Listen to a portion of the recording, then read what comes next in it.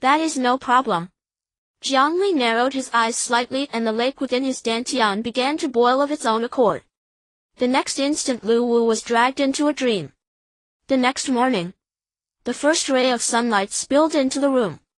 Liu Wu jolted awake on the bed. His bedding was drenched soaked through. The house was filled with a stench so foul it was almost unbearable. His face was still deathly pale, even more ghastly than when he had returned from the Jiang family residence the previous night. With just one night in between, he looked as if his end was already at hand. Last night he had a terrifying dream.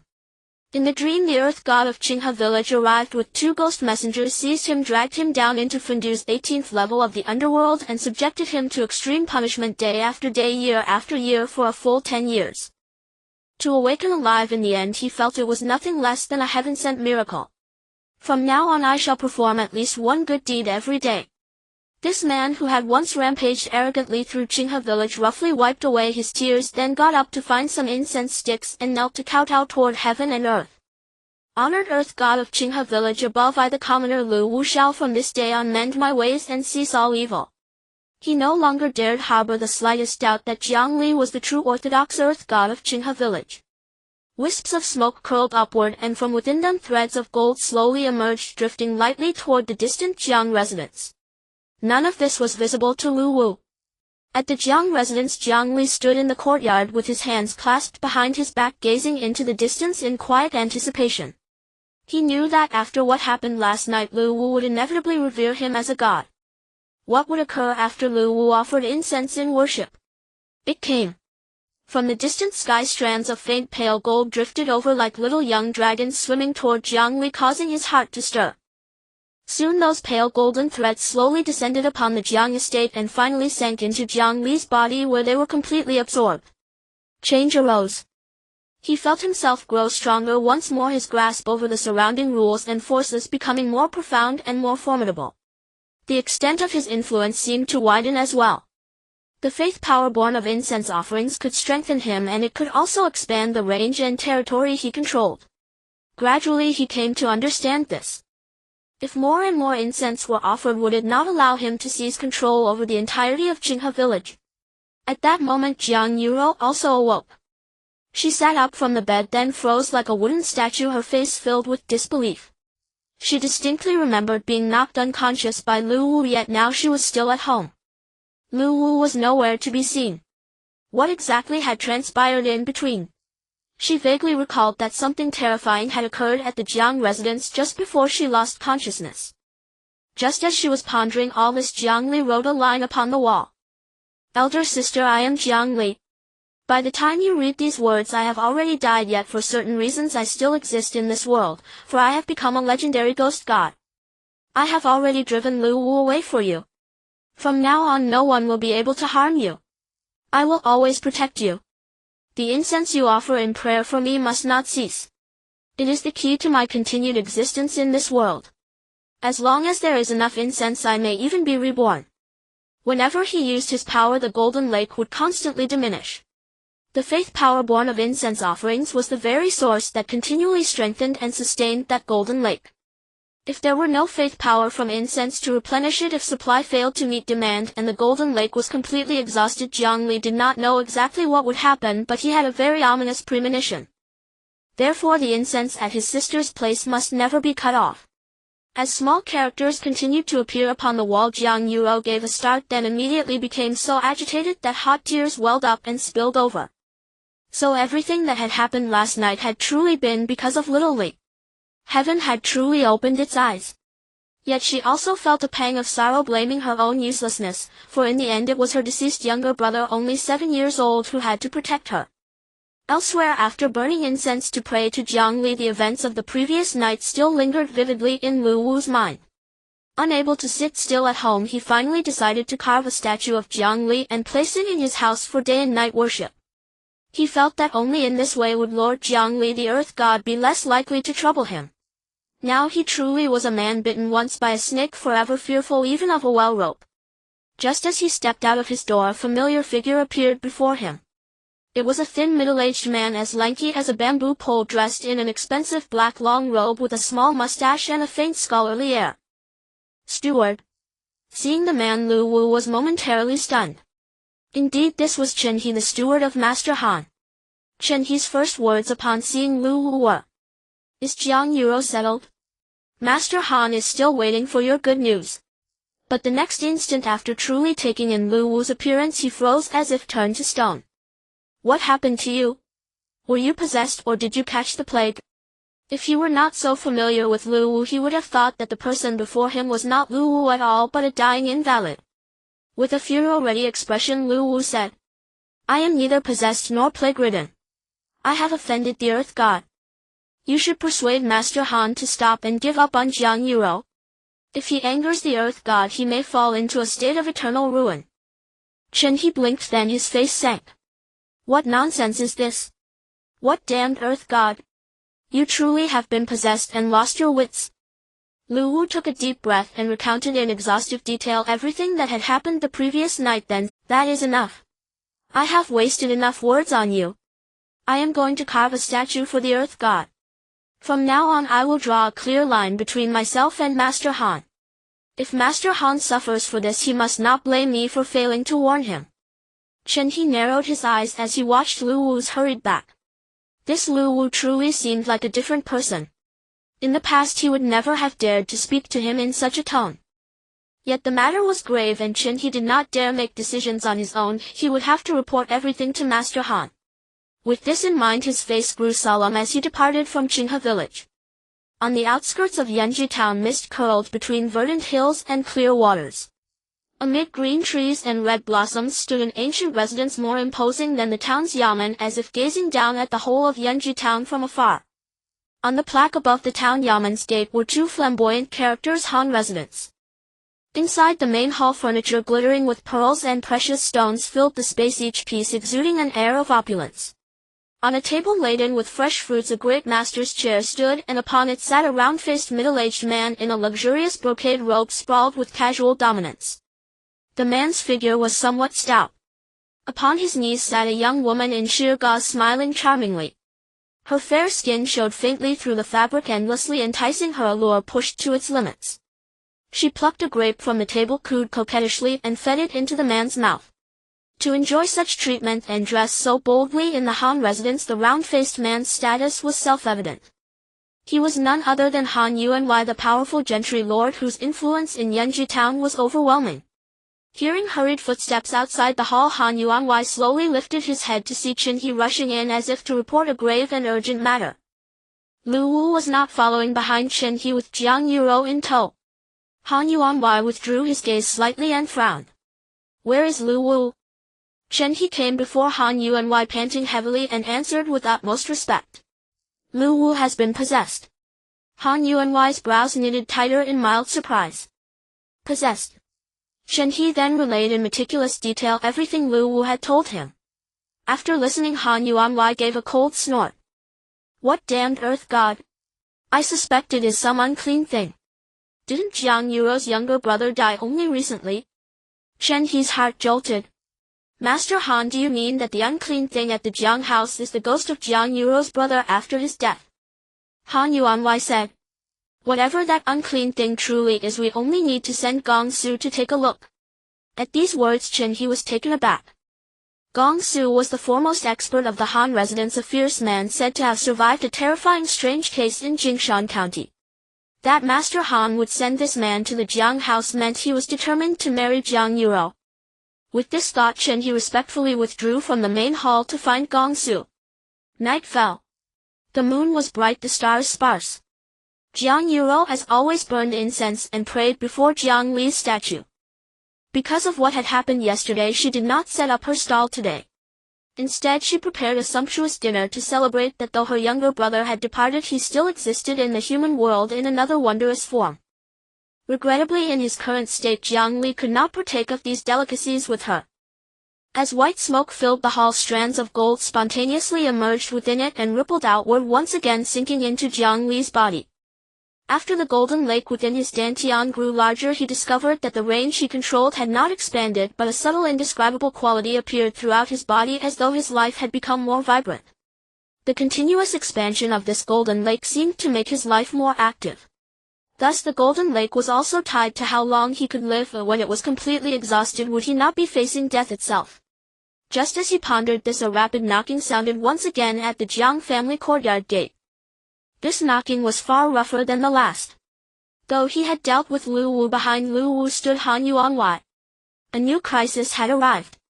"I'm coming." Although Jiang Yurou could feel that the visitor was ill-intentioned, she still went to open the gate. As the gate swung open, the first thing that met her eyes was a burly man in black fitted clothes, hair-bound sword at his waist, whose rugged features carried a trace of martial valor. Beside him stood numerous knife-bearing men, their momentum surging like a rainbow. Though Jiang Li and Jiang Yurou did not know these men, they could easily guess that they were the claws and fangs of Han Yuanwei. In the current world of the Xuan Dynasty, how could one dominate an entire town without some armed might? Yet that was not the most important thing. More crucially, Jiang Li vaguely saw a faint layer of red radiance covering these men. It was as if a current of red qi shrouded their bodies. What was this red qi? Around the leading man with bound hair, the red qi was the densest.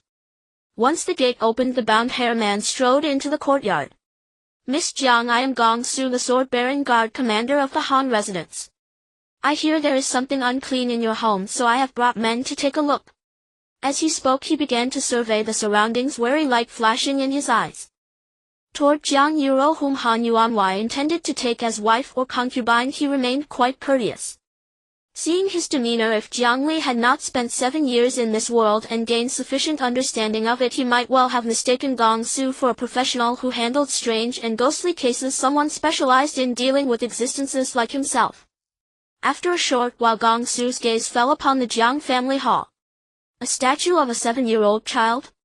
So the unclean presence in the Jiang house was Jiang Yurou's younger brother, who had died not long ago. Because of Han Yuanwei's interest, he was thoroughly familiar with certain basic details about Jiang Yurou. Seeing the change in Gong Su's expression, Jiang Li's heart gave a jolt. The statue at his sister's home could no longer bear his own likeness, or great trouble would arise.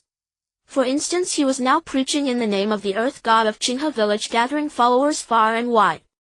If in the end people claimed that the earth god of Qinghe village was merely Jiang Yurou's 7-year-old brother, how many believers' faith would waver or even collapse in an instant? In a short while, Gong Su finished examining the entire Jiang residence. Finding no anomaly, he finally withdrew his gaze and looked at Jiang Yurou. "Miss Jiang, your home is no longer safe. Please come and stay temporarily at the Han residence." Jiang Yurou's face changed slightly. "Even if my home is no longer safe, why must I go to the Han residence?" Gong Su smiled faintly. "What Master Han intends to do, there are few in Yunchu town who can defy his will. So in the end you will still marry into the Han residence." For a moment Jiang Yurou was at a loss for words. Without Jiang Li's unusual existence, that was indeed the reality. Jiang Li's gaze toward Gong Su grew cold. If he did not utterly eradicate the entire Han residence, trouble would be endless. Then he acted. As the golden lake within his dantian began to boil, unimaginable changes swept across the small Jiang courtyard. Compared to when he dealt with Liu Wu, Jiang Li's mastery over power and rules was now clearly deeper, and he himself far stronger. Yet this time, as he exerted his power, he encountered resistance. As the environment of the Jiang courtyard changed, the red qi around Gong Su and the knife-bearing men underwent an unimaginable transformation. It was opposing Jiang Li. What was this red qi that it could resist him? Jiang Li was filled with doubt, but now was not the time to investigate. If he did not swiftly deal with Gong Su and his men, they would likely do as Liu Wu intended before, carrying his sister away at the first opportunity. For a moment his heart sank. Yet just as he prepared to intensify his control over the surroundings and his grip on the rules, he suddenly noticed that as the golden lake in his dantian evaporated, the red qi on Gong Su and the others was also evaporating and dissipating. Thus, as his power and the red qi struggled against one another, both sides were being consumed. Therefore, whether Jiang Li could fully control everything depended on whether his golden power could outlast the hazy red qi surrounding Gong Su and his men. If his power outlasted it, Gong Su and the others would become fish on the chopping block to be slaughtered at Jiang Li's leisure, just like Liu Wu. If not, Jiang Li would lose everything, forced to watch helplessly as his sister was taken away, and even facing the threat of complete dissolution from this world. Soon the outcome emerged. When the red qi was exhausted, The golden lake within Jiang Li's dantian still remained. Though reduced by 2/3, his control over his surroundings and his power had not weakened. Had Liu Wu not become a believer sincerely offering incense? Had his sister Jiang Yurou not continued to burn incense for him daily? Jiang Li might truly have failed to outlast the red qi today. At the moment the red qi fully evaporated, the entire Jiang courtyard was plunged into darkness and Jiang Li became the sovereign of that darkness. It's here. The unclean presence had manifested. More accurately, the ghost suspected to be Jiang Yurou's 7-year-old brother had appeared. Gong Su's heart trembled. He had faced such things before.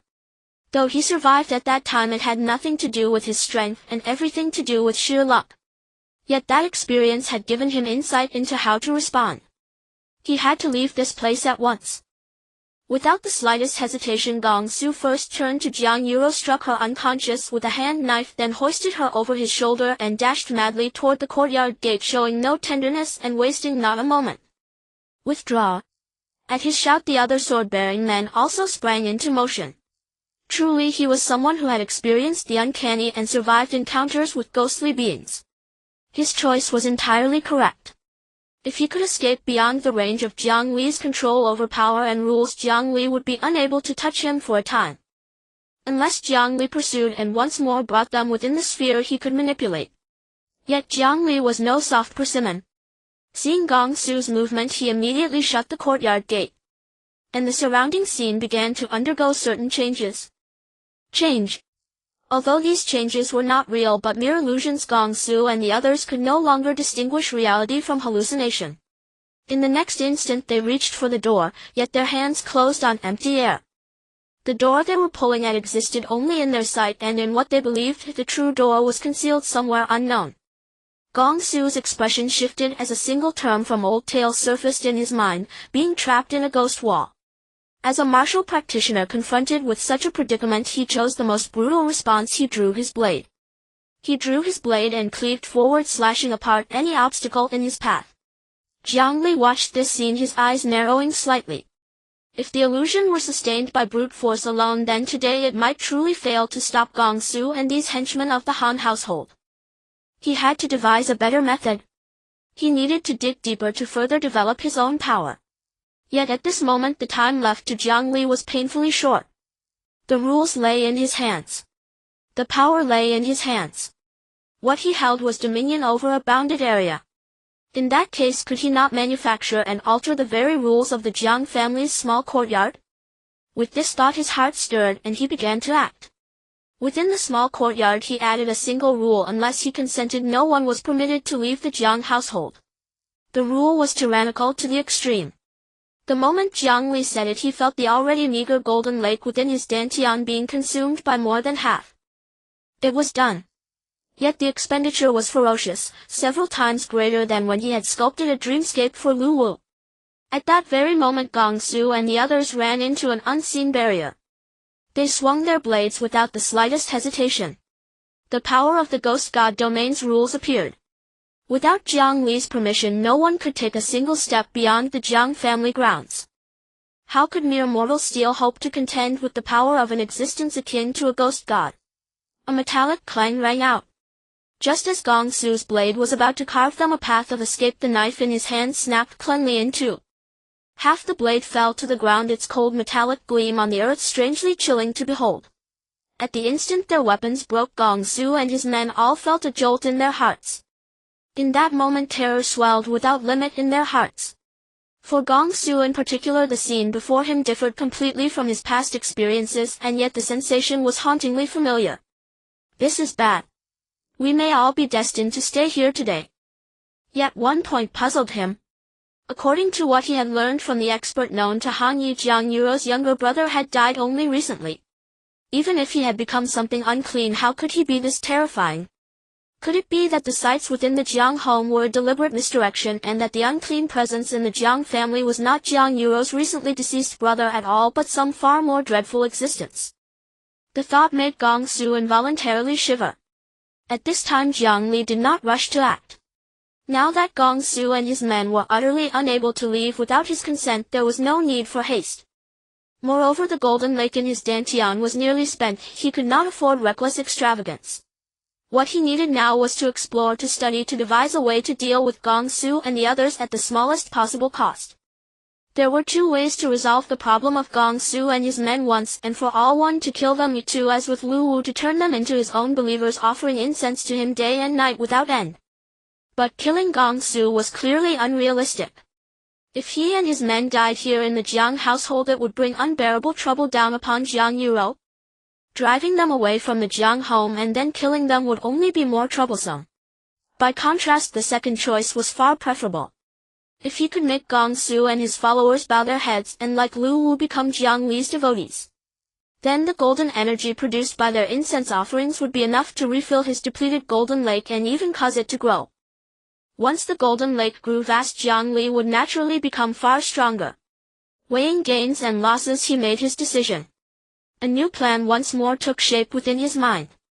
Through careful probing and study, Jiang Li discovered that at present his limit was to set 2 personal rules within the bounds of the Jiang family's small courtyard. Yet the cost of setting rules was too great, and the remaining golden lake within him could no longer sustain such waste. He had to be frugal. So how should he act for his power to produce the greatest possible effect?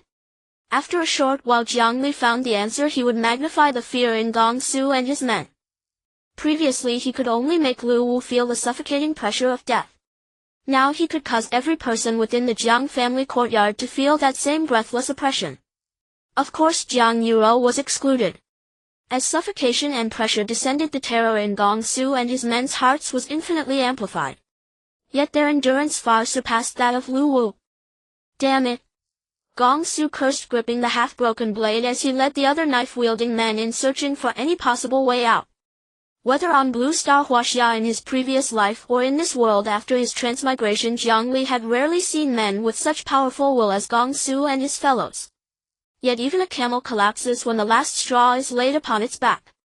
Immediately afterward, Jiang Li began the final step, the last straw to break the camel's back. Just as Gong Su and the others were barely holding on, they witnessed an impossible scene. In the darkness, tiny golden points of light suddenly emerged, blooming like a miracle. The golden lights coalesced and finally formed into an old man leaning on a peachwood cane, dressed with some refinement though far less ostentatious than Han Yuan's noble attire. The old man clearly appeared unusual, markedly different from an ordinary villager of the countryside. Gong Su recognized who he was. This old man was none other than Yuji, the former village chief of Qinghe village, long since deceased. Though Yuji had never joined Han Yuan in his misdeeds, he had considerable dealings with that prominent gentry of Yunchu town. As the foremost expert of the Han household, Gong Su had naturally met Yuji more than once. To see a familiar face long dead suddenly appear before one who would not feel a chill crawl up their spine.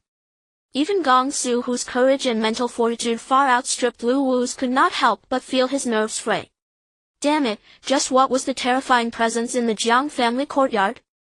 At that moment Yuji spoke. This humble one conveys the decree of the earth god of Qinghe village, urging all of you to turn back before it is too late, lest you forfeit your lives. The earth god of Qinghe village. The terrifying presence in the Jiang family courtyard was the earth god of Qinghe village. Gong Su and the others were stunned. They did not know that all of this was Jiang Li's handiwork. Everything they saw came from Jiang Li's power, a grand illusion. Jiang Li had indeed met Yuji before, though at the time he had been only an infant. Even so, he had vividly remembered the old man's features and bearing, for this elder had been the sole sage of all Qinghe village. What could be more effective in subduing stubborn, hard-boned warriors like Gong Su than having the already departed former village chief of Qinghe village deliver a divine oracle on his behalf?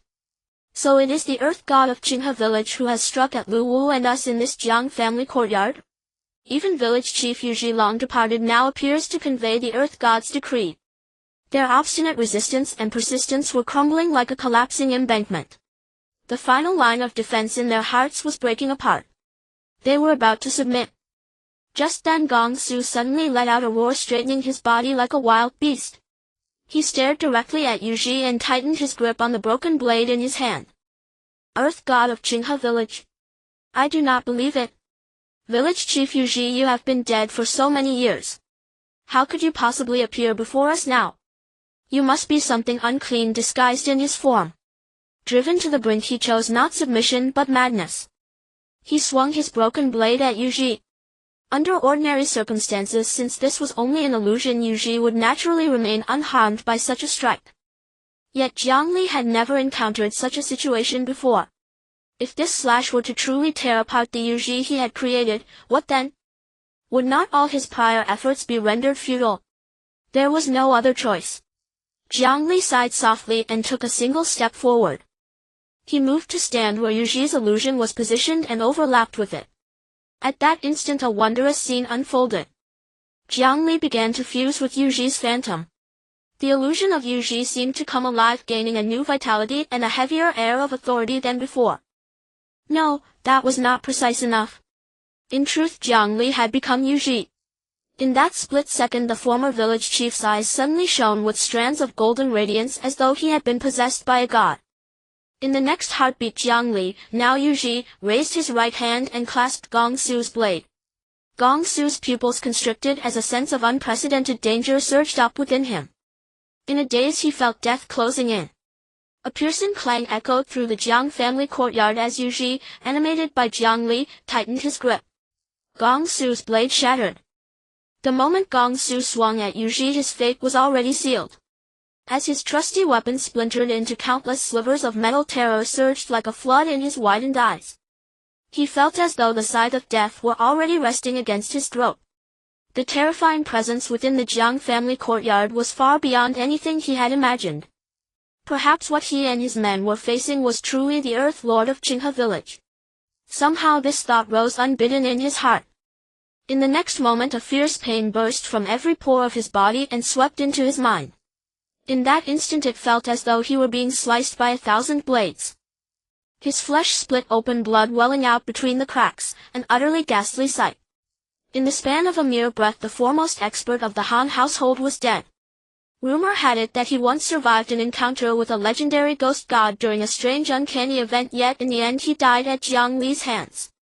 After Gong Su's death his followers and henchmen could no longer endure, their mentality collapsed. Earth Lord, spare us. We were merely following orders, we never meant to offend you. Village Chief Yu, please speak to the Earth God on our behalf and beg for mercy for us. One after another they knelt, bowing their heads repeatedly to Yu. Perform a good deed each day and do no evil. Day by day burn incense and pray to the god, for all things bear the weight of cause and effect. As a voice full of vigor and the vicissitudes of age rang through the Jiang family courtyard, Yu disappeared. Gong Su's followers and henchmen looked at one another, stunned by what they had heard.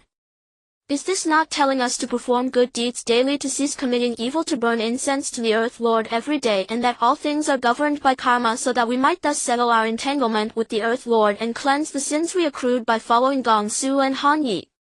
One particularly astute man thought aloud as he pieced together the meaning, grasping the crux of the words in an instant. At once they began again to kowtow toward the place where Yu had just vanished. Village Chief Yu, we will faithfully obey the Earth Lord's command.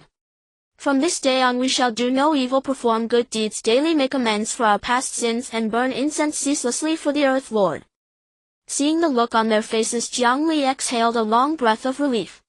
He knew that these men like Liu Wu had finally yielded completely. Yet the golden lake within him was now on the verge of drying up. Jiang Li had often wondered what would happen if it truly ran dry. Now he had his answer. When the golden lake approached desiccation, his connection to the entire Jiang family courtyard began to weaken and sever. Moments after Gong Su's followers and henchmen departed, he found himself unable to fully control the courtyard. It felt as though he had reverted to his initial state. Even his touch upon reality, his ability to grasp and interfere with it, became highly unstable.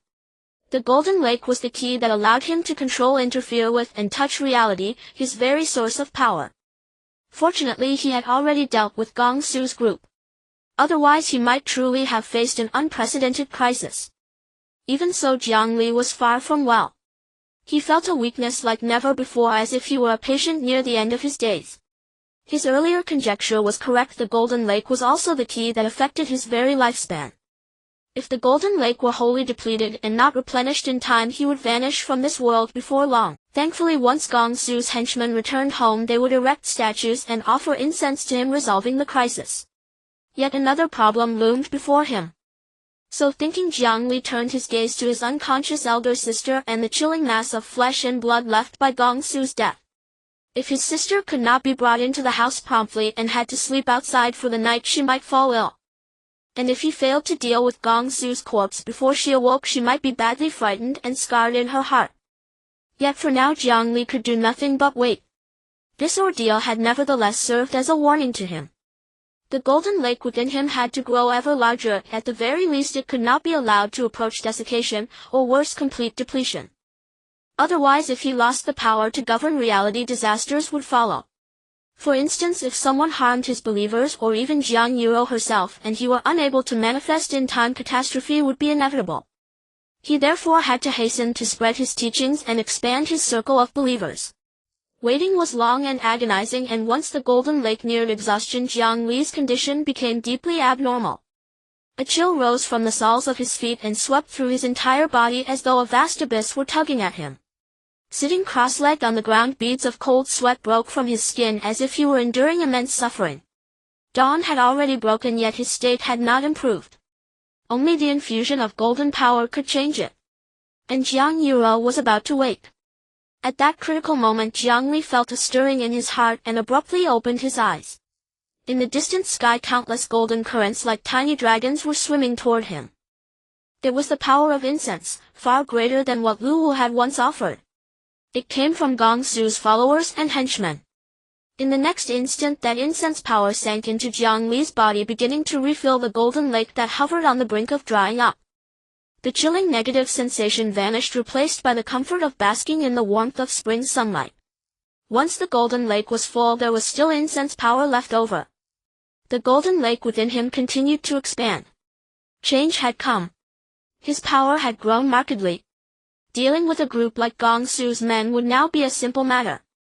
Most importantly, the range he could influence and control had expanded again, to an area fully twice the size of the Jiang family's small courtyard. If he wished, he could now shape the surroundings of the Jiang family courtyard into something akin to a celestial dwelling. Of course, it would still be illusion and could not truly become reality. His deductions and conjectures were completely correct. As the golden lake grew, he would become stronger and the scope of his control would expand without cease. The more powerful the force he wielded, the more he could dig and explore. Perhaps only when he could truly command all affairs of Qinghe village would he uncover even the tip of the iceberg of the power he possessed. Fortunately, elder sister has not yet awakened. There is still time. Having recovered his full strength, Jiang Li glanced at Jiang Yurou and saw her eyebrows twitch twice. He immediately stepped forward, and with a wave of his hand a sack appeared as if from nowhere. He stuffed Gong Su's corpse into it, then left the Jiang family courtyard, circled around it, and dug a pit in a suitable spot in which to bury the remains. Perhaps by next year green saplings would sprout here one after another. At that moment, Jiang Yurou. She also woke up. The events of last night flickered through her mind like a revolving lantern. She gazed into the distance, her eyes shimmering with tears. She knew it was her brother who had protected her again. Han residence. The hurried footsteps of Qinghe once again interrupted the calm and enviable life of Han Yuanwei. He entered the main hall, observing Han Yuanwei, who seemed hesitant, as if troubled by something. After a long moment of hesitation, he finally made up his mind, took a deep breath, and said respectfully, "Master Han, Gong Su is dead. The other guards of the Han residence have also quit." Hearing these two statements, Han Yuanwei immediately put down the delicate beauty in his arms and slammed the table, startled and furious. "What? Gong Su is dead? How is that possible?" He found this simply hard to believe. Gong Su's skills were such that very few could match him in Yanji town, let alone be able to kill him. Moreover, he had indeed survived in a supernatural event, making him a survivor, yet he ended up falling at the hands of the Jiang family. What great terror lies within the Jiang family's courtyard? At this moment Qinghe spoke. "I have spoken to those guards of the Han residence. They are filled with fear regarding the Jiang family's courtyard. They also mentioned that the unclean thing in the Jiang family's courtyard is the land god of Qinghe village. Moreover, they claim to have seen the former village head of Qinghe village, Yu, who it is said became the messenger of the land god after his death. Gong Su died when he attacked this messenger." Han Yuanwei's expression changed rapidly, and he fell into silence for a moment. Qinghe continued, Master Han, we both know Yu Ji. Such a figure coming back to life and being able to kill Gong Su likely means that the unclean thing in the Jiang family's courtyard is in fact the legendary land god, which is more likely than not true. The common people do not fight against officials, let alone against deities. Why don't we make peace with this deity? Han Yuanwei furrowed his brows. Make peace? Qinghe said, indeed with your wealth, Master Han, it would not be impossible to build a temple for the land god of Qinghe village, especially since the land god currently has no temple at all. Spending money to eliminate disaster should be no problem. Han Yuanwei shook his head. But what about Jiang Yurou? I must marry her. Qinghe frowned. Currently, for some unknown reason, the land god of Qinghe village has been protecting Jiang Yurou, hiding within the Jiang family's courtyard. It seems it won't be easy for Han Yuanwei to marry Jiang Yurou unless she is willing. Just then Han Yuanwei spoke again. Forget it, there are gods 3 feet above our heads. I have never been much concerned about such ghostly matters, and even if there are gods 3 feet above me, they are not the gods I believe in. What land god of Qinghe village? I still don't believe it. I must find out what exactly is happening in the Jiang family's courtyard. Have the servants prepare a carriage, I will visit Yunchu Temple. Qinghe was taken aback and stammered, what? Master Han, are you going to Yunchu Temple?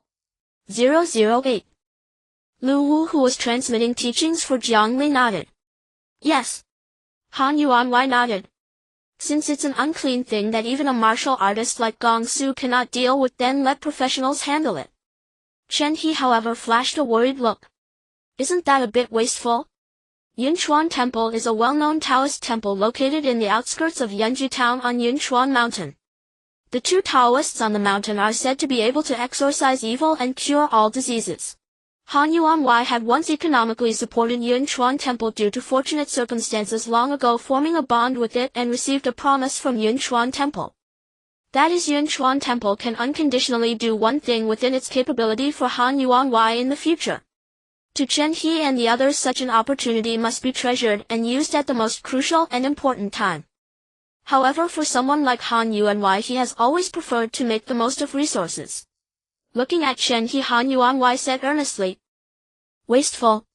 Qinghe, the relationships between people should not be feared as exploitation, but rather feared as not utilizing them. Mutual benefit and constant interactions deepen relationships. Conversely, if one thinks of human emotions as precious and does not dare to use them easily with sparse interactions, relationships will naturally become shallow. After listening, Qinghe was shaken. He felt that Han Yuanwei's words were very reasonable. No wonder Han Yuanwei could make a fortune in business and sail smoothly in his career. His way of thinking was several levels above his own. He took a deep breath and said respectfully, I understand, Master Han, I will go prepare the carriage right away. At noon, the sun was bright. Yunchu Mountain. Clouds and mist swirled around.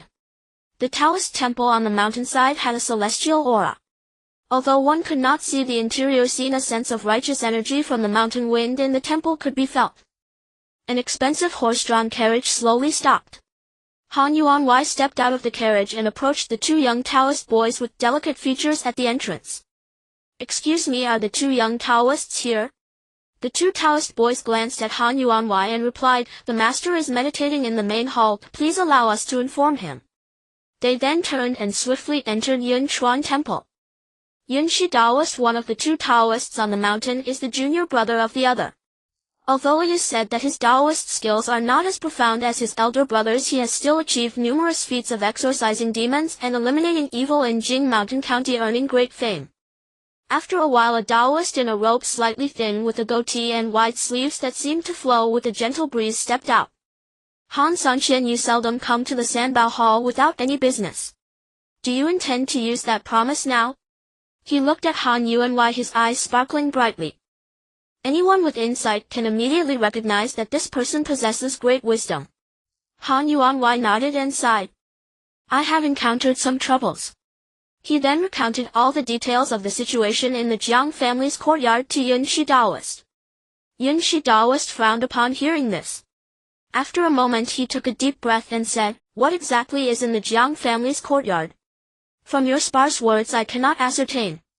Whether it is a ghost or a deity, I have no specific criteria for judgment. I need to experience it personally to know. Han Yuanwei nodded. Then I will trouble you, Yunchu Taoist. Yunchu Taoist nodded in return and then turned to look at the two young Taoist boys behind him. I will step out for a while. You two keep an eye on Great Xuan Temple. If my elder brother returns and asks, simply tell him the truth. The two young Taoist boys exchanged glances. Yes, master. Following that, Yunchu Taoist went down the mountain with Han Yuanwei. However, he did not take the carriage but chose to walk. He walked briskly, even faster than Han Yuanwei's carriage, giving off a rather mystical feeling reminiscent of the legendary lightness of body skill. Qinghe Village Wan's Tea House. Many idle people sat inside drinking tea, chatting and boasting. In a very good central position, a man with a big nose and a round face covered in freckles looked at Liu Wu and sighed. Wuzi, do you think there really are ghosts in this world? Liu Wu for some reason recalled the encounters in the Jiang family's courtyard and the black and white impermanence from that night, shivering uncontrollably. There should be. It is better to believe in these things than to doubt them. He only said this for the sake of face. In truth, he believed that there must be ghosts and gods in this world. After all, what about the incidents at the Jiang family courtyard? What about the black and white impermanence that appeared that night? The round-faced man sighed again. Since there are ghosts, Wuzi, what can be done to see my mother's spirit? Liu Wu couldn't help but shiver violently. Now hearing about ghosts made him think of the last incident, sending chills down his spine. He indeed once bitten by a snake, 10 years afraid of a rope. The round-faced man's name was Wang Yo, known as a great filial son in the village. He was also one of Liu Wu's best brothers, one of his arms during his reckless days in Qinghe village. After a while he suppressed his fear, his eyes showing some hesitation. Although he was previously a bully in Qinghe village, he valued brotherhood highly, otherwise he would not have gathered such a large group of people to support him. Wang Yo looked at his expression with some confusion. Wuzi, you wouldn't really have a way, would you? Liu Wu took a deep breath and finally made up his mind, gritting his teeth and saying, Wang Yo, there really are ghosts in this world. Wang Yo said, you mean the incident where you encountered something evil at the Jiang family? Exactly. The experience Liu Wu had at the Jiang family somehow spread throughout Qinghe village. However, the actual truth is known by very few. Liu Wu cautiously glanced around and then with a solemn expression said, Brother, it wasn't that I encountered something evil, rather I provoked the land god of Qinghe village. You don't know that night. Following that, he recounted the events of the Jiang family in detail to Wang Yo. Wang Yo's eyes widened, feeling as if everything was like a fantastical tale. What are you saying? You even saw the ghostly messengers? And even went to the underworld to be punished? Liu Wu smiled bitterly and nodded. The experiences back then still vividly remained in his memory, causing him a sense of dread. If you offer incense and pray to the land god, perhaps the land god can fulfill your wish and let you see your mother's spirit. Wang Yo sighed. Brother, if you hadn't said these things so sincerely, I would find it hard to believe. Let me think about it some more. Liu Wu nodded in understanding. Anyone in his position would likely react as Wang Yo. If he hadn't experienced those events even in such a superstitious era, he would not believe that prayers would be answered. The two chatted idly for a while before parting ways. Upon returning home, Wang Yo paced back and forth. His heart was struggling, hesitating. Though he didn't know whether the land god of Qinghe village would respond to Liu Wu's words, trying wouldn't hurt. Some things, once a seed is planted in the heart, will take root and sprout. Ultimately, Wang Yo's gaze sharpened as he made a decision. Since ghostly matters are often better believed than doubted, then he would give it a try. He found a few bamboo incense sticks used for worship during festivals from his house, then lit them. 009. The humble Wang Yo, having heard my brother Liu Wu's account, earnestly requests the land god of Qinghe village. Wang Yo began to sincerely kneel and pray. The humble Wang Yo, having heard my brother Liu Wu's account, earnestly requests the land god of Qinghe village to allow me to see my mother's spirit once. If granted, I will surely offer incense day and night to the land god, not daring to show any disrespect. After speaking, he stood up, placing the 3 incense sticks in the burner, constantly looking around. Nothing happened. He waited a bit longer, yet nothing happened. In the next moment he couldn't help but shake his head, letting out a heavy sigh, muttering, Indeed, not all prayers are answered. There may truly be deities in this world, but if all prayers were answered, wouldn't the deities be overwhelmed?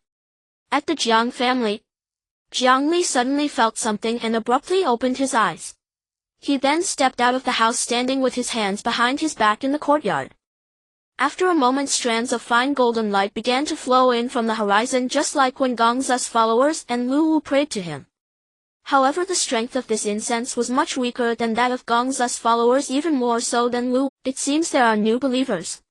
Could it be that the events of Gongsu and Liu Wu have spread and someone in Qinghe village has started to offer to this land god?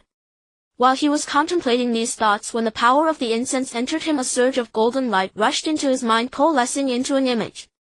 It was the scene of Wang Yo praying to him. This feeling was akin to Jiang Li watching a movie with a projector in his past life on Blue Star. After understanding the ins and outs of the situation, Jiang Li was somewhat surprised. He hadn't expected that his new believers were not due to his dealings with Gongsu and Liu Wu. Rather, through a twist of fate, Liu Wu had begun to spread the word for him. Nonetheless, this indicated that his initial decision was indeed very wise. With this in mind, he immediately felt a stirring in his heart, stepped forward, and quickly vanished from the Jiang family's courtyard. At that moment, for some unknown reason, Jiang Yurou, who was running a noodle stall outside, suddenly felt something, raising her head to glance in the direction of home. In a mysterious connection, as she offered incense to Jiang Li day and night, an inexplicable bond began to form between them. With the connection from the power of the incense, Jiang Li quickly found Wang Yo's home. He entered Wang Yo's home and saw him. Did he feel a bit disappointed that the miracle did not manifest immediately? Looking at Wang Yo's expression, he roughly guessed his thoughts. But how could he make Wang Yo's mother's spirit reappear? He certainly could not manifest Wang Yo's mother's spirit truly. The previous Yuji was merely an illusion he created. Gongsu and the others had not recognized it because they were not familiar with Yuji, but Wang Yo as the son of his mother was different. Once recognized, it would be a big trouble. Therefore, what Jiang Li needed to do now was to understand what kind of person Wang Yo's mother was. The method was simple. He only needed to read Wang Yo's memories to learn about his mother. But how could he read Wang Yo's memories? This posed a considerable dilemma. Jiang Li once again embarked on the path of exploring and excavating his own powers. The range he could currently control was about 2.5 Jiang family courtyards. Since he could establish rules within his controlled range preventing Gongsu and others from escaping, he should also be able to use his powers to read the memories of those within his control. After a moment, Jiang Li grasped the key point and began to operate. The golden lake within him started to boil, evaporating and transforming into power. Reading memories is a very difficult task. In just a moment, Jiang Li was already drenched in sweat, as if he were engaged in an arduous endeavor. Fortunately, in the end, he succeeded. He read Wang Yo's memories and began to understand what kind of person Wang Yo's mother was. It felt like a long time had passed, but in reality it was only a brief moment. He had finished reading Wang Yo's memories. An illusion of Wang Yo's mother was created, just like the vivid Yuji, the village head. At this moment, Wang Yo was eagerly preparing lunch for himself. Just as he was about to search for ingredients, he saw a familiar figure standing by the window in the setting sun, gazing at him with affectionate warmth. Mother! Mother! He stood frozen in place, dazed for a moment before snapping back to reality, rubbing his eyes vigorously. He could hardly believe that everything before him was real. You indeed. Before encountering the soul of his mother, he had many words he wished to say to her, but somehow upon seeing her at this moment, all his thoughts condensed into this one phrase. He began to converse with Wang Yo, inevitably mentioning Jiang Li, the local deity, and the care she received from him. Wang Yo's gratitude towards Jiang Li, the enigmatic and elusive local deity, grew stronger in his heart. Warmth fermented within the room. Watching the tender scene between mother and child in the room, Jiang Li felt his eyes moisten unknowingly. He stepped out of Wang Yo's home, gazing into the distance. Visions of relatives from Blue Star Huaxia flashed through his mind. Childhood sweethearts. Parents who cared for him with unwavering devotion. Unfortunately, there was no turning back. Incense turns into divinity. Yet he pondered whether after becoming a deity he could truly return to the so-called earth. Sigh. Jiang Li deeply exhaled, realizing that the farthest distance in the world is that of life and death separation. He and those he wished to reunite with were separated by an entire world. Half an hour later, Wang You's mother departed. More accurately, without Jiang Li's power sustaining it, the illusion had vanished. Wang You could no longer hold back his sobs as he watched his mother leave. At this moment his sorrow was even deeper than Jiang Li's. After a while, having exhausted himself from crying, he began to search the room again. What he sought was not anything else but bamboo incense. After finding the bamboo incense, he lit it as he had done before. As the wisps of white smoke curled, he knelt down with a thud, striking the ground 3 times with his forehead. O deity of the Qinghe village, humble Wang You thanks you for allowing me to see my mother's soul. I, humble one, will surely burn incense and pray to the deity daily, offering undying worship, he declared resolutely, his sincerity magnified many times compared to before. As the white smoke spread, strands of golden energy seeped into Jiang Li's body. The golden lake within Jiang Li's being swelled once more. 010. The unfolding of divine power. After everything settled, Jiang Li left Wang You's home and returned to the Jiang family courtyard. Jiang Yurou was still outside running her noodle stall, not yet closing up. He sat cross-legged, pondering seriously, beginning a new exploration of the divine path based on his recent experiences. After all, becoming a deity through incense is the foundation of his survival in this world, and he must not take it lightly. Just moments ago, during Wang You's prayer, a peculiar feeling suddenly arose within him. If he failed to respond to Wang You's prayer, would he lose something? Thus, when a believer prays, the deity must respond, otherwise something must be forsaken. But what exactly would be lost he did not know. After all, he had never experienced it before. Now he had a direct sense and understanding of his power. As long as he wished, the entire vicinity of the Jiang family would fall under his control. At that moment he suddenly saw a tall, slender figure with wide sleeves striding towards the Jiang family courtyard. The person's steps were swift, almost giving the impression of gliding rather than walking. Most importantly, a faint aura enveloped him. However, it was not the red aura that surrounded Gong Su, but a faint golden one. This golden hue was similar to the power of incense within Jiang Li, yet distinctly different. This person felt exceptionally special and dangerous. The visitor bore ill intent. Yet Jiang Li was not worried, for he was now far stronger than when he dealt with Gong Su and others. As he scrutinized the figure, the person reached the gate of the Jiang family courtyard and pushed the door open. He did not have the key to the courtyard, yet he effortlessly entered, making the scene exceedingly bizarre. Upon entering the Jiang family's courtyard, Jiang Li glimpsed the person's appearance. A Taoist priest. Jiang Li had never visited Yunchu Temple, so he was unaware that the person before him was the renowned Taoist master Yunchi from Yanji town. Taoist master Yunchi stood in the courtyard surveying his surroundings. Indeed, there was an otherworldly power permeating the area, yet he could not easily locate its source as he usually did. The Jiang family courtyard certainly held mystery and strangeness. However, this individual was not as easy to deal with as the unclean entities he had encountered before.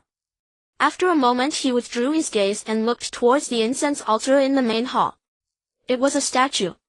But it was no longer the 7-year-old child of the past. Instead, it depicted a man dressed in white with a handsome and strikingly perfect countenance. After the incident with Gong Su, Jiang Li, realizing the potential crisis and trouble with his statue, had asked his sister to alter its appearance. Indeed, upon seeing the statue, Taoist master Yunxi's doubts gradually dissipated. It turned out that this unknown entity of the Jiang family was not a vengeful spirit transformed from Jiang Yurou's deceased 7-year-old brother. Indeed, if this vengeful spirit were Jiang Yurou's brother, how could it be so terrifying? The next moment he sat cross-legged in the courtyard and, as if performing a magic trick, produced several talismans, a brush and ink. However, the ink was not black but a bright red, slightly viscous, resembling blood. Moreover, as this crimson liquid appeared, a faint scent of blood truly permeated the courtyard. He was writing talismans with blood. As he wrote swiftly, the faint golden aura surrounding him began to dissipate, flowing into the characters he inscribed. Yet with each stroke his visage contorted slightly, as if he were enduring immense pain.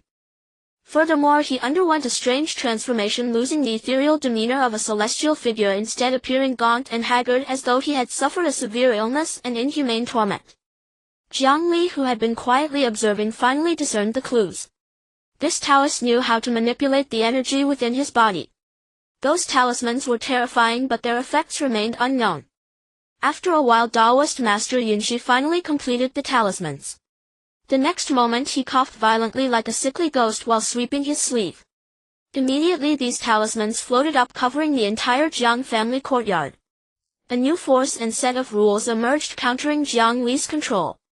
In that instant Jiang Li understood that the purpose of these talismans was to create a domain. What is a domain? The range within which Jiang Li's power could interfere and control is the domain. In other words, Taoist Master Yunchi now possessed the power to control a Jiang family courtyard akin to what Jiang Li initially commanded.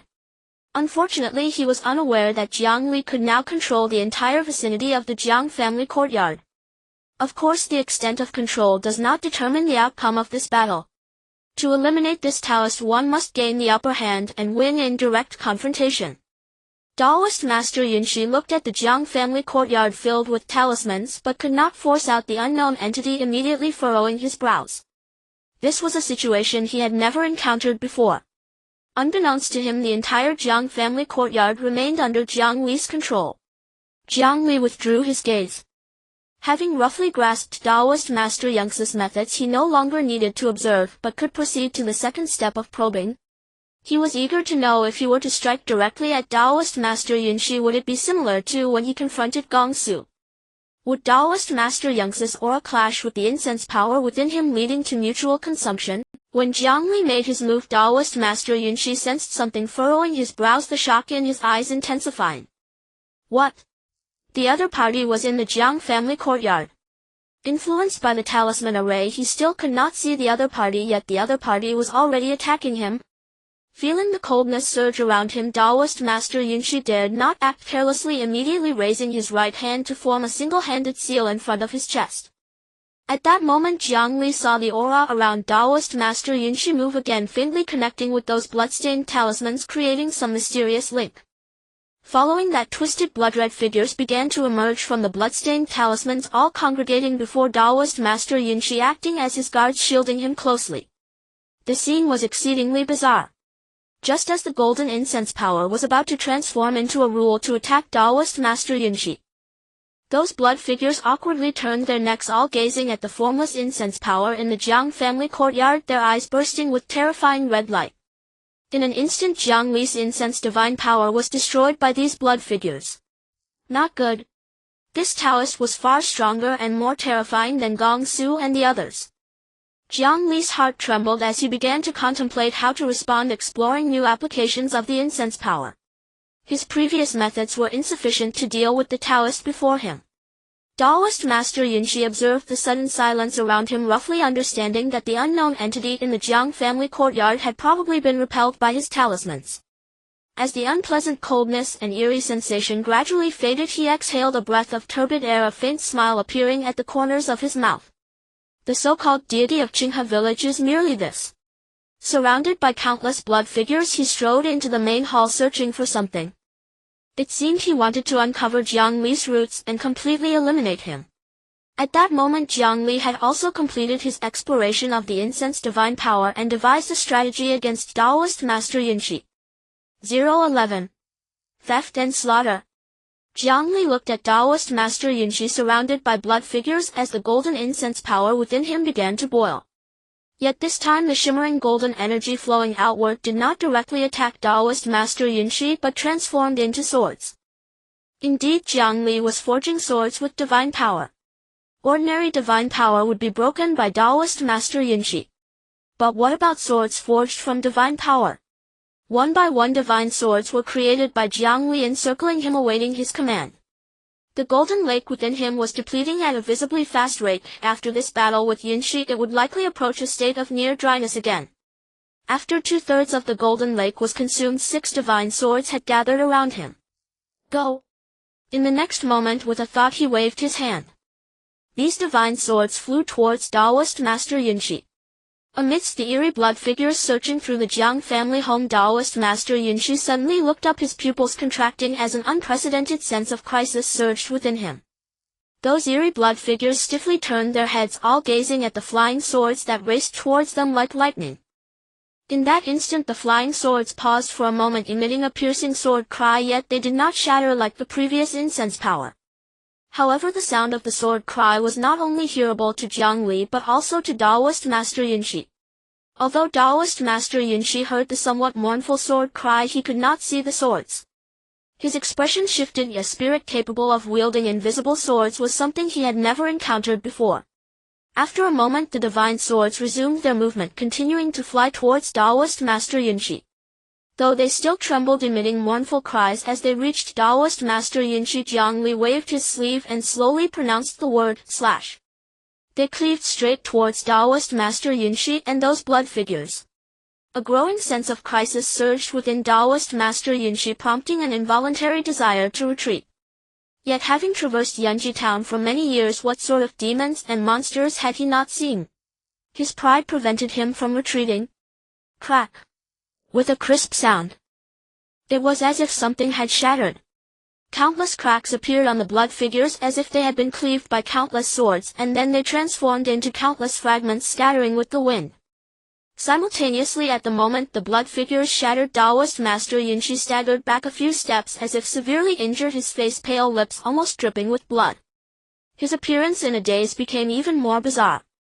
He stared intently at the empty surroundings as if trying to see through the non-existent barrier and discern Jiang Li's true form. Immediately after, he bit his finger and formed another seal. The talismans affixed within the Jiang family courtyard began to writhe violently as if a mass of flesh were thrashing. The next moment, the blood figures that Jiang Li had just cleaved with divine swords reappeared.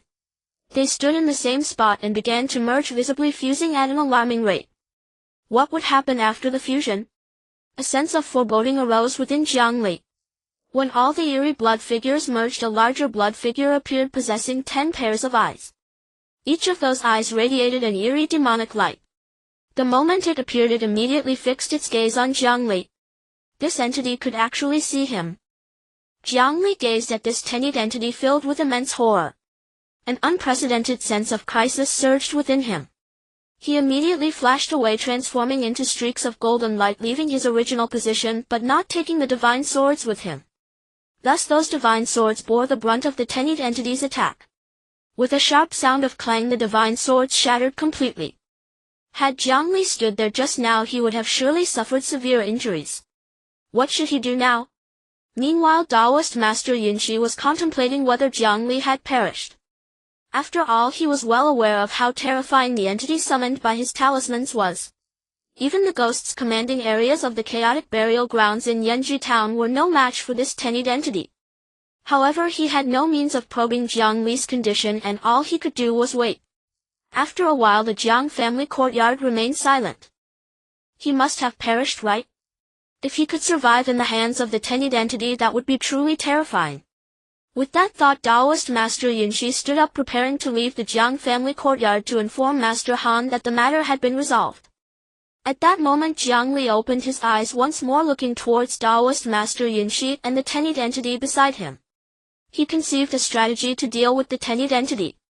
Then the golden lake within him began to boil again, spilling outward, spreading throughout the entire Jiang family courtyard, ultimately covering the talismans of Taoist Master Yunchi. In just an instant, the incense power he had painstakingly accumulated was reduced to 1/3. Taoist Master Yunchi, who was about to exit the Jiang family courtyard, felt a sense of foreboding and turned around only to see his talismans glowing with golden light. A strong sense of ominousness surged in his heart. He felt his connection with the talismans was being severed. How could this be possible? Could the other party also be a person of the Taoist sect? What he did not know was that Jiang Li had been observing him during the battle, and mimicking his methods was exceedingly easy. This was Jiang Li's talent. Once all the talismans were stolen by Jiang Li, countless golden twisted figures materialized. Though they shimmered with golden light, they were as eerie and terrifying as the previous blood figures. They too began to overlap and merge. Ultimately, another tenued entity appeared, but this one was not drenched in blood, instead it shimmered with golden light. When this golden tenued entity emerged, Jiang Li felt in the depths of his being that something was watching him, but only for an instant.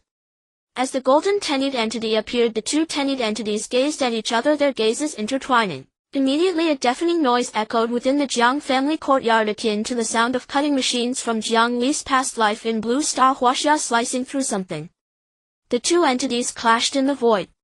If it were not for the protective embrace of the incense power, Jiang Li's hearing would have already succumbed to such a piercing and terrifying sound. Taoist master Yunchu widened his eyes, blood streaming from his ears. The sensation of deafness became increasingly apparent as bright red blood flowed. Of course it wasn't just his ears that were harmed but also his facial features. His body lacked the formidable power of Jiang Li to protect him, causing him to be unable to withstand the impact of the two tenued abominations clashing.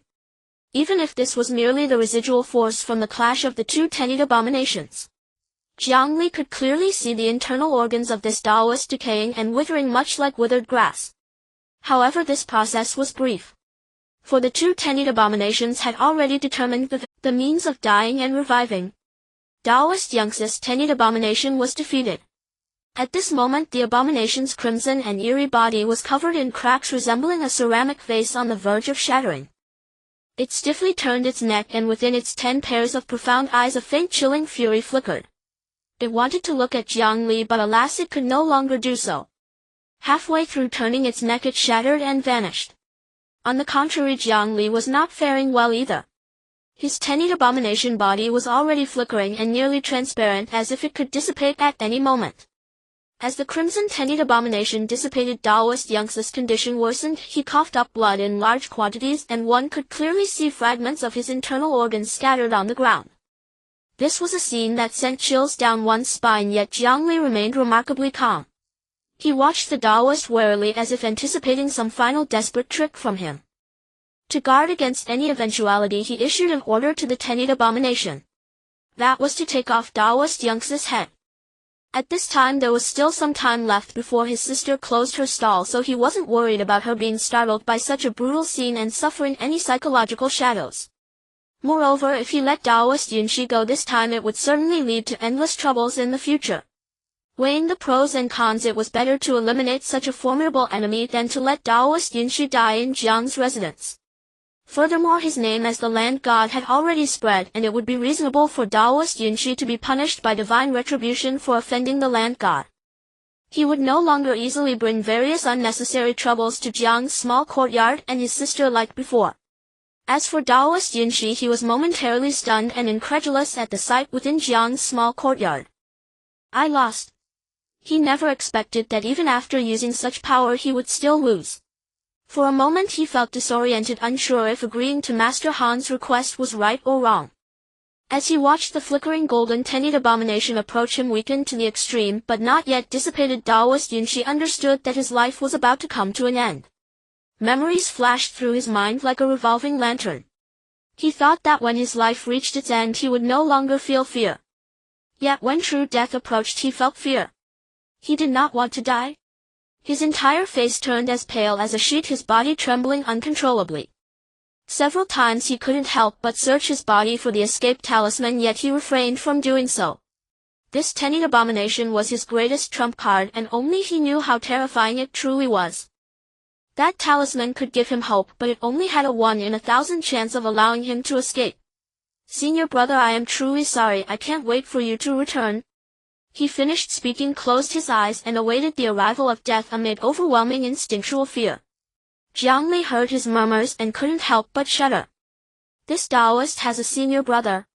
Does that mean he has a sect? Is his master still alive? However, this did not affect his determination to kill the Taoist. The pale golden tenued abomination looked at the Taoist and stiffly turned its neck again.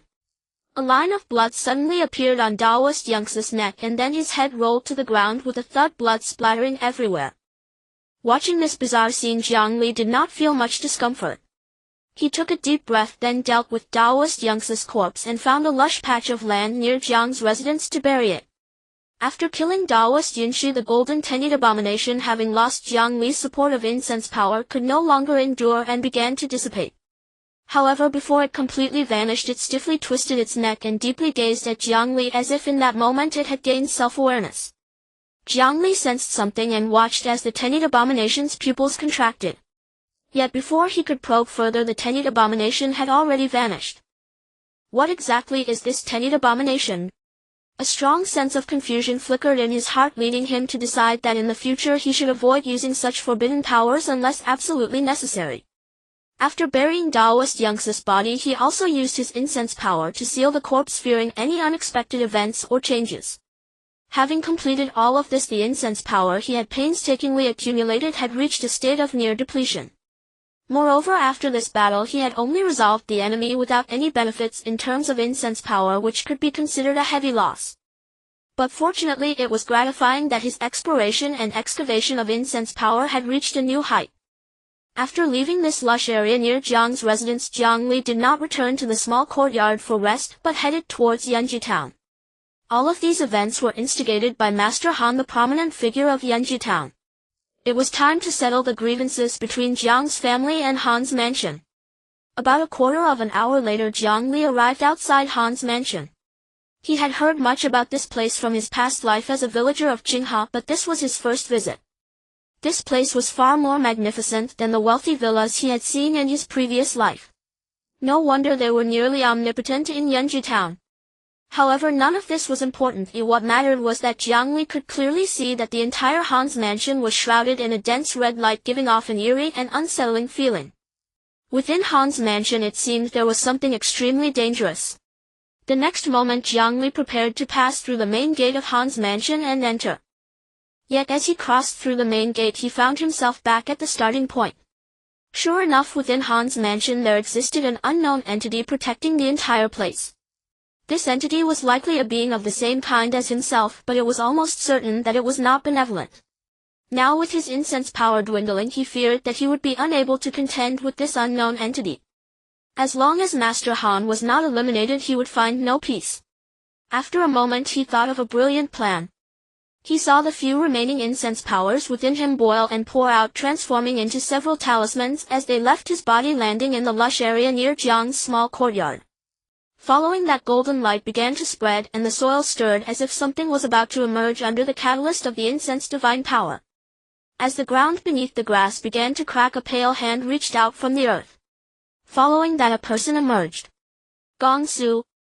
However, he was no longer the Gong Su of Han's mansion. Instead, he was a brand new Gong Su transformed by Jiang Li's incense wish power.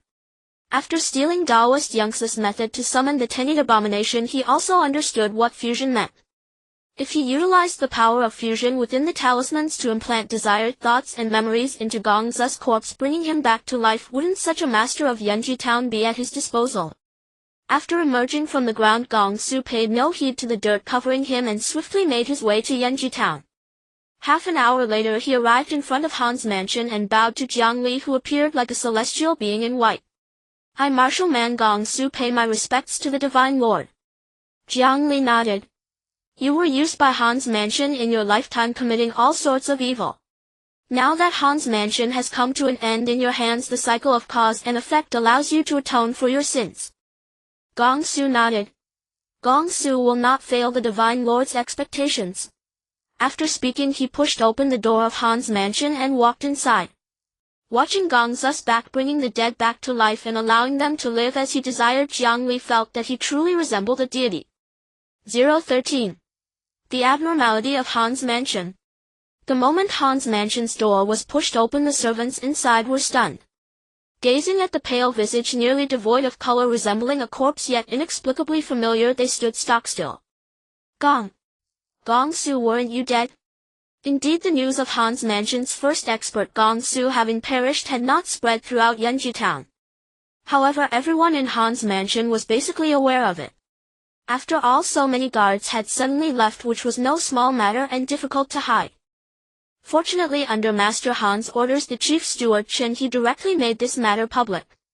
Gong Su looked at each familiar face without a hint of emotional fluctuation, coldly stating, "I am here today to settle matters between the land god of Qinghe village and Master Han. It is unrelated to you all. If you do not wish to die, do not interfere." After Jiang Li fused Gong Zu's most virtuous side through incense divine power, although Gong Su had almost lost ordinary human emotions, he was no longer the butcher who viewed human life as worthless. Upon hearing Gong Zu's words, everyone stood frozen, feeling as if they were in a dream. What the hell? Gong Su had actually defected. Gong Zu's loyalty to Master Han was as evident as the sun and moon. Even if anyone in Han's mansion betrayed Master Han, Gong Su could never have done so. Yet now they doubted whether the figure before them was truly Gong Su. Before they could find an answer in their hearts or say anything further, Gong Su had already walked toward the main hall of Han's mansion, gradually disappearing from their sight. At this moment in the main hall of Han's mansion, Master Han, holding a delicate beauty, felt unsettled. After a while he summoned Qinghe to inquire. Has there been any news regarding Jiang's family? Has Taoist Yunchu resolved the unclean matter of Jiang's family? Qinghe respectfully replied.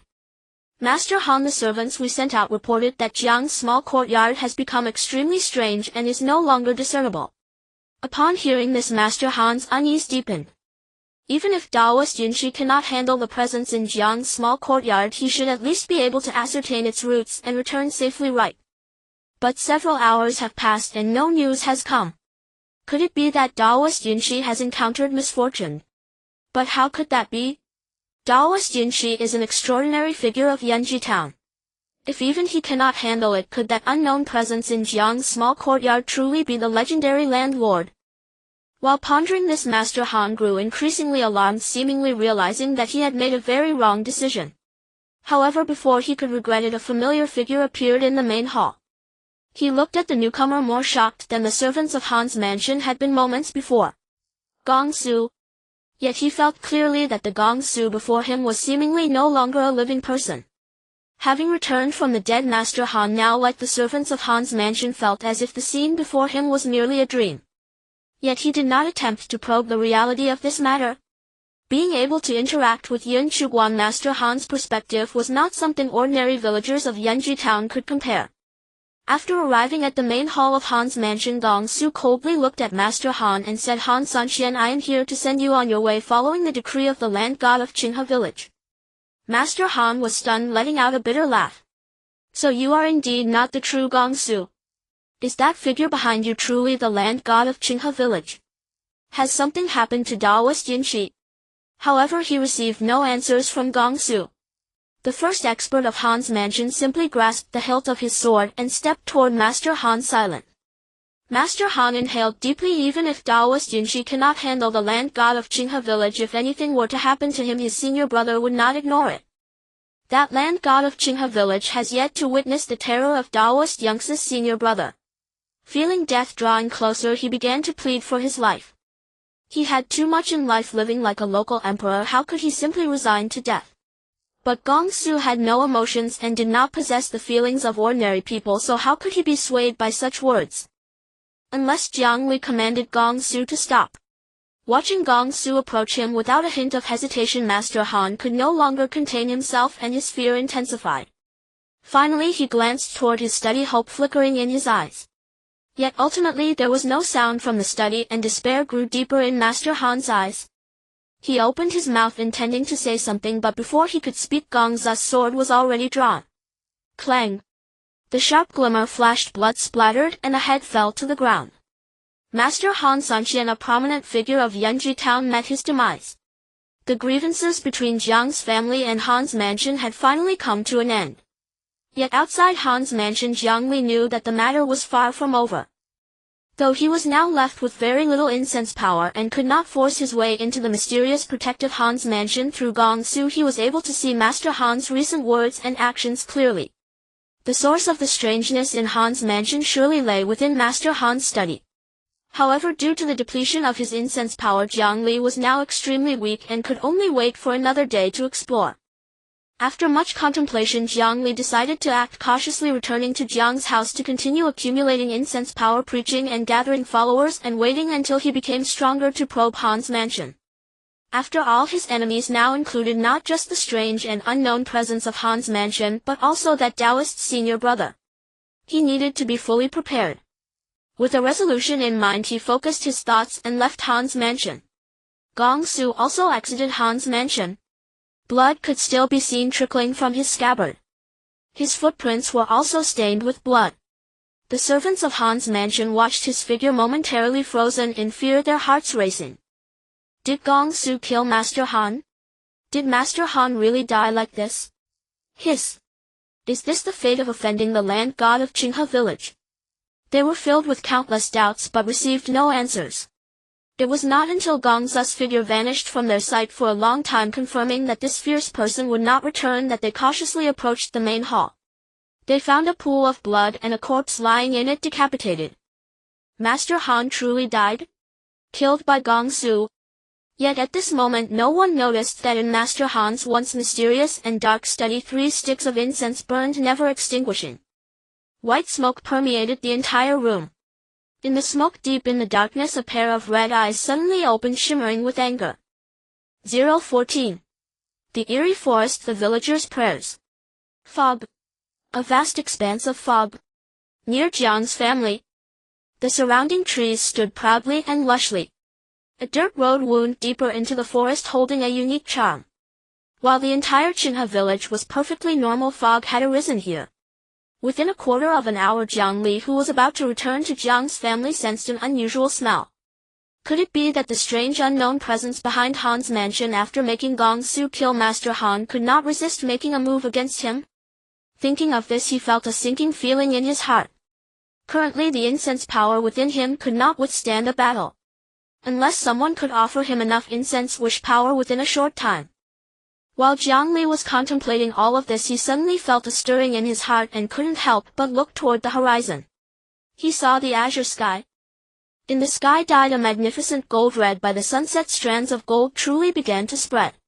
It was as if a pillow was delivered just as one felt drowsy. At that very moment someone was indeed praying to him. With a thought he decided to first send Gong Su back home to protect Jiang Yurou from any mishaps while he himself went to see what this believer saw. After all, if one accepted incense offerings but failed to respond to the faithful, there would be gains but inevitably losses as well. Though Gong Su was but an ordinary man, after being resurrected through the fusion and transformation of his incense and vow power, even if he was no match for the mysterious and unknown existence behind the Han mansion, he could certainly hold it at bay for a time. Moreover, the opponent might not see through his true origins and target his sister Jiang Yurou. With his mind at ease, Jiang Li's figure flickered and vanished before the suddenly foggy forest. Meanwhile, within the forest amidst the thick fog a chilling aura gradually spread. In Yunchu town a clear river meandered down, passing through Qinghe village, irrigating the surrounding fields and nurturing the villagers, hence the village's name.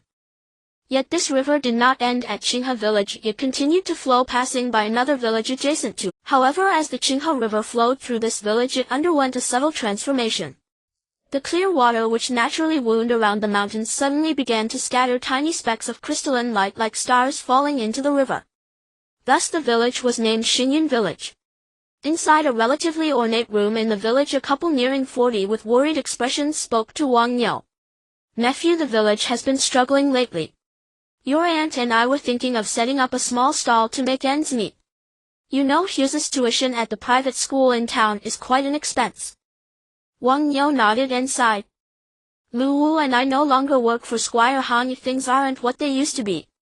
Otherwise, if you and aunt were in trouble, any amount of silver you needed, Wang Niu would spare no effort to help within my means. It turned out this couple was Wang Niu's uncle and aunt, Wang Jian and Zhang Fangheng. Wang Jian said with a bitter face, Nephew, do you think we came to borrow money? Wang Niu was taken aback. If it's not about money, as long as I can help I certainly will. Wang Jian said. We heard there's a certain earth god in Qinghe village very efficacious. Mentioning Jiang Li, Wang Niu immediately became reverent. He looked around and whispered mysteriously. Uncle, aunt, our Qinghe village's earth god is incredibly efficacious. After hearing about my brother Liu Wu's matter I went home and prayed to the earth god, and that night I saw my mother. Hearing this, Zhang Fangheng immediately thought of the rumors she had heard about Qinghe village. We heard you no longer work for Squire Han because he offended the Qinghe village earth god. Wang Niu nodded and said in a low voice, indeed. According to Liu Wu, Squire Han later sent Gong Su to the Han mansion and Gong Su died on the spot. So the earth god's divine might is not to be trifled with. By the way, what do you wish to ask the earth god? Wang Jian and Zhang Fangheng exchanged glances and said. A few days ago your aunt and I went to the village ancestral altar to burn incense and pray for ancestral blessings. On the way back we somehow lost the bracelet we intended to sell. It was your aunt's dowry from our wedding, worth dozens of silver taels. Selling it would have given us enough capital for a small stall. Wang Niu laughed heartily. So you want the earth god to find your lost item? That's easy. Just sincerely offer incense and kowtow to the earth god, explain the matter clearly, and the earth god will surely respond. Wang You laughed heartily. So you want the earth god to find your lost item? That's easy. Just sincerely offer incense and kowtow to the earth god. Wang You said thoughtfully, by the way, Uncle Aunt, after this you should try to have a statue of the earth god made at home and offer incense and prayers day and night. That would be more appropriate. Wang Jian and Zhang Fangheng exchanged a glance, immediately understanding Wang You's meaning. They nodded solemnly, then found some bamboo incense sticks and began to kowtow, devoutly burning incense and praying. I, Wang Jian and Zhang Fangheng, humbly beseech the earth god to recover our lost bracelet. The silver from selling that bracelet is our means of survival. If the earth god can help us, we will surely erect a statue for you and offer incense day and night. In the white smoke, strands of gold rippled and drifted toward the distant horizon. That was the direction where Jiang Li was. Thus Jiang Li, standing before the deep forest and thick fog, felt a resonance in his heart. However, Wang Jian and Zhang Fangheng knew nothing of this and could not see it. So after a long while, with no response, doubt and suspicion crept into their hearts, and they looked at Wang You. This. Why hasn't the earth god responded? Nephew, is there something wrong? Wang You looked at them and couldn't help but recall his own initial doubts. However, while Wang Jian and Zhang Fangheng doubted themselves, Wang You had once doubted Jiang Li. Just then Jiang Li arrived in the room. Looking at Wang You, Wang Jian and Zhang Fangheng as he absorbed the incense and vow power, images of their prayers flashed through his mind, and he immediately understood the situation. Looking for a lost item? Jiang Li had never done this before, but he could try. With a thought, the teacup on the table not far away toppled over with a bang. Wang You, Wang Jian and Zhang Fangheng immediately looked toward the table. The spilled tea gradually formed a large character weight. The earth god has manifested. After a moment of stunned silence, Wang You stood up first, his expression excited.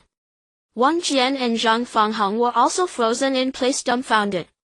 The earth god had truly manifested? Their hearts were also filled with immense excitement. Meanwhile, Jiang Li had already set out to find their lost item. Most villages in Yunchu town had ancestral altars. The villagers placed great importance on these altars for ancestor worship and seeking ancestral blessings. The ancestral altar of Xingyun village was located in the village center. Arriving near the ancestral altar, a thought arose in Jiang Li's mind. Could he, by absorbing incense offerings, become an extraordinary being? The ancestral altar also received the village's incense offerings day after day. Over time, would it too give birth to some extraordinary entity? However, now was not the time to explore or study such matters. After all, the fog in the deep forest and the strangeness behind the Han family had yet to be resolved. For now, finding the bracelet lost by Wang Jian and Zhang Fangheng was the top priority. With this in mind, he narrowed his gaze and began to seriously consider how to find the lost item for Wang Jian and Zhang Fangheng with minimal cost. Using incense and vow power to explore through the rules and power of his domain would consume too much and was clearly not worthwhile. However, the fusion technique from the talisman summoning method he had stolen during his battle with Taoist Yunchu could be attempted. If he used a strand of incense and vow power to fuse into a small incense figure and employed divine rules to investigate, it would be much more convenient. Moreover, one strand of incense power could create one small figure. 10 strands would make 10 such figures.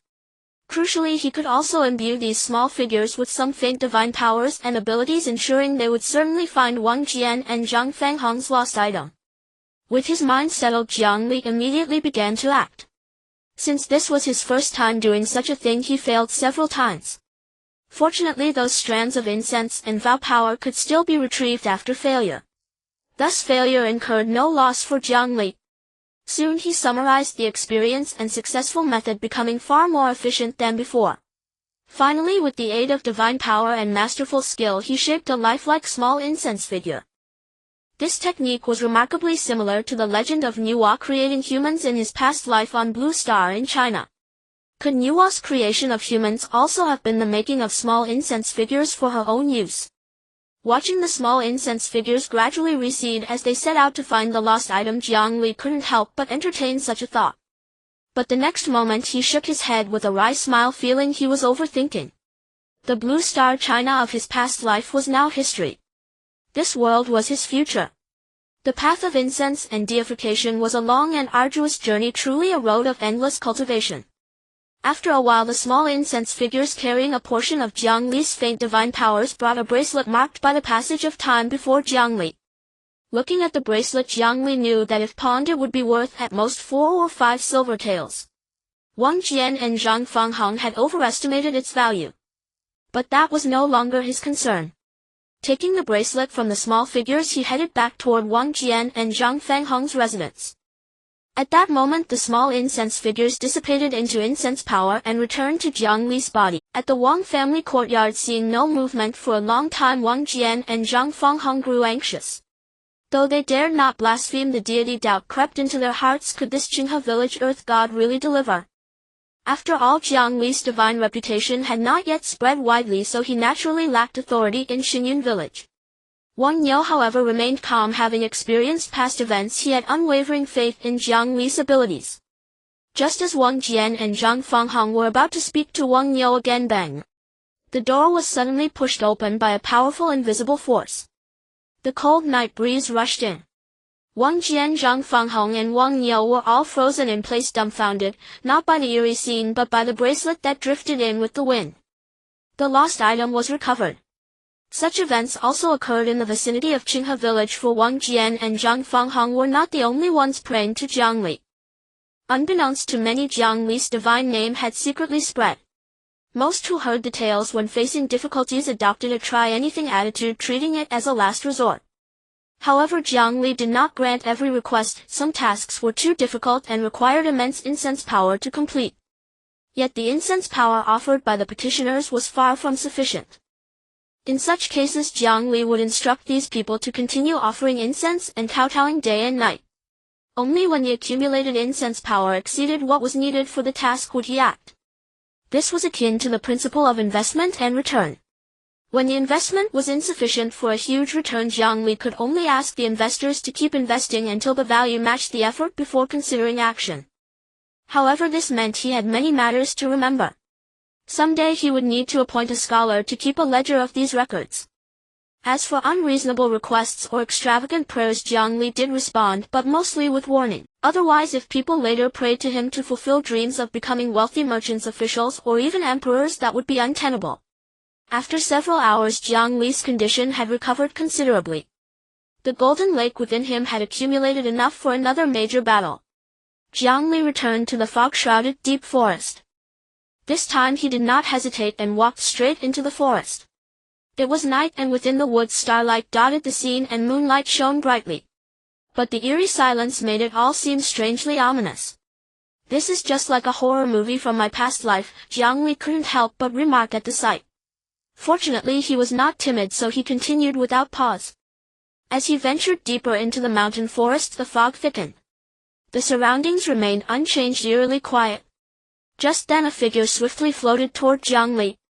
Seeing the figure, Jiang Li's expression shifted, not from fear but from surprise. He had finally encountered another being in this world whose state resembled his own. Or to be precise, that being was not human but a ghost. Upon seeing Jiang Li, the ghost began to gesticulate excitedly, opening its mouth as if shouting desperately. As it drew near, Jiang Li made out the words, "Run." Run from what? Jiang Li felt a flicker of confusion.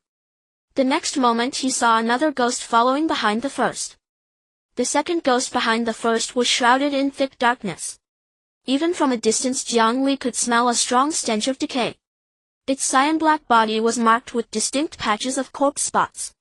Its ferocious visage was exactly like the malevolent spirits of legend.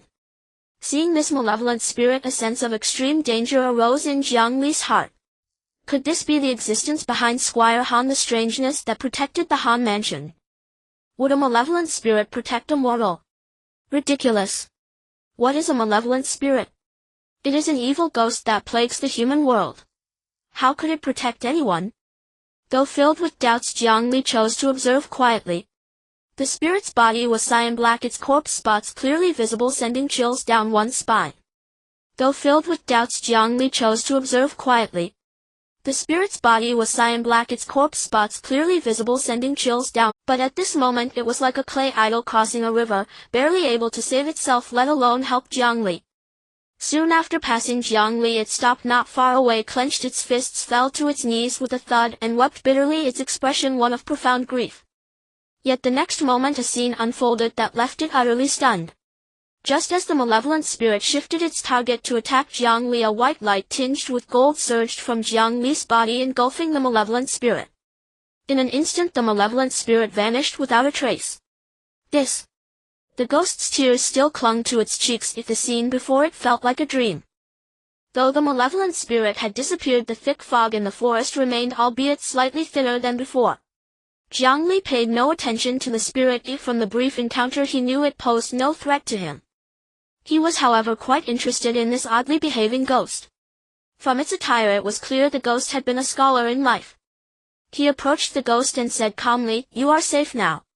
Seeing Jiang Li's maturity and composure far beyond his apparent age, the scholar ghost's astonishment deepened. You just defeated a malevolent spirit." Jiang Li was currently in his true form and naturally could not reveal himself as the Earth God. Moreover, a 7-year-old child as an Earth God, no matter how miraculous the events, would be hard for the scholar ghost to believe. So with a sudden idea he smiled and said, "It wasn't me who defeated the spirit, it was our Qinghe village's Earth God who protected me." The scholar ghost suddenly understood. "I see." But the next moment a deep confusion arose in its heart. What is this Qinghe village Earth God? Does such a deity exist in this world? I've never heard of it. Before it could ask, Jiang Li spoke. "So big brother, who are you?" The scholar ghost paused, then sighed, gazing into the distance, its face suffused with deep sorrow. "My name is Liu Xiaodong, the second son of the Liu family in Jingshan County. I obtained the position of chief clerk to the county magistrate through the imperial examination, but on my way to take office I encountered bandits and ultimately met my demise at the hands of these vile men. However, you might not understand most of it anyway. Little friend, you only need to know that I am a person who has lost my way." Jiang Li smiled and said, "I can understand what you are saying. Although I am only 7 years old, the Earth God of Qinghe village has taught me many things." The scholar's ghost curiously asked, "What has he taught you?" Jiang Li thought for a moment before answering. "For example, he told me that this world is too dark, and to save humanity there must be saints holding torches to spread light across the land." Upon hearing this, Liu Xiaodong couldn't help but shiver. He truly did not expect that such extraordinary individuals existed in the world. At this moment he could no longer suppress the doubts in his heart and could not help but ask the question he had long wanted to. "I wonder who the Earth God of Qinghe village is? I know a thing or two about the deities worshipped in the world. Within the jurisdiction of Jingshan County there are countless ancestral spirits, and deities are generally scarce. In my lifetime I have never heard of any Earth God in your Qinghe village." Upon hearing this, Jiang Li understood in his heart. It turns out that such beings really do exist in this world, but whether they are the same or vastly different remains to be seen. As for what ancestral spirits are, he felt puzzled but did not directly ask. Instead he said, "To enjoy the incense of one land and bless the people of that land, ensuring the peace of all its inhabitants, that is the role of the Earth God." Unexpectedly, as soon as he spoke these words, it seemed to tug at a certain rule of this world. In an instant a bolt of thunder descended from the originally soft and sparse clouds, striking the earth fiercely. It gave the impression that even the heavens had been shaken. After hearing this, Liu Xiaodong felt as if he had gained enlightenment. So that's how it is. Haha, the earth and ancestral spirits seem similar, yet they are entirely different. Ancestral spirits are only worshipped by their clan, enjoying the incense of their kin and ensuring the peace of their lineage. How narrow-minded. The Earth God, however, is different. Within his domain, regardless of clan or individual, all can offer incense and receive his protection. O great Earth God of Qinghe village, I, Liu Xiaodong, humbly bow to you. I hope the Earth God will protect the good and not the wicked with righteousness in his heart." Jiang Li's gaze shifted slightly. For he could clearly see that at this moment, although the scholar Liu Xiaodong had not lit incense, a thread of pure bright aura was emerging like strands of dragon light entering his body. These things, akin to the power of incense wishes, were not merely wishes but some other form of strength filled with lofty righteousness. This made him recall the aura of righteousness he had seen in the novels and books from his previous life in Huaxia. Indeed, in this world of ghosts and deities, is there not room for scholars to cultivate some lofty righteousness? Then with a thought he used a bit of divine power to stir the mist in the forest. The mist began to change, ultimately coalescing into a line of text. Master Haran, this deity has etched your name in my heart. Lu Xiaodong looked at the words formed by the mist nearby, marveling as he felt a sense of having truly understood this world only today. He hurriedly straightened up and solemnly bowed to the words formed by the mist. He was not bowing to the words but to the earth god of Qinghe village. Unbeknownst to him, the so-called earth god of Qinghe village was the 7-year-old Jiang Li standing before him. After Lu Xiaodong completed his bow, Jiang Li asked the second question that had been on his mind. Brother Lu, why did you suddenly kneel and weep when you looked back at me as we brushed past each other earlier? Lu Xiaodong took a deep breath. Seeing you appear to be only 7, I couldn't help but think of the tumultuous fate you must have faced in life. To leave this world at such a young age and become a spirit is inherently sorrowful. Moreover, I thought that although you have lost your way in the fog of the forest, you are in no real danger, yet because of me you have drawn the attention of a vengeful spirit. I, Lu Xiaodong, in my lifetime aspired to do good, yet in the end I could only watch you die without saving you. In that moment sorrow and anger surged within me, leading to the scene you witnessed. Wait, are you saying that I was targeted by that vengeful spirit because of you? Jiang Li felt somewhat confused. Brother Lu, you must be mistaken. It was you who told me to run and I did not move. Even if something were to happen to me, it has nothing to do with you. Furthermore, even if you weren't there, I would eventually have been targeted by the vengeful spirit in the fog of the forest. Lu Xiaodong sighed and shook his head. No, if I hadn't been there, the ghost wouldn't have seen you and perhaps you would have been able to safely exit the misty forest. That means that without me you would have had a chance to survive. Jiang Li sighed inwardly. This Lu scholar was indeed a person of great kindness in life. No wonder, although he was not a cultivator, he could still cultivate lofty righteousness just by reading the sage's texts. Then he asked, if the ghost didn't see me, I might have been able to escape the misty forest. He sensed that there was something more to this statement. Lu Xiaodong smiled at Jiang Li. Well then, since our meeting is fate, I will take on the role of a teacher in this final moment. So-called vengeful spirits are quite terrifying. This is something I only learned after my death. They cannot be destroyed and follow certain rules, killing and growing stronger. Jiang Li's heart stirred. Spirits cannot be exterminated. Is it akin to the law of conservation of energy? Spirits are a form of energy, hence they cannot be eradicated. Lu Xiaodong continued, the mist in this forest is not natural, it was created by that vengeful spirit. Therefore this is not ordinary fog but ghostly mist. Jiang Li understood that this ghostly mist is similar to his own energy field. As long as he wished, he could create scenes far more mysterious or terrifying than this ghostly mist. Moreover, his domain would definitely encompass a larger area than this ghostly mist. Perhaps ghosts and deities belong to the same category. For some reason this breathtaking thought arose in his mind. Lu Xiaodong continued speaking. The killing rule of the vengeful spirit in the forest is to kill anyone who sees it. I never expected that with the protection of the earth god of Qinghe village you could actually resist that malevolent spirit. Jiang Li regained his thoughts, smiling. Since spirits cannot be killed, does that mean that the malevolent spirit could return? Lu Xiaodong nodded. That's right, but I do not know when it will return. After my death, although I have not traveled through the entire Great Xuan Dynasty from Jingshan County to Qinghe village, I have gathered many strange tales. It is said that in this world when people die they become ghosts. Most ghosts wander aimlessly through life, their spirits difficult to awaken.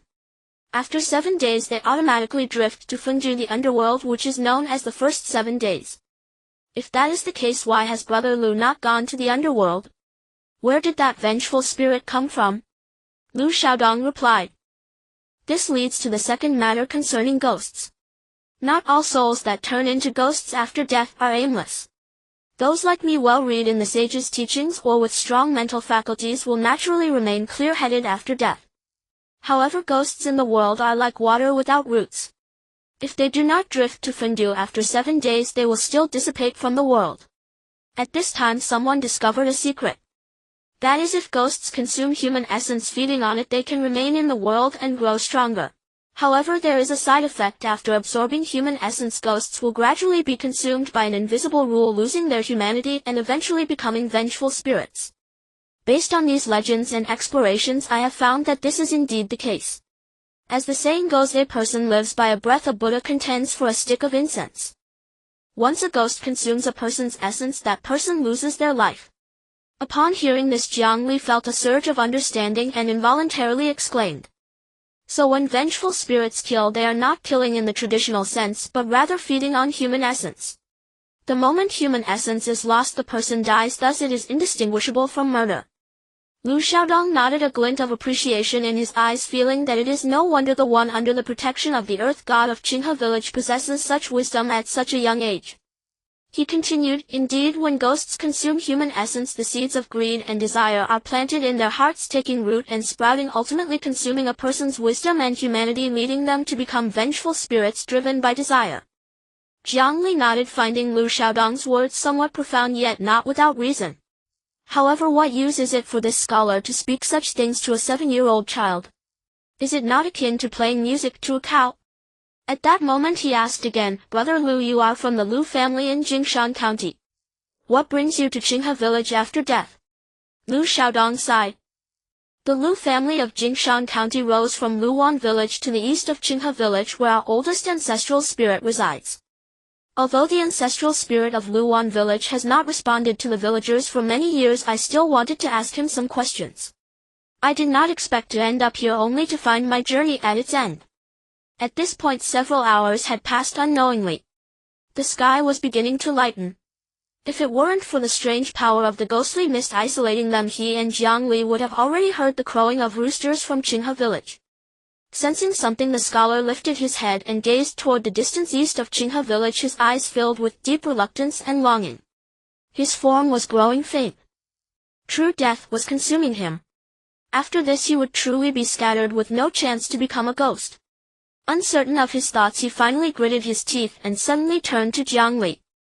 Little friend, if possible, please go back and inform your earth god that I perceive his strength seems quite effective against vengeful spirits. Spirits cannot be killed, but perhaps they can be devoured. With that he could no longer hold on, and his figure completely vanished as if he had evaporated from this world. Jiang Li felt an inexplicable sadness welling up in his heart. After listening to Lu Xiaodong's words, he knew that there was actually another way for spirits to exist for long periods without going to Fengdu, and that was to become a deity through incense offerings. However, this was his greatest secret and trump card, and he could not reveal it to Lu Xiaodong merely out of kindness from a stranger. He sighed heavily. In fact, Lu Xiaodong was the person he admired the most among everyone he had encountered since arriving in this world. Several times he had contemplated manifesting as the earth god to recruit Lu Xiaodong for himself. Unfortunately, he had not yet mastered the transcendent abilities over life and death, and aside from teaching the method of becoming a deity through incense, he had no other means to allow Lu Xiaodong to exist in this world. After a moment he suppressed the sadness in his heart, but could not help but think of several questions. The ferocious Taoist who was invited by Han Yuanwei to summon the 10 specters with talismans was very likely a vengeful spirit. So this world does have the ability to expel spirits. I wonder if the entity behind Han's residence is the vengeful spirit in this forest. It seems this world is far more complex than I imagined. I need to work hard to improve my strength. To enhance my strength, I need to spread the teachings widely. The more believers I have, the more incense offerings I receive, and the stronger I will become. While he was pondering these matters, the previously thinning mist had inexplicably thickened once more. Within the mist a faint stench of decay began to spread. The malevolent spirit that had just been repelled by his incense power was back. This confirmed Lu Xiaodong's assertion that spirits cannot be killed. The vengeful spirit approached Jiang Li. At that moment Jiang Li felt an illusion that if a living person were here they might have already perished. Yet even as a being endowed with the power of incense, he still felt an eerie dark energy surrounding him. This dark energy seemed as if it could swallow him at any moment. At this moment he could not help but recall what Lu Xiaodong had said. Spirits cannot be killed, but he might try to devour this ghost. As for what would happen if he attempted to consume this ghost, Jiang Li felt a mix of anxiety and anticipation. Meanwhile, the vengeful spirit, whether driven by instinct or awakened intelligence, seemed to want to use its power to devour Jiang Li. Jiang Li narrowed his eyes, beginning to seriously contemplate how to devour this ghost. His first thought was about assimilation. After all, he could unconditionally absorb incense power. As long as he could convert this ghost into incense power, he could assimilate and devour it. With that thought in mind, he already had a plan.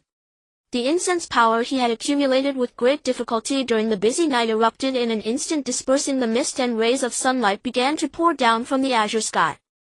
The previous sense of eeriness and terror vanished without a trace, replaced by an extremely comfortable feeling.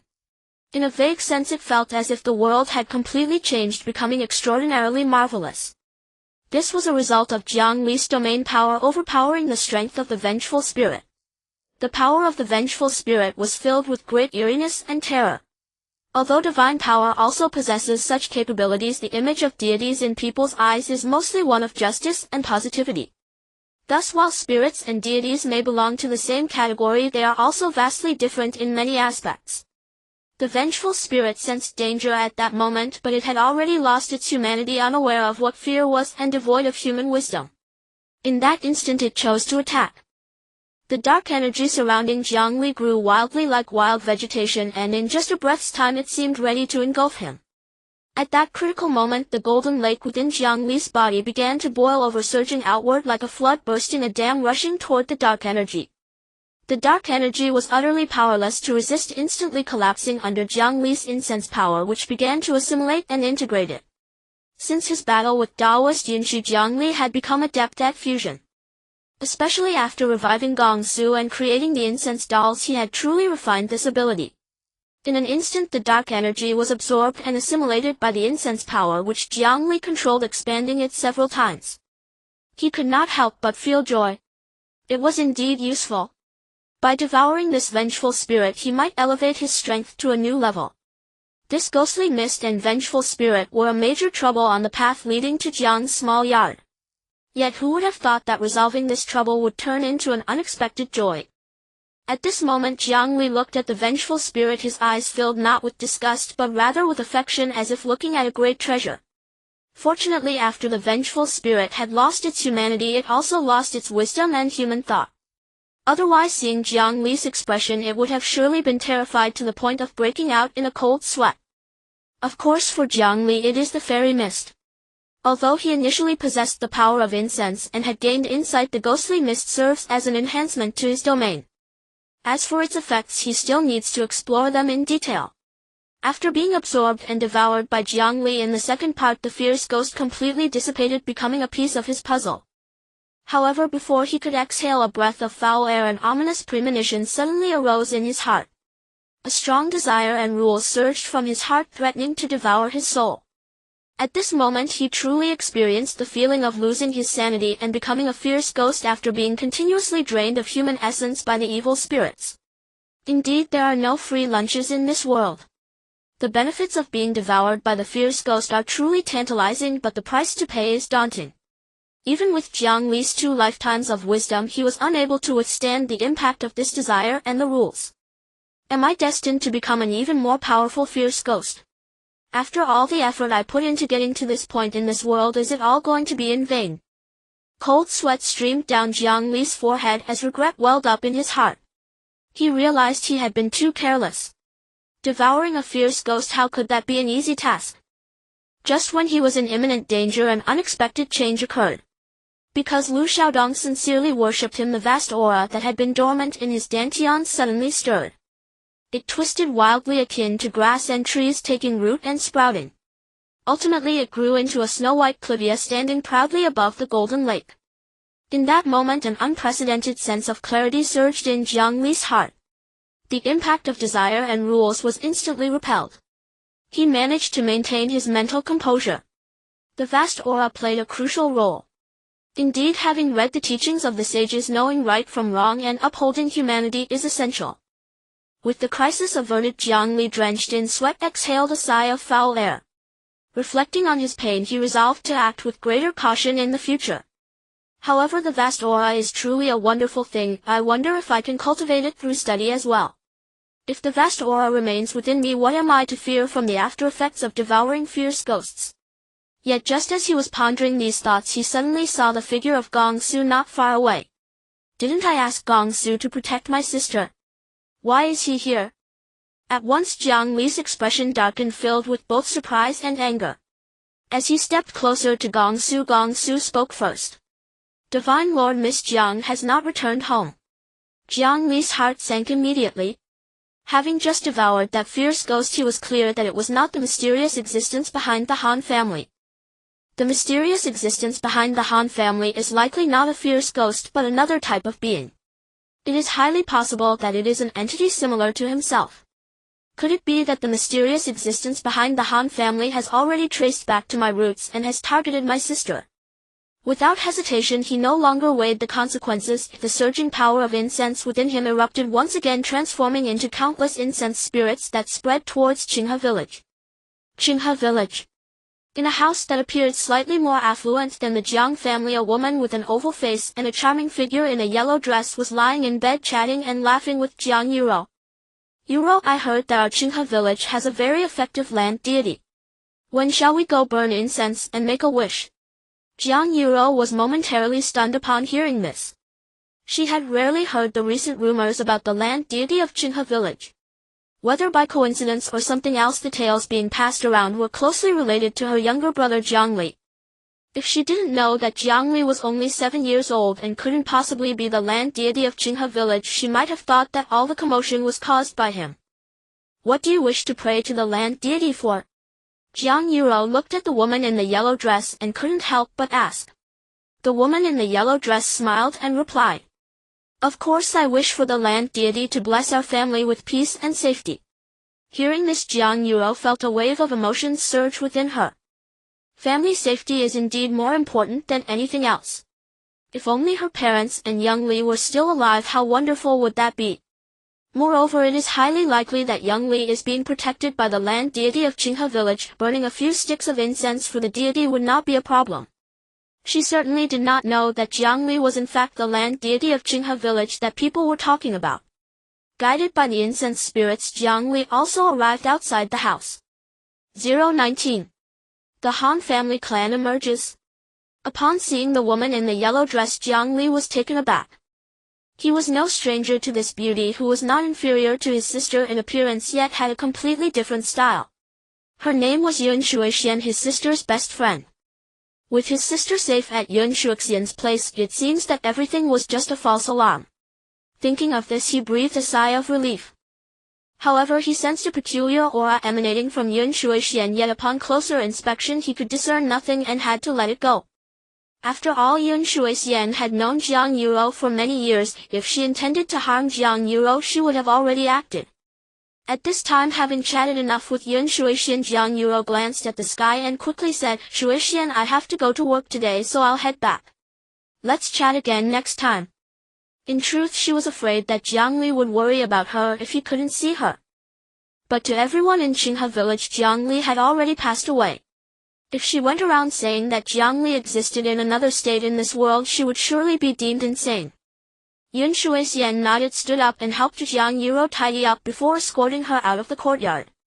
She waved her hand vigorously at Jiang Yurou. "Yurou, remember to visit the land deity when you have time." Jiang Yurou nodded vigorously and then disappeared from Yunchu Temple's sight. When Yunchu Temple returned to her room and with no one around, a shadow suddenly appeared out of nowhere. It was broad daylight with bright sunshine, yet as the shadow appeared, the entire room was instantly plunged into darkness. If Jiang Li were present, he would undoubtedly be very familiar with this eerie phenomenon. This is a sign of the emergence of a domain. Following that, a low hoarse voice indistinguishable in gender and age echoed from within the darkness. "My lady spirit, are you not afraid of missing the best training period for the holy maiden due to further delays?" At this moment, Yunchu Temple seemed to transform into a different person, exuding an aura as if she had transcended from mortal to immortal. Her gaze was profound. "Did you not hear the ancestor say that there is no such thing as early or late in cultivation, just as there is no distinction of priority? Everything depends on talent, effort, and fortune." The person fell silent for a moment after hearing this and did not speak further but shifted to another topic. "What is this land deity of Qinghe village? Is it a spirit of grass and trees or some kind of demon?" Yunchu Temple shook her head. "I cannot discern its origin. Perhaps it is some special ghostly entity." The mysterious person in the darkness was immediately astonished. "What? Even you, lady spirit, cannot discern its origin?" Yunchu Temple gazed into the distance. "Indeed, it is precisely because of this that the land deity appears extraordinarily miraculous, or perhaps eerie." Han family. The woman who often sat on Han Yunwei's lap, charming and playful, had shed her sheer veil and changed into a splendid, exquisitely crafted dress. Beside her she held a child who bore a striking resemblance to Han Yunwei, around Jiang Li's age. The child's eyes were filled with confusion. Behind them stood an ostentatiously grand coffin. The surroundings were bustling with men and women of all ages, creating quite a lively atmosphere. Outside, guards with knives stood watch to prevent any disturbances. The funeral had not yet taken place. Today the Han family was lively merely for discussions. What were these discussions about? Naturally, it was about what the Han family would do following Han Yunwei's death, how to divide the family assets, or who would take charge of the Han family. The woman named Jin Lingjiao was a renowned beauty in Yunchu. Although she might be slightly less attractive than Jiang Yurou or Yunchu Temple, her charm was even more enchanting.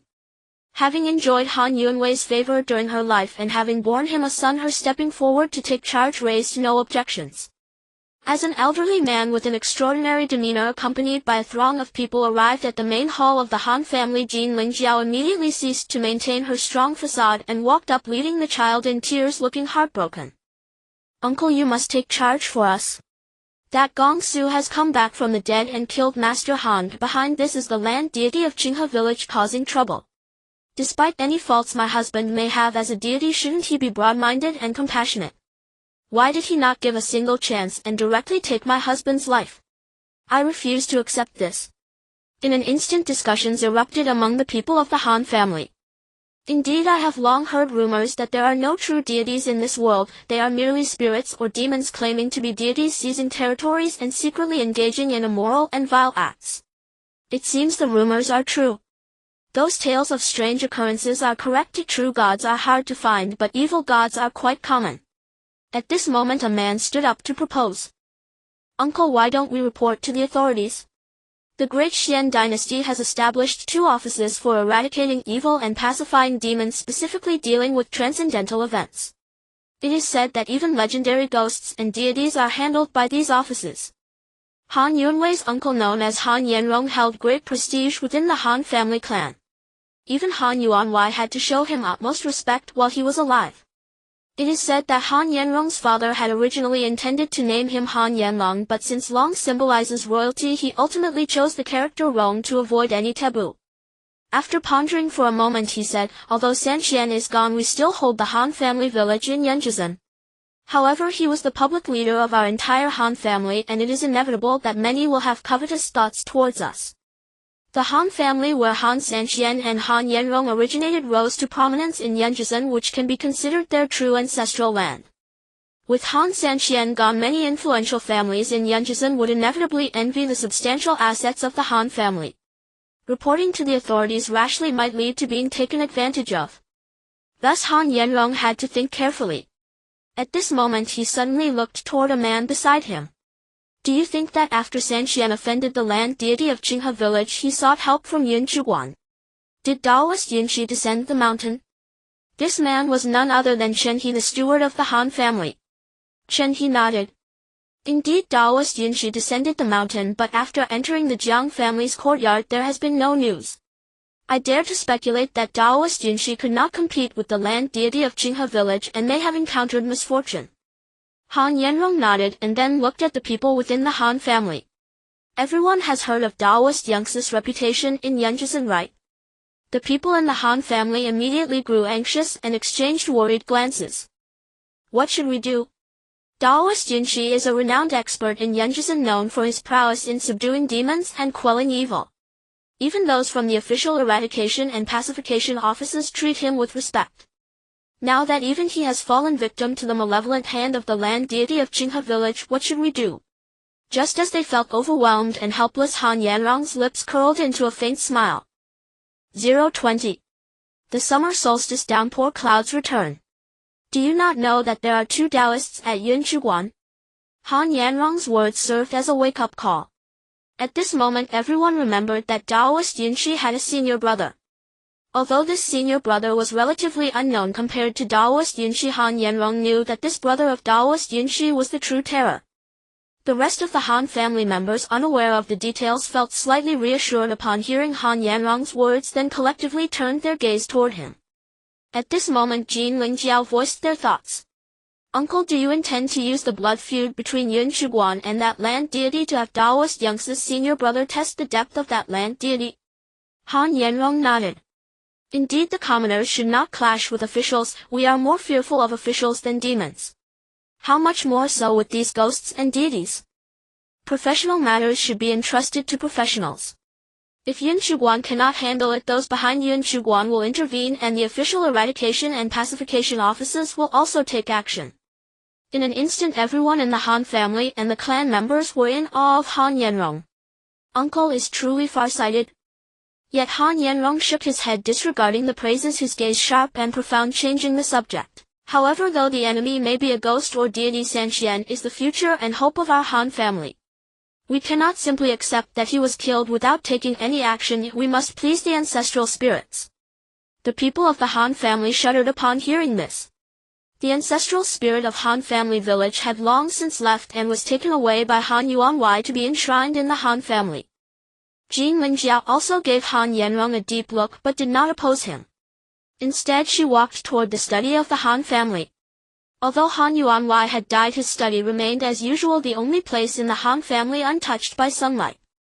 Jin Lingjiao was Han Yuanwei's most trusted and favored wife. She was well aware of the study and the location of the ancestral spirits. She walked into the dark depths and at that hauntingly familiar spot took out a pitch-black plaque. Although the plaque was made from expensive materials, it felt extraordinarily heavy, as if it truly housed a living being. When Jin Lingjiao's hands touched the plaque, she felt an unprecedented coldness, as if she was holding not a plaque but frost and snow. In that moment a deep sense of reverence welled up in her heart. The plaque was taken out and placed on the incense table in the main hall, instantly infusing the previously warm hall with an inexplicable chill. Upon closer inspection, the black plaque bore the words, "Spirit Tablet of Han Qinghe, ancestor of the Han family," in large characters. The bright red characters seemed to give the illusion of flowing blood coalescing into form. At this moment, as the people of the Han family gazed at this spirit tablet, their eyes brimmed with respect. Led by Han Yanrong, after Qinghe instructed the others to distribute some bamboo incense, they immediately knelt before the eerie spirit tablet, bowing sincerely. "We, the members of the Han family, bow to our ancestor and seek blessings for our family to overcome this crisis." They spoke in unison, their voices resonating throughout the Han family, seemingly calling for a response from heaven and earth. In the sky, soft clouds gathered, continuously darkening to a shade of ink, becoming heavy and giving off a feeling of impending storm and oppression. Just then, with a crack of thunder, the eerie spirit tablet began to bleed. Watching this phenomenon, the room was filled with. The people remained unmoved, with the majority displaying expressions of joy, their eyes filled with anticipation. If it weren't for the serious atmosphere, they surely would have shouted, "The ancestors have manifested." The blood ultimately coalesced into a statement, "I shall not live in peace with the land god of Qinghe village." The characters were grotesque and terrifying, and even from a distance one could feel the overwhelming hatred. The members of the Han family were shocked, yet they remained filled with reverence, afraid to harbor doubts. At that moment another thunderbolt struck and heavy rain poured down. Spring has passed, summer has arrived. In Chuadong County, the foremost among the counties of Ningzhou. At this moment, within the governor's mansion, a middle-aged man with graying hair holding a whisk exuded an ethereal demeanor as he sat opposite Governor Wu Yao. Though Governor Wu Yao was dressed in official robes, he was strong and healthy, not yet 40, radiating the aura of a general commanding troops and handling political affairs. He respectfully raised a cup of tea towards the Taoist. "Taoist Yunyu, fortunately you intervened, otherwise the disturbances in Chuadong County would have escalated. If it reached the hands of the departments of evil extermination and demon suppression, they would surely look unfavorably upon me. If all cultivators and chi practitioners were like you, Taoist, it would be wonderful." Taoist Yunyu smiled. "The affairs of the departments of evil extermination and demon suppression are busy, and maintaining stability in the Great Xian is naturally not favored to be disturbed by such trivial matters. How can they be compared to a wild cultivator like me?" Wu Yao also chuckled. "Taoist Yunyu, you are too humble. Although your Yunchu Temple is merely a small temple in Yunju town of Jing Mountain County, you still have your sect behind you." Upon hearing this, Yunyu's expression shifted. "Governor Wu, this is a secret of Yunchu Temple. It's not convenient to discuss further." Wu Yao nodded. Understood. I wonder what plans Taoist Yunyu has next." If you are not in a hurry to leave, please stay in Tuodong County and allow me to host you and express my gratitude. Just as Yunchu was about to decline at that moment, he suddenly felt a sense of urgency and hurriedly took out a jade talisman. The talisman was engraved with Taoist symbols and bore the words Yunchi. As Yunchu withdrew the jade talisman, it unexpectedly oozed bright red blood, which then shattered with a crisp sound. Seeing this strange phenomenon, Yunchu narrowed his eyes and couldn't help but exclaim, "Not good. Something has happened in Yunchi." He then turned to Wu Yao. "Governor Wu, something has occurred at Yunchu Temple. I must take my leave." After saying this, he picked up a mysterious box made of gold beside him. Then, with a gust of wind at his feet, his figure vanished from the governor's mansion. If Jiang Li were here, he would surely recognize that the golden box contained a ghost.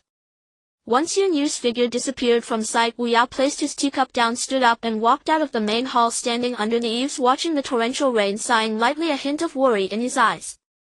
The conflict between the departments of evil extermination and demon suppression is deepening, and the situation in the court is becoming increasingly turbulent. It seems chaos is imminent. Jing Mountain County is adjacent to Tuodong County.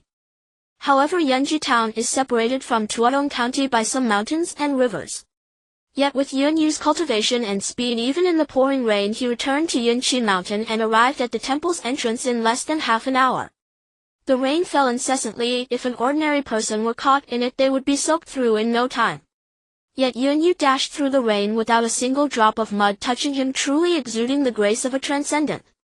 Yunchu Temple had already closed its doors. However, opening the door to Yunchu Temple was merely a trivial task for Yunchu. Upon entering, he noticed that the temple had acquired a touch of white. That was the white of mourning. Two acolytes knelt in the mourning hall, their expressions haggard, their faces overwhelmed with sorrow. As Yunchu stepped into the hall, the two acolytes realized that their master had returned. "Master!" They immediately rejoiced, standing up and bowing respectfully to Yunchu. Yunchu nodded slightly, walked to the center of the mourning hall, and suddenly lifted the lid. To his shock, it was an empty coffin. At that moment, he suppressed his anger and asked, "Did something happen to your master, Yunchi?" Upon hearing this, the two acolytes could no longer contain their emotions and cried out, "Yes, master, our master has been murdered.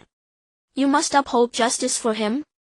Although they were not disciples of Yunchi, during Yunchu's absence it was Yunchi who had taught them, making him their half-master. Now that Yunchi had died a violent death, they naturally hoped their master could avenge him. Following Yunchu's questioning, they recounted all the recent significant events that had occurred in Yunchu Town, leaving no detail unmentioned. As Yunchu listened, his expression grew increasingly grim until finally the fury in his eyes surged. "What a land god of Qinghe village! Ah, Yunchi, I warned you before, for cultivators, becoming entangled in worldly affairs is no trivial matter. Now that chaos is approaching, you have entered the world to make arrangements, wanting to support a dragon and recruit talent. This was possible, but in the end you lost your life because of a worldly gentry. What a pity. You two guard the mountain gate. I am going out. This box contains something unclean. Take it to the ancestral hall and be sure to keep anyone from approaching it, let alone opening it." After expressing his feelings, he solemnly instructed the two acolytes and then descended Yunchu Mountain, heading towards Jing Mountain County. The Taoist walked swiftly, and when the heavy rain ceased, he had already arrived at the outskirts of Jing Mountain County. However, he did not enter the city but headed towards a dark mountain region in the northeast.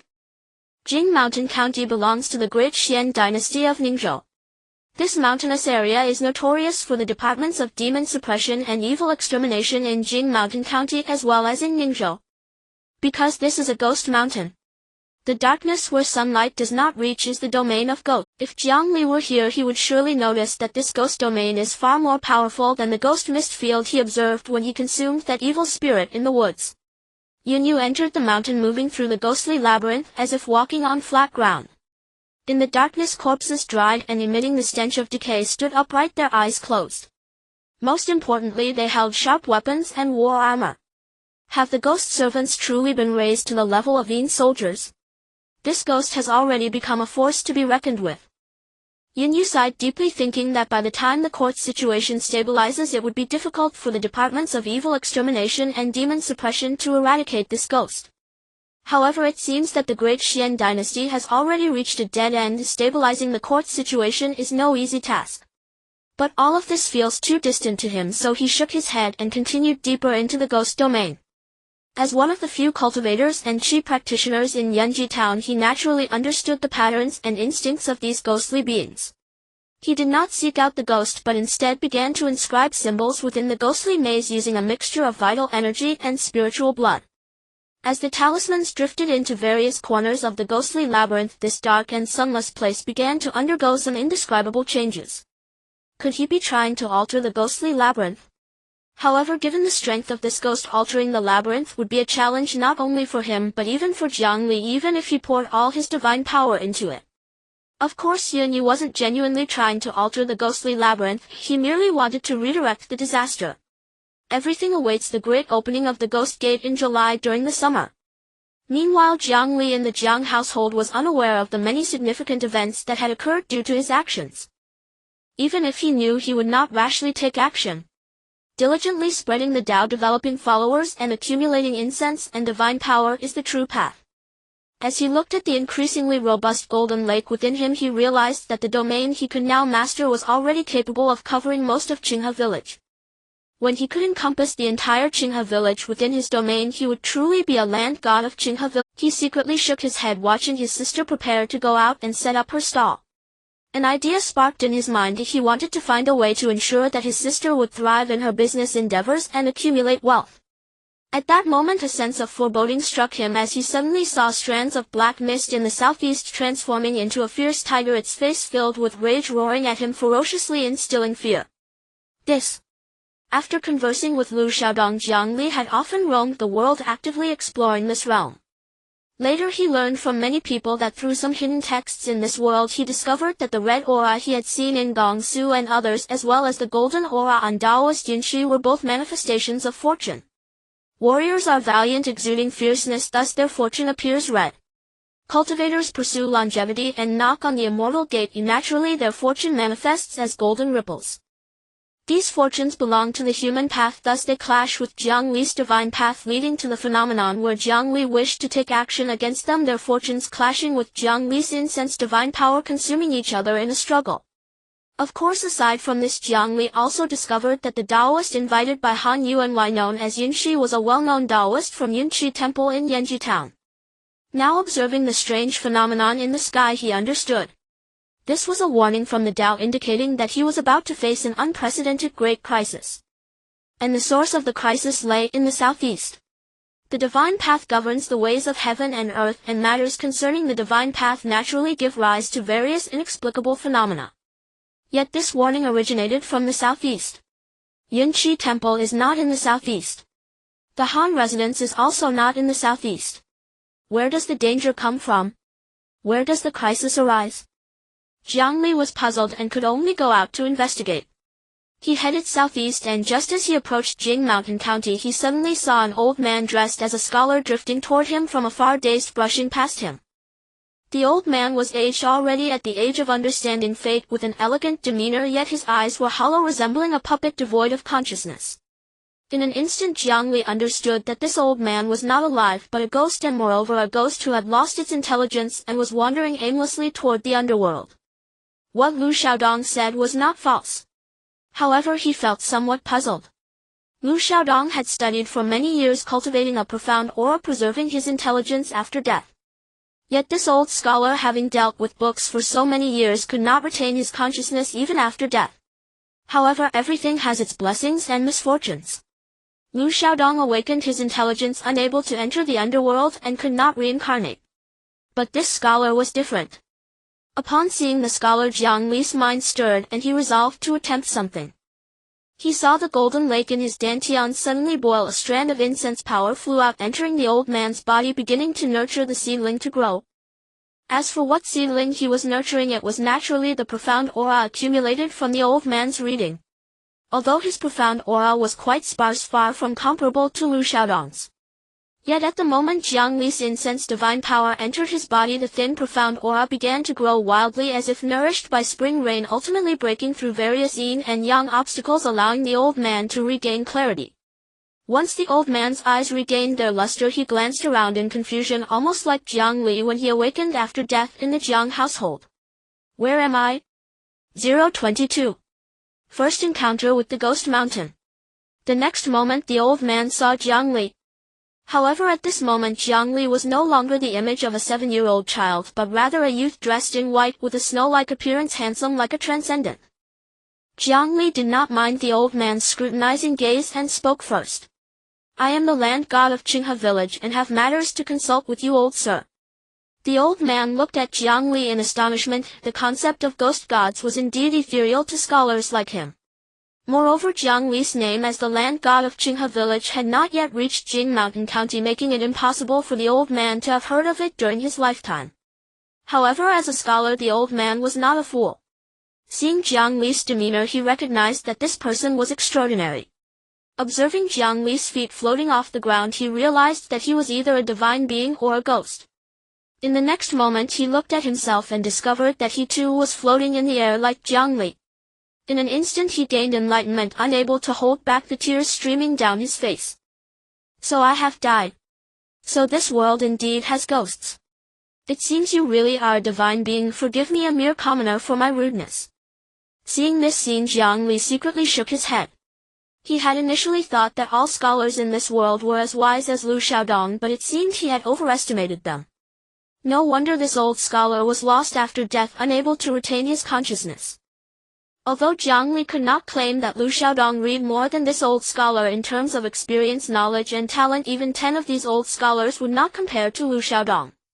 As the old scholar slowly began to introduce himself. At this point Jiang Li learned that the old scholar was named Sun Qiusheng, a poor scholar from a rural area in Jing Mountain County, not comparable to the sons of wealthy families like Liu Xiaodong, hence his limited perspective. After hearing the old scholar's introduction, Jiang Li asked, Mr. Sun, are there any ominous places near Jing Mountain County, especially in the southeast? Sun frowned slightly. I haven't heard of any ominous places near Jing Mountain County. Certainly nothing in the southeast. However, in the northeast the county government once issued a warning prohibiting people from going there, otherwise they would be responsible for any incidents. The northeast, huh? But the northeast of Jing Mountain County is still the southeast of Qinghe village. Could it be that the crisis warning is located here? Jiang Li thought to himself and looked at Sun. Now you have two choices. The first is to find the way to the underworld and reincarnate. Sun was taken aback. May I ask, divine being, where is the underworld? Jiang Li replied, I don't know either. Sun was somewhat speechless. How then would he get there? Following this, Jiang Li explained to Sun that a ghost could only exist for 7 days in the world. At once the old scholar's eyes widened, looking furiously at Jiang Li. So you mean to say that I was meant to go to the underworld and everything has been disturbed by you? Jiang Li smiled and said, but I can still offer you a second choice, can't I? Sun gritted his teeth but was helpless. To mortals, divine beings are ultimately too lofty, they cannot be offended. He took a deep breath. What is the second choice? Please enlighten me, divine being. Jiang Li replied, I can use divine power to sustain your existence in the mortal realm for more than 7 days, but I cannot guarantee it as this is my first attempt. Sun was still burning with anger inside, but now he had no choice but to believe Jiang Li. Finally he sighed deeply and bowed to Jiang Li. Then I will have to trouble the divine being, but what price will I have to pay? Being past the age of understanding fate, he naturally knew that there are no free lunches. Jiang Li squinted. Naturally you will help me spread the Tao. In truth he did not admire Sun Kaisheng's talents, he merely wished to use him for experimentation. Moreover, as the number of praying followers grows, he also needs assistance. Only with a hand can one promptly respond to the prayers of these followers. Sun Qiusheng sighed. He now found himself with no choice. Jiang Li said, now you can wait here or you can follow me, I want to take a look in the northeast. Sun Qiusheng furrowed his brow. The mountain area in the northeast is strictly forbidden for commoners to approach by the order of the Jing Mountain County government. What does the deity want to do there? Is there some hidden reason? Although he harbored some resentment towards Jiang Li, being left alone here would surely leave him uneasy.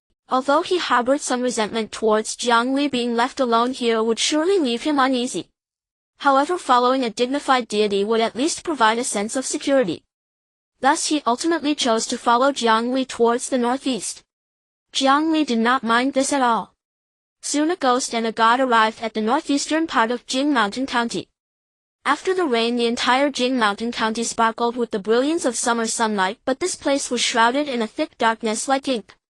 After the rain, the entire Jing mountain county sparkled with the brilliance of summer sunlight, but this place was shrouded in a thick darkness like ink. Sun Qiusheng, following behind Jiang Li, felt a wave of intense dread as he neared this place, as if some great terror lay hidden in the dark mountains, capable of making him lose his soul and vanish without a trace.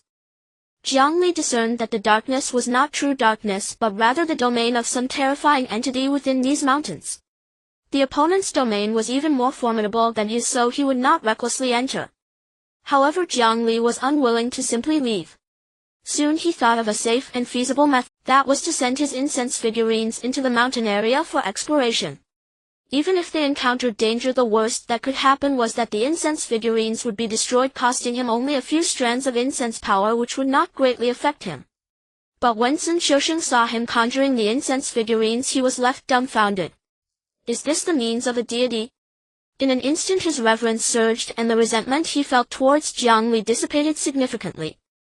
With the appearance of the incense figurines under Jiang Li's conscious control, these figurines lined up in a queue heading towards the dark mountain area where the light of the world could not penetrate.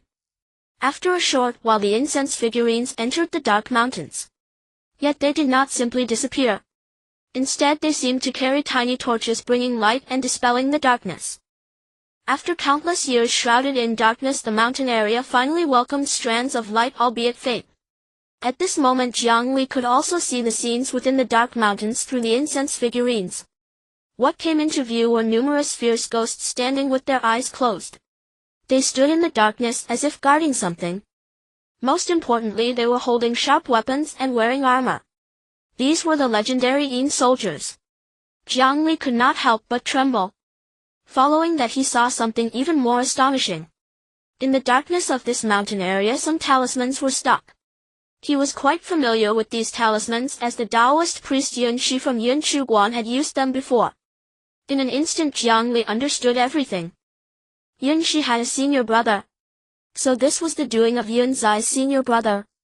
Although Jiang Li did not know what use these talismans had, he felt that everything was planned to deal with him.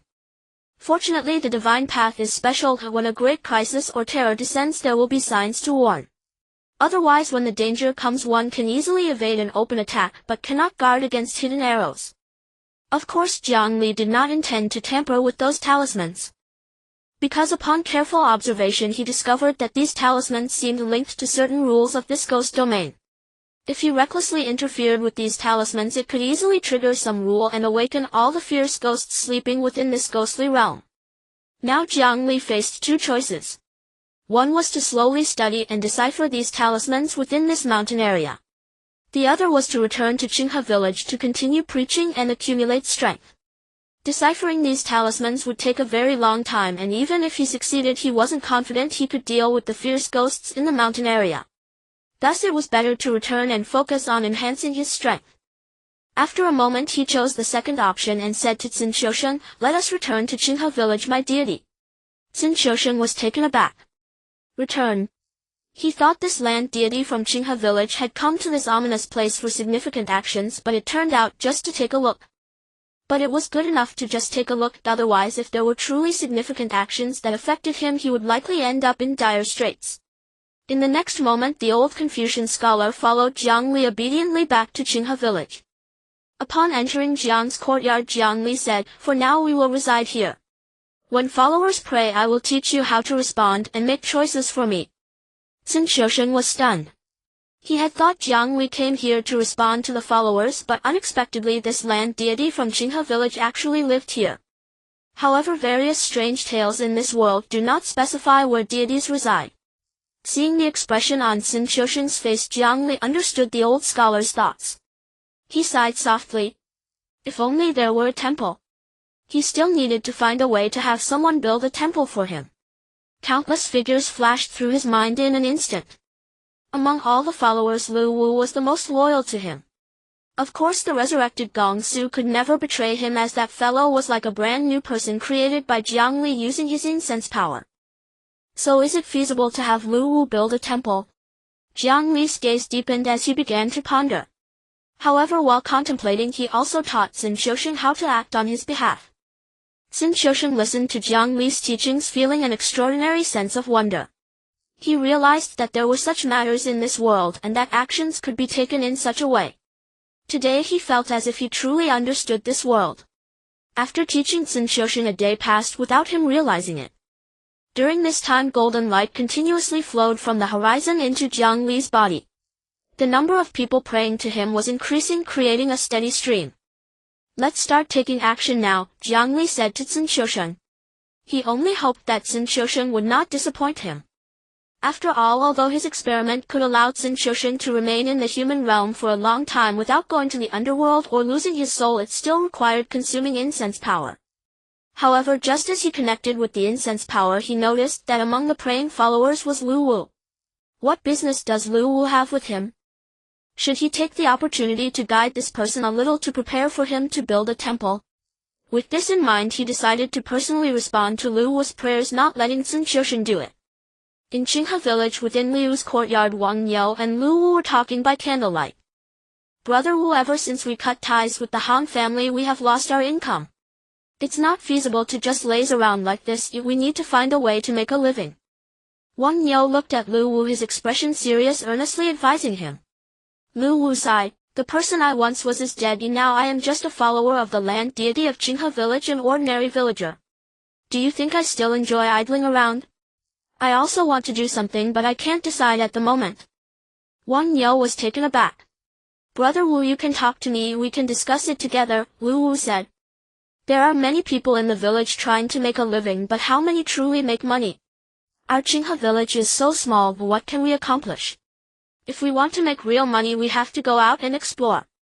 Wang You sighed.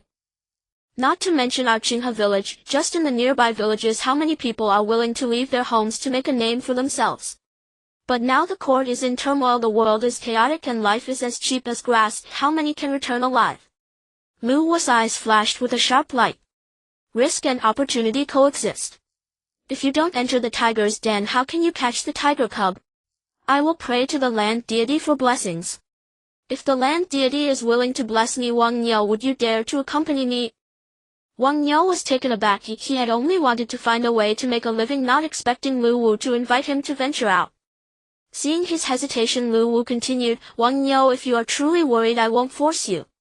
Wang You took a deep breath.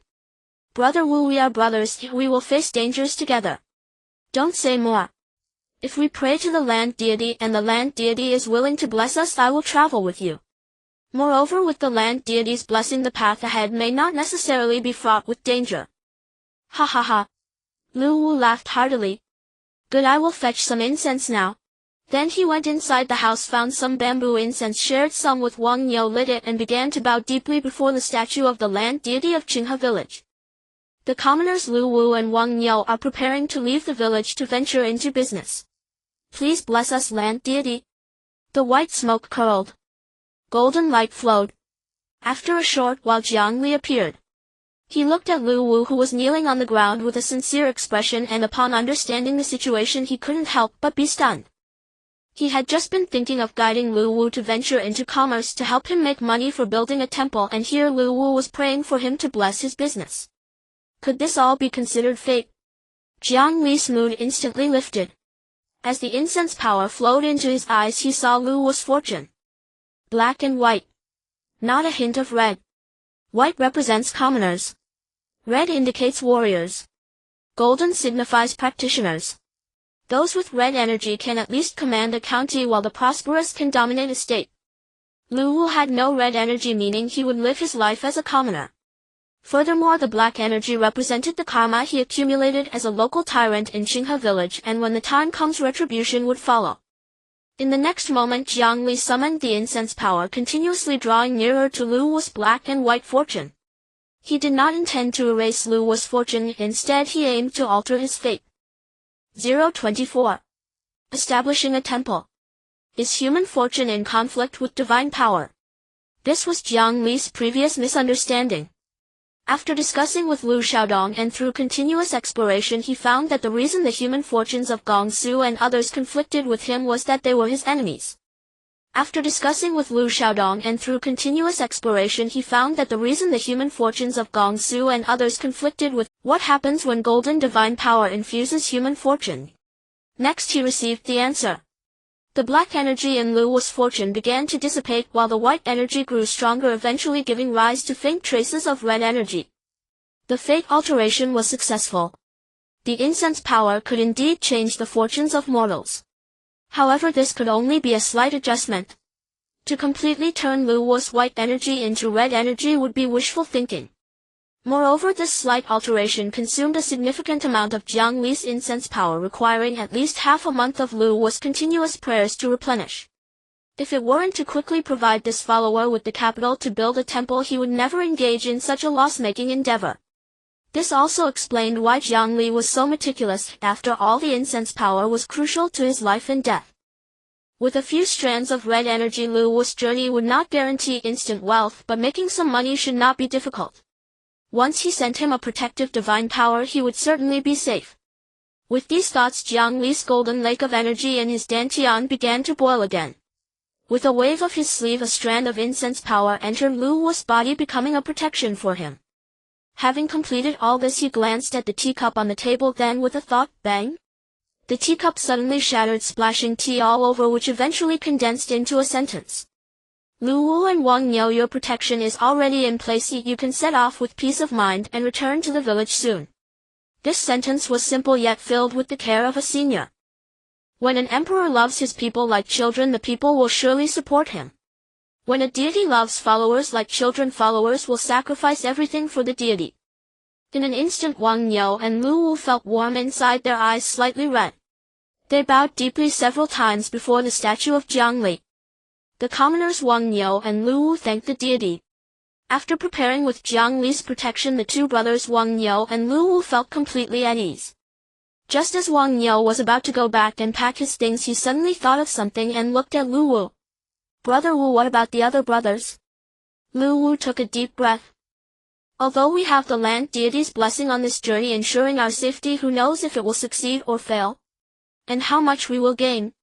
Once we succeed, we can think of the other brothers.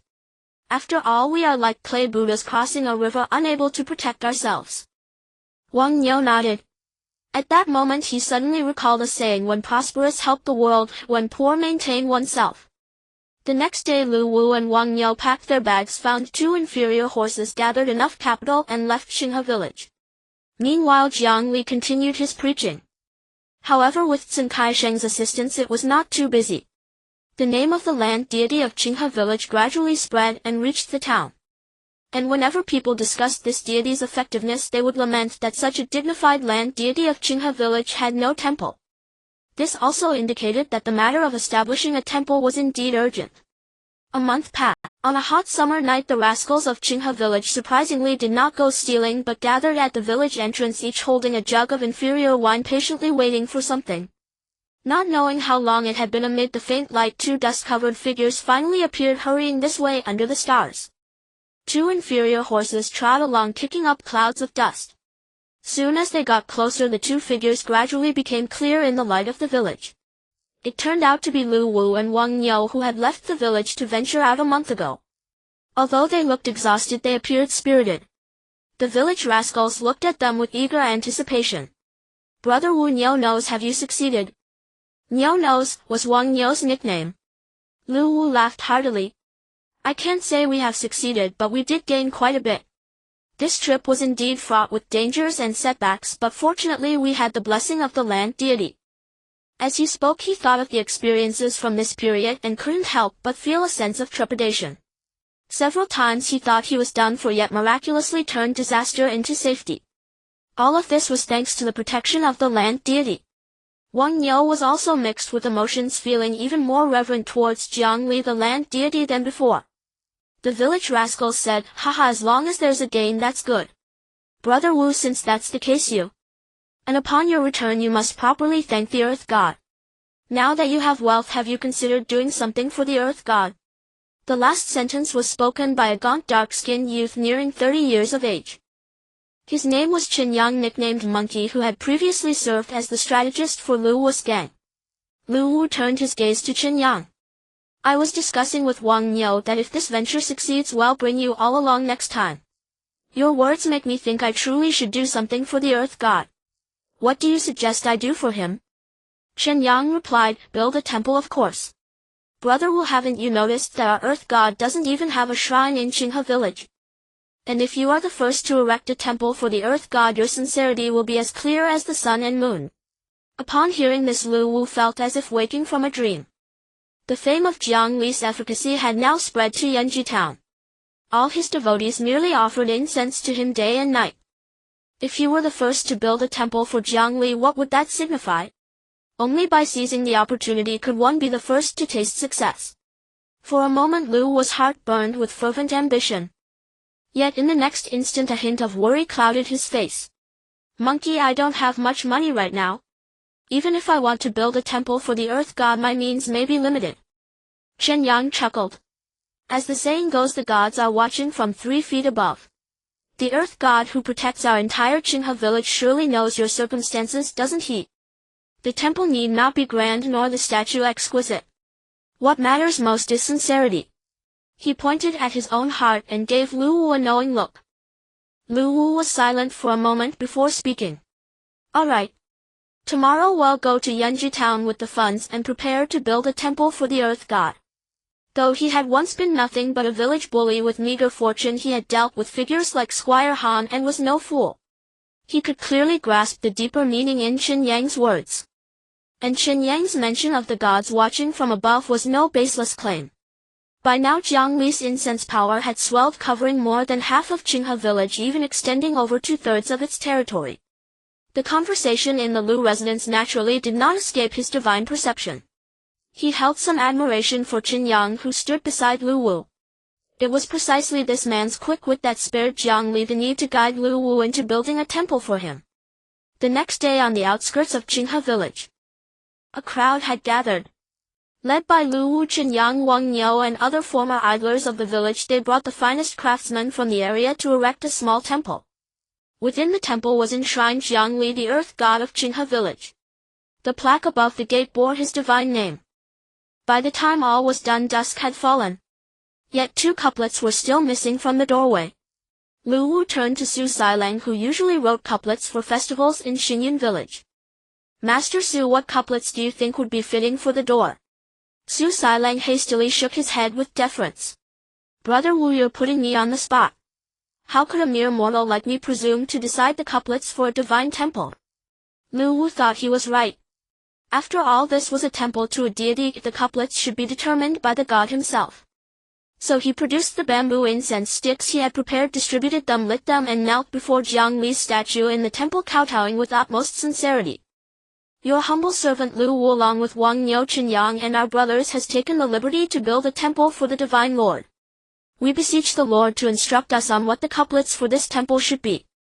At the moment the temple was completed, Jiang Li had already arrived at the scene. Watching the crowd praying to him from the shadows, he fell into deep thought. The couplets of this temple were of great significance, closely tied to his divine nature. They could not be too vulgar nor too esoteric. Then it came to him. After a long moment his eyes lit up. The incense power within him surged, and using his finger as a brush and his hand as ink, he inscribed the following couplet. Just then someone couldn't help but exclaim in shock. Look! Golden words are appearing out of thin air. Hearing this, everyone in the temple turned to look, noticing the supernatural phenomenon. Before the statue, wisps of golden light were coalescing into 2 lines of text. If your heart harbors evil thoughts, burning incense is in vain. If you uphold righteousness, it matters not if you do not bow before me. The Earth God has manifested. The crowd in the temple cheered with excitement, waving their arms in joy. Moments later, as the golden light surged, the 2 lines flew of their own accord to the temple gate, transforming into couplets affixed to the door. All of this was of course Jiang Li's doing. By now his command over incense power had reached a level of effortless mastery in certain aspects. Having done this, he clapped his hands and decided to take up residence here for the time being. Meanwhile, Sun Xiusheng, watching these events unfold, felt a complex mix of emotions. Yet what struck him most profoundly was the meaning inherent in the couplet itself. In his view, it surpassed the works of many great scholars and sages of this world. With the couplets in place, Jiang Li felt his incense power growing ever deeper. His progress, if measured by the standards of the cultivation world, could be described as advancing 1,000 miles in a single day.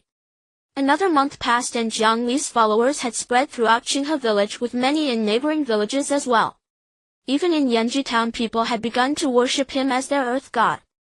His incense power had finally reached the point of enveloping the entire Qinghe village. Yet to become the true earth god of Qinghe village, he felt something was still lacking. It was as if a cultivator had reached a bottleneck in their realm, unable to break through no matter how they tried. After some attempts, Jiang Li sighed inwardly and resigned himself to letting fate take its course. But he soon recalled the unresolved matter of the Ghost Mountain domain northeast of Jingshan Prefecture. With his greatly increased power, should he venture into the Ghost Mountain domain once more? With this thought, he summoned Sun Qiusheng with a flicker of his mind. Master Sun, I may need to go out for a while. Stay here and guard the temple. If any devotee needs a response, I will guide you. Sustained by Jiang Li's incense power, Sun Qiusheng would not dissipate even without going to the Fengdu underworld. But if Jiang Li's incense power were cut off, he would surely perish. This also meant that Jiang Li's experiment had been a success. He could only regret that during the time of Liu Xiaodong he had not made such deductions nor conceived such a groundbreaking idea. If he had saved that scholar's life, he might have proven far more useful than Sun Qiusheng. But Jiang Li did not dwell on this, he only occasionally reflected on it. Now that he was a deity, recruiting talents was hardly a difficult task. Sun Qiusheng nodded. I shall not fail the Divine Lord's expectations. The next moment Jiang Li stepped out. It was already night, but most villagers were still awake, burning paper offerings for their deceased loved ones. The ghost festival had arrived. Legend held that on this day the gates of the underworld opened wide, making it an auspicious time to honor the dead. This was not so different from the blue star china of Jiang Li's past life. In the darkness, flames flickered, turning sheet after sheet of spirit money into ash, carrying the mortals longing for their departed kin into the distance. Just then a shadow suddenly engulfed the entire Qinghe village. The moonlight vanished. All external light disappeared. In an instant the stars and the moon were blotted out, leaving only an ink-black darkness. Jiang Li frowned. This sensation was familiar. It was the ghost domain of the terrifying vengeful spirit from the Ghost Mountain domain. The villagers of Qinghe also sensed something amiss, though they couldn't articulate what. At that moment, deep within the pitch-black night sky, the outline of a door emerged. The silhouette was so clear that every villager who looked up could see it. What is that? Someone exclaimed in shock. The next moment the door swung open. One by one, figures clad in armor and wielding weapons drifted out from within, roaming toward Qinghe village. Their skin mottled with bluish-black patches and specks of corpse spots, along with the black mist swirling around them, presented a visually striking and horrifying sight. What are these things? Could these be the legendary ghosts? Is that door the fabled ghost gate? The entire Qinghe village erupted in chaos. Jiang Li's expression grew grim. As the golden lake in his dantian roiled and he channeled his incense power, he realized he still could not contend with the ghost domain of this malevolent spirit. Yet upon reflection it made sense. How long had he been in this world, walking the path of divinity? Meanwhile the ghost had cultivated in Jingshan Prefecture for countless years, amassing unfathomable power. How could Jiang Li compare? But Qinghe village was the very foundation of Jiang Li's divine path. He could not bring himself to abandon it. Moreover, in his mortal life he had lived here for 7 years. This was where his sister and those he knew resided. As the ghost soldiers multiplied, nearly filling the entire village, threatening to turn his homeland into a living hell, Jiang Li made his move. The golden light in his dantian began to boil. With a sweep of his hand, streams of incense power rained down like a downpour, scattering across the entire Qinghe village. A faint golden halo enveloped the darkened village, as if trying to sever the oppressive night from Qinghe village itself. The villagers noticed this phenomenon. Someone shouted, "The ancestors have manifested." Countless people began to kneel and kowtow. We thank the ancestors for their protection. For a moment ripples of golden light spread through the crowd, but they did not drift toward Jiang Li. Instead they flowed toward the center of the village. That spot was the village's ancestral altar. Jiang Li's face darkened instantly. So all his efforts had merely become a wedding garment for others. Yet a startling thought struck him: if his temple were moved atop the ancestral altar and the villagers offered their worship to him instead of their ancestors, how much incense power would he gain? When the villagers mistook all these events for the work of their ancestors, Jiang Li ceased his intervention. First, he had no desire to be a pawn for others. Second, he was curious, since incense power could allow him to walk the path of divinity and transform into divine force. Could the ancestral altar, which had absorbed countless years of Qinghe villages' offerings, also give birth to an anomaly like himself? If so, at this critical moment of life and death for Qinghe village, that anomaly would surely act. He also prepared a backup plan. Radiant with golden light, he took a single step and vanished from his spot. Moments later, the ancestral altar remained silent. It was as if the ancestors they invoked did not exist. The villagers of Qinghe had yet to realize this, nor did they grasp the severity of the situation. Its domain had once shrouded the entire northeastern mountain region of Jingshan Prefecture, deterring even the experts of the Xian Dynasty. Its domain had once shrouded the entire northeastern mountain region of Jingshan Prefecture, deterring even the experts of the Xian Dynasty's exorcism and evil suppression bureaus from approaching. It had been regarded by the Jingshan authorities as a forbidden land of great evil in the world. Its gaze and pupils were utterly devoid of emotion, like a puppet without intelligence. Everything was driven by the rules and instincts of a vengeful spirit. Perhaps as it continued to devour human essence and its power grew, it might one day regain intelligence, but that was a matter for the future. Once the source ghost appeared, it raised a hand, and the black mist swirling around it surged forth. In a single breath it tore a rift in Jiang Li's golden light. Seeing this, the people of Qinghe village gasped. "Ancestors, protect us!" Their cries grew louder, as if hoping their unwavering faith would bolster the spirits of their ancestors to fend off these terrifying ghosts. But they did not know that their ancestors had not acted at all. It was Jiang Li who had been defending them. The fissure in the golden light widened, spreading rapidly. Under the source ghost's terrifying power, the barrier Jiang Li had erected with his incense power could no longer hold, teetering on the verge of collapse. At this critical juncture, a cold voice rang out. "You're praying to the wrong entity. It is not our ancestors protecting us, but the Earth God." "What? It's not our ancestors shielding us, but the Earth God." The villagers turned to see who had spoken, only to find it was Liu Wu. Behind Liu Wu stood Chen Yang, Wang Niu, and other notorious idlers of Qinghe village.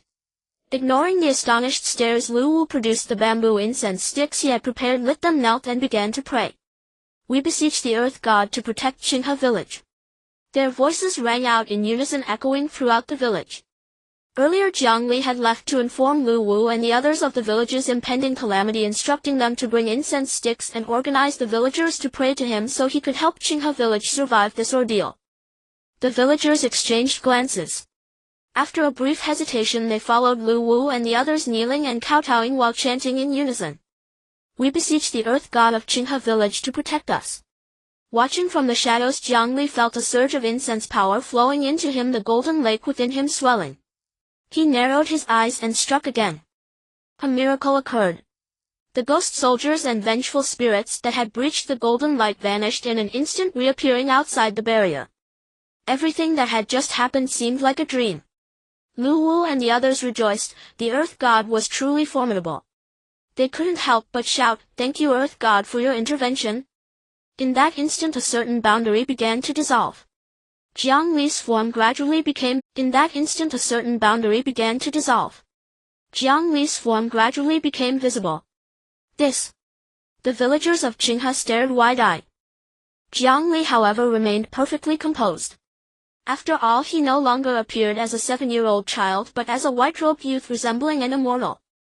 These ghosts could be seen by mortals because they had shattered the boundary between the ghostly realm and the human world. Most importantly, with a single glance, the source ghost had torn through the boundary between Jiang Li's divine path and the human world, forcing his form to manifest before the crowd.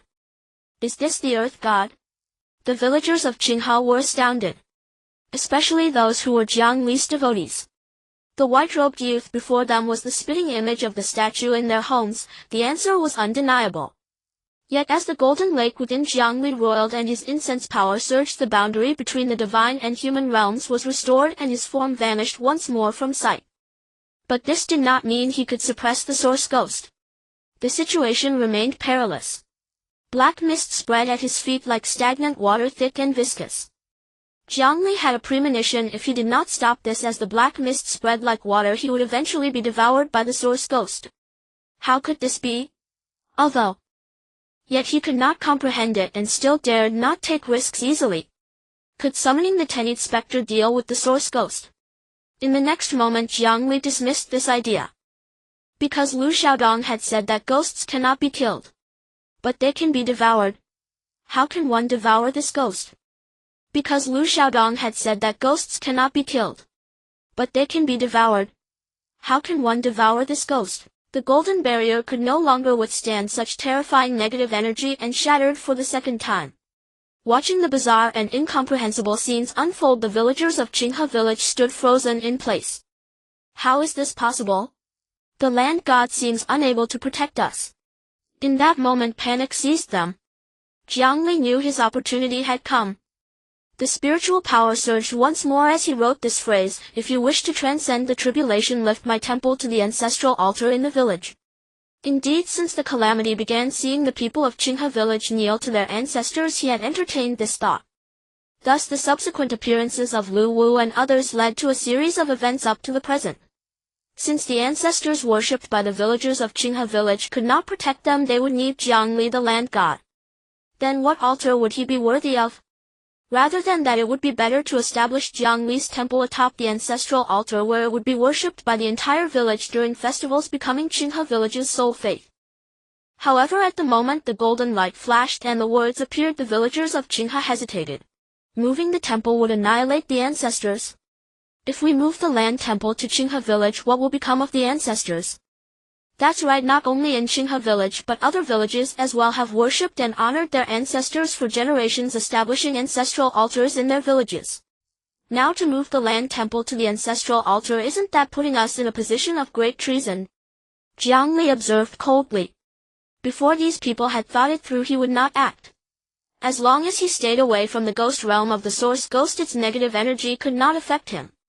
As the source ghost's target shifted, the black mist around him began to recede like stagnant water.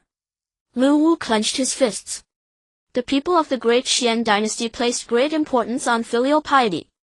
This village bully Liu Wu and his second-rate companions were the same. They were unconditionally supporting Jiang Li, but he still felt some hesitation about moving Jiang Li's temple to the ancestral altar. As the ghostly soldiers moved, a villager died. They could see the ghost soldiers and fierce spirits, and they could also see the source ghost. But they could not see how these ghosts killed.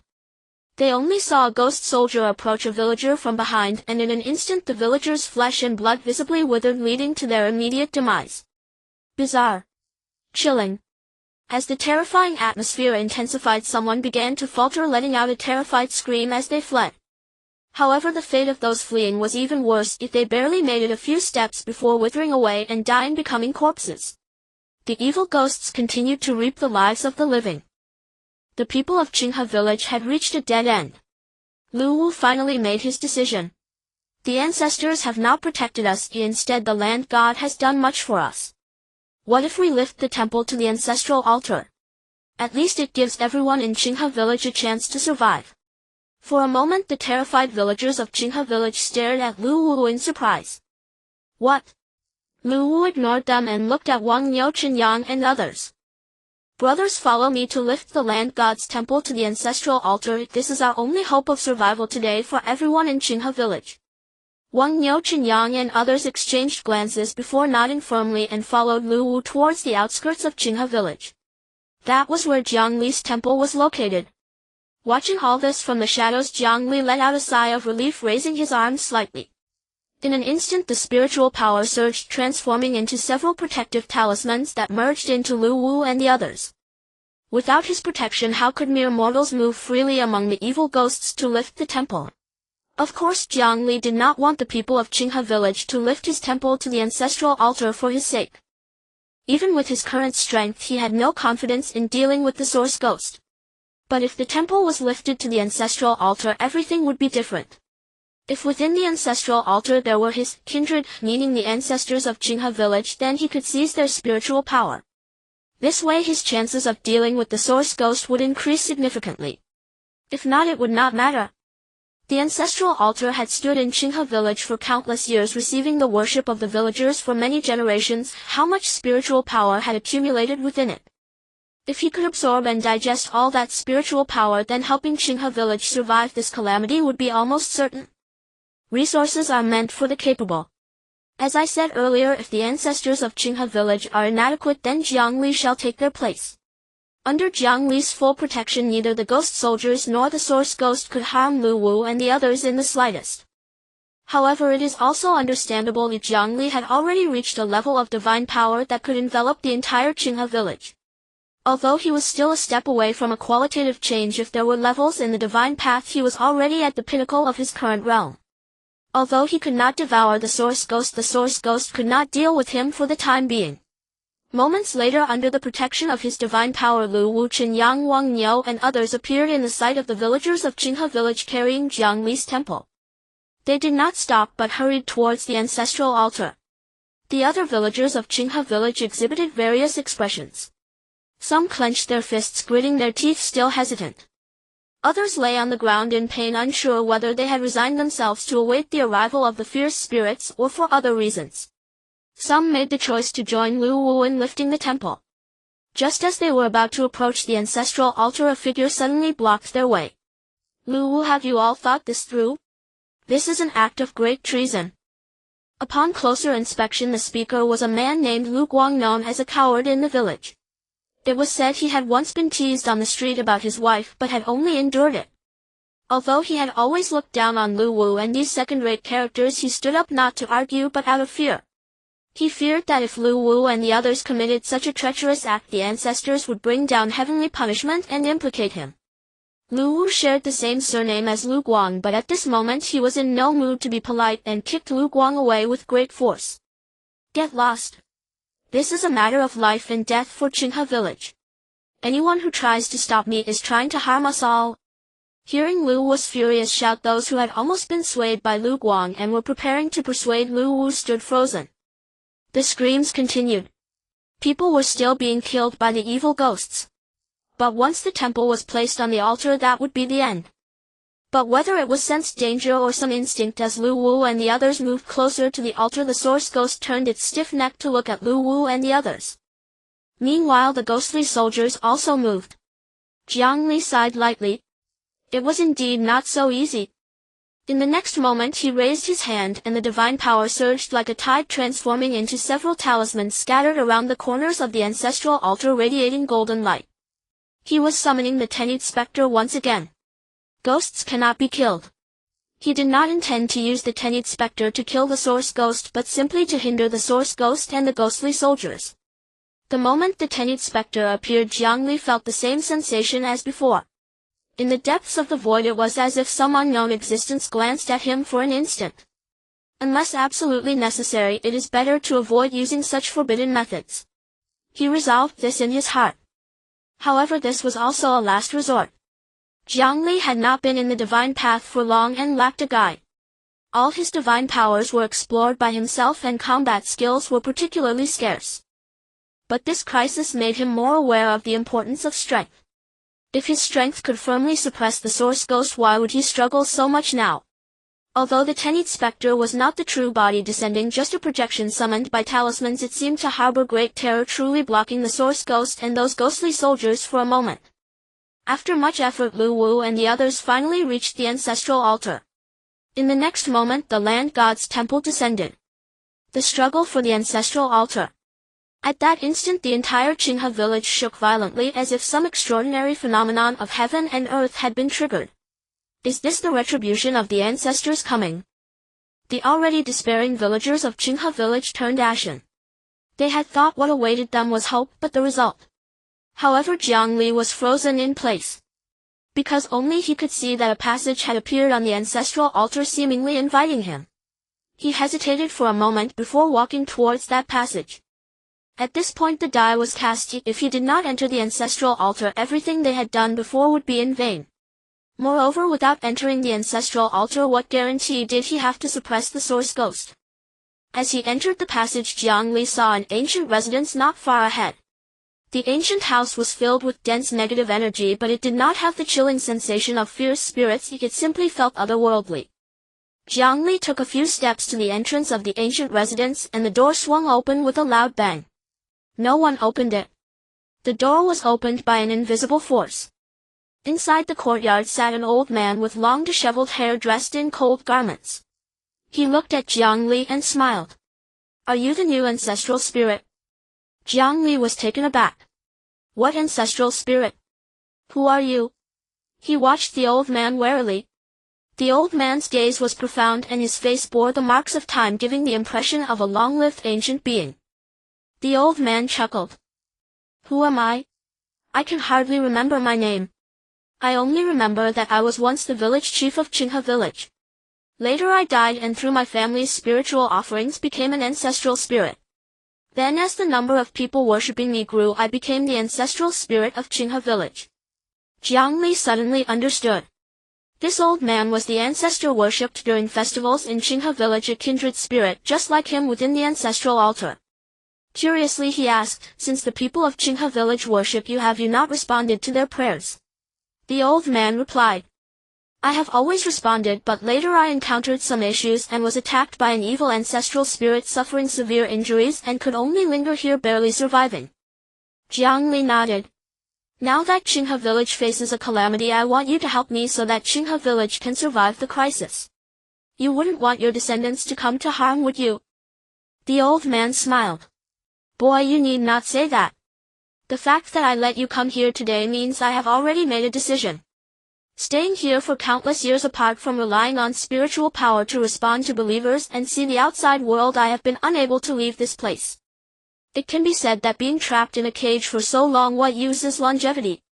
Jiang Li was taken aback. "You can't leave this place." The old man smiled. "From the moment I became an ancestral spirit, although I obtained the power of spiritual offerings that surpasses the mundane, it is also like being imprisoned. I cannot leave the altar. Boy, do you wish to enter this cage? But at this moment you have no choice." Jiang Li was once again left in a daze. Would he never be able to leave the ancestral altar? However, when he heard the old man's next words, he frowned. Yet before he could react, the old man transformed into countless beams of golden light and vanished. Those golden lights were nothing but the spiritual power he had accumulated over the years as an ancestral spirit, so overwhelming that it made Jiang Li yearn for it. Watching the vast spiritual power drifting towards him, Jiang Li fell into hesitation. Because the old man had said that absorbing this spiritual power meant becoming an ancestral spirit, which would trap him on the ancestral altar. The price of the power was the loss of freedom. Faced with such a situation, anyone would falter. However, Jiang Li quickly made up his mind. Without this spiritual power, he could not be certain of defeating the source ghost outside. As for losing his freedom, this ancestral spirit of Qinghe village had spent a lifetime stagnating, willingly remaining a frog in a well. He was not that kind of person. As long as he continuously increased his strength, the rules would not bind him. Moreover, having stepped into the divine path, he had learned to establish rules in his domain, understanding them better than the ancestral spirit of Qinghe village. At that time, as long as he broke free from the constraints of the rules, he could regain his freedom. However, just as he was about to absorb and transform this spiritual power, an unknown figure suddenly appeared behind him. Outside Qinghe village, countless villagers died at the hands of the fierce spirits in their panicked flight. In contrast, those who firmly believed in Jiang Li and suppressed their inner fear standing around the temple were safe. For there was the Tenith specter battling the ghostly soldiers and the source ghost.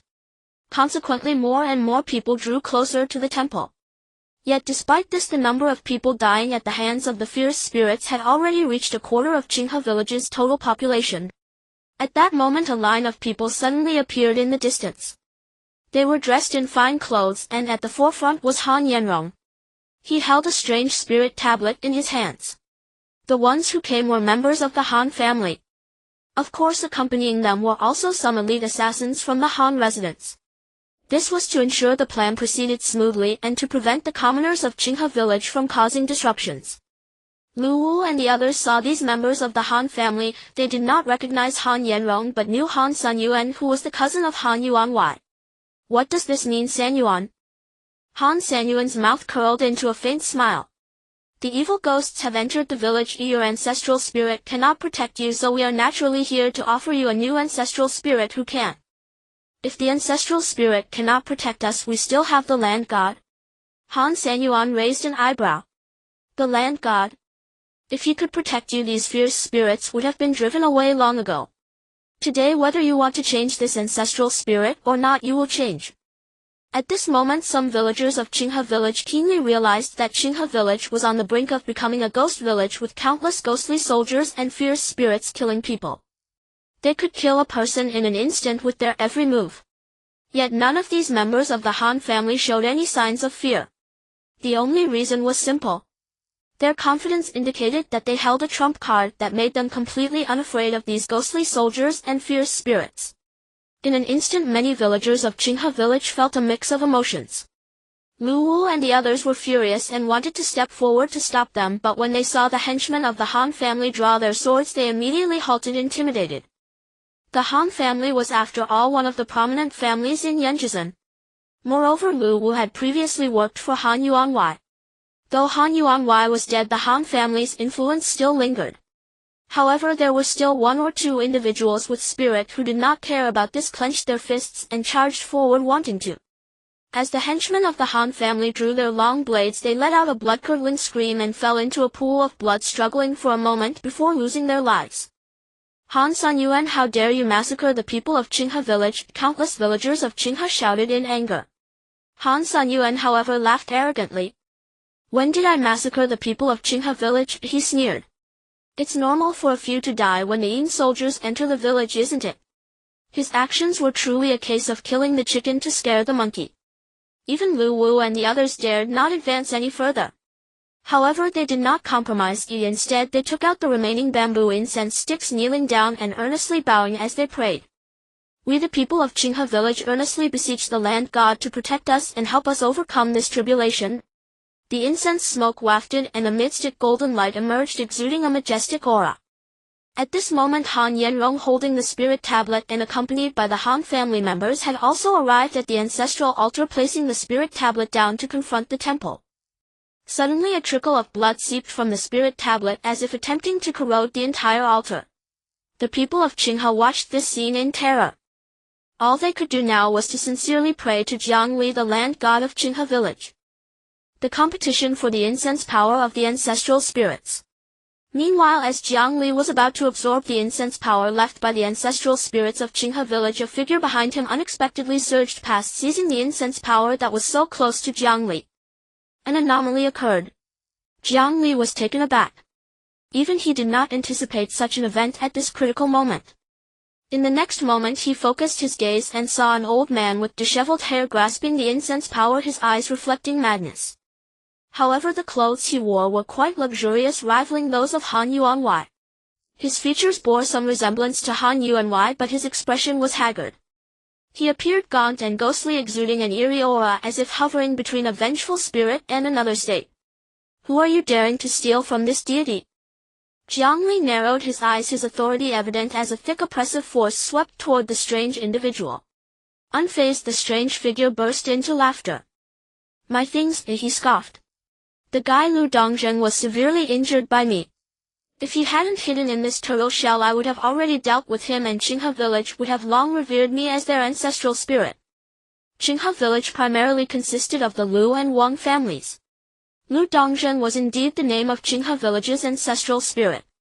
Jiang Li was momentarily stunned, realizing that this peculiar figure before him was the one who had once severely injured the ancestral spirit of Qinghe village. After speaking, the strange figure ignored Jiang Li's reaction, not wasting any time, and quickly swallowed the incense power left by the ancestral spirit of Qinghe village. Instantly, the strangeness surrounding him diminished somewhat. He appeared more normal and amiable. After doing all of this, he looked at Jiang Li and gritted his teeth. Now it's time to settle our grievances. Land god of Qinghe village, you should not have killed Han Sanxian, nor should you have provoked my Han family. It turned out that this person was the strange being protecting the Han residents. The timing was indeed perfect. Jiang Li was not worried. Instead, a slight smile appeared at the corner of his mouth. Whether this person was an ancestral spirit or something else, ultimately they were merely in a posthumous soul state, which in essence was akin to a ghost. He could devour vengeful spirits, so of course he could also devour this individual. Time was of the essence. He sensed that without the continuous supply of incense divine power, the projections of the tenued spectral beings would no longer be able to hold back the source of the ghost for long. He had to quickly resolve everything, exit the ancestral altar, and deal with the source ghost. Thus he no longer held back. The golden lake within him boiled to an unprecedented point, and the divine power of incense surged forth. In an instant the golden light erupted within the ancestral altar, and without a doubt this place had become Jiang Li's domain. Whether it was the ancestral spirit of Qinghe village or this strange individual protecting the Han family, they were far inferior to the source ghost, and even before Taoist Yunchi of Yunchu they would have to tread carefully. How could they possibly be a match for the current Jiang Li? Just at this moment countless strands of incense power swirled like swimming dragons, all merging into Jiang Li's body. This was precisely generated by the villagers of Qinghe village who were sincerely praying to Jiang Li outside. At this moment the strange being protecting the Han residents faintly sensed that there might still be a significant gap between him and Jiang Li, furrowing his brows and feeling the urge to retreat. Jiang Li laughed heartily. Now you wish to leave? It's too late. Under his will the rules of the domain had already been established. No one within the domain could leave without his permission. In the next moment the golden light infused with his divine power surged toward the strange being protecting the Han family like a tidal wave, instantly engulfing him. Assimilation. Fusion. This was the premise of devouring. And Jiang Li excelled at this now. After all, he had previously successfully devoured a ghost. Feeling the threat of death, the strange being protecting the Han family was constantly torn apart by Jiang Li's divine power, and he could no longer hold back, letting out a heart-wrenching scream. Feeling the approach of imminent death and overwhelmed by fear, he could no longer hold back and quickly begged for mercy. Don't kill me. I can be of use to you. I have lived for countless years and know many things. Jiang Li chuckled coldly.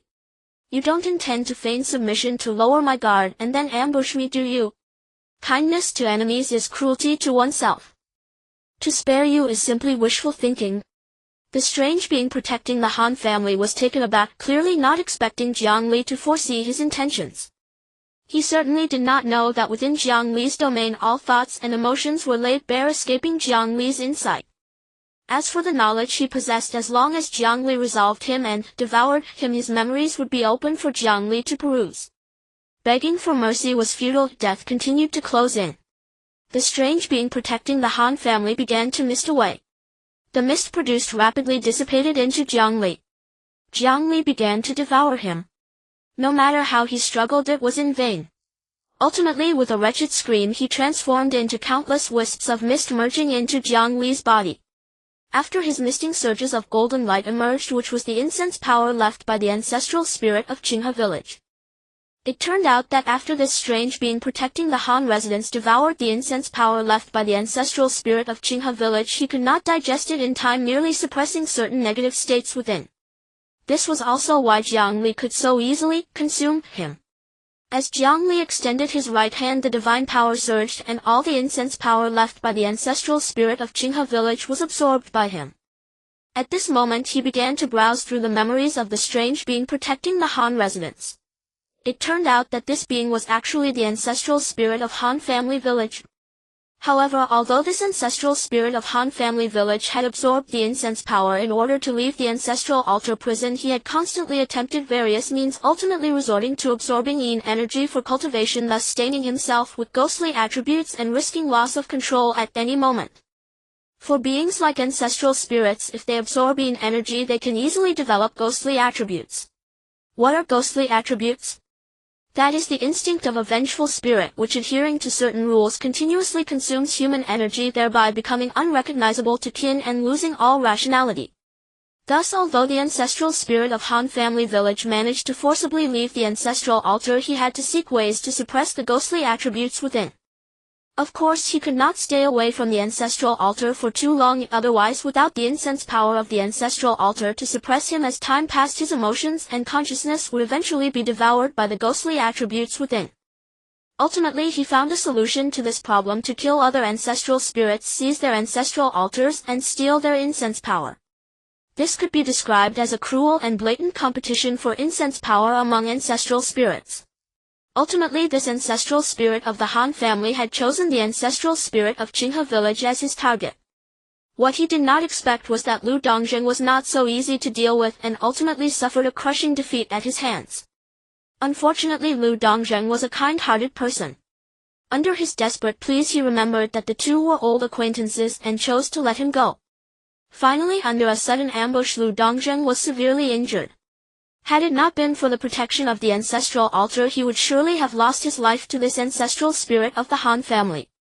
In the ancestral altar of Qinghe village, this ancestral spirit of the Han family could not kill Liu Dongjun either, so he could only steal Liu Dongjun's incense power and leave. Afterward, Liu Dongjun sealed off the ancestral altar, and this ancestral spirit of the Han family could not reoffend, which is why Liu Dongjun has long been unable to respond to the prayers of the villagers of Qinghe. After a moment, Jiang Li finished browsing through the memories of the ancestral spirit of Han family village and witnessed the entirety of this ancestral spirit's life. He shook his head. This ancestral spirit of Han family village had dedicated his life to searching for a way to escape the cage, which indeed surpassed Liu Dongjun. Unfortunately, he had taken the wrong path. Not realizing that although the ancestral altar was like a cage imprisoning the ancestral spirits within, it was also their place of protection. Once they lost this sanctuary, it was akin to a person losing their home, unable to avoid the storms or natural disasters. Every day would be fraught with peril. How far could they go? Especially as an ancestral spirit attempting to absorb yin energy for cultivation and foolishly trying to break through the constraints of the ancestral altar with ghostly methods was an even graver error. Not understanding the balance of yin and yang while trying to absorb extreme yin power, it was only natural that problems would arise. The perilous path of the divine way is indeed harder than ascending to the heavens. A slight misstep could lead to irreversible disaster. Just like this ancestral spirit of the Han family, one wrong step led to more mistakes. Reflecting on these thoughts and regaining his focus, Jiang Li had also digested the incense power left by the ancestral spirit of Qinghe village. In that instant, Jiang Li suddenly felt a grounding sensation, as if he had finally crossed that barrier he had been unable to surpass after reaching a bottleneck. He felt a deeper connection with the entire Qinghe village. At the same time, the golden lake in his dantian underwent unimaginable changes, ultimately forming a gigantic golden divine seal radiating an unimaginable majesty. Moreover, he could clearly sense that his control over divine power had reached a whole new level and domain with every gesture. Strangely, however, he felt no sense of restriction. Now he too, like the ancestral spirits of Qinghe village and Han family village, could no longer leave this ancestral altar except through the manifestation of divine consciousness. But is it really so? Jiang Li pondered, and somehow he felt an impulse to test it. The next moment he took a step forward, walking toward the outside of the ancestral altar. Outside the ancestral altar, strange phenomena also occurred. Everyone near the ancestral altar of Qinghe village, including those still standing on the ancestral altar from the Han family, clearly saw that the ancestral altar of Qinghe village began to merge with the land god temple. The source ghost also sensed something amiss, letting out an unsettling low growl that sent chills down spines. Naturally, the spirit tablet was also merging with the ancestral altar and the land god temple. The Han family members did not know what this meant or what had happened. Until the end, how could they know who would perish? In the next moment, the spirit tablet, ancestral altar, and land god temple completely fused, transforming the originally not so spacious ancestral altar into a magnificent sight, giving a feeling of brilliance and wonder. It was as if it were a true divine abode. Jiang Li stepped out of the temple. The temple was not a shackle, but his foundation. He laughed heartily, feeling enlightened and triumphant. Ancestral spirits are not deities. He is not an ancestral spirit, he walks the true path of divinity. How could he possibly end up imprisoned in an altar or temple like these ancestral spirits?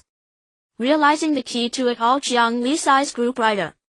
Following that, he looked at the source ghost and the Han family members on the altar, taking a deep breath. It was time to bring everything to a conclusion. As he raised his hand, the golden divine seal in his dantian rippled with golden waves, creating a resonance with the entire Qinghe village. In the next moment, mist enveloped Qinghe village. The mist flowed with golden white hues akin to celestial mist. The celestial mist was dispelling the darkness of the source ghost. Seeing his domain suppressed by Jiang Li, the source ghost was furious, letting out another low growl directed at Jiang Li. At this moment the tenued spectral projection that had been blocking it could finally no longer withstand the powerful ghostly force crumbling to dust. It drifted toward Jiang Li, preparing to thoroughly kill and devour this threat. The yin and malevolent energy surrounding the source ghost grew heavier. Black stagnant water unexpectedly appeared beneath Jiang Li's feet. Had this been before, he would certainly have felt a chilling sense of dread, unable to fight. But now he had crossed that chasm. It was merely a chasm. Stepping over it led to an entirely different realm, a complete transformation. This place forbids filth and evil. His voice sounded vast and boundless, as if it filled the entire world, as if the entire Qinghe village was speaking, filled with an inexplicable aura of righteousness. The divine path is the way to protect the people, guiding their hearts toward light, goodness, and righteousness, naturally representing the lofty righteous path. Establishing rules within the domain, he gained new understanding, and thus began the legendary phenomenon of words manifesting laws. Of course, not every phrase Jiang Li uttered could create laws. For example, if he were to say that the source ghost should disappear, the effect of manifesting laws would immediately fail. However, if he were to expend divine power and say that there should be light even in the midst of night, the entire Qinghe village would shine as bright as day. As Jiang Li's words manifested into laws, the darkness beneath his feet, akin to stagnant water, began to blow away in the wind. The yin energy and ghostly power surrounding the source ghost were being suppressed and torn apart. Feeling an unprecedented threat, the source ghost let out a piercing roar. This sound was unbearable for mortals. Several villagers of Qinghe village, upon hearing this sound, immediately collapsed to the ground in agony, rolling about as if they were better off dead, with a trickle of red blood oozing from their ears. Jiang Li took a deep breath, extending his right hand as divine power surged. Bind. Another manifestation of laws. Bang. It was as if an unprecedentedly powerful force descended, instantly suppressing the source ghost and binding it in midair. Clink, clink, clink. Although there were no chains present, the sound of clear metallic chains could be heard. Rules are like chains. The source ghost was subdued, but this battle was not yet over. Because ghosts cannot be killed, to completely eliminate the source ghost it must be devoured. With the previous experience of devouring the ghost that could create ghost mist, along with the lessons learned from the ancestral spirit of Han family village, he was now cautious and would not easily attempt it. What if he accidentally became corrupted by the ghostly power, ultimately facing a predicament similar to that of the ancestral spirit of Han family village? But if he did not devour this vengeful spirit, how could he resolve this matter? After a moment he took a deep breath and made his choice. He had now truly mastered the deity of Qinghe village, and the vast righteous energy born from Lu Xiaodong still resided within his dantian. How could the ancestral spirit of Han family village compare to him? The divine power surged. He began to dismantle the ghost. After dismantling it, he would devour it. As long as he devoured that ghost, he would also possess its abilities. But at this critical moment an unexpected change occurred. Just as the source ghost was completely dismantled and about to be devoured by Jiang Li, the darkness behind the source ghost suddenly erupted. Immediately another door appeared. The emergence of this door pressed heavily on Jiang Li's heart. He felt that behind this door lay a terrifying presence he could not possibly contend with. He no longer acted rashly, instead watching the door with utmost caution. Then the door opened. Inside was a deep, unfathomable darkness. Suddenly, accompanied by a wailing sound akin to a vengeful spirit's cry, a gigantic pitch-black arm with long claws reached out from behind the door, seizing the source ghost. In that enormous palm the source ghost appeared as a small toy. Witnessing this scene, Jiang Li felt an overwhelming sense of suffocation. It was as if that gigantic hand could firmly suppress him. He could clearly feel that the power gap between himself and that giant palm was as vast as heaven and earth. Although he had come to master the deity of Qinghe village, he still felt like an ant in the presence of such an existence. It seemed he still had a long way to go. Fortunately, that giant hand seemed to have no other intentions towards Jiang Li or Qinghe village, merely taking the source ghost back into the door. With a grip on the source ghost, the giant hand vanished into the darkness behind the door. With a loud bang, the door closed and then disappeared into the shadows. Along with the door, the darkness also vanished. The calamity in Qinghe village thus came to an end, but the events seemed to have only just begun, far from over. The people of Qinghe village still could not see Jiang Li. Deities and mortals could be understood as existing in different dimensions. How could beings from different dimensions meet without breaking certain boundaries? They could only see the mist of immortals enveloping the area, the vengeful spirits retreating, and ultimately a terrifying door appearing from which a horrific hand emerged, taking the vengeful spirits away, bringing everything to an end. But who had won? Who had protected them? Was it the ancestral spirit of Qinghe village? The land god? Or that accursed ancestral spirit of Han family village? Confusion filled their hearts. The members of the Han family such as Han Yanrong and Han Sunyuan felt the same. However, compared to the people of Qinghe village, they were much calmer, their eyes sparkling with anticipation, seemingly confident in their ancestral spirit of Han family village. At this moment, as divine light surged and divine power condensed, the boundary between dimensions was broken. Deities and mortals were finally able to meet. However, Jiang Li at this time was no longer a 7-year-old child, but a young man clad in golden light resembling an immortal. He looked at the bewildered and fearful people around the temple, his presence exuding an unspoken authority.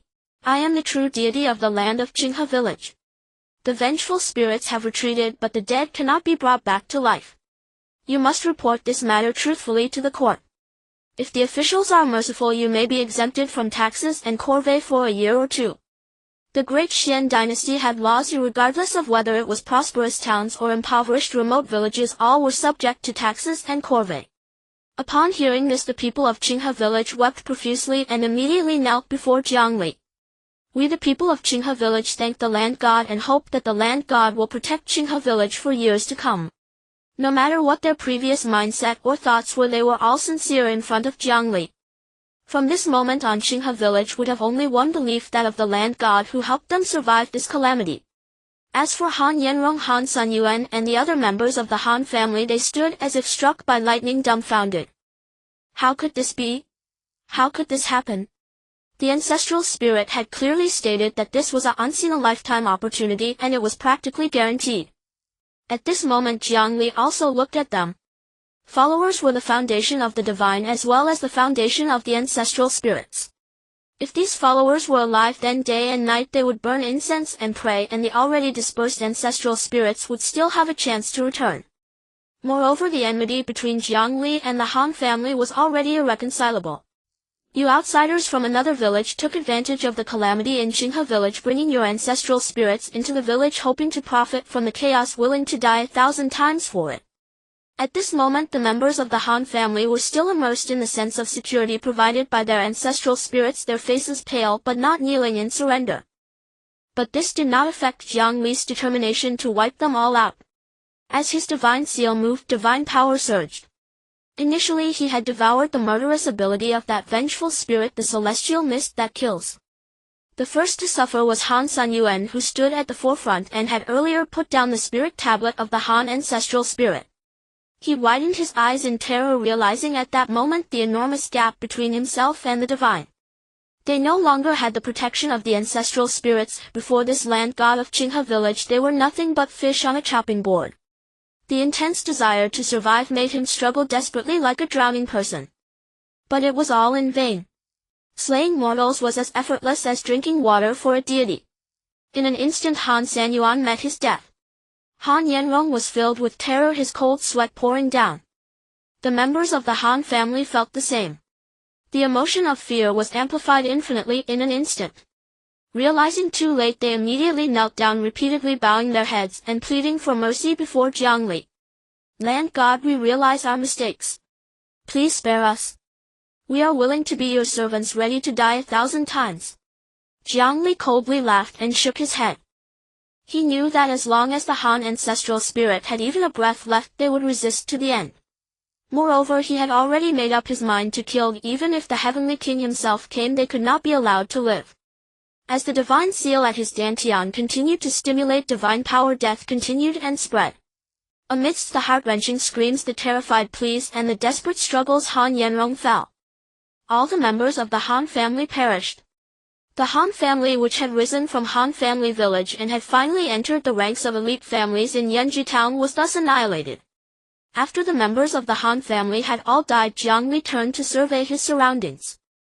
These outsiders from another village originally intended to take advantage of the calamity in Qinghe village to profit from chaos, but in the end they died at the hands of the vengeful spirits. Upon hearing this, the people of Qinghe village could not help but feel a surge of emotions. What did Han Sanyuan say back then? When have I ever slaughtered the people of Qinghe village? It's normal for a few to die when the ghost soldiers enter the village. As a result, now that the vengeful spirits entered the village, it was the Han family members who died. For a moment their awe for the land god of Qinghe village deepened. Especially Wang Duwang, the village chief, who was moved to tears. After the death of the Han family members, he had already thought of how to report this matter to the authorities. However, Jiang Li ignored the emotions of these mortals. He had not yet taken a good look at the new land temple. Now that he had undergone a qualitative change, many things awaited exploration in the divine path. Most importantly, the ancestral spirit of Qinghe village had left behind some items that he had not yet received. Stepping into the temple, it felt as if he had entered an immortal's dwelling, and an indescribable sense of mystery rose in Jiang Li's heart. With a thought, the relics of the ancestral spirit Lu Dongjin floated towards him, supported by beams of golden light. This rural villager's final legacy in this world turned out to be numerous books. As a good student of the humanities from Blue Star Huaxia in his past life, reading was probably one of the easiest things for Jiang Li. Under the blessing of divine power, he flipped through each book and imprinted their contents in his mind. These books were ordinary, merely recording some events of Qinghe village and some interesting anecdotes he encountered during Lu Dongheng's time as the ancestral spirit. However, the last book, titled Strange Tales of Gods and Ghosts, instantly captured Jiang Li's attention. This was a compilation Lu Dongjing had made during his tenure as the ancestral spirit of Qinghe village, attempting to document the matters of gods and ghosts in this world. While it may be filled with inaccuracies, it was extremely referential. Through extensive investigation and research, Lu Dongjing had come to the same conclusion as Lu Xiaodong. Ghosts could not be killed. However, gods could devour ghosts, though he did not mention this. The 7 days after death mentioned by Lu Xiaodong was also referenced here. But Lu Dongjin mentioned another matter. It was said that gods were divided into 9 grades of earth immortals, from weakest to strongest, with the 9th grade being the weakest and the 1st grade the strongest. Each grade had a corresponding divine seal. The ancestral spirits were beyond the 9 grades of earth immortals, considered insignificant, and thus could not leave the ancestral altar. They gained their divinity through incense and faith, yet were also imprisoned by them. However, this claim had not been verified. After a moment, Jiang Li withdrew his gaze. The information in this book was indeed somewhat useful, but not much. However, the notion of the 9 grades of earth immortals was not entirely absurd, because the divine seal within him served as proof. Moreover, compared to the ancestral spirits, they were indeed insignificant. So he had now mastered Qinghe village, and with the condensation of the divine seal had he reached the realm of the 9 grades of earth immortals in this world. Yet he had indeed undergone a transformation, a rebirth, compared to his former self before condensing the divine seal. It was time to settle matters with Yunchu Guan. Jiang Li thought this and immediately exited the temple, heading towards Yunchu Guan. The people of Qinghe village were cleaning the battlefield. Some were joyful while others were sorrowful. Jiang Yurou, under the protection of Jiang Li's divine power, was naturally unharmed, but as she looked at the joys and sorrows around her, she felt inexplicably sad. When her parents left her, she had felt the same sorrow. In this harsh era, being able to live well and have a family reunion was already great happiness. Village chief Wang Duang immediately reported the matter to the town. Of course, regarding the matter of ghosts and monsters, the officials in the Great Xuan realm had no authority to make direct decisions. At the very least, it had to be reported to the state. Moreover, since Qinghe village suffered significant casualties involving corvée and taxes, the matter was processed very quickly. Although now the Great Xian's fate was nearing its end and chaos was about to arise, many officials were even more anxious in their dealings. After the state reviewed the matter, a master and disciple from the evil exorcism office arrived at Qinghe village. The master was a middle-aged Taoist priest, stout and dressed in a Taoist robe with a black goatee. The disciple was also quite special. He was clearly a Taoist disciple, but had a scholar's foolishness about him. As soon as they entered the village, the disciple sniffed around like a hunting dog and then looked at the plump Taoist priest, grinning. "I can sense the strong aura of ghosts here." The plump Taoist squinted his eyes. "The one causing trouble in this village must be the ghost from the northeast of Jingshan County. This village's land god is really capable, able to drive away that evil ghost. But master, this land god I have never heard of before. Am I really that ignorant? I also heard of it for the first time." In the Great Xuan Dynasty this name has never appeared before. Therefore there are no records in either the Evil Exorcism Office or our Evil Exorcism Office. But this isn't surprising. The world is collapsing and ghosts are rampant. Some ghosts disguise themselves as deities gathering the power of incense attempting to break their shackles with the faith of the people.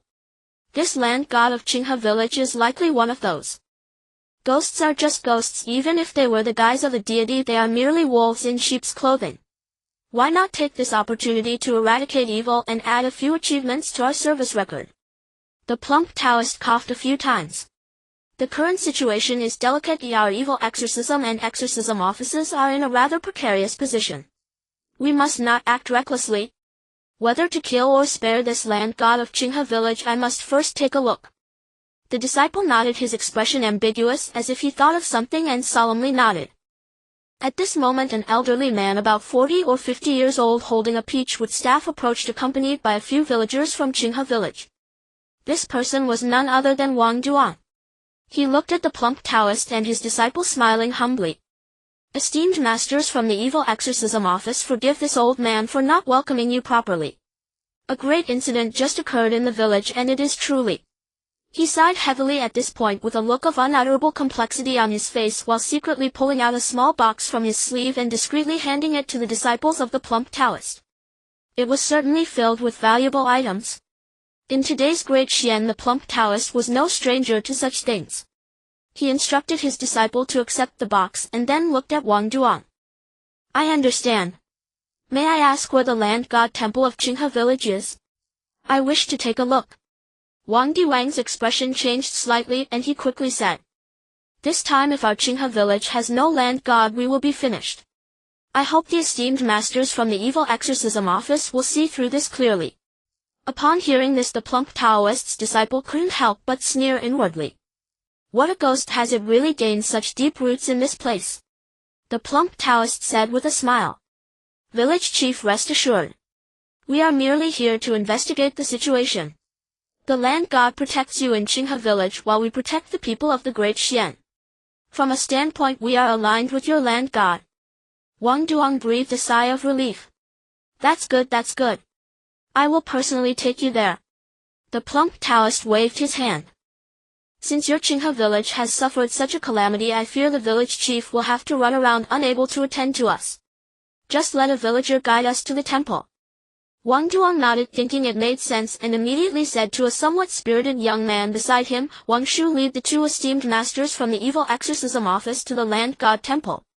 Wang Duan nodded, thinking it made sense, and immediately said to a somewhat spirited young man beside him, Wang Shu, lead the two esteemed. After a moment they arrived at the location of Qinghe village's ancestral altar.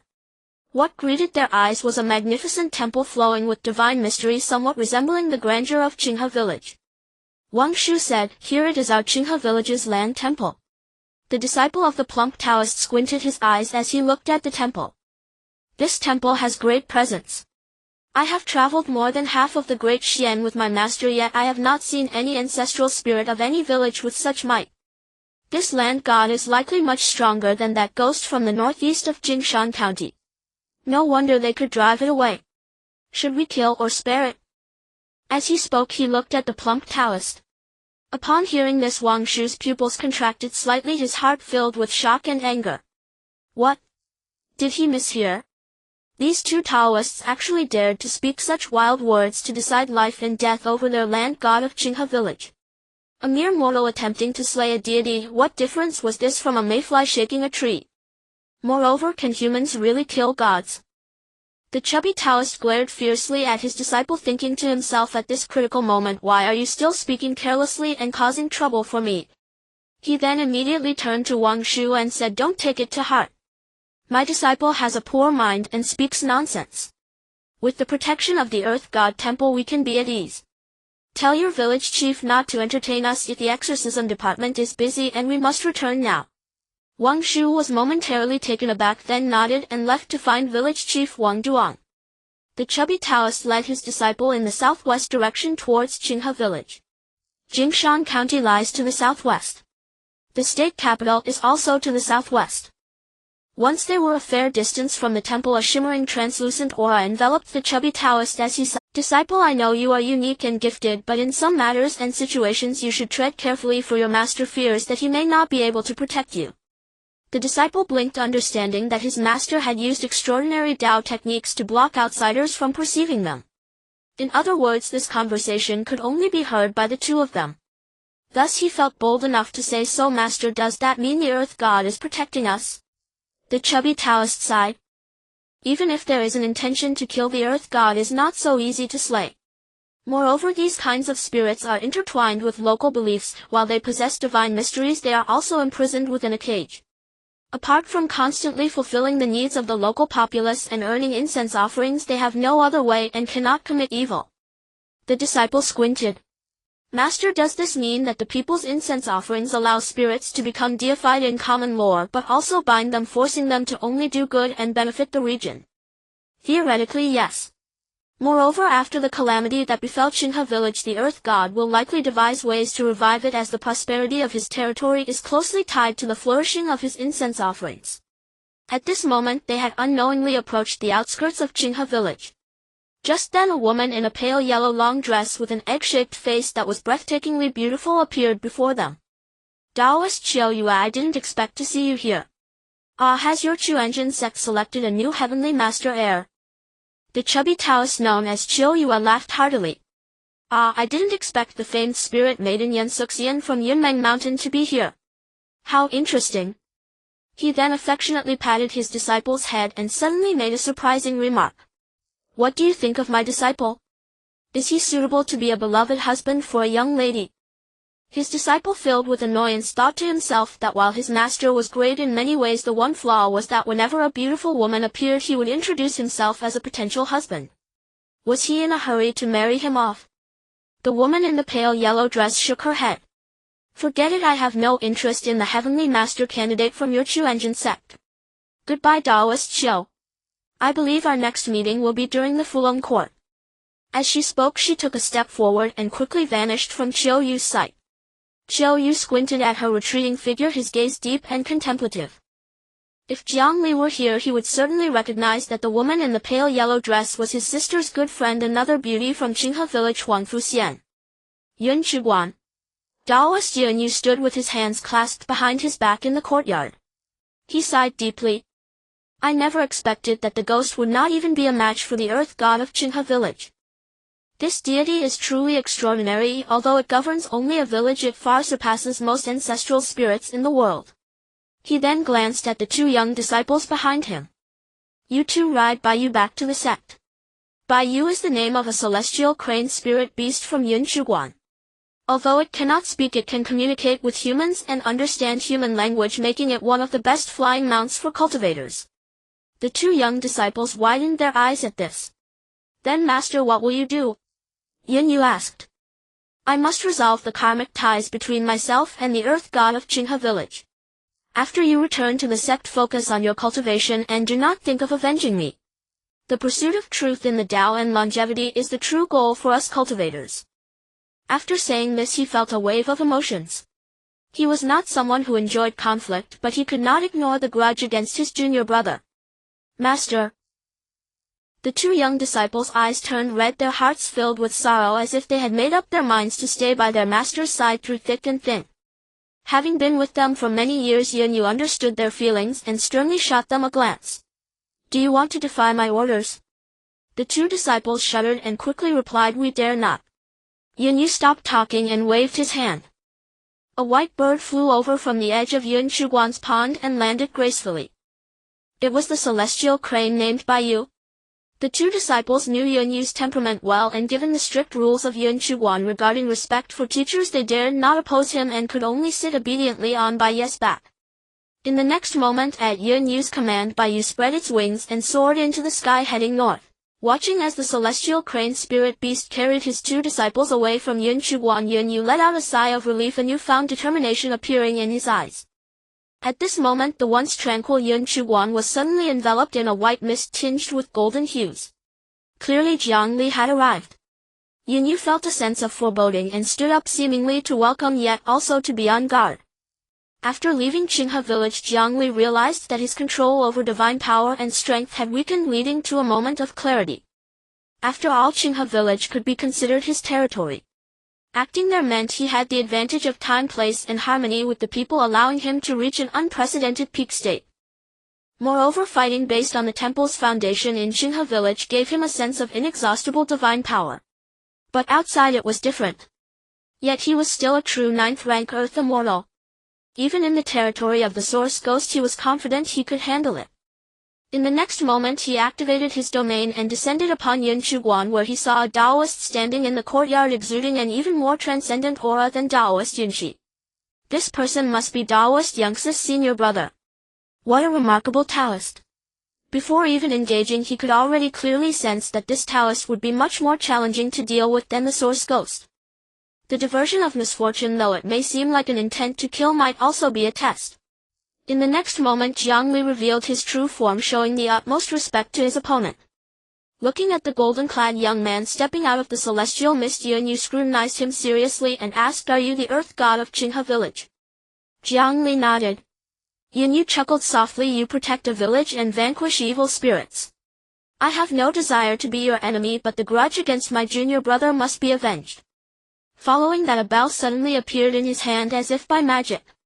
Jiang Li could not help but squint at this sight. In the books left by Lu Dongjeng, it was mentioned that practitioners in this world possess magical tools. However, while there are different ranks for these tools, they are not something an ancestral spirit from a small place like Qinghe village could comprehend. As Yunyu grasped the bell, his expression began to turn strange and twisted, as if he was suffering from some excruciating backlash. In the next moment he let out a piercing low moan. "You Lao Yi?" It sounded like a ghost gnawing on bones. "Draw your sword." The sound of the bell was particularly jarring, as if it could pierce through one's eardrums. Fortunately, Jiang Li's divine power was immense at that moment, and with a profound divine seal guarding his dantian, otherwise he would have surely felt dizzy. It was clearly daytime, but Yunchu Temple had darkened. This was not an omen from the heavens, but rather an invasion from an unknown realm. When the darkness descended, the celestial mist began to writhe violently, as if battling against some invisible force and rules. In an instant some of the celestial mist dissipated while some darkness retreated. Following that, Jiang Li saw two small figures appear beside Yunyu. They were little old men with skin as dry as tree bark, yet they had only half of their bodies. The lower halves were replaced by a transparent tail. That tail resembled a serpent, large and imposing. They had no expressions or emotions, merely staring intently at Jiang Li. Suddenly Jiang Li felt the atmosphere around him grow strange, as if something was blurring his consciousness. His face darkened, and the divine seal in his dantian stirred, his divine power surging as he extended his right hand and shouted sharply, "Bind!" With the utterance of the command, the invisible power of divine rules descended, and the chilling sound of chains echoed once more. Clang, clang, clang. However, in the next moment something unexpected occurred. The divine power that had previously been able to bind the Source Ghost was unable to constrain these two Yu Lao Yi. From the books left behind by Lu Dongjeng, Jiang Li learned that the Yu Lao Yi were legendary wandering spirits, exceedingly strange.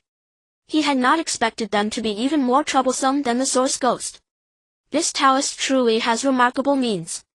In the next moment he took a deep breath, and with the divine seal stirring, he channeled more divine power. Slash! He swung his right hand downward, making a slicing motion at the two Yu Lao Yi. Clear fissures appeared on their bodies. As beings caught between deities and vengeful spirits, they certainly felt no pain, but this provoked their anger. They roared at Jiang Li, their mouths stretching grotesquely to their ears. In the next moment Jiang Li's white-robed attire began to crack. The power was overwhelming. He took a deep breath. If he did not swiftly subdue them, he feared there would be dire consequences. In an instant he no longer dared to hold back. Directly channeling divine power, it surged like a waterfall. Another slash. He made the same motion again. The two Yu Lao Yi were entirely torn apart. However, they did not die, as they seemed to be an incredible force that could not be killed, much like vengeful spirits. But they had clearly suffered severe injuries. After letting out a piercing scream, they suddenly vanished. With their disappearance, the surrounding darkness receded once more. The daylight returned to Yunchu Temple, and the celestial mist was ethereal. The Yu Lao Yi had been summoned by Yunyu, who naturally shared a telepathic connection with them. Although he could not see the Yulao, he could sense their retreat. Coughing violently, he continuously spat out blood mixed with fragments of internal organs as he looked up at Jiang Li with a grim expression. Yulao, are you truly powerless before this boy? In the next moment he waved his sleeve and numerous yellow papers fluttered around him. Then he pressed his fingers together, applying force to the blood he coughed up, and wrote some bizarre runes on the yellow papers. Jiang Li was quite familiar with this method. Was he about to summon the Tenth Spectre again? Just as he was contemplating this, the talismans written by Yunchu had already scattered to the corners. As countless blood shadows materialized from thin air and overlapped, the Tenth Spectre appeared. The Tenth Spectre summoned by him was significantly stronger than the one summoned by Taoist Yunchu. At the moment the projection of the Tenth Spectre appeared, Jiang Li also felt the gaze of the original entity upon him once more. If he summoned the Tenth Spectre himself, would it not attract the original entity directly? However, after a moment's thought he felt it should not be possible. Although he and Yunchu were formidable within Yunchu town, outside they were nothing exceptional. The vastness of the Great Xuan cannot be traversed by a mere 9th-rank earth immortal.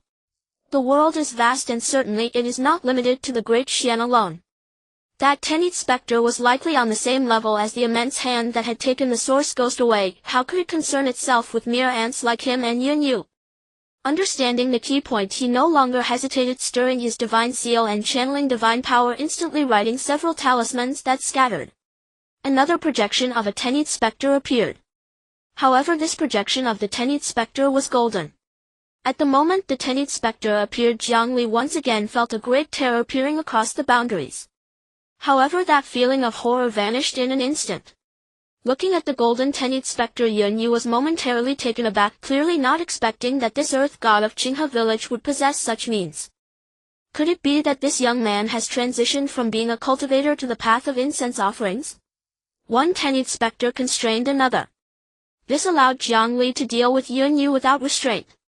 He watched as Yunchu raised his right hand, laughed heartily, and stirred his divine seal, divine power surging. Taoist, feel free to unleash any means you have. With his words, the eerie sound of chains echoed once more. The chains of rules that could not bind the Yulao, however, could bind Yunchu. In an instant Yunchu's body began to levitate, his limbs spread wide as if invisible chains had locked his body.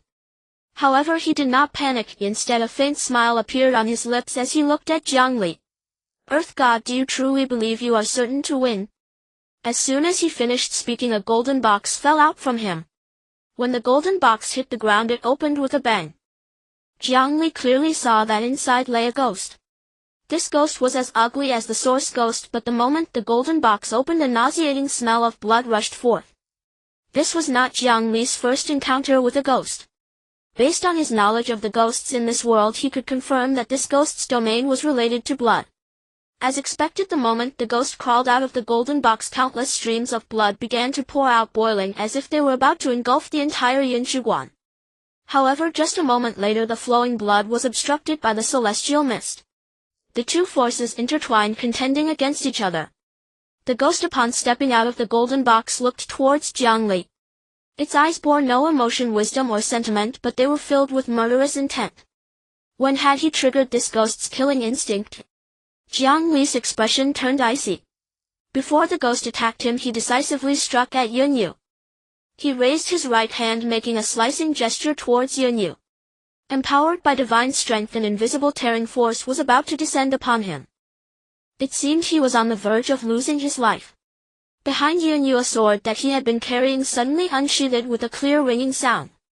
Yunchu did not have any enhancement. However, facing this powerful strike, he was still prepared to confront it head-on. As he drew his sword to meet the challenge, a layer of thunder and sword energy enveloped him.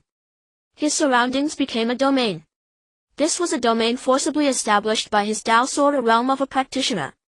Jiang Li's gaze sharpened deep in thought, yet he did not pause his movements. The divine sword clashed with the mundane sword, and the outcome was self-evident. As the two swords met, a crisp and piercing metallic sound rang out. Yunchu's Tao sword shattered into two pieces. His Tao sword was broken, and even the domain he had forcibly opened was completely cleaved apart by Jiang Li. If Jiang Li had not yet stepped into the ranks of the 9th grade Earth Immortal, perhaps Yunchu would still have a chance to contend with him. But in the face of Jiang Li, now a ninth-grade earth immortal, he appeared somewhat weak. Watching the divine force descend, his life along with his body began to dissipate. He was momentarily stunned, finding it hard to believe. In the next moment his gaze fell upon the Tao sword that had been cleansed by the thunderous law. Was this sword truly so fragile before the land god? He had indeed lost. However, facing death, Yunchu suddenly felt little sorrow or joy. Since leaving his sect he had been slaying demons, and now his closest junior had perished. The two disciples had already returned to their sect. The Yunchu Temple might be destroyed, but the embers remained. He felt no great concern. Simply failing to take revenge left him somewhat unwilling. In his final moments he gazed deeply at Jiang Li. "You have won." And thus he dissipated like the wind, as if he had never existed. Yet Jiang Li knew that although Yunchu's physical body had perished, his soul remained. Lu Xiaodong still retained clarity of mind, and so did Yunchu. To prevent the possibility of his return, he had to ensure that his soul was scattered to the winds. However, through Jiang Li's studies he discovered a rule of this world. The soul is a form of energy. This energy cannot be destroyed or diminished, only transferred from one vessel to another. Therefore ghosts cannot be killed, they can only be devoured. Yunchu died within Jiang Li's domain, so his soul could not leave. After all, whenever a battle occurred, Jiang Li would establish a rule that no one could leave his domain without his permission. Moreover, within the domain, Jiang Li always exhibited a divine prowess that made him feel like a god. He quickly located Yunchu's soul and summoned his divine force. Without expending much effort, he devoured Yunchu's soul. Though Yunchu could contend with him in life, his soul was now weak and rootless, akin to a floating weed before Jiang Li, a ninth-grade earth immortal. After devouring Yunchu's soul, he absorbed his memories, but at that moment he had no time to explore them, because around him countless drops of blood began to gather. The ghost was coming. This ghost was even more troublesome than the source ghost. The only good thing was that the source ghost controlled numerous ghostly soldiers, exerting a high level of suppression. But this ghost was significantly inferior to the source ghost in this regard. So was the ghost's advantage in its personal combat prowess. Jiang Li's thoughts raced. He had two ways to deal with this ghost. One was to imprison it again in the golden box left by Yunchu, and the other was to devour it. Although the latter held immense benefits, it was also extremely risky. Especially after seeing the tragic fate of the Han family's ancestral spirit, who sought a different path but failed, Jiang Li grew somewhat resistant to the idea of devouring the evil ghost to grow stronger. After a moment he made a decision. Meanwhile the ghost's attack arrived. Without any action, the ghost emerged from the blood, standing behind Jiang Li. Jiang Li's figure was soon drenched in a thick blood hue. Mortals cannot slay gods. But ghosts can. At this moment he had a clear feeling that once he became a blood person he would be devoured by this ghost. This attack method was indeed strange. Slash. The divine seal moved. Divine force surged. Jiang Li swung his right hand down, and under the enhancement of his words he began to dismember the fierce ghost. In an instant the fierce ghost was cut in half, emitting a chilling scream. The blood that enveloped the fierce ghost began to shatter, splitting into two halves. The blood spreading from Jiang Li began to slow down. He looked at the consumption of his divine force with a pained expression. It must have been no easy task for Yunchu to imprison this ghost. Now to deal with him he had released this ghost, which showed how deep his hatred for Jiang Li ran. At this moment he felt that his decision to devour Yunchu's soul without mercy after his death was indeed correct. Mercy towards enemies is cruelty to oneself. Those who are not ruthless cannot survive long in this world. He took a deep breath. Jiang Li looked at the blood on him growing colder. Despite the massive consumption from today's battle, he did not dare to hold back any longer, immediately unleashing his divine force and swinging his right hand fiercely. Slash. This could be termed as the divine slash technique, extremely strange and unparalleled, but it also consumed a great deal of energy. Even now, as a ninth-grade earth immortal, Jiang Li's divine force could only support him to unleash the divine slash once more. The fierce ghost was once again dismembered. The blood was torn apart again. Energy convergence takes time, and so does the fierce ghost's healing. Feeling the fierce ghost's blood eroding him more severely, the situation became urgent. Jiang Li took a deep breath, activated the divine seal, and poured all the divine force from his dantian, forming swirling winds that rolled the dismembered fierce ghost towards the golden box. If the fierce ghost were at its peak, it could resist struggle and leap out of Jiang Li's divine force storm. But this fierce ghost had already been dismembered by Jiang Li, its power greatly diminished. As the fierce ghost was engulfed by the divine force storm and drawn into the golden box, a loud bang resounded. The crisis was averted, another fierce battle had ended. Even though Jiang Li was now a 9th grade earth immortal, he still felt unprecedented weakness. He sighed deeply. His strength was still insufficient. It seemed he needed to find a way to continue advancing towards the 8th grade earth immortal. In the next moment he looked at the golden box, a hidden suspicion arising in his heart. Could it be that this gold was the key to imprisoning the fierce ghost? Would it also have an effect on? Thinking this, he infused his divine force into the golden box and discovered that most of his divine force was blocked, with only 1% able to penetrate inside. Truly miraculous? After a while he had an answer in his heart. He stopped exploring and, holding the golden box, headed north. Now he was extremely weak. It was best to return to the land god temple to recuperate, lest he be taken advantage of. 036. Qinghe, Shuzhou Jiayin County. Anil Mountain, Qinghe Zone. A celestial crane carried 2 Taoist boys from Yunchu Temple and landed at the entrance of the sect. The 2 gatekeepers focused their eyes and immediately became alert, their aura surging, each one no weaker than that of Taoist Yunchi. The 2 Taoist boys could not help but shiver and quickly took out a jade talisman. We are disciples of Yunyu, the master of Yunchu Temple, sent by our master to return to the sect. Please wait while we report to the sect. The 2 gatekeepers exchanged glances and took a deep breath.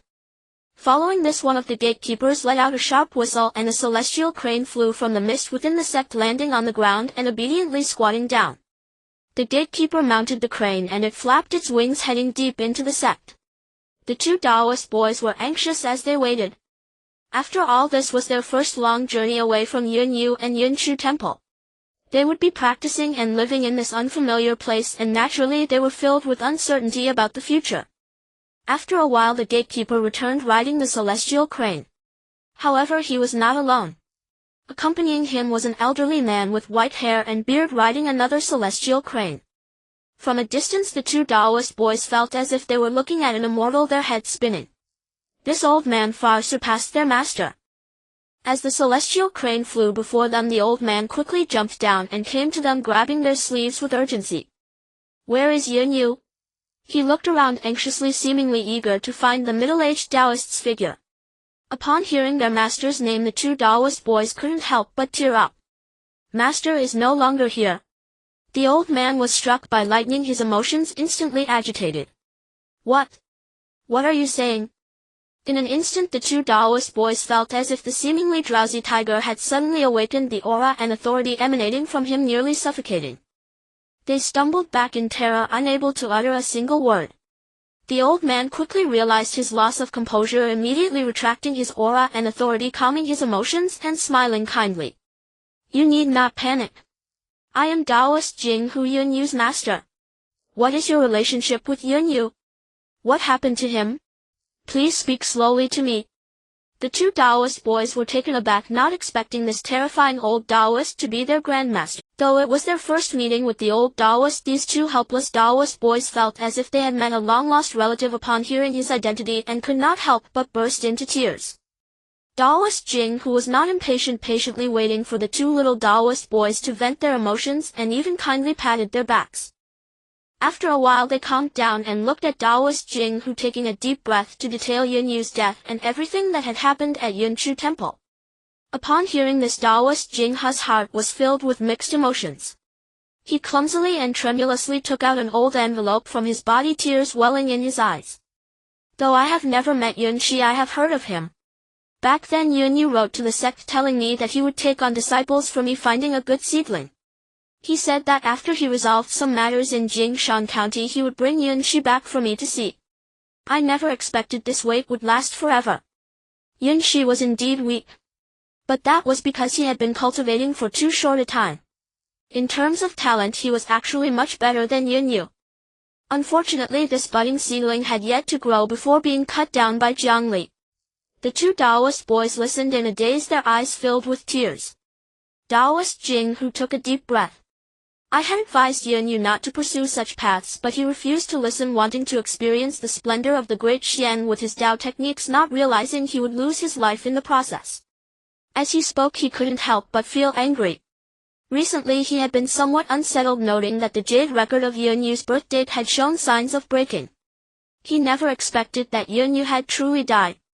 After all, he was one of his most beloved disciples. The land god of Qinghe village. Taoist Qinghe clenched his teeth. If the grudge for his disciple's death could not go unavenged. Yet even with his knowledge, he had never heard of this god's name, whether inside or outside the Great Xuan. Could it be that his experience was too limited and there were deeper mysteries behind this land god? However, to have the power to repel Yunchu and the fierce ghost mentioned in the earlier letter from Jingshan County was indeed unbelievable. It seemed that if he wanted to take revenge for his disciple, he would need to plan carefully. He of course did not know that before Yunchu's death he had released a fierce ghost not weaker than the source ghost. The two had worked together to attack Jiang Li, ultimately ending with one dead and the other imprisoned by Jiang Li. He could only imagine the feelings that might have arisen otherwise. After a while, Taoist Qinghe returned to his thoughts and looked at the two Taoist boys. You were originally Yunchu's disciples, but alas, my poor disciple has passed away. From now on you will follow me in your cultivation. The two Taoist boys were overjoyed at this and immediately knelt down, bowing their heads. Thank you, Grand Master, for taking us in. However, at the same time two flames ignited in their eyes. How could Taoist Qinghe be an ordinary figure? He immediately sensed the emotions in the two Taoist boys' hearts and smiled, saying, If you wish to take revenge for your master, then cultivate well and become strong first. The two Taoist boys were taken aback and nodded earnestly. Then they followed Taoist Qinghe into the Qinghe zone. Just as their figures were about to disappear into the depths of the sect, Taoist Qinghe suddenly turned his gaze southward, his eyes deep and filled with murderous intent. After imprisoning the fierce ghost and carrying the box, Jiang Li returned to Qinghe village, suddenly feeling as if he were a weary traveler returning to a safe harbor, a wave of immense comfort washing over him.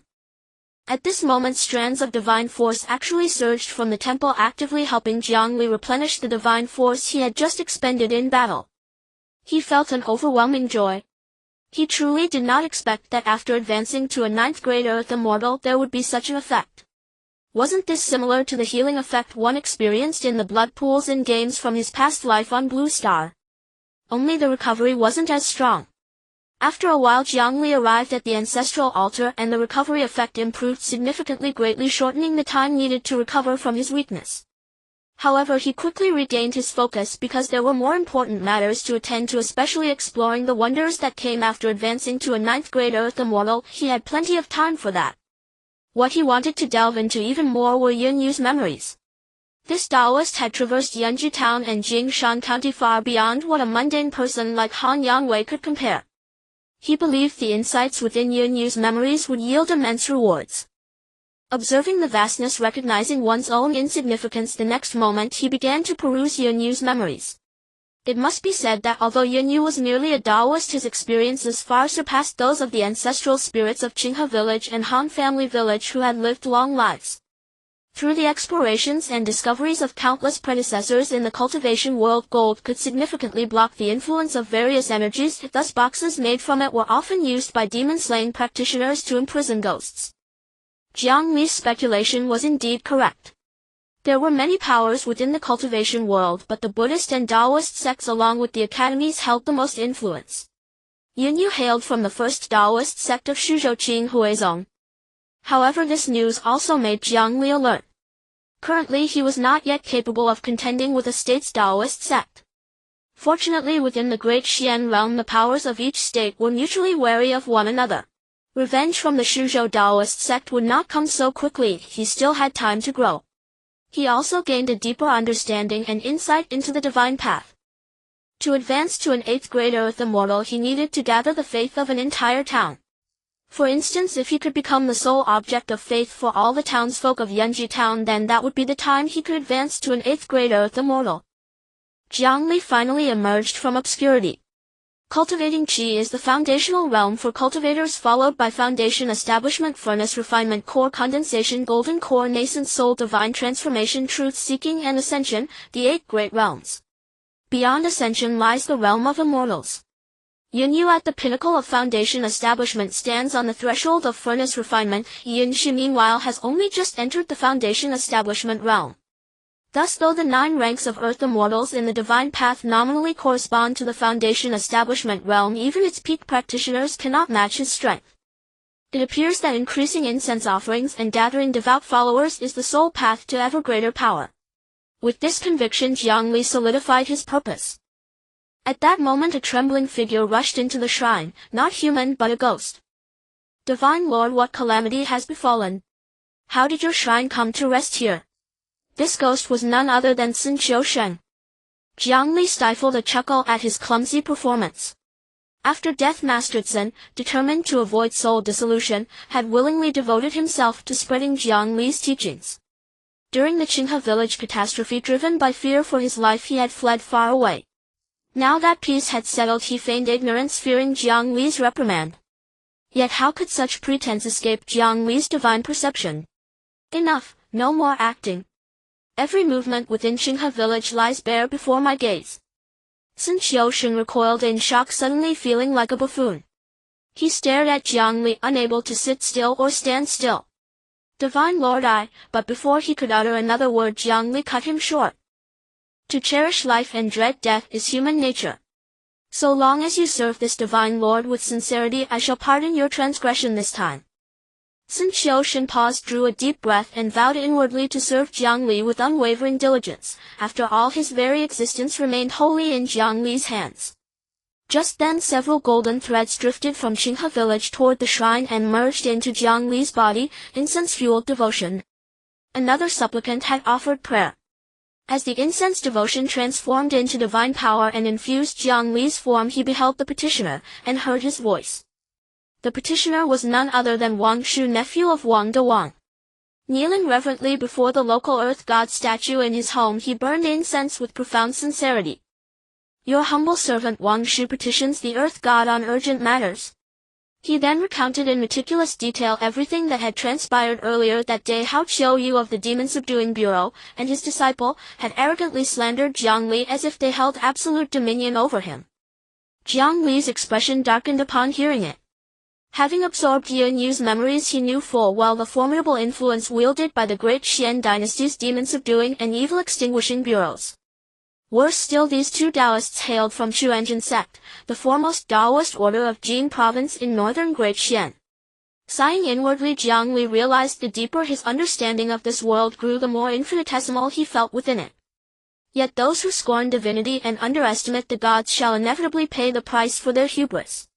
Though Jiang Li stood far from matching powers like Xuanzhen sect or the demon-subduing and evil-extinguishing bureaus, he harbored no doubt. His stride would soon catch up with the age itself, and he would meet Qiu Yu and his disciple again sooner than anyone imagined. In that instant his divine seal stirred. Channeling divine power, he inscribed 2 characters in candlelight for Wang Shu, received. Having ascended to the 9th rank of Earth Immortal and rooted himself firmly in the land, Jiang Li could now respond to devotees, even beyond his ancestral altar, and fulfill simple petitions. Wang Shu gazed upon the luminous characters formed from candlelight, heart pounding with exhilaration. "Our Qinghe village earth god truly answers prayers." News of the Qinghe village catastrophe spread swiftly through town gossip, igniting a storm of speculation. Countless villagers regarded Jiang Li's divine manifestations with cautious skepticism, while some superstitious souls testing fate secretly visited the Qinghe village earth god shrine. To their astonishment, every prayer was answered. In due course, the earth god of Qinghe village became renowned throughout Yunchu town, yet outside the town at a manner far grander than the local magistrate's yamen. Jing Jiao sat upon Han Yuanwai's former chair, listening coldly as a black-clad enigmatic swordsman reported, detail by detail, the events of the Qinghe village catastrophe. Under the protection of their ancestral spirit, Han Yuanwai ventured beyond Han village into Yunchu town, leading his clan to unprecedented prominence, so swiftly ascending to become one of the town's elite families that he dared challenge heaven itself. Flattered incessantly with titles like local emperor of Yunchu Town, he gradually lost sight of his true measure, daring as a mortal to defy a deity, and met ruin, family shattered, lineage extinguished. Even their ancestral spirit perished alongside the Han clan. Your intelligence gathering has been exemplary. Depart, you have fulfilled your mission. The Han clan is gone. Prepare the household to assume control of the Han estate. I shall offer full cooperation. Were Han Yuanwei present, he would have stared in utter disbelief. For this Jin Ling Jiao bore no resemblance to the woman he once knew. Upon hearing her words, the mysterious swordsman bowed deeply. Yes, young mistress.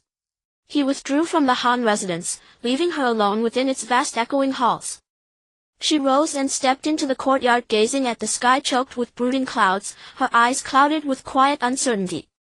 Storm winds gather before the downpour, where then shall we drifting reeds find our mooring? The Great Xuan Dynasty had long since rotted from within. Though tax exemptions and corvée labor relief for Qinghe village were legally sound, Wang de Wang still needed coin to grease bureaucratic wheels. Moreover, with population decimated, agricultural yields fell short of official quotas, necessitating even more negotiations and bribes. Though Wang de Wang served as Qinghe village's headman, he governed with integrity, free of corruption or excess, leaving his modest savings strained to breaking point. Fortunately, Jiang Li, the earth god, stood behind him. Each time Wang de Wang burned incense and offered devotion, Jiang Li guided him to unearth valuable antiques buried in the village, which he pawned to ease immediate hardship and gradually restore prosperity. Yet Jiang Li's aid was never gratuitous. Wang de Wang's efforts to navigate bureaucratic channels in town and prefecture served Jiang Li's interests perfectly. Having absorbed Yu's memories, Jiang Li understood profoundly in this world secular legitimacy was paramount. Not only divine sanction but official recognition mattered equally. Otherwise, should the imperial court brand him a heretical deity or illicit cult, grave peril would follow. Orthodoxy and formal sanction held supreme weight here. The Han clan, though once dominant in Yunchu Town, had fallen, leaving no threat of covert retaliation. Ultimately, Wang de Wang's diplomacy secured acknowledgement from both the town and prefectural administrations. Jiang Li was officially recognized as Qinghe village's legitimate earth god.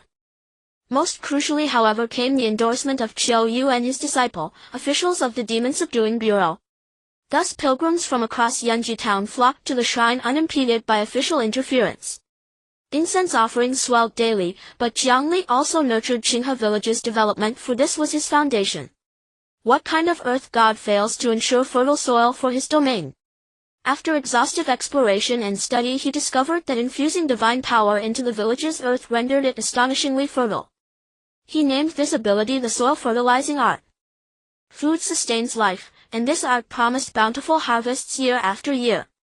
Reviewing the memories of Yunyu, the Qinghe village ancestral spirit, and the Han village ancestral spirit, Jiang Li found no precedent for such a technique. Should this world truly lack such an art, and should word of it spread, Jiang Li would become feared across the realm. Thus the soil fertilizing art must remain veiled. Would it function beyond Qinghe village's borders? Stirred by curiosity, he set out once more, to explore beyond the village limits. Once outside Qinghe village, his connection to the shrine weakened, and incense-fueled divine power no longer regenerated. Yet he paid it no mind. These past days he had thoroughly mastered the fundamentals of his 9th rank earth immortal status. He began channeling divine power into lands beyond Qinghe village, testing methodically. Careful observation revealed the farther he strayed from the village, the weaker the soil fertilizing art's effect grew. So its potency peaked only within his sovereign territory? The answer was self-evident. Just as Jiang Li concluded his experiment and turned to return, a voice thick with malevolence rang out behind him. Boy, halt. Is that Qinghe village ahead? Then came a rush of chilling spectral winds. A malevolent ghost. Not quite. Merely wandering spirits.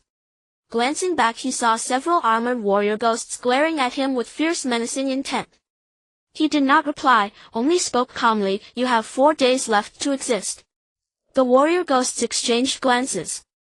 Since ascending to 9th rank earth immortal, Jiang Li perceived spiritual fortune with heightened acuity. He clearly saw the fading aura sustaining them would last precisely 4 days. Their expressions hardened. How do you know? They demanded fiercely, simultaneously thrusting forth massive arms aiming to seize him instantly. Even a malevolent ghost would hesitate before laying hands on Jiang Li, yet these were mere wandering spirits. The moment their limbs neared him, golden-tinged white light erupted from Jiang Li's form, flinging them violently backward. Ah! They shrieked, a raw soul-rending cry, faces contorted in agony. They sensed with chilling certainty that if that golden-white radiance intensified even slightly, they would dissolve into oblivion. Who are you? Tormented by searing pain across their ethereal forms, they stared at Jiang Li, terrified, awestruck. To preserve his true identity, Jiang Li customarily manifested as a white-robed youth, rarely appearing as his true 7-year-old self. Thus the warrior ghosts beheld only the serene white-robed youth. Jiang Li's thoughts shifted, a faint knowing smile touched his lips. I am the true earth god of Qinghe village. Will you serve me? Indeed, he intended to recruit them. As incense-based proselytization swelled his following, Jiang Li foresaw inevitable demands upon his time, making loyal retainers indispensable. The warrior ghosts recoiled in stunned silence. You are the legendary earth god of Qinghe village. As wandering spirits, they had roamed Yunchu town's outskirts, hearing whispers of Jiang Li's name and deeds. Now face-to-face with legend itself, disbelief warred with dawning hope, hope that suddenly blazed bright in their eyes. This is indeed the divine Lord. We beg your forgiveness for our presumption. Once aware of his identity, their reverence became absolute. Jiang Li sensed they sought something from him, and recalling their earlier question about Qinghe village, he intuited they had come seeking him specifically.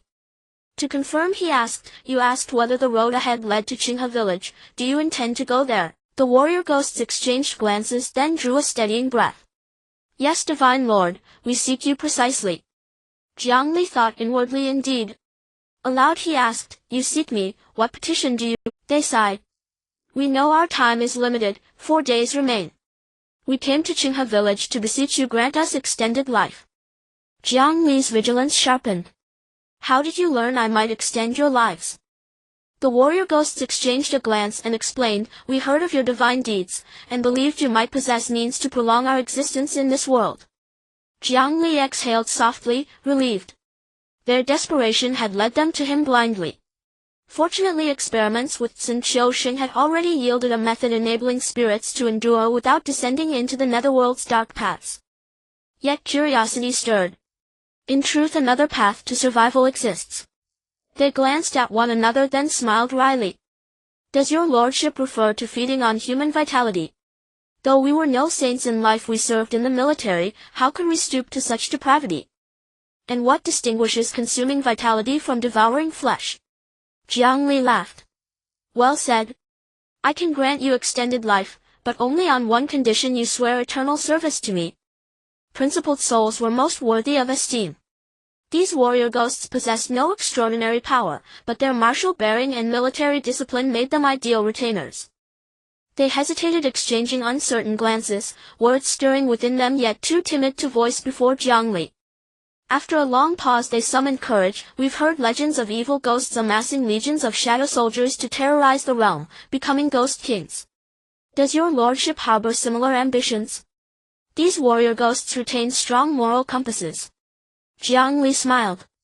Rest assured, even were I to raise an army, it would guard peace, not sow chaos like malevolent ghosts or ghost kings. You misunderstand me. Let me clarify what defines an earth god. One who protects and nurtures his domain, that is the earth god. These warrior ghosts retain strong moral compasses. Jiang Li smiled. Rest assured, even were I to raise an army, it would guard peace, not sow chaos like. To think they could continue that sacred duty beyond death, what profound fortune! Overjoyed by his answer, they prostrated themselves, fully hearts sincere. We pledge ourselves to your service. Jiang Li nodded. His divine seal pulsed, torrents of divine power surged into their forms. Instantly they felt revitalized, imbued with renewed vigor as if granted extended years. They sensed clearly their existence had been prolonged. Overwhelmed with emotion, they bowed again, deep reverent kowtows. May your lordship accept our deepest obeisance. Great divine lord, your grace is boundless. We swear to scale mountains of blades and wade through seas of fire for you. 10,000 deaths would not deter us. Jiang Li nodded in satisfaction, gently raising them to their feet before leading them toward Qinghe village. As they walked, conversation flowed freely and Jiang Li learned their names and fragments of their former lives. The Great Xuan Dynasty now teeters on the brink of collapse. Bandits and marauders plagued the land like locusts. The leader among them was Qinghe, a towering broad-shouldered man whose life had been defined by raw unyielding strength. Jiang Li shared with them his vision and aspirations and instructed them to recommend any capable individuals they knew. This was but the first step in forging a loyal force wholly his own.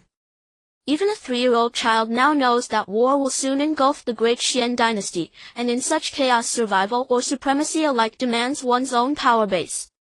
Moreover, to sustain an unbroken flow of incense-fueled devotion, Jiang Li must ensure the safety of his followers. Should he shoulder this burden alone, tending to so many souls would inevitably shatter his focus.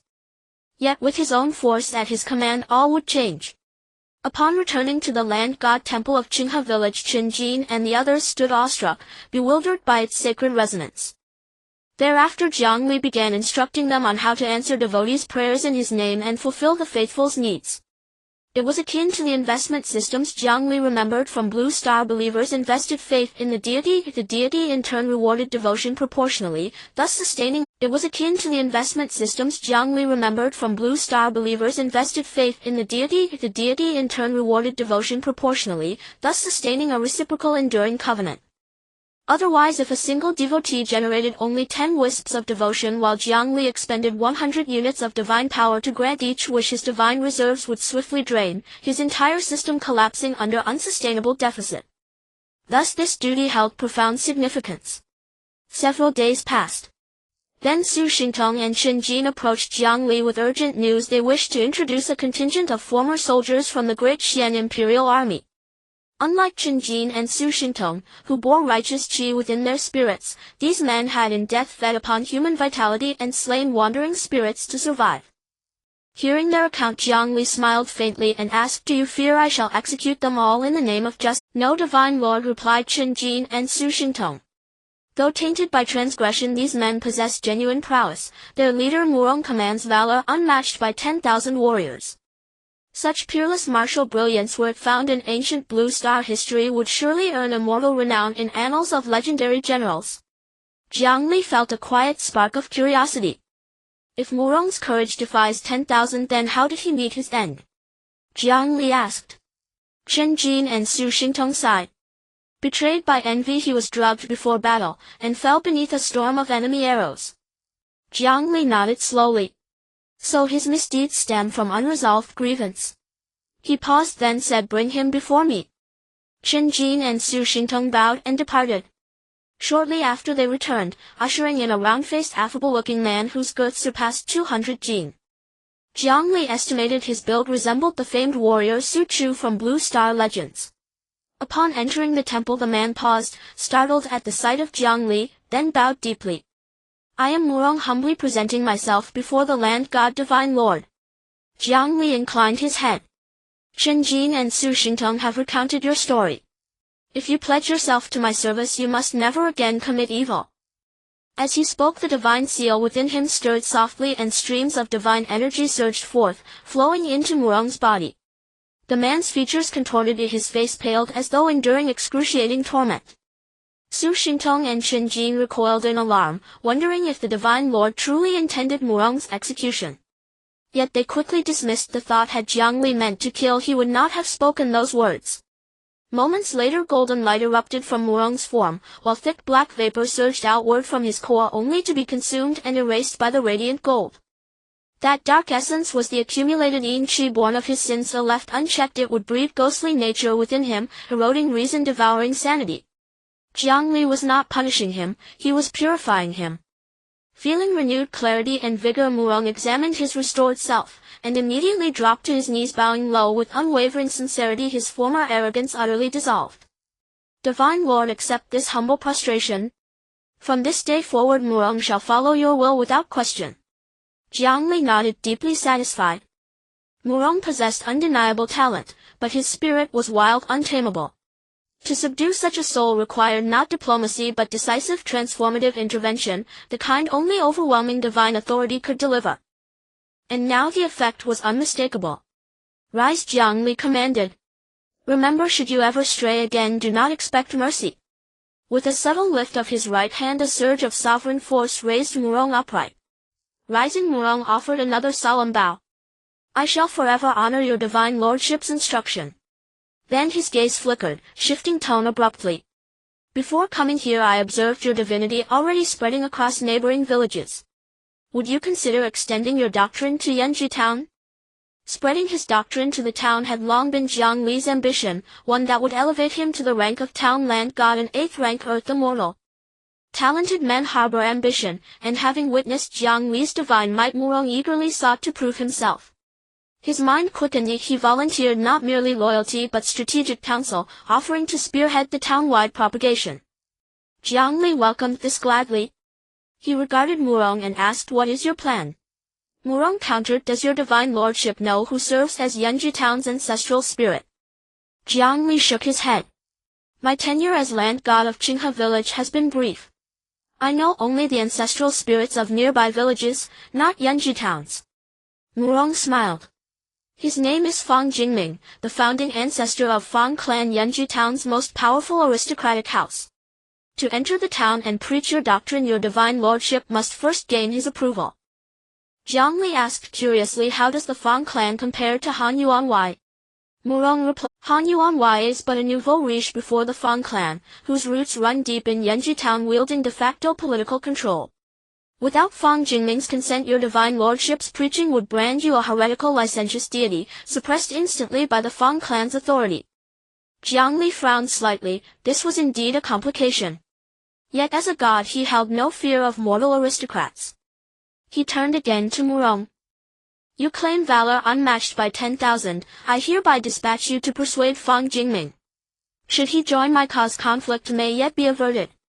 And when my temple enters Yunchu town, I shall share offerings, not monopolize them, granting Fang Jingming and his clan abundant benefit." Murong blinked, stunned by Jiang Li's audacity and sheer dominance.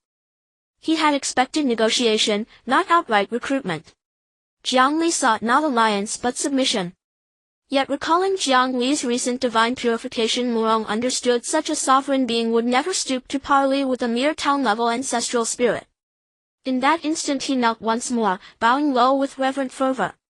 "Your servant shall not fail your divine lordship's trust." Jiang Li smiled and nodded. "Murong, you seem well versed in the lore of ancestral spirits across the Great Xuan?" Jiang Li asked, feigning casual interest. Murong replied, "I hail from the noble house of Yongchang Commandery in Ningzhou, and thus understand much of aristocratic lineages and ancestral spirits. If your divine lordship wishes, I shall recount it all." Jiang Li said I would hear it in full. Murong continued, "Village ancestral spirits are typically heroic ancestors, venerated for virtue, their spirits nurtured by generations of incense and devotion. But town and commandery level ancestral spirits differ markedly. They must be founders of great houses, whose posthumous authority, political influence, and protective power compel belief, and who in turn safeguard their clan's prosperity. Of course, towns and commanderies often host multiple ancestral spirits, but Fang Jingming stands foremost among Yunchu towns. His ascent suffices, others will follow. Hence my earlier suggestion." Jiang Li nodded. "I see. Aristocratic ancestral spirits enforced faith through authority, less gentle than Jiang Li's method, yet potent, backed by clan prestige and swift, reliable responses to prayer. They forged resilient, enduring cults. Yet their greatest flaw remained immobility. They were caged spirits bound eternally to their altars." Murong continued. "Town and commandery level ancestral spirits need not concern you, but provincial level ancestral spirits demand respect. Through accumulated Yin virtue they gather blessed lands, nourishing their clans deceased, granting them longevity beyond death. Blessed lands. Sustaining the dead indefinitely? Truly extraordinary." Jiang Li reflected, inwardly intrigued.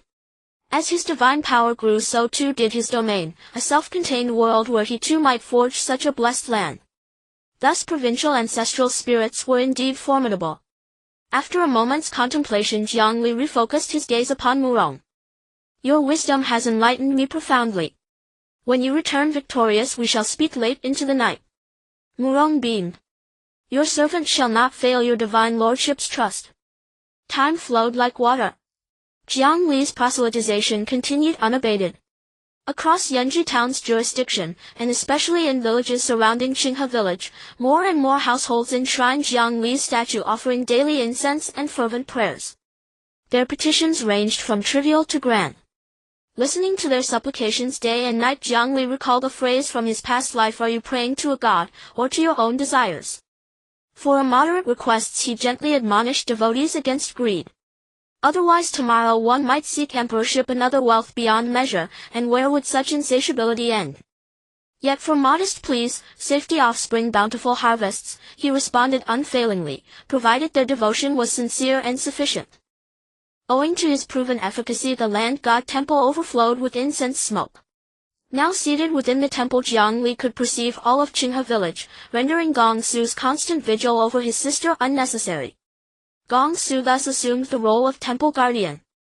In secret, Jiang Li continuously infused divine energy into his sister's body, not seeking immortality but health, vitality, and a century-long life. Several days later, Murong returned from his mission.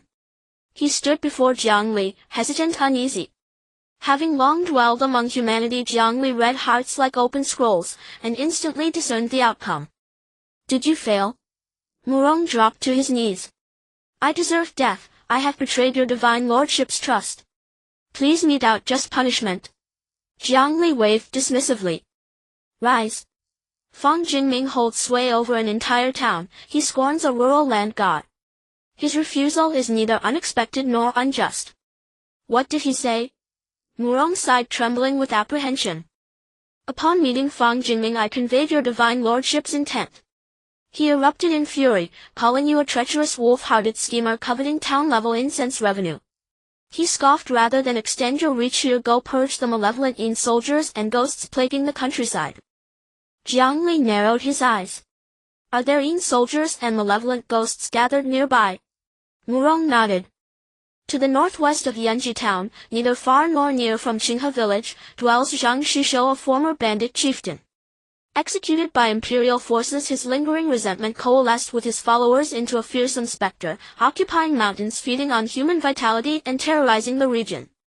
They emerged only recently, so Yunchu Town reported them to Jingshan Commandery, which escalated the matter to Ningzhou authorities. Yet the Bureau of Spirit Suppression and the Bureau of Evil Eradication remain uncoordinated. No official delegation has yet arrived. Jiang Li paused, recalling how swiftly provincial officials had responded to Qinghe village's catastrophe. Why then this sluggishness? The answer crystallized: insufficient threat. Zhang Shishou merely plagued the countryside sporadically, feeding on vitality, killing isolated victims. How could that compare to the near-total devastation inflicted upon Qinghe village? Still, even this lesser blight would soon draw the attention of the bureaus. Jiang Li looked squarely at Murong. "Recruit trustworthy comrades. We march to exterminate Zhang Shishou and his ilk. Justice demands it." "Your divine lordship, you choose not to confront Fang Jingming directly but instead pursue Zhang Shishou?" Murong stood frozen. Jiang Li nodded, fixing his gaze upon him. "Direct confrontation with Fang Jingming invites imperial scrutiny. Would you have us branded enemies of the state, labeled heretical deities, hunted as rogue demon kings?" Murong broke into cold sweat. To oppose the imperial administration was to forfeit legitimacy, to become little better than a nationwide fugitive. Who does not yearn for sunlight? Who chooses to dwell as a rat in shadows? Jiang Li continued, "But if I eradicate Zhang Shishou, that changes everything." Murong grasped it instantly. Once Jiang Li cleansed the land of Zhang Shishou, even Fang Jingming's resistance would crumble, and the imperial authorities would acquiesce. A spirit who shelters only aristocrats and devotees versus one who safeguards the entire town, purging all evil. Any fool knows which deserves worship. Though Murong possessed prodigious martial skill, his intellect lagged behind Shen Jin and Su Xingtong. Yet upon hearing Jiang Li's words, both men exclaimed in unison, "Your divine lordship's wisdom is peerless." Moments later, Murong fully comprehended the strategy, and struck with awe, thumped his chest emphatically. "Your divine lordship recruiting loyal brothers shall be my solemn vow." Jiang Li nodded. Had Murong known the land god of Qinghe village was in truth a 7-year-old child, what thoughts might have crossed his mind? Days passed. Jiang Li's divine power swelled steadily, and Murong returned accompanied by former soldiers of the Great Xuan army, now spirits pledging allegiance. These soldiers were fiercely independent, yet held Murong in absolute reverence, following his lead without question. Others might have feared such unwavering loyalty. Jiang Li felt no such concern. For life and death of every spirit rested entirely within his sovereign grasp. As Murong introduced them, kneeling with utmost reverence before Jiang Li. After Jiang Li pledged his loyalty, he began to march his troops northwest. It must be said that although Murong's mind was not as agile as Su Xingtong or Qinghe, he had his own methods of military command. Zhang Shishou and others occupied the mountainous region northwest of Yanzhizhen known as Liaoshan. About half an hour later, Jiang Li, Murong, Qinghe, and Su Xingtong arrived near Liaoshan with their troops. The mountain was filled with a gloomy aura already showing potential to develop into a ghost domain. Jiang Li looked at Murong. Arrange for a few brothers who have been scouts to go up the mountain and investigate. I will protect them with divine power. Murong nodded and then looked at the souls behind him. Wang Dong, Zhao Hu Qian, Meng Li Wang stepped forward. Immediately several soul men stood out, standing tall and straight, exuding military spirit. Murong looked at Jiang Li. Divine Lord, they were all scouts in the army and can go up the mountain to investigate. Jiang Li nodded, watching them, then gently waved his sleeve and instantly streams of golden light showered down upon them, merging into their bodies. An astonishing scene occurred. Armor and the best equipment for scouts appeared on them. Divine power creation. This was the new thing and new divine ability Jiang Li had developed during this period. However, there was a flaw. If Jiang Li cut off the supply of divine power, the created items would gradually disappear. Thus, although divine power creation was extraordinarily miraculous, it consumed vast amounts of energy. Generally, Jiang Li would never wish to squander it in such a manner. At this moment, whether it was Su Xingtong, Qinghe, or Murong, even the four who were personally experiencing all this, Wang Dong, Zhao Hu Qian, Meng Li Wang, looked at Jiang Li with awe, feeling that the figure before them was indeed an omnipotent divine lord.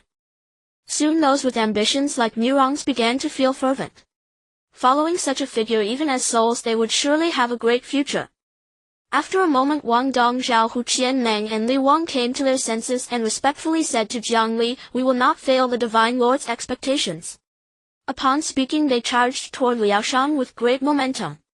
The gloomy aura of Liaoshan was extremely heavy. Had it not been for the souls with strong negative energy entering, they would have been overwhelmed by the local gloom. However, divine power belonged to the yang aspect and was among the strongest yang forces. Therefore, under the protection of the equipment created by Jiang Li's divine power, Wang Dong, Zhao Hu Qian, Meng Li Wang entered Liaoshan as if it were an unguarded territory. Zhang Shishou and others in life were merely bandits and evil marauders, not a regular army of the court. Thus, for Wang Dong, Zhao Hu Qian, Meng and Li Wang to accomplish their mission was far from difficult. A quarter of an hour later, the four returned and presented a map to Jiang Li with both hands. "We have not disgraced our mission. This is the defense map of the Liaoshan soldiers." Jiang Li took the defense map, somewhat puzzled. Did not expect this person to understand military tactics. Murong let out a cold laugh. The Divine Lord has overestimated Zhang Shishou. What does he know of military tactics?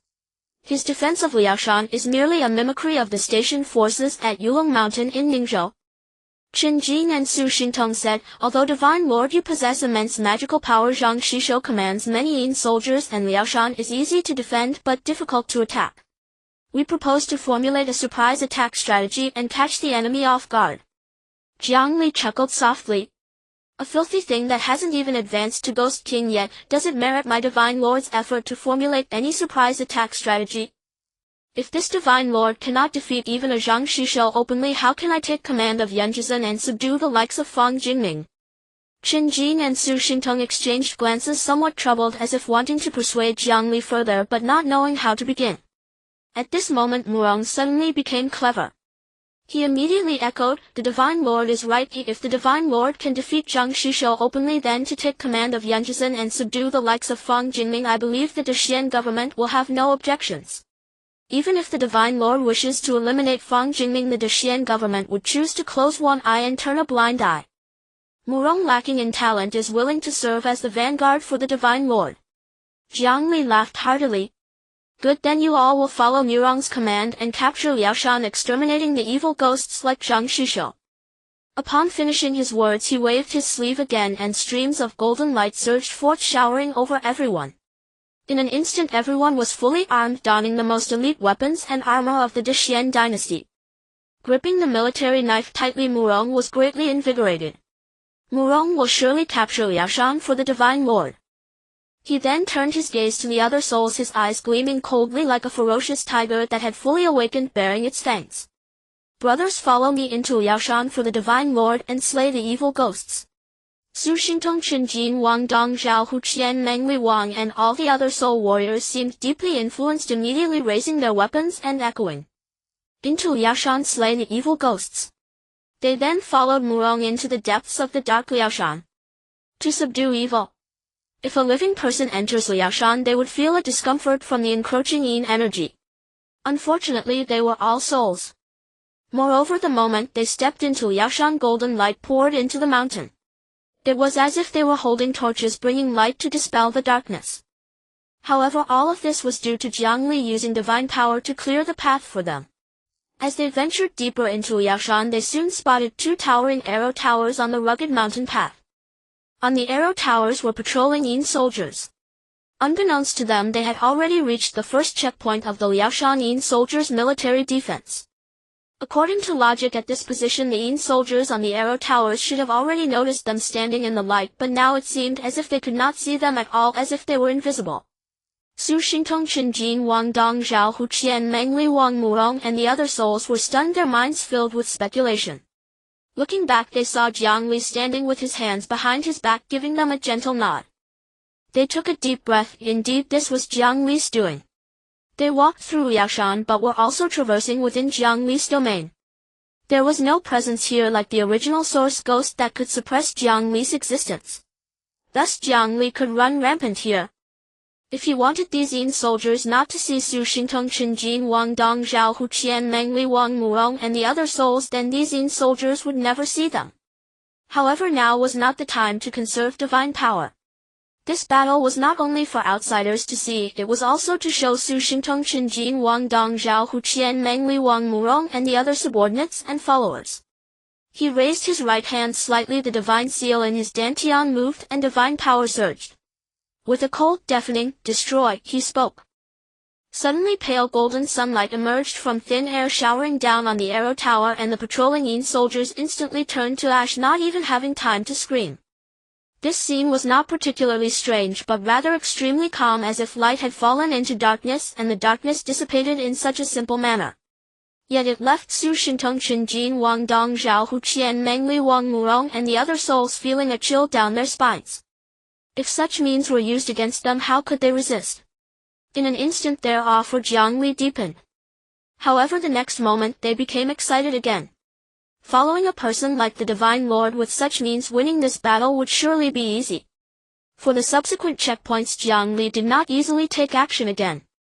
After all, if he had to solve everything, then what use would there be for Su Xingtong Chen Jin Wang Dong Zhao Hu Qian Meng Li Wang Murong and the other souls?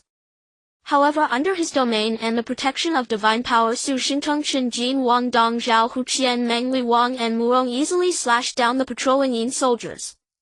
Murong also displayed remarkable behavior in several skirmishes. Jiang Li looked forward to his performance next. They fought their way through, overcoming obstacles. Countless Yin soldiers perished. The group finally arrived at the mountainside and saw Zhang Zisha's main camp. The main camp was heavily guarded with 8 arrow towers standing firm, defending all directions, and in between were several tightly connected large camps. Inside the camp there was wine and meat, but the wine was blood wine and the meat was human flesh. Many ghost officers were embracing some seductively dressed enchanting female ghosts, indulging in merriment. The atmosphere of indulgence and evil enveloped the entire area. Su Xingtong Chen Jin and a few others with strong righteous spirits could not help but feel a surge of anger upon witnessing these scenes. These scoundrels must be killed. Jiang Li agreed with a nod. Such wicked acts by these souls would surely accelerate their ghostly corruption, and soon they would turn into true vengeful spirits, likely causing more harm than the original source ghost to the northeast of Jingshan County. Moreover, the Yin soldiers of the source ghost evolved from its ghost servants, possessing the flaw of being interconnected. However, Zhang Zisha's Yin soldiers were entirely different. Kill. In the next moment Jiang Li waved his sleeve and commanded. At the same time the divine seal within him moved again, divine power surged and golden light spread directly, paving the way for Murong and others. Kill. Murong raised his weapon and charged into Zhang Zisha's main camp following the golden light. Su Xingtong, Chen Jin, Wang Dong, Zhao Huqian, Mengli Wang and others followed closely, their eyes wide with fury. Due to Jiang Li's domain divine abilities, when they reached the Yin soldiers, those soldiers only then realized danger had arrived and that the enemy was upon them. They stared wide-eyed in shock, unable to believe. The instinct of the vengeful spirits began to consume their emotions as they had lost all fear. In the next moment they dropped the wine and meat in their hands, released the beautiful female ghosts they had embraced and began to draw their weapons in resistance, engaging in battle with Murong and the others. At this time Murong's performance began to shine even more brightly, truly dazzling. In a mere instant he took the lives of several ghosts. Of course ghosts cannot be truly killed.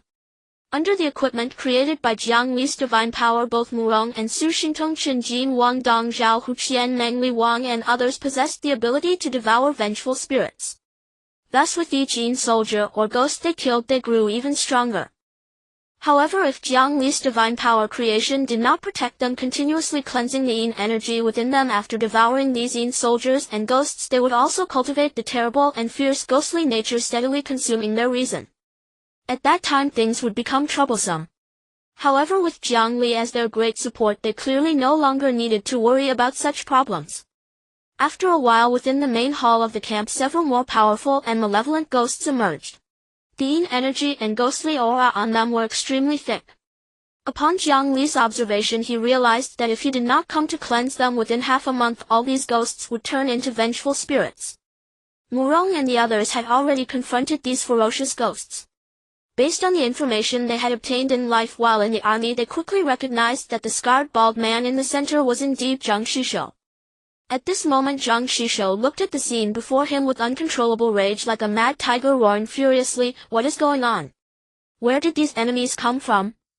It was understandable. He had set up many checkpoints along the necessary paths in Liaoshan, imitating the defense of Ningxi's troops. Now without any warning the enemy had arrived at the main camp like a heavenly army. Anyone facing this situation would probably not react any better than Zhang Shishou. Before his subordinates could respond, Murong had already let out a roar and charged at him. Zhang Shishou, scoundrel, prepared to die.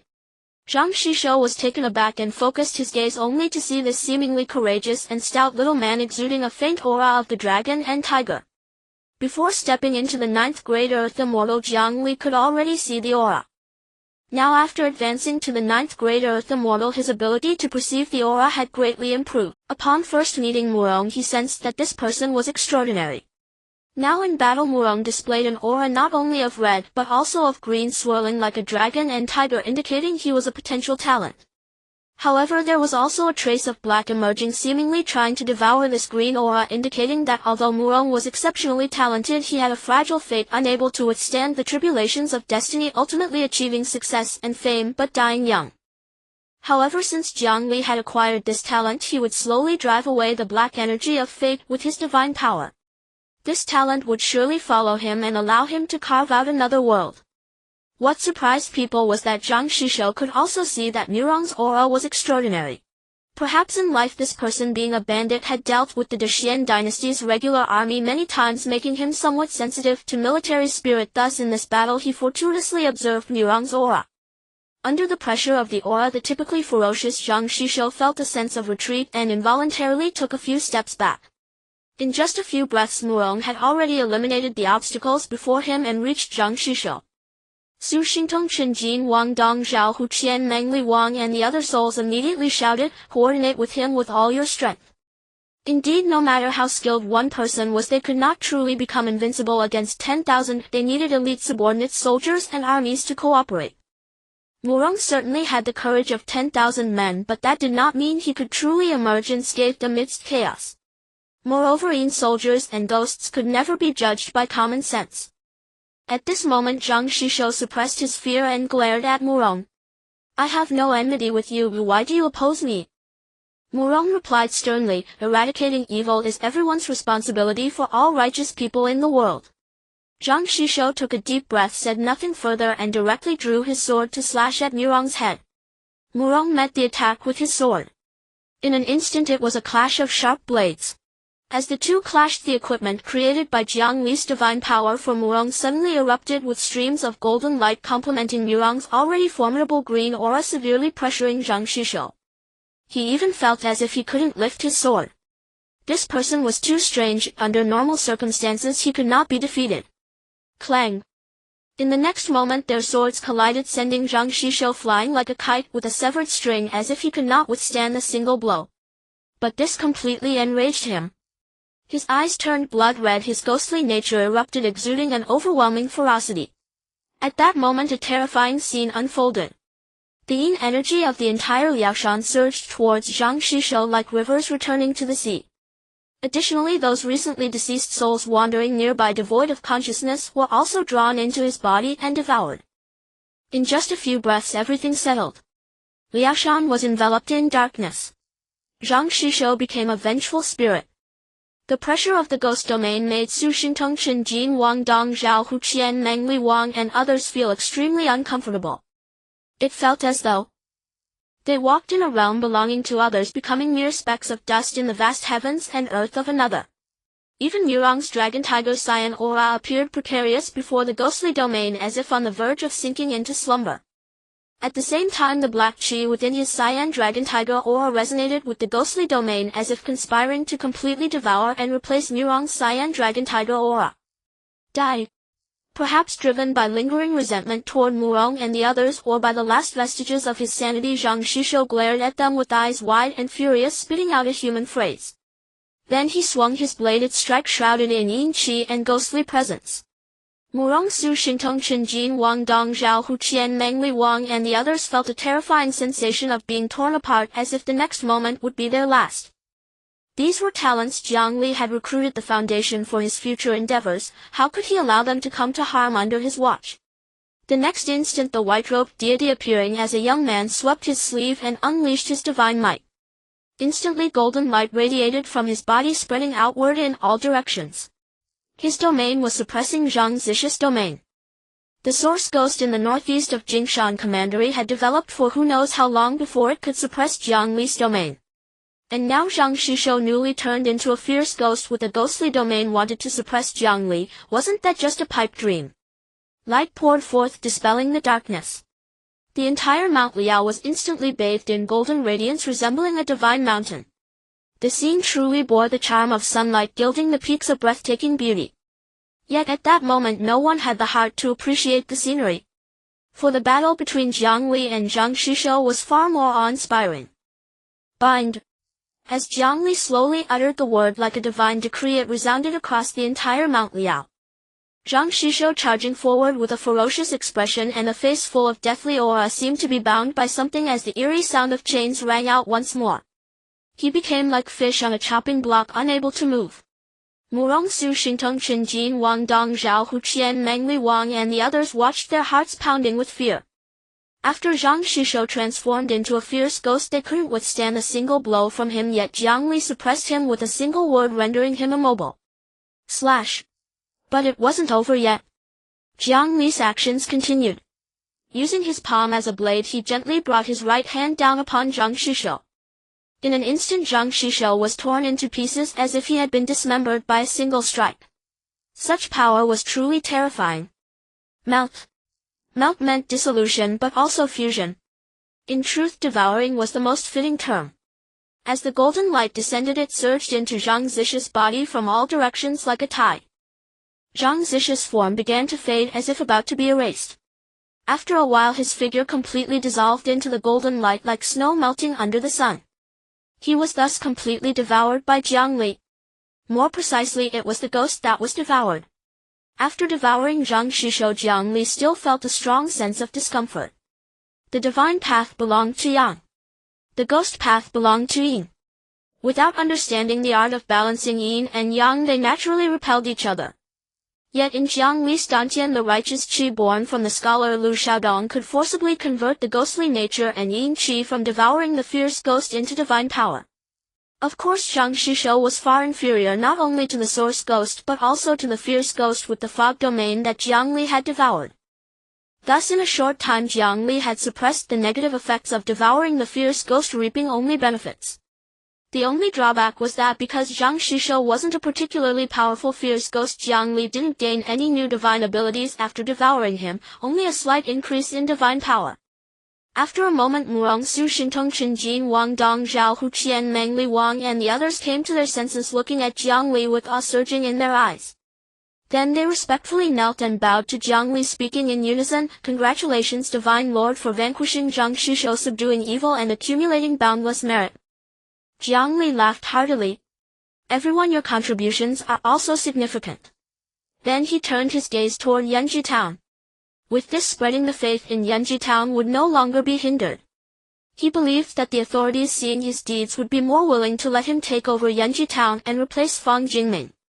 Murong Qinjin and Su Xintong exchanged glances, seemingly reading Jiang Li's thoughts, and immediately said, "We are willing to go to the Fang family in Yanji Town once more to persuade Fang Jingming." Jiang Li pondered for a moment and said, "Very well, I will grant you divine power as talismans, giving you the strength to dominate Yanji Town. This time go to Yanji Town and persuade Fang Jingming. If he remains stubbornly unrepentant, do not blame this divine lord for using force after courtesy." As he spoke, a sharp light like hidden blades gleamed in his eyes. Yanji Town. The Fang family ancestral hall. Mist swirled and incense flourished. On the central table of the grand hall, a black spirit tablet was enshrined, inscribed with the 7 bold and vigorous characters, "Ancestor of the Fang family, Fang Jingming." Members of the Fang family and those who had pledged allegiance to them came in an endless stream to offer incense and pray with reverence.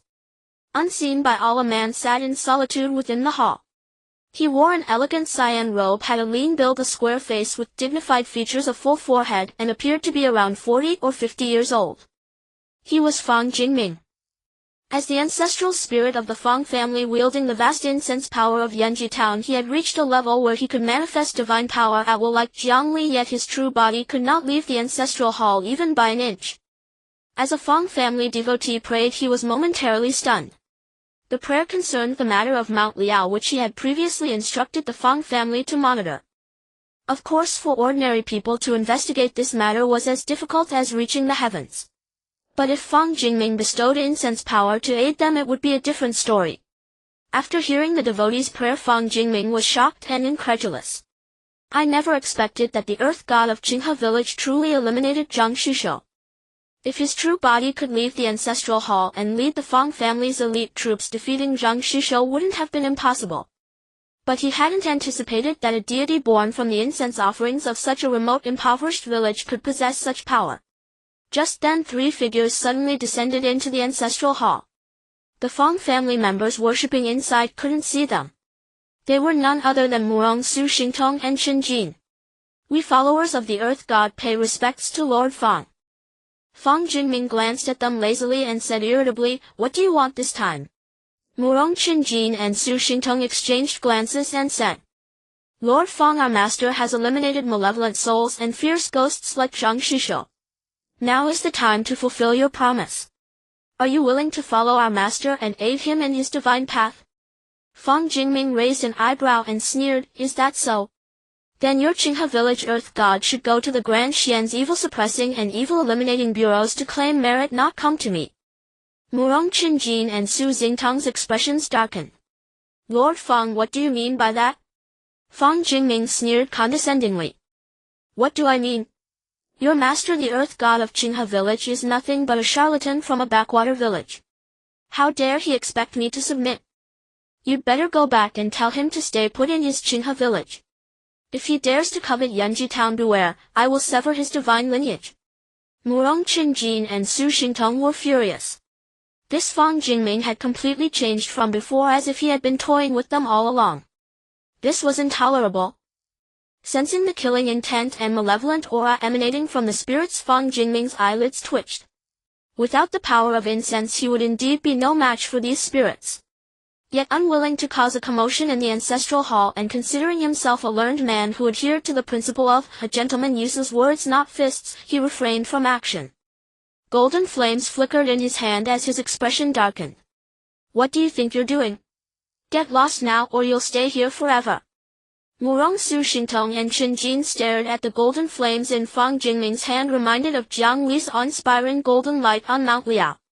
They shuddered violently and with grim faces drifted out of the Fang family ancestral hall. After leaving the ancestral hall they were furious and looked at each other. What do we do now? We've failed again. The Divine Lord will surely be disappointed. Of course it's my second failure while you've only failed once. Murong hung his head in dejection, fearing that Jiang Li would no longer trust him and would sideline him. Su Xingtong and Qin Jin patted him on the shoulder. Don't worry. Your talents lie beyond persuading others for the Divine Lord. Besides, failure is nothing. The sight of that bastard Fang Jingming infuriates me. Honestly, I can't wait to see the Divine Lord destroy him. Murong nodded, spat on the ground in anger, his expression ferocious. That faithless scoundrel. He was all polite before telling me to tell the Divine Lord that if we eliminated Zhang Shishou he would seriously consider it. Now that we've done it he goes back on his word. Damn bastard. Qin Jin and Su Xingtong were startled. That idiot Fang Jingming isn't secretly plotting something against the Divine Lord, is he? Murong shrugged. Let's report this to the Divine Lord truthfully. Even if there's a scheme, it'll be nothing but a clown's act before him. Su Xingtong and Qin Jin nodded in agreement. Hours later in the Qinghe village Earth God Temple, whose incense offerings now rivaled those of the Fang family ancestral hall. Su Xingtong, Qin Jin and Murong knelt before Jiang Li, respectfully reporting the matter of the Fang family and adding with lingering fear. Divine Lord, it's not that we didn't want to capture that Fang scoundrel on the spot, but the golden flame in his hand bore some resemblance to your divine power. We feared that acting rashly might lead us to the same fate as Zhang Shishou. Jiang Li chuckled. Through the memories of Yunyu, the Qinghe village ancestral spirit, and the Han family ancestral spirit, he knew clearly that although the ancestral spirits of this world also developed by absorbing power, they were fundamentally different from deities. Ancestral spirits were heavily restricted and possessed no particularly powerful or fearsome divine abilities. How could they be like him? Still, Fang Jingming wasn't bluffing. If he was determined to keep Murong, Qin Jin and Su Xingtong there, he could do so at some cost. After a moment he looked up at the three. All right, this isn't your fault. I didn't expect that scoundrel Fang to be so obstinate. I suppose I'll have to make his Fang family run with blood. Qin Jin, Su Xingtong, in the coming days work with Murong to thoroughly investigate Yunchu town and report everything to me. I want to know which other major families are there, not the minor ones. Only those second only to the Fang family ones that control at least a portion of Yunchu town's incense power and share the cake with Fang Jingming. Qin Jin, Su Xingtong and Murong perked up, sensing that Jiang Li might be planning a major move. Their spirits were lifted. Who would want to stay in a small village like Qinghe forever? Just as a farmer in the countryside always dreams of making it big and owning a home in a city he loves. Those in towns dream of the commandery, even the prefecture. And those living in commanderies and prefectures all yearn to settle in the imperial capital or the economic hub of Grand Xian. As the saying goes, man struggles upward, water flows downward. Yunchu town. The Fang family was brightly lit. In the ancestral hall all descendants of the Fang family knelt in sincere worship, holding bamboo incense sticks. It was an ironclad rule of the Fang family for all direct and collateral descendants to visit the ancestral hall after dinner to pay homage to their ancestors. Kneeling at the forefront was Fang Xiaoru, the current head of the Fang family, whose face bore some resemblance to Fang Jingming's but appeared even more aged. Ancestors above, bless our Fang family with everlasting prosperity and the well-being of our descendants. He intoned solemnly, placing the incense sticks into the burner on the altar. His resonant voice echoed through the hall. Suddenly Fang Jingming's spirit tablet vibrated violently. Pale golden light materialized out of thin air, spilling onto the altar and forming several bold characters. The earth god of Qinghe village is a great enemy of the Fang family. Fang Xiaoru was stunned. The entire Fang family was taken aback. The name of the Qinghe village earth god was not unfamiliar to them. Yet they hadn't expected that their ancestors' manifestation would be about this matter. Since the ancestral spirit had issued a warning, the entire Fang family would surely take it seriously. After everyone had offered their incense, Fang Xiaoru left the ancestral hall with a heavy heart. He went to the main hall, tapped the table and instructed a servant. Tell Li Saner to come see me. The servant hurried out to deliver the message. Shortly after, a refined young man in his early 20s or late 20s strode in swiftly and said respectfully, Master, what is your command? He was Li Saner, the Fang family's chief steward, a figure akin to Qinghe of the Han family but more capable and influential in Yunchu town. Fang Xiaoru asked, how much can you find out about the calamity in Qinghe village? Do you know the details of what happened that day? Li Saner was taken aback, wondering why his master had suddenly taken an interest in this matter. He replied, because the evil suppressing and evil eliminating bureaus have intervened, the specifics are hard to inquire about. Even the gossiping women in the village seem afraid of the government's authority and dare not speak recklessly. From Jin Lingjiao of the Jin family we know that during the calamity in Qinghe village the Han family brought their ancestral spirit into the village with grand ambitions, but in the end they lost everything and were all left behind in Qinghe village. Fang Xiaoru pondered for a moment as if contemplating how these people had perished, whether due to the Qinghe village calamity or other reasons. Because of the involvement of the Great Xuan Dynasty's evil-suppressing and evil-eliminating bureaus, the truth behind the Qinghe village calamity had become shrouded in mystery. As for the rural tale that the Qinghe village earth god had protected the village and helped it survive the calamity, most people didn't believe it. Fang Xiaoru and Fang Jingming, for instance. In their view, if the Qinghe village earth god were truly that powerful, he would at least have a reputation in Yunchu town or even Jingshan commandery. How could he be confined to a place like Qinghe village, bound by such a remote, impoverished area? Just then Li Saner suddenly changed the subject. Master, by the way, something from Qinghe village has recently fallen into our hands. Fang Xiaoru raised an eyebrow. What is it? Li Saner said, Master, you truly have a lot on your mind. When Chu Han Sanqian, seeking to curry favor with you, presented Qinghe village, and several neighboring villages, to you as tribute. Today many villagers of Qinghe are merely tenant farmers tilling your fields. Fang Xiaoru's eyes instantly lit up. A brilliant strategy against the land deity of Qinghe village crystallized in his mind. If the ancestral spirit declared this being Fang family's mortal enemy, why not strike first, sever its Dao lineage before it could take root? Like enemies Jiang Li had encountered before, they once again mistook him for a pretentious ancestral spirit, a charlatan masquerading as divinity. After all, in this world what else but ancestral spirits could emerge from incense offerings?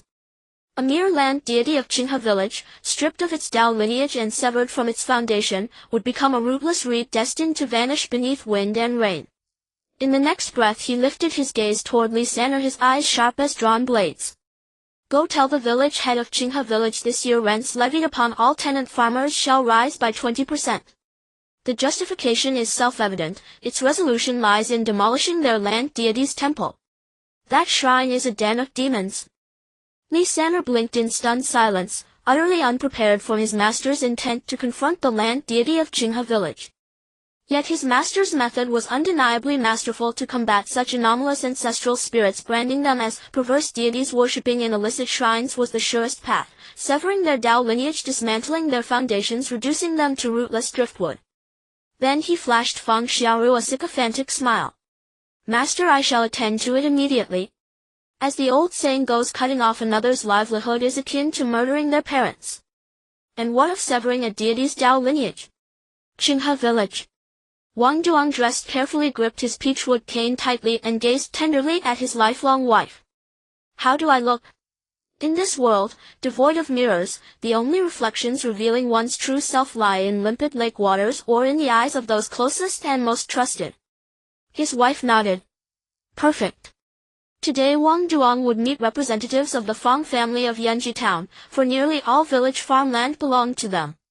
Thus the Fang family were Qinghe village's paramount landlords. Hence he approached this reception with utmost gravity, no different from when officials from Yunchu town or Jingshan prefecture had visited Qinghe village. Shall we slaughter a chicken?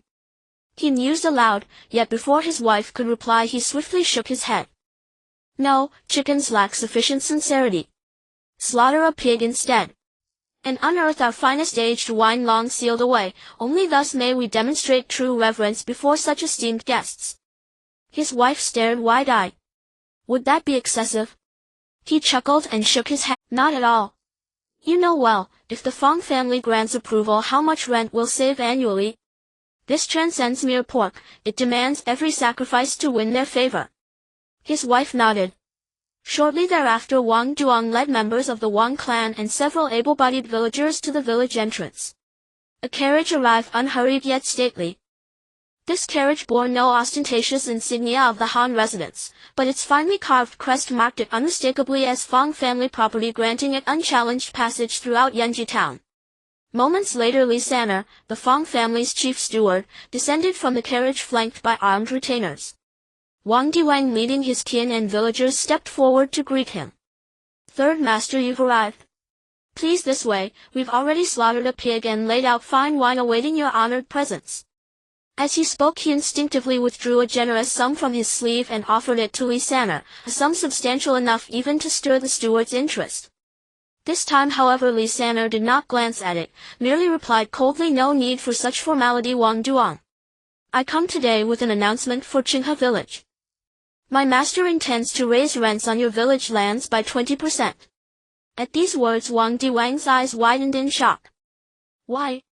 he cried, voice trembling with agitation. "Why?" "Precisely because your village recently suffered hauntings. My master fears the produce you deliver may now be tainted. That he still permits you to lease these lands is an extraordinary act of benevolence. Otherwise, numerous tenant families from neighboring villages eagerly seek these very plots." Wang Diwang's heart sank, but he forced a placating smile. "Third Master, forgive me, but though Qinghe village did suffer hauntings and tragic loss, the land deity now safeguards us.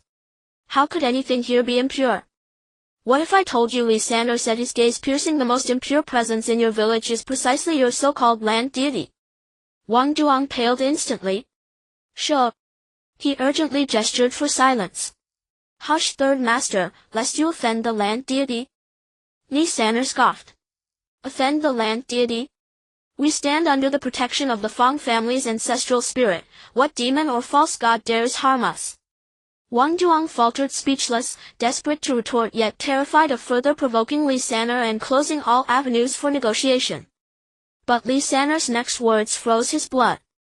"Yet my master has offered a concession. Should you dismantle the land deity's temple and expel this false god from Qinghe village, the matter of rent remains open to discussion." Gazing upon Li San'er's arrogant visage, Wang Duang turned ashen. To drive out the land deity? Not even 10 lifetimes of courage would suffice, and death itself would be preferable to such sacrilege. Without the land deity, every soul in Qinghe village would have perished. Now for mere rent they were expected to slander their protector as a demon, and banish him forever. Who then would safeguard Qinghe village? After a long silence, Wang Duang clenched his teeth and looked up. "Third Master, is there truly no other way?" Li San'er sneered. "The opportunity stands before you. Whether you seize it depends entirely on your mettle." Wang Duang drew a deep shuddering breath, then glared fiercely at Li San'er. "Third Master, you overreach grievously." Li San'er laughed lightly. "And what if I do?" His purpose achieved, he dismissed Wang Duang entirely, retreating into the carriage and ordering the driver to depart immediately. "Lu Guan, if you earn no coin today, your 3 children will starve before nightfall." Inside a wretched hovel, second only to the Jiang household in Qinghe village's poverty, a fierce woman brandished her rolling pin like a mountain tiger, screaming at Lu Guang, a man whose spirit, vigor, and vitality had long since withered. The man was none other than Lu Guang, the village's notorious coward. He dared not reply, merely slumped out the door, gripping his farming tools. Before he'd taken 2 steps, a carriage halted before him, blocking his path. "Lu Guan!" A booming voice erupted from within the carriage, startling him rigid. The curtain parted, revealing Li San'er, a figure of immense authority in the eyes of Qinghe villagers. Lu Guang instantly plastered on a fawning smile and rushed forward, bowing deeply. "Greetings, Third Master." He recognized Li San'er, having glimpsed him once years ago alongside fellow villagers. Li San'er smiled. "Would you save Qinghe village?" Lu Guang froze. What? Save Qinghe village? It had never occurred to him that such a destiny could ever entwine with a man like himself. Li San'er nodded. "Indeed, the chance lies before you." Lu Guang stammered, "Before me? Third Master, please, how could a man like me possibly save Qinghe village?" Li San'er chuckled softly. "Every soul bears the potential to become a savior. What matters is whether you dare grasp that moment.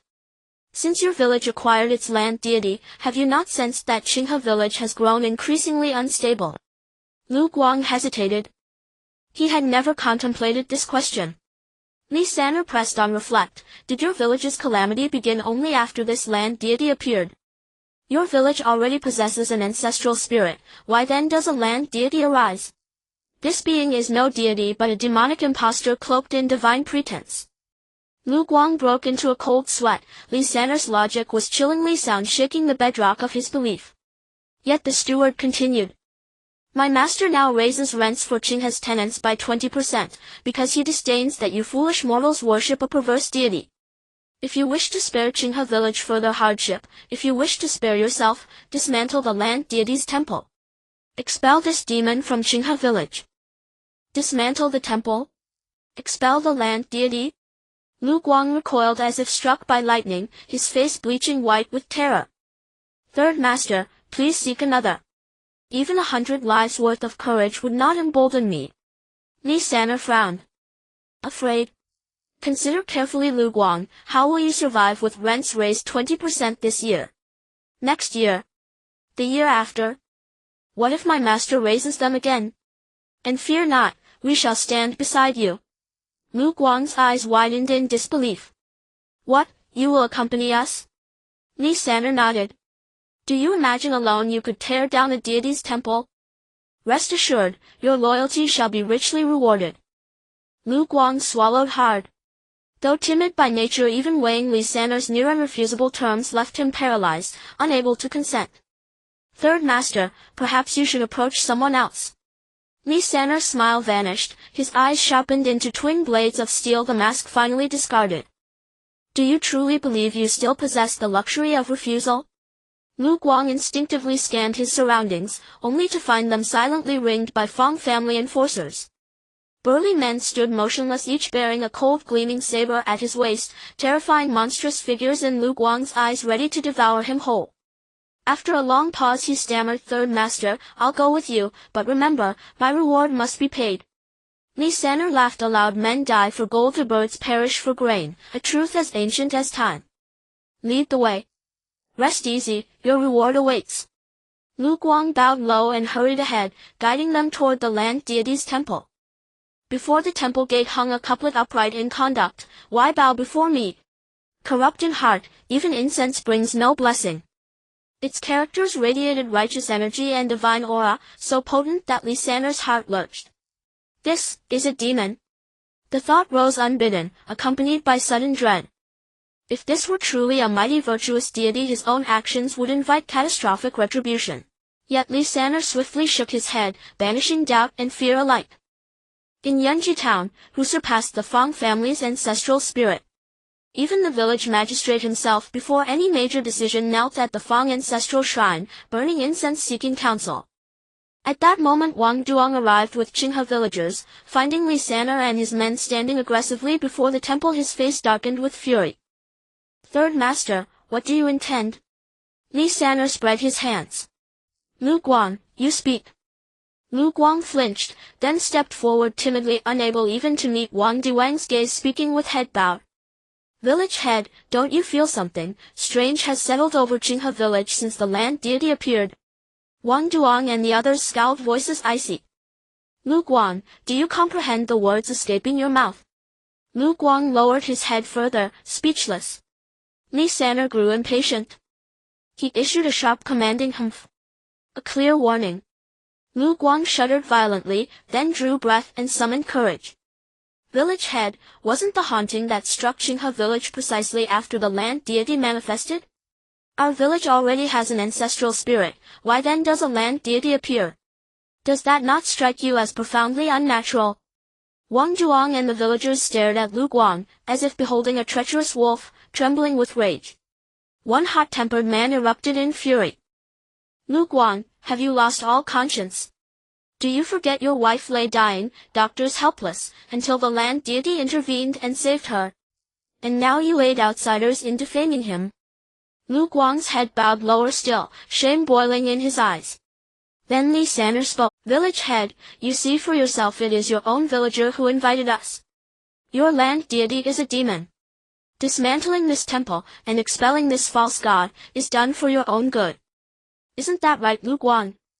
Flames blazed in Wang Diwang's eyes, restrained only by fear of Li San'er's backing the Fang family's overwhelming power. Lu Guang, head bowed, choked out a trembling tear-streaked whisper, "Third Master speaks truth." Li San'er roared with laughter. "Village head, even before magistrate's justice lies with me." He swept his arm forward. "Men, demolish this demon's temple." Fang retainers surged toward the shrine, weapons bared. Wang Duang and the villagers hesitated, torn between duty and dread. To the people of Qinghe village, the Fang family towered above even the Han magistrate, an immovable mountain crushing all resistance. To oppose them, to provoke their wrath, even for the sake of the land deity, was unthinkable even with 100 lifetimes of courage. Just then a thunderous roar split the air. "Today, anyone who touches the land deity's temple must first pass through me, Liu Wu." All turned. The speaker was not alone. Liu Wu stood flanked by Chen Yang, Wang Niu and others, men once branded Qinghe's idol rabble. Yet when the Fang family moved to raise the temple, and when countless villagers dared not lift a hand, these men stepped forward. Li San'er's face darkened. "Liu Wu, do you truly wish to bring ruin upon Qinghe village?" Liu Wu drew a deep breath. "Third Master, we yield on all things, but not this temple. The land deity protects Qinghe village, we all bear witness. In our eyes, when drinking water, one must not forget who dug the well.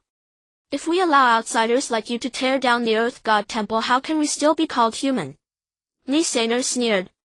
"It's not that we want to tear it down. There are people in your village who agree with us, saying your so-called Earth God is an evil deity. Isn't that right, Lu Guang?"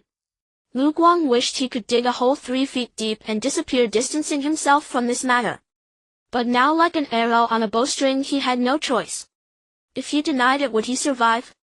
Yes. Finally he gritted his teeth and said tremblingly. Liu Wu was fuming with rage. What a coward. Back when Qinghe village was in dire straits and they carried the Earth God temple to the ancestral altar, this same man hesitated and stood in their way. Now this fool was being treacherous again. With his hot temper he charged forward in a flash and delivered a powerful kick that sent Lu Guang flying. How could Qinghe village produce a beast like you? Lu Guang let out a miserable cry as he hit the ground, not daring to speak, only sobbing pitifully. Li San'er's face turned grim. Fine. You Qinghe village riffraff dare to assault someone in broad daylight. Today I'll teach you a lesson on behalf of the authorities. Men seized these ruffians. In his view, if they captured Liu Wu and the others, it would serve as a warning to the rest. Then who would dare stop them from tearing down this evil temple? Unbeknownst to all, Jiang Li stood in the Earth God temple with his hands behind his back, observing everything. Murong and the others licked their lips, their eyes blazing with murderous intent as they watched Li San and his men. Lord Earth God, let us go kill these insolent wretches. Jiang Li shook his head. No need. Mortals shall deal with mortals. Murong was taken aback. Mortals dealing with mortals. At this point, who could possibly reign in these Fang family hounds? Clearly the people of Qinghe village were no match for these Fang family lackeys. Just then a living man stood up, walked out of the temple and dashed toward the Fang family hounds, shielding Liu Wu and the Qinghe villagers. Gong Su! Li San'er exclaimed in shock. Indeed, the newcomer was Gong Su, who had risen from the dead. Gong Su had once been the top martial expert in Han Sanqian's household. Li San'er was naturally familiar with him. In an instant Gong Su intercepted the Fang family hounds. However, these hounds were no ordinary men. Despite Gong Zu's exceptional skills, even a strong pair of fists can't withstand 4 hands. Murong and the others looked at Jiang Li with confusion. Gong Su clearly couldn't handle these Fang hounds. Did the Divine Lord have another plan? As they pondered this, the Fang hounds surrounded Gong Su. He was captured in the blink of an eye, but he remained calm, producing a talisman from somewhere. Assuming a dramatic stance, he shouted, Lord Earth God, show your divine power. Grant me your strength to vanquish these villains. His performance resembled that of a shaman. The Fang hounds burst into laughter, mocking him as a clown sent by a monkey. Yet Murong and the others widened their eyes, for they clearly saw golden threads emerge from the talisman as Gong Su finished his chant, rippling outward before merging into his body. It was Jiang Li's divine power. For instance, infusing divine power into a mortal's body could temporarily enhance various attributes like agility, strength, and defense. Gong's body was being strengthened. He felt an unprecedented surge of power. But others could not see this. Even some Qinghe villagers who believed in Jiang Li frowned with unease. Yet Liu Wu and the others trusted that Gongsu had his reasons. After all, Jiang Li's efficacy was known not only in Qinghe village but in all nearby settlements. By now Li Seiner and his men had almost finished laughing. The Feng family steward's smile faded and murderous intent resurfaced in his eyes. Finish off this madman and continue tearing down the temple, he commanded authoritatively. Immediately the Feng minions moved, gripping their blades and advancing on Gongsu from all sides. Liu Wu, Wang Niu, Chen and the others, despite their faith in the earth god's power, could no longer hold back and prepared to aid Gongsu. At that moment a miracle occurred. Gongsu gazed at the enemy before him like a lion fully awakened, his eyes harboring a chilling ferocity. He gripped his blade, drew it, and slashed in an almost perfect arc. The cold gleam of the blade stung the onlooker's eyes. Clang! Clang! Clang! The crisp sound of metal striking metal rang out continuously. After one exchange, all the Feng minions' blades were severed by Gongsu. Gong's blade was no divine weapon, but it bore Jiang Li's divine power. Anything cleansed by divine power becomes a divine artifact. The next moment the Feng minions who had been blinded by the blade's flash recovered their sight. Seeing the scene before them, they gaped in terror and disbelief. Due to Gong's previous status, they not only knew him but had even sparred with him. When had he become so formidable? Could being a turncoat grant a combat boost? Meanwhile Gongsu sheathed his blade and suddenly threw a punch. His fist like a sandbag flew with a whistling sound, sending a man flying with each blow. Thus the Feng minions were instantly knocked away, flying backward with heart-wrenching screams, collapsing to the ground and losing their combat capability. Watching this, Murong felt that while he himself might be a warrior of 10,000, Gongsu was a match for 10,000. But he knew that Gong's prowess was all thanks to Jiang Li. For a moment his reverence for Jiang Li deepened and he nearly prostrated himself in worship. He only wished Jiang Li would grant him a talisman like Gong's so that he could combine the courage of 10,000 with the might of 10,000, becoming truly invincible. At this thought his heart burned with fervor. Li Seiner, seeing all the Feng minions down, stumbled back a few steps, trembling as he swallowed hard while staring at Gongsu. Do you want to rot in a government prison? He finally threatened with the authorities. Gongsu lifted his eyelids and cast a cold glance at Li Seiner. If you don't want to die, get lost.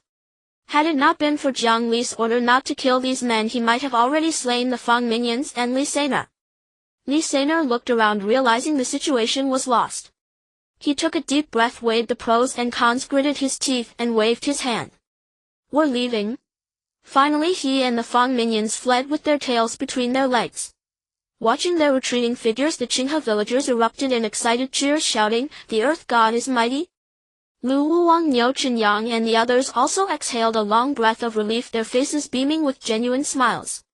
Murong and his companions felt the same, but then they suddenly turned to Jiang Li. Divine Lord, why didn't you kill these mortals? Chen Jin said matter-of-factly. Of course the Divine Lord is merciful, one of his brothers replied. I think the Divine Lord simply disdains to do so. Have you ever seen an elephant intentionally step on ants? No matter how much the ants roar at the elephant. But Su Xingtong said, killing them might cause the Divine Lord to be labeled as an evil deity by the town government. Jiang Li said nothing, silently walking to the temple entrance, standing under the door, savoring and absorbing the endless stream of incense power generated by the Qinghe villagers. Su Xingtong was right. The reason he hadn't let Gongsu kill Li Seiner and the Feng minions was simply to avoid being branded an evil deity by the town government. That would have caused great trouble. The consequences would have been severe. But this also made him realize that as a deity he needed the power to control the secular government to safeguard his incense and preaching. However, with the current turmoil in the Great Xuan Dynasty, the approaching chaos might present an opportunity. He then looked at the golden lake in his dantian, now several times larger, and couldn't help but sigh. Another bottleneck. It seemed that to advance to the 8th grade Earth Immortal he would need to establish a temple in the town, preach and gather incense. He then turned to Murong and the others. Assemble. Head to the Feng residence. Murong and his companions were stunned, then responded with fervor. As you command, Divine Lord. If the living could not be killed, then the dead could. At the Feng family ancestral hall in Yunchu town. Besides Feng Jingming, there were 4 other old spirits in the hall. Of course, they were not their true forms but mere projections of incense power. Given that they enjoyed the incense of an entire town and their descendants were the 4 great clans of Yunchu town, this was not surprising. After all, Jiang Li had only recently entered the path of divinity and had already learned to wield divine power in such ways. In Yunchu town, besides the foremost Feng family, there were 4 other great clans: Qinghe, Li and Feng. These 4 families assisted the Feng family in controlling the entire town, effectively sidelining the town's magistrate.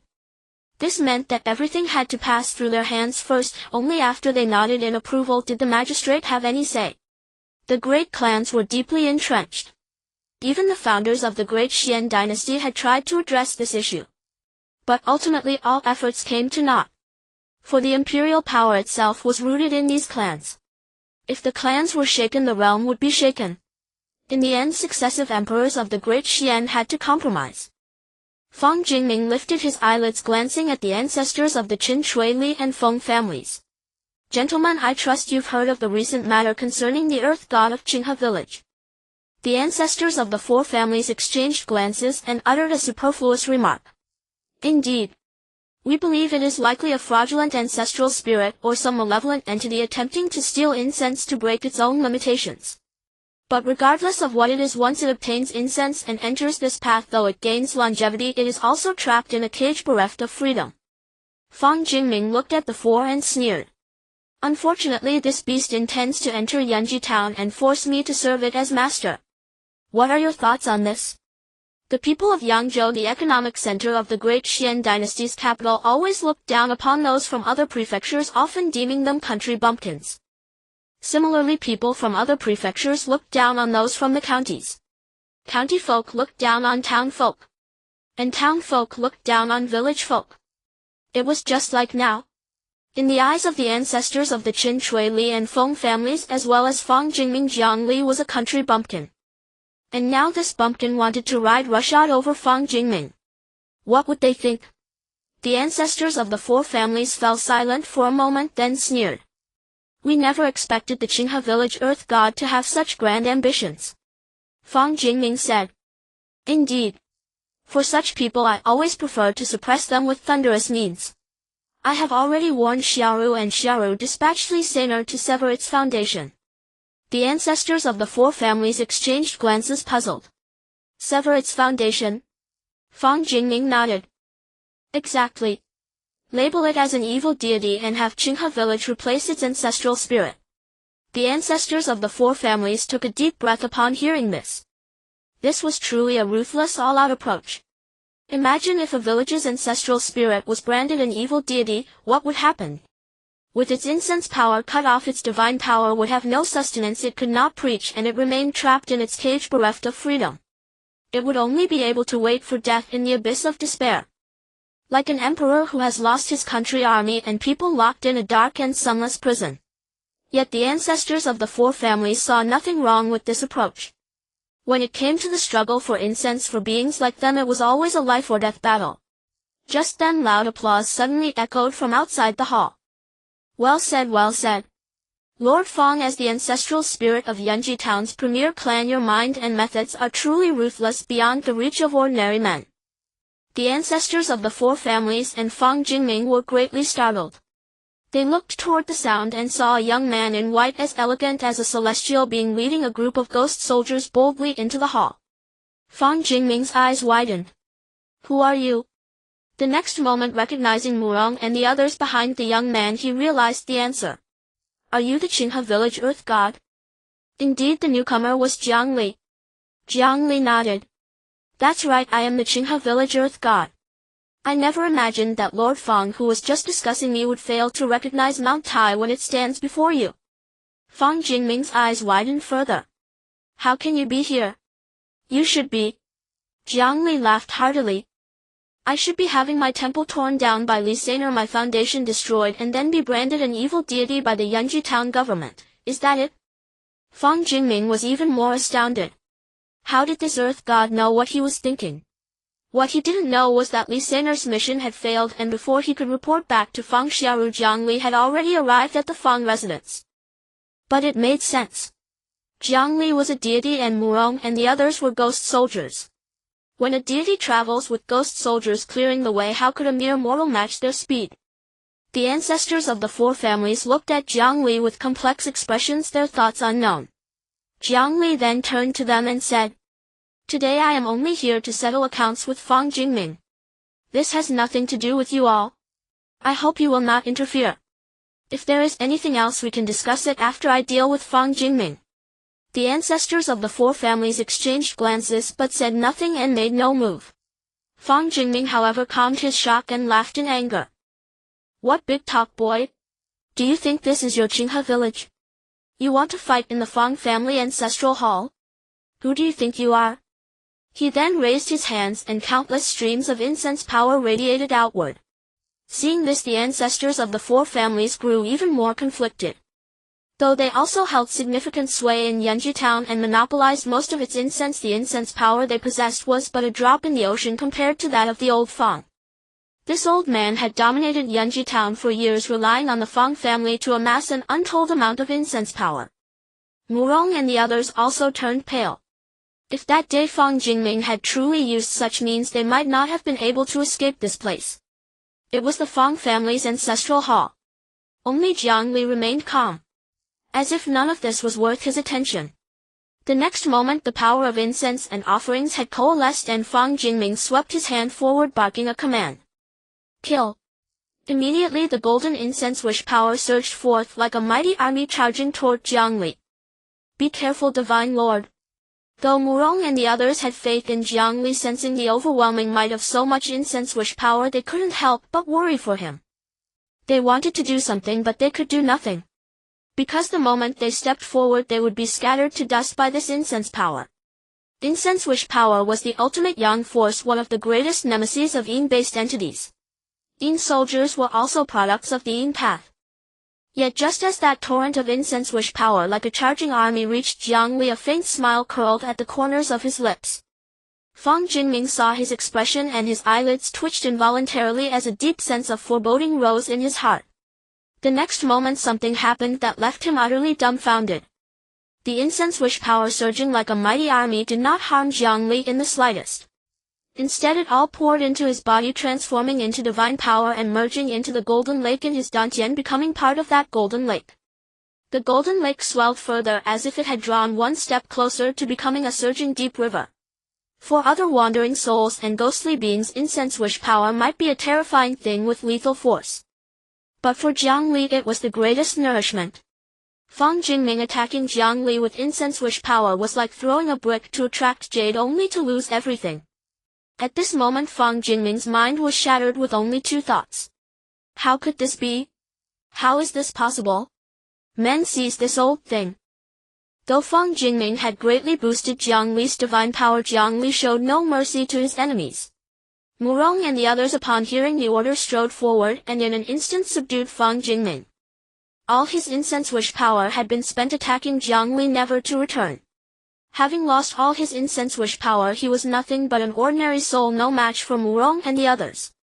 Murong and the others, sensing that Fang Jingming no longer posed any threat to them and driven by their complete trust in Jiang Li, stepped forward without hesitation and made their move.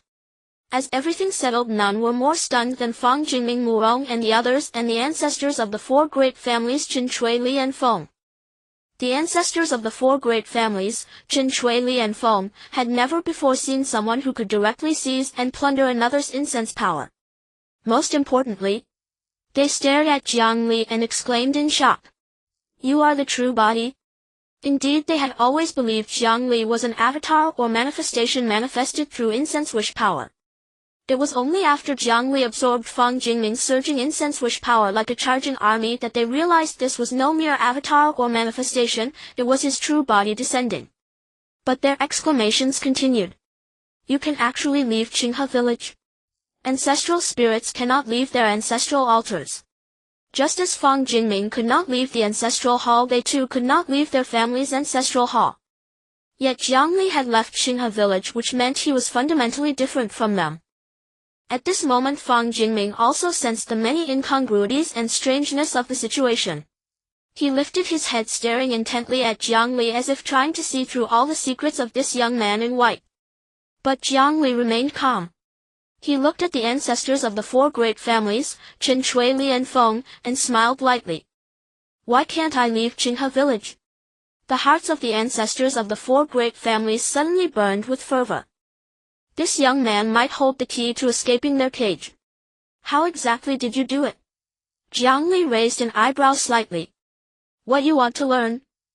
The ancestors of the four great families, Chen Shui Li and Feng, frowned. Having lived for eons, they were accustomed to being regarded as seniors and elders. Jiang Li's attitude in speaking to them felt strange and unsettling, stirring an inexplicable sense of displeasure in their hearts. Even though Jiang Li had accomplished many astonishing feats and brought them great hope for freedom. But Jiang Li ignored their emotions and continued. If you want to learn, I can teach you as long as you agree to some conditions. From then on I will free you from this cage, letting you soar as high as the sky, swim as far as the sea, and roam in absolute freedom. The ancestors of the four great families exchanged glances. What do you want? Fang Jingming grew anxious. If these old relics turned and sided with Jiang Li and Jiang Li then destroyed him, the Fang family might be finished. He glared, his eyes bulging as he roared. Are you going to believe this heretic? The term heretic was well chosen. Like ancestral spirits, he needed incense wish power to grow, yet he lacked their restrictions and was far more powerful. If that wasn't heresy, what was? But what he didn't know was that Jiang Li was no heretic at all, he was a true deity. Make him shut up. Jiang Li waved his hand irritably as if Fang Jingming had become nothing more than a bothersome fly. The next moment Murong and the others immediately covered Fang Jingming's mouth and began beating him. This first ancestral spirit who had tyrannized Yunchu town for years finally couldn't hold back his tears of humiliation. And Jiang Li turned to the ancestors of the four great families, smiling. This divine lord needs to establish a temple in Yunchu town, spread my teachings, and gather incense to replace Fang Jingming. Within the ancestral halls of your four great families you must erect a statue of this divine lord and worship me. Additionally, you may keep your own statues and continue to absorb incense. Fang Jingming, sobbing, began to laugh. The ancestors of the four great families also laughed. Even Fang Jingming never demanded that our four great families erect his statue in our ancestral halls and worship him. Doesn't the divine lord find this request excessive? Jiang Li spread his hands. Excessive? How long have you lived? Though you have lived long, you can only stay within your ancestral halls, unable to enjoy the pleasures of mortals, sitting idle all day. If not for your strong minds, you might have gone mad by now, right? Every time your descendants bring offerings, seeing those delicious foods, don't you feel tormented and tempted? These last words struck a chord deep within them. Each time they saw the tasty foods offered by their descendants, they longed to eat, but could not, left only to drool day after day, year after year. If not for their strong minds, they would have gone mad long ago. Though they could use incense wish power to manifest avatars and wander around Yunchu town, those avatars were merely a thread of their consciousness. Their true bodies could never leave the ancestral hall.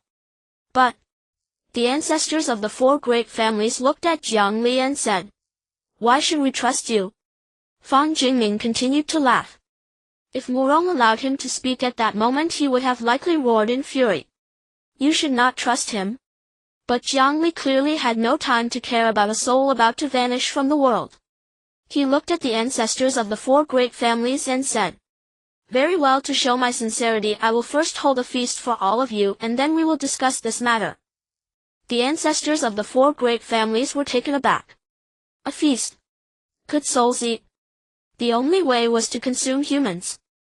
But eating humans would turn them into ghosts. Filled with questions, they stared wide-eyed at Jiang Li. Fang Jingming also stopped his bitter laughter, calmed his emotions, and stared intently at Jiang Li. Under everyone's gaze, the young man in white swept his sleeve, his divine seal stirring faintly, and divine power surged. A massive table, chairs, an array of sumptuous dishes with perfect color, aroma, and taste, and a full set of tableware materialized out of thin air before everyone's eyes. This isn't an illusion, is it? The ancestors of the four great families were uncertain yet eager to try. Though they still found it all hard to believe, the tantalizing aroma of the food and wine was irresistible. Jiang Li saw their hesitation and took the first bite. The joy of chewing delicious food was an indescribable happiness. If divine power could create fine military equipment for Murong and the others, then creating food for souls to enjoy was a trivial matter. Seeing Jiang Li take the first bite, the ancestors of the four great families could no longer hold back. They took their seats, picked up their utensils, and began to devour the feast on the table. They took the first bite with skepticism, then wept with joy. How many ages had it been since they had tasted such satisfaction and flavor? Heavens, I've finally tasted real food. They let out a wail and then wolfed down the food like starving ghosts. Yet no one present found it exaggerated. After all, anyone who had gone without delicious food for so long would react the same way upon tasting it. Fang Jingming's eyes widened and he wondered. Could this Qinghe village land god really let old Chen, old Shui, old Li and old Feng taste such mortal delicacies? Though still hard to accept in his heart, the facts were right before his eyes. And at that moment Jiang Li spoke to Murong and the others. You all sit down and eat as well. Don't be restrained. Murong and the others exchanged glances, then respectfully said to Jiang Li. We thank the Divine Lord. And at this moment the ancestors of the four great families finally calmed their emotions, restrained their urge to continue indulging in the fine food and wine, and turned to look at Jiang Li. The Divine Lord's divine power is vast. We failed to recognize your true greatness. Long trapped in this cage, we could not enjoy such fine wine and food, not even simple steamed buns. We could only gaze at the mortal world from afar, our eyes straining with longing. Now that the Divine Lord has allowed us to taste such fare, we have lost our composure. It is truly embarrassing, and we beg the Divine Lord's forgiveness. As they spoke, they couldn't help recalling their tearful, ravenous behavior moments ago, and their old faces flushed with embarrassment. Jiang Li nodded. I understand. Having learned from the ancestral spirits of Han family village and Qinghe village about the many restrictions on ancestral spirits, he could already imagine the price the souls of this world paid to become ancestral spirits. It was even worse than being a prisoner in a dungeon and with no end to the sentence. Now the ancestors of the four great families were ready to give Jiang Li their answer. They took a deep breath and asked, Divine Lord, if our descendants worship you, will they receive your Jiang Li nodded. Since your four great families are willing to submit to me from now on, we are all on the same boat and we must stand together. Moreover, the people of Qinghe village are not my kin, yet as long as they offer incense to me, I protect them. How much more so for your descendants? The ancestors of the four great families said. Excellent, excellent, excellent. We are willing to submit to the Divine Lord. As they spoke, they bowed to the young man in white, who was younger than them by countless ages. Fortunately, they could not see through Jiang Li's true form, a 7-year-old child. Otherwise they might have thought they had gone mad, or that the world had. Jiang Li nodded, raised his right hand slightly, and with a gentle surge of divine power lifted them up. You are also ancestral spirits. There is no distinction between high and low between us. There is no need for this. From now on we will share weal and woe. The ancestors of the four great families nodded. Of course they knew this was just Jiang Li's polite speech. How could they possibly sit as equals with someone who could break the restrictions on ancestral spirits and grant them freedom? Because they were the ancestral spirits of the four great families of Yunchu Town. Because they held the power of the four great families of Yunchu Town. Don't be ridiculous. Because they were the ancestral spirits of the four great families of Yunchu Town. Because they held the power of the four great families of Yunchu. As the ancestors of the four great families bowed once more to Jiang Li, Fang Jingming collapsed to the ground in utter despair like a heap of mud. Jiang Li looked at him and chuckled. Fang Jingming, do you have anything else to say? His face pale as paper, he said bitterly. Divine Lord, would you be willing to give this old man a chance? Jiang Li asked in return. If today it were you who cut off my legacy and branded me a heretic, would you show no mercy and spare me? Fang Jingming fell silent. After a long while, tears streaming down his aged face, he wailed to the heavens. My Fang family is doomed. Jiang Li looked at Murong, his divine seal stirring faintly as divine power surged, forging a divine blade out of thin air. Send Fang Jingming on his way. Murong grasped the divine blade, walked toward Fang Jingming and struck down with a single blow. Thus the Feng family ancestral spirit who had dominated Yunchu town for years monopolized its incense and was always called Lord Feng was utterly obliterated. In the ancestral hall, Feng Jingming's spirit tablet and statue exploded with a thunderous roar.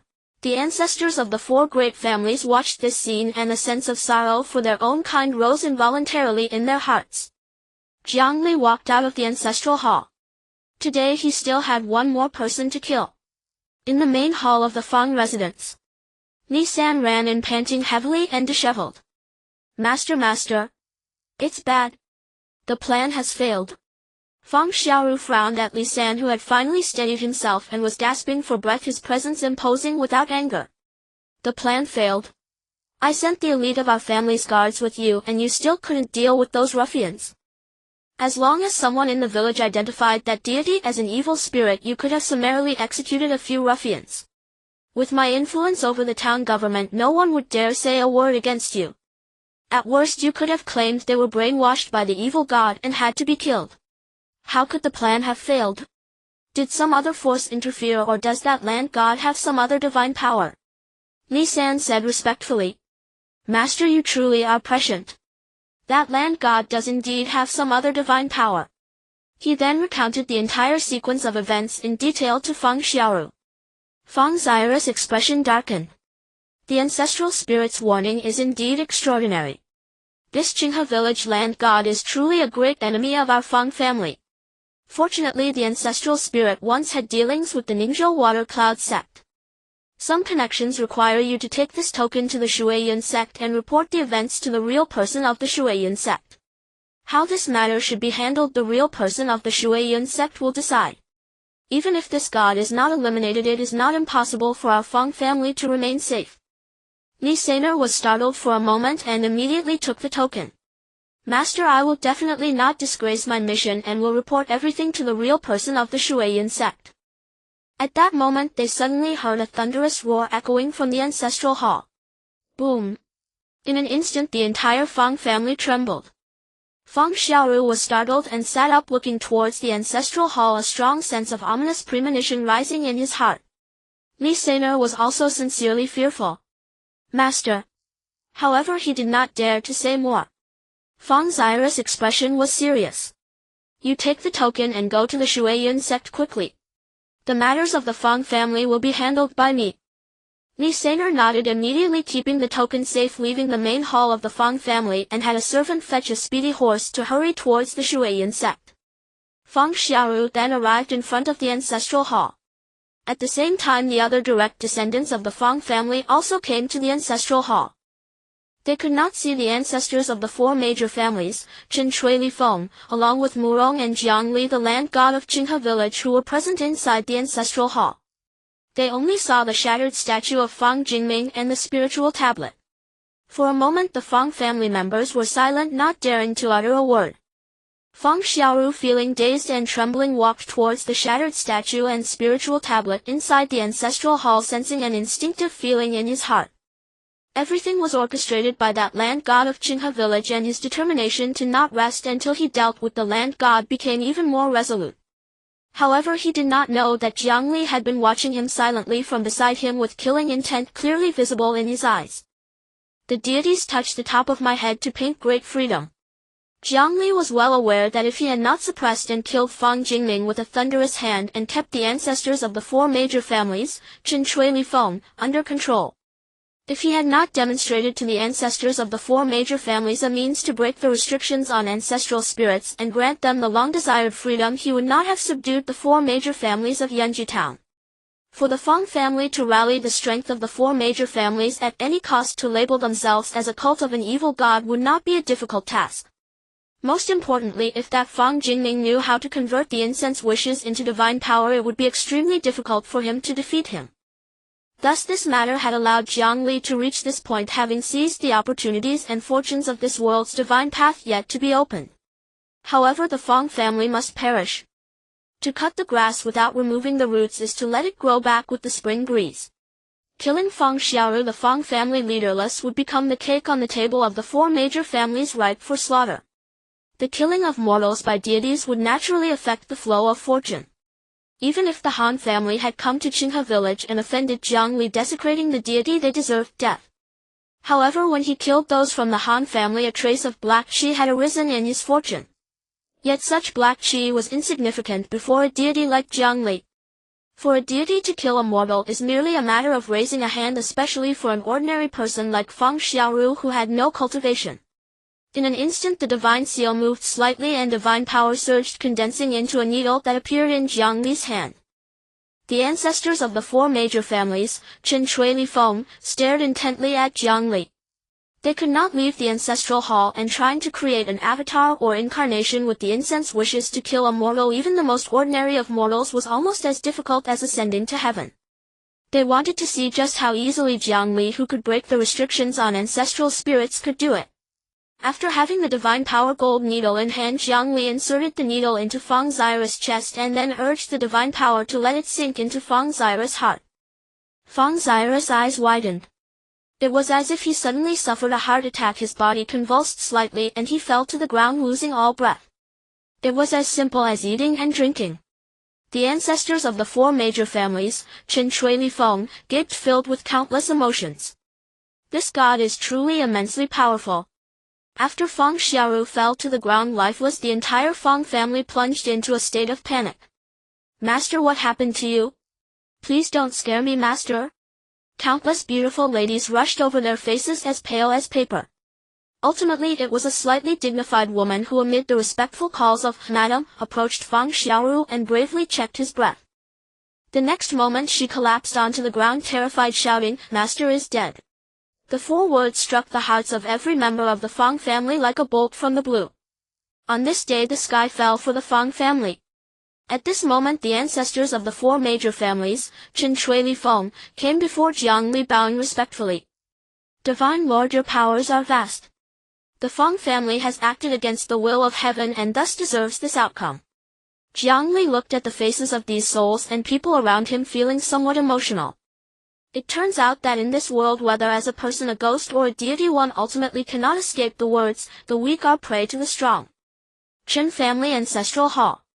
An old man, plump and sturdy, dressed in a yellow brocade robe, seemed to awaken from a dream, breathing heavily as if he had just experienced a terrifying nightmare. The land god of Qinghe village has great means, yet seems the Yunchu town is about to change. This was Qin Xian, the ancestor of the Qin family among the four major families, Qin Shui Li Feng. Following that, a brilliant smile appeared on his face. "But it's good that the skies are changing. A change in this era is also welcome." Recalling that he would be able to share the enormous cake left by the Feng family with a few others, he couldn't help but feel joyful.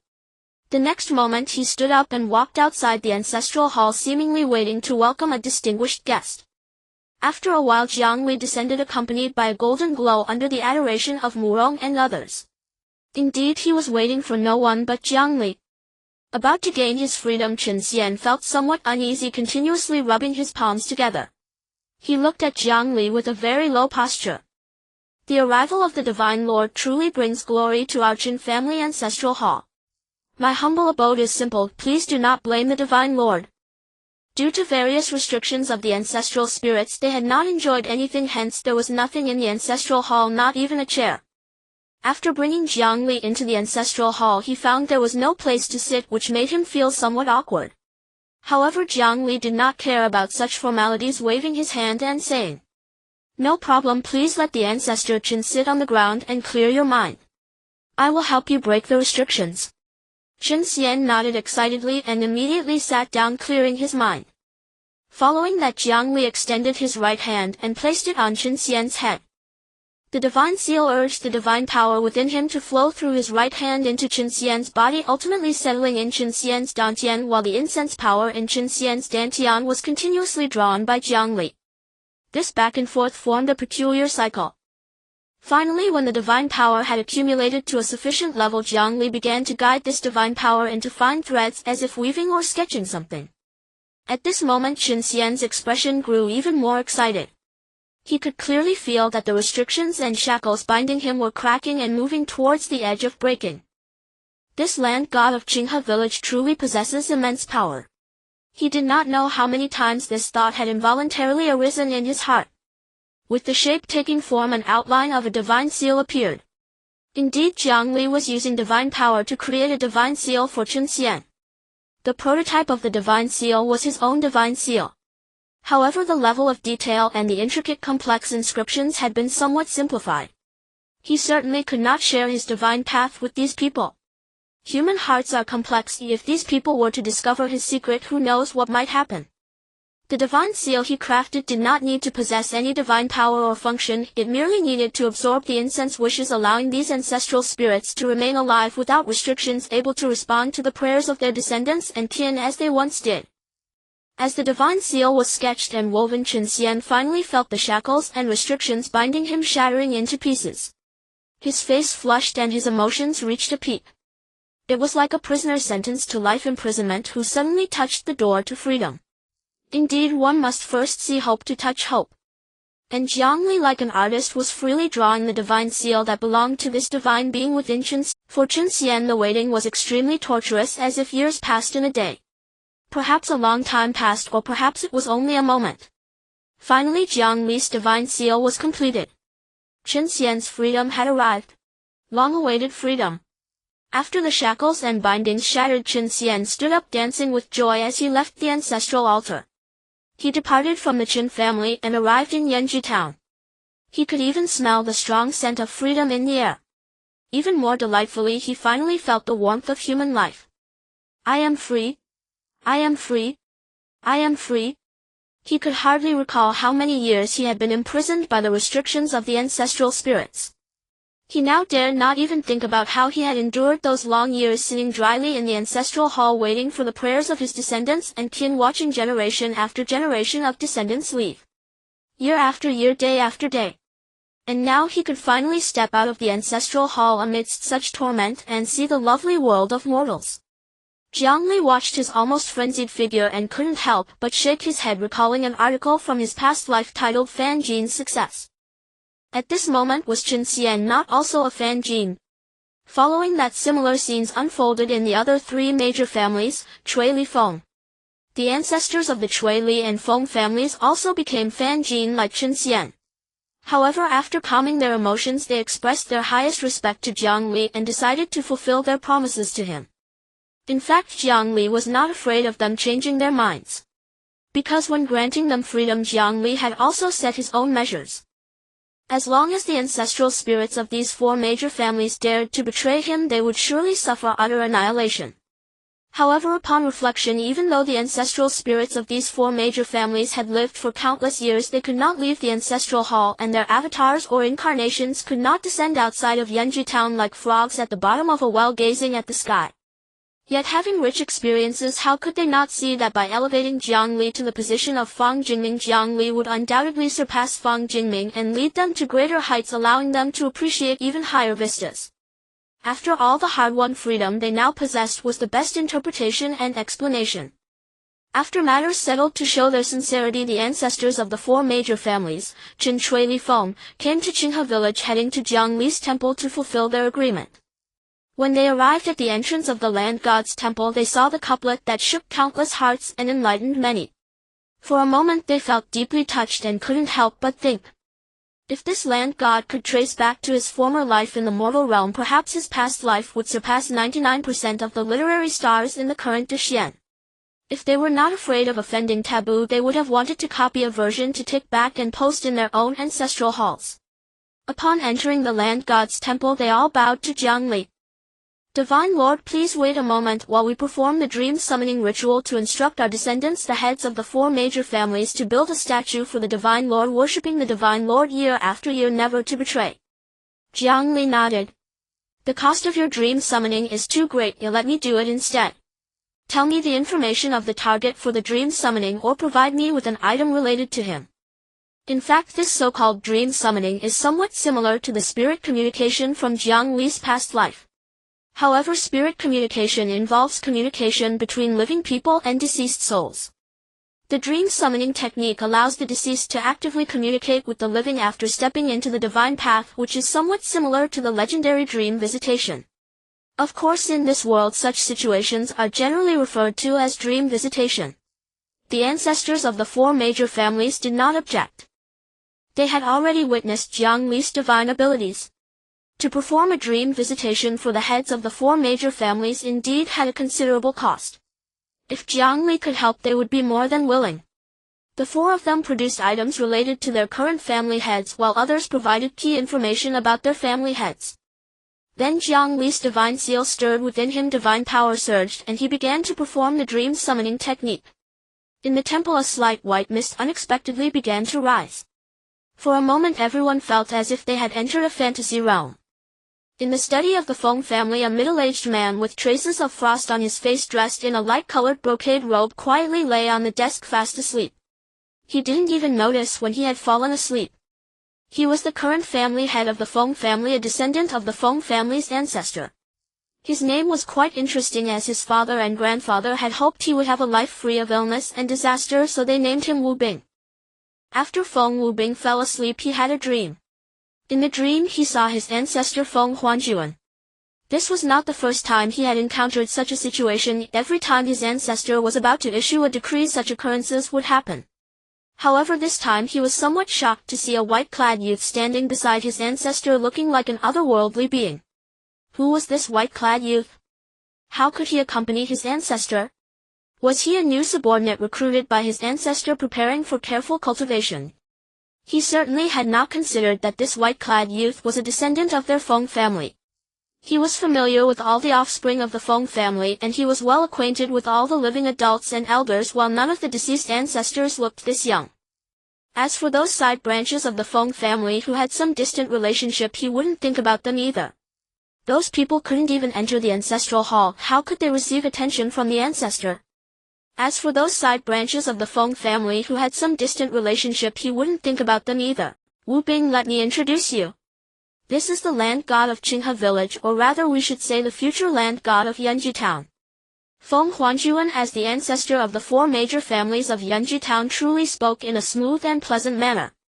Feng Wu Bing was stunned, clearly not expecting that this white-clad youth, who was already quite famous in Yunchu town, would be so young. If he knew that this was merely Jiang Li's disguise and that his true form was only 7 years old, he wouldn't know what to think.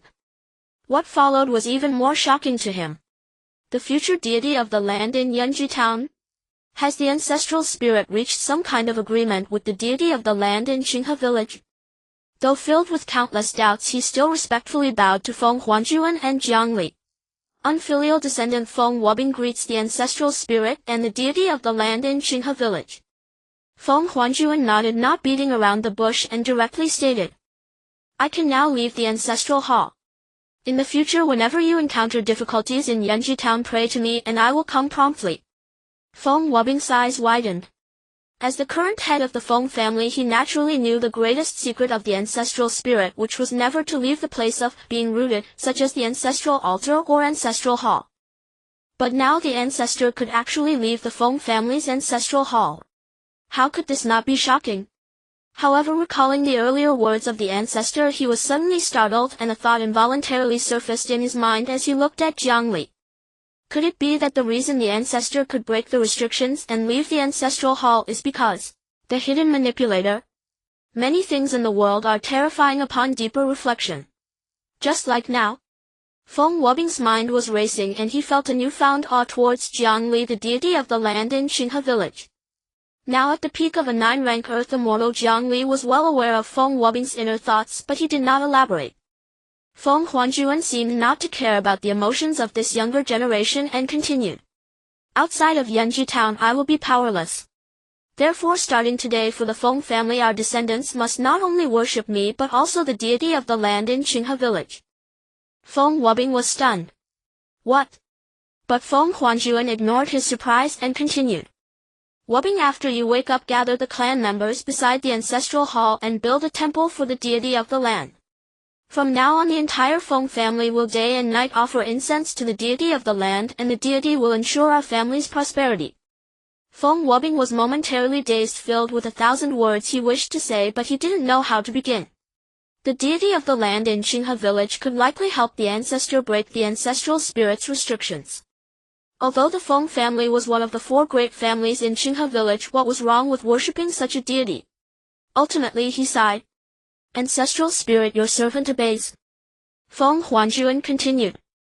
Additionally, you should discuss with the heads of the Qinghe and Li families about building a temple for the deity in the town. How can our future deity of the land in Yunchu town not have a temple? Feng Wuobing thought for a moment and said, Ancestor, the Great Xuan Dynasty only recognizes the sacrifices of great families. Although the deity of the land has boundless powers, will building a temple in the town offend the court's taboos? Jiang Li raised an eyebrow and looked at Feng Huanjuan as if to say that this ancestor did not seem as imposing as imagined. The seasoned Feng Huanjuan naturally understood Jiang Li's gaze, his expression darkening. Wuobing, is it too difficult for you to handle a mere magistrate in Yunchu town? Feng Wuobing grimaced, wanting to say that there was still the Feng family above the four great families. But Feng Huanjuan seemed to have pierced through his thoughts and continued. By the way, there is another matter. You and the heads of the other three great families can immediately discuss how to take over the Feng family. From now on there will be no Feng family in Yunchu town, only our four great families. Feng Wuobing's heart trembled at these words as if struck by thunder. The sun set in the west. The setting sun resembled blood, adding a touch of splendor to Yunchu town. A young man resembling Feng Wuobing but a few years younger hurriedly ran towards Feng Wuobing's study. Elder brother, elder brother? He shouted several times in a row. Feng Wuobing awakened from his dream, groggily raised his head and looked at his brother Feng Ankang, who stood at the study door holding the door frame with a frown. What is it? Feng Ankang closed the study door, making sure there were no eavesdroppers, and whispered mysteriously. Elder brother, something big has happened in Yunchu town. Feng Wuobing recalled the series of events the ancestor had shared with him in a dream and had a vague suspicion of what Feng Ankang wanted to say. What happened? He asked. Feng Ankang replied, Of course it's about the Feng family. I just received news that Feng Xiaoru suddenly fell ill and died, and the Feng family's ancestral hall inexplicably collapsed. Elder brother, do you think the Feng family is finished? Feng Wuobing's heart shook again. He couldn't help but recall the words the ancestor had told him in the dream. You and the heads of the other three great families can discuss how to take over the Feng family. In the future there will be no Feng family in Yunchu town, only our four great families. Even if the ancestor was not a participant, he was a witness to the Feng family's affairs. Previously it seemed that the Feng family had some unpleasant events with the deity of the land in Qinghe village. According to the information from the spies he had planted in the Feng family, Feng Xiaoru had even attempted to have Li Saner design the demolition of the temple of the deity of the land in Qinghe village, labeling it as an evil god's den to sever its lineage. Now the deity of the land in Qinghe village had reached some unknown agreement with the ancestor and could even help the ancestor break the restriction of not leaving the ancestral hall. Thus the hidden manipulator behind all this was the deity of the land in Qinghe village. As he peeled back the layers of confusion to discover what he thought was the truth, Feng Wuobing felt a sudden clarity. In that moment he couldn't help but express his feelings aloud. This deity of the land in Qinghe village truly possesses great powers. Feng Ankang, however, looked bewildered. Elder brother, what are you saying about the deity of the land in Qinghe village? Feng Wuobing shook his head. It's nothing, Ankang. Send someone with invitations to the Qinghe and Li families saying I want to invite their heads to a banquet at the Yunchu restaurant in town. Feng Ankang was taken aback, then seemed to think of something and his excitement flared up. Elder brother, is our opportunity finally here? Can we finally turn the tables and no longer be oppressed by the Feng family? Feng Wuobing shot him a fierce glare. Ask less and focus on doing what I instructed you to do. Additionally, tell everyone in the clan to offer incense to the deity of the land in Qinghe village day and night without interruption. Next to the ancestral hall, rebuild a temple for the deity of the land, and when we offer sacrifices to the ancestors in the future, we must also sincerely worship the deity of the land in Qinghe village. Feng Ankang stood there dumbfounded. Ah! Elder brother, why? We have the ancestors' protection, so why worship that deity of the land in Qinghe village? Could it be that you were fooled by those foolish people from Qinghe village? Feng Wuobing slammed his fist on the table angrily. Feng Ankang, if you dare to speak foolishly again, watch out for me breaking your legs. This is the decree from the ancestral spirit given to me in a dream. Whoever dares to disobey will face the family law and be expelled from the Feng family. If any of the clan elders have objections, they can burn incense to consult the ancestral spirit, but of course the premise is that they can withstand the ancestral spirit's wrath. Although Feng Ankang's abilities were not as high as Feng Wubing's, nor was his wisdom, he was not a fool. With the matter raised to this level, he understood the seriousness of the situation and respectfully withdrew. Elder brother, rest assured, I will definitely take care of what you instructed. After Feng Wubing watched Feng Ankang leave, he also exited the study. As he entered the main hall, countless beautiful maidens welcomed him. If it were normal times, he would undoubtedly want to spend some intimate moments with these lovely maidens he had worked so hard to bring home. But now he had no mood for that. He brushed past the maidens and arrived at a pavilion in the Feng residence, gazing at the beautiful sunset while reflecting on everything that had happened today.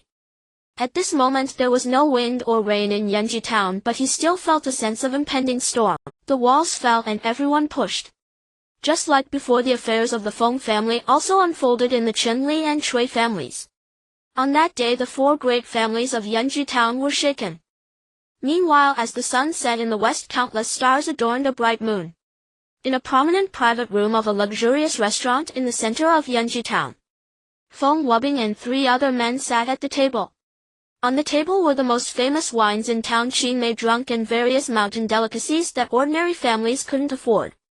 Seated beside Feng Wubing was Qinghe, the current head of the Qin family, while beside him was Li Yunda, the current head of the Li family, and next to Li Yunda was Cui Furen, the current head of the Cui family. The 4 stared at each other, and after pouring each other a glass of wine, it was Feng Wubing who spoke first. Your ancestors must have visited you in dreams, right? Qinghe, Li Yunda, and Cui Furen sighed. Indeed, we had a dream, and the information was rather astonishing. Feng Wubing nodded and got straight to the point. The words of the ancestors cannot be disobeyed. Changing to worship the deity of the land in Qinghe village is not a big deal. I believe you have already weighed the pros and cons and made your choice regarding the key issue. Qinghe, Li Yunda, and Cui Furen smiled. They had, of course, made their choice. Now the Jiang Li and Cui families were already working day and night to build a temple for the deity beside their ancestral halls, just like the Feng family. However, in the next moment, Feng Wubing shifted the topic. What about the Feng family? What are your plans? Indeed, the matters concerning the Feng family were fundamental to the interests of the 4 great families, and were also one of the key reasons why they could sit together at Yunhe restaurant today, drinking and eating meat in unity. This time Cui Furen was the first to speak. He took a big bite of crab and said fiercely, of course we should eat them up.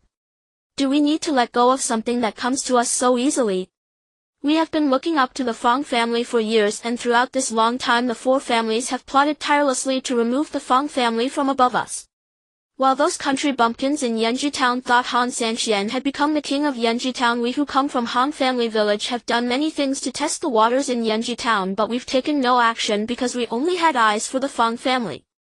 So we must devour the Feng family, only then can we truly take charge in Yunchu town. He emphasized the last few words heavily. However, the key information was completely absent, resembling mere empty talk. Feng Wubing said helplessly, Old Cui, at this time stop holding back. Feng Xiaoru is dead, this is our opportunity. Qinghe and Li Yunda smiled. Indeed, this is the best opportunity for us to sever our ties with the Feng family and the local powers. Cui Furen pondered for a moment before saying, then let's all act together. As long as the Feng family's connections in the county are severed without the ancestral spirit, the Feng family without Feng Xiaoru is merely fish on our chopping board. Feng Wubing nodded. Then this matter is settled. Now let's discuss the second issue. Your ancestors should have mentioned the matter of building a temple for the deity of the land in Qinghe village in town, right? Cui Furen, Qinghe and Li Yunda exchanged glances and nodded. If we don't deal with the Feng family, there may be trouble with the magistrate on that side. Feng Wubing nodded. Then let's act quickly. When the ancestral spirit delivered the dream, it was accompanied by the deity of the land in Qinghe village. If we don't want to anger the ancestral spirit, we cannot disappoint the deity of the land in Qinghe village. Cui Furen, Qinghe and Li Yunda nodded. Serving the ancestral spirit well under its protection and uniting the family is the foundation for the family's prosperity. The next day in Yunchu town the storm was coming. The Feng family was covered in white mourning items, and even the air was filled with a heavy sorrow. The mourning hall was set up in the main hall. In the center, Feng Xiaoru lay in a coffin, looking as if he were merely asleep, yet devoid of any vitality. The direct members of the Fang family knelt in the mourning hall before the coffin, unable to control their tears. The matriarch in particular was wailing incessantly. Oh heavens, although Xiaoru was nearly 50 years old, he was strong and healthy. How could he leave so suddenly? How can I live now that you have taken him away? Ancestral spirits, why do you not protect Xiaoru? How could the Fang family's ancestral hall just collapse? Can't you tell me what is going on? Is it related to that evil god of Qinghe village? As she spoke, her grief and rage intensified, and she immediately called out, "Come here." Following that, a core member of the Fang family hurriedly rushed in. Matriarch, what is it? The matriarch's eyes were bloodshot and she gritted her teeth. The master died so mysteriously, it must be related to that evil god of the land in Qinghe village. Go to the county and find Deputy Yi, inform him of this matter and ask him to communicate with the courts departments responsible for suppressing evil and exorcising demons, requesting them to subdue that evil god of Qinghe village and eliminate the harm for the people avenging the master. The man repeatedly nodded. Yes, matriarch, I will ride a fast horse to the county right away. The matriarch, seeing this, seemed to have lost all her energy, collapsing to the ground, and once again burst into tears expressing her grief. However, before the man could leave the mourning hall, a servant of the Fang family rushed in urgently. Matriarch, it's bad. Our lands in Shitzi village have been purchased by the Feng family. The matriarch raised her tear-streaked face, astonished and enraged.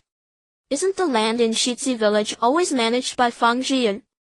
Without the master's seal, how could the Feng family purchase the land in Shitzi village? But no one could answer her. Soon after, another servant rushed in, trembling as he reported to her. Matriarch, our restaurant in town has been occupied by the Cui family, claiming that the master owed Cui Feng a large sum of money and this restaurant is just enough to settle the debt. Then a third servant ran in. Matriarch, it's bad. Our shops in town have been forcibly occupied by the Chen and Li families, using the excuse that we owe them a large sum of money. Such incidents continued to occur. With bad news coming one after another, even the matriarch, no matter how strong she was, could not help but feel dizzy. She despaired. Do the officials not care about such bandit-like behavior? What are they doing? The servants also looked equally hopeless. Matriarch, the officials are all standing with them. What should we do now? The matriarch, with tears streaming down her face, roared in utter indignation. Without my Fang family, how would there be their 4 great families in Yunchu town? They have relied on my Fang family all along, yet they never expected to show their true colors and take advantage of my Fang family's most difficult time. If the master were still alive, would they dare to act this way? As she spoke, she cast a desperate glance at Fang Zira's coffin, hoping for a miracle to happen. The person died and was resurrected. But she is not Shen Yan. How could she achieve the resurrection of the dead? Within a day, the entire Fang family was devoured by the 4 great families of Yunchu town. From then on, there would be no Fang family in Yunchu town, only the 4 great families. In a not overly spacious, low-key yet luxurious private room within Yunhe Tower, a middle-aged man dressed in the official robe of a major official of the Great Xuan Dynasty stood by the window, hands clasped behind his back, filled with deep emotion. This man was none other than Deng Jianda, the head of Yunchu town. In the past, he had to show respect even when facing Fang Xiaoru. The influential figures in Yunchu town trembled at the mention of the Fang family, even the once prominent Han Sanxian. Now, with Fang Xiaoru dead and the Fang family ancestral hall collapsed in an instant, this fierce tiger of the Fang family was completely devoured by the waiting wolves, which was truly lamentable. At that moment, a subordinate entered, bowing respectfully to report. Sir, the 4 heads of the Cui family, Li family, Feng family, and Chen family have arrived. Deng Jianda had long anticipated this and nodded. Let them in. The subordinate then respectfully exited, bringing in Cui Furong, Li Yunda, Feng Wobing, and Chen Huai. As soon as Cui Furong, Li Yunda, Feng Wobing, and Chen Huai entered the private room, Deng Jianda welcomed them with a beaming smile. Congratulations to the 4 elder brothers, your wishes have come true. Cui Furong, Li Yunda, Feng Wobing, and Chen Huai also smiled broadly. This success is inseparable from your great assistance, sir. However, we still have a matter we wish to seek your assistance with. Deng Jianda approached the table, making a gesture of invitation. What matter do the 4 elder brothers have? Please have a seat and elaborate. After taking their seats, Cui Furong, Li Yunda, Feng Wobing, and Chen Huai looked at Deng Jianda. I wonder if sir has heard of the earth god of Qinghe village. Dang Jianda asked with a smile. Of course I've heard of the earth god of Qinghe village. It is said that this god is extremely effective and has been widely talked about in the town and countryside. My wife even wanted to go pray to it not long ago. Cui Fuang Li Yunda Feng Wobing and Chen Huai exchanged glances. The earth god of Qinghe village is indeed very effective, sir. We have already tried it, so if your wife wishes to pray to it she can do so without worry. Her requests will surely be answered. Dang Jianda feigned surprise. You have all tried it already? Of course, otherwise how could we dare to speak so confidently to you, sir? Dang Jianda tentatively asked, do your ancestral spirits allow you to worship this earth god of Qinghe village? Cui Fuang Li Yunda Feng Wobing and Chen Huai exchanged glances and smiled. Our ancestral spirits have indeed issued a divine decree to build a temple for the earth god beside our ancestral hall. From now on the descendants of our 4 great families will all worship the earth god of Qinghe village. Dang Jianda's eyes widened and his mind was filled with countless thoughts. Offering incense is even more important to ancestral spirits than wealth is to mortals. Isn't this cutting off their own incense? However, Cui Fuang Li Yunda Feng Wobing and Chen Huai did not care about his emotions and reactions but continued. Sir, we believe that such an effective deity should not just belong to Qinghe village, it should be a deity of our Yunchu town and even of the Great Xuan. Their words struck like thunder, instantly pulling Dang Jianda's thoughts back. The expression of this head of Yunchu town turned somewhat solemn. You should know that the Great Xuan Dynasty is most averse to such matters. If any evil being takes advantage of this deity and establishes a foothold, the departments responsible for eradicating evil will be furious, and the consequences are beyond what we can bear. We can guarantee that this earth god of Qinghe village is a righteous deity, not some evil god. Sir, the Great Xuan court is now in decline and chaos will soon arise. Introducing such a deity into Yunchu town is not necessarily a calamity but a blessing. Dang Jianda fell silent. He had already shown his stance by assisting the 4 great families in devouring the Feng family. Would he fall out with them over this? Clearly that was not possible. He took a deep breath. I need to think it over. Please enjoy your meal, I have official business to attend to and will take my leave first. Cui Fuang Li Yunda Feng Wobing and Chen Huai nodded and smiled. Take care, sir. Then Dang Jianda left amidst a crowd of subordinates. After watching his figure disappear from view, Cui Fuang Li Yunda Feng Wobing and Chen Huai retracted their smiles, their expressions slightly solemn. If Feng Xiaoru were sitting here before, would he dare to act this way? I see that Dang Jianda is getting a bit carried away now. Cui Fuang said, chewing a piece of fine roasted pork with dissatisfaction. Feng Wobing narrowed his eyes. What can we do? After all, our 4 great families are not the previous Feng family. Otherwise, why do you think Dang Jianda helped us devour the Feng family? A complete Feng family could not be resisted, but once divided into 4 it's different. Li Yunda and Chen Huai fell silent for a moment before asking. Do you think he will agree? Feng Wobing and Cui Fuang exchanged glances and smiled. This old bastard has already agreed, just prepare some benefits for him and get ready to build the temple. Although the Great Xuan Dynasty has reached the point of collapse, we are still subjects of the Great Xuan. As the head of Yunchu town, he cannot publicly say, I support you in establishing a temple for the earth god. Li Yunda and Chen Huai nodded. Establishing a temple for a being outside the ancestral spirits within the town indeed breaks the fundamental rules of the Great Xuan. However, now that the Great Xuan Dynasty is on the brink of ruin, who would care about these rules? Everyone just turns a blind eye. Jingshan County. The office of the Due. Or more accurately, at the entrance of the Yi residence. A swift horse galloped to the entrance. Then a man dressed in the uniform of the Feng residence, looking fairly robust but exhausted, dismounted and walked towards the 2 armored guards at the entrance of the Yi residence. I am Feng Chen of the Feng residence, seeking an audience with the Due. One of the armored guards glanced at him coldly, replying. What Feng residence, dog? Get lost. The Due is currently accompanying the county magistrate to inspect military affairs. If you have something to say, come back tomorrow. Feng Chen was taken aback. In the past, when he visited the Yi residence, the guards treated him with respect.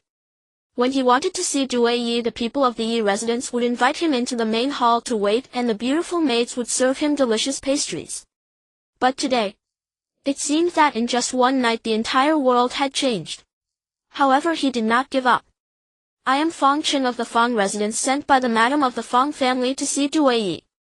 Don't you recognize me? I have been to the Yi residence before. He stepped forward, gripping the armor of the Yi guards tightly, almost pleading. At this moment he just wanted these two guards to show leniency and let him enter the Fang residence to see the life-saving Due Yi. But he did not notice the fleeting murderous intent in the eyes of the two Yi guards. At the foot of Qinghe mountain in the town a temple was to be built. What Fang residence, Fang Qing? What orders from the madam of the Fang family? We Due Yi do not know your madam, and we have never seen you. Do not speak nonsense here, or do not blame us for being impolite. The guards of the Yi residence said coldly. Fang Qing was still pleading desperately. If you let me in to see Due Yi, I will definitely be able to persuade him. If I can't persuade him, I will leave myself. He had not realized that this was already the last ultimatum from the Yi guards. The next moment the two guards exchanged glances. They immediately clenched their fists and launched a swift attack on Fang Qing. At the same time they covered Fang Qing's mouth and nose. Although Fang Qing was a core member of the Fang residence, he had never practiced martial arts, so he was no match for the two Yi guards, who immediately treated him like a human punching bag, beating him mercilessly. Feeling the intense pain from the relentless punches and kicks, he who was used to a life of luxury couldn't help but let out a heart-wrenching scream, but his mouth was tightly covered by the Yi guards, preventing any sound from escaping. He could only struggle like a drowning person. However, his pitiful appearance did not elicit any sympathy from the Yi guards. They only stopped after thoroughly incapacitating him. Then he was thrown onto the street like a dead dog. Amidst countless mocking voices he crawled desperately. He could not understand why the Yi guards wanted to kill him. He wanted to shout, to roar, to let out a lament unique to his insignificance in this era, but he could not, only coughing up blood. People around him pointed and discussed him. Tisk, where did this beggar come from coughing up blood? He might be a refugee infected with some strange disease. Let's keep our distance here, we don't want to catch some unknown illness. Indeed, the indifferent people around moved even further away from him. He stretched out his hand, seemingly wanting to say something, wanting to grasp something, but in the end he caught nothing and lost his life just like that. In his final moments numerous images flashed through his mind like a revolving lantern. Those images were of his most beautiful times in the Fang family. Fang Qing's life came to an end. But the life of another loyal servant of the Fang family continued. Ningzhou. At Kunlong Mountain. The scenery was beautiful, with mist swirling around. A sect hidden among the clouds and mist was situated within.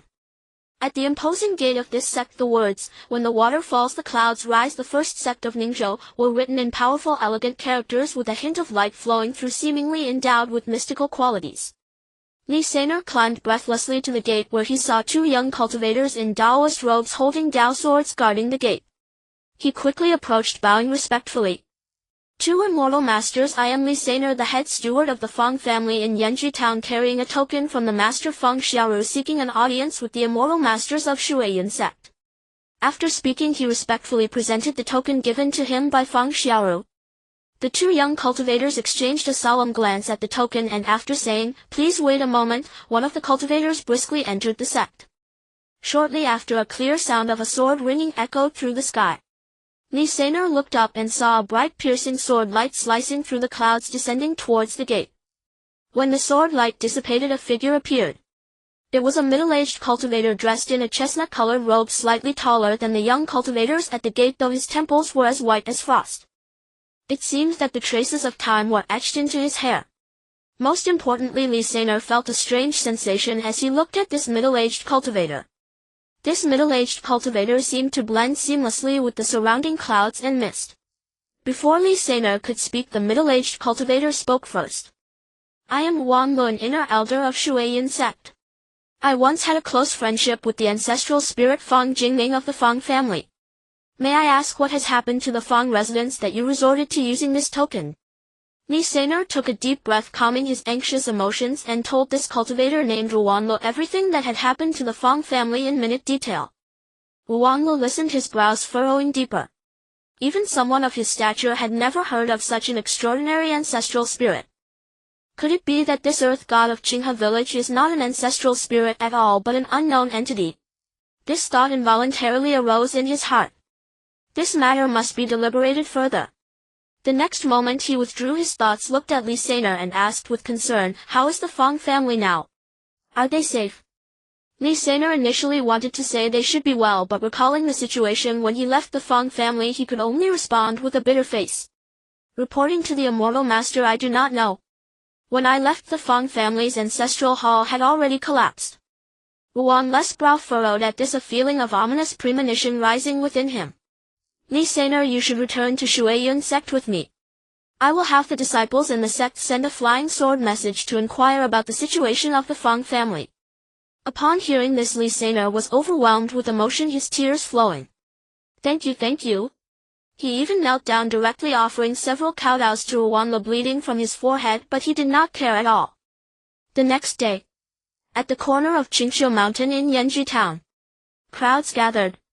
The idle folks of Yanji Town during the day gathered at the foot of the mountain, pointing at the hard-working laborers under the scorching sun not far away. "What big project is this? Are they building something new for the head? It can't be that the Fang family is rebuilding their ancestral hall, right? I heard that the Fang family's ancestral hall recently collapsed." "You are too ignorant. Our Yanji Town no longer has the Fang family. There are only 4 great families left. This is definitely something the 4 great families or the head are building." At this moment, one person smugly said, "You don't know this, do you? The 4 great families are building a temple for the earth god of Qinghe village."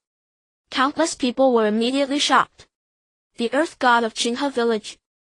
I have heard of it. It is said to be extremely effective.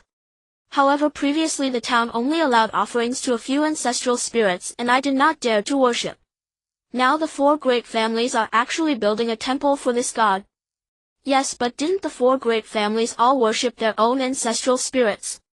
Why suddenly build a temple for the earth god of Qinghe village? Everyone discussed, fervently perplexed.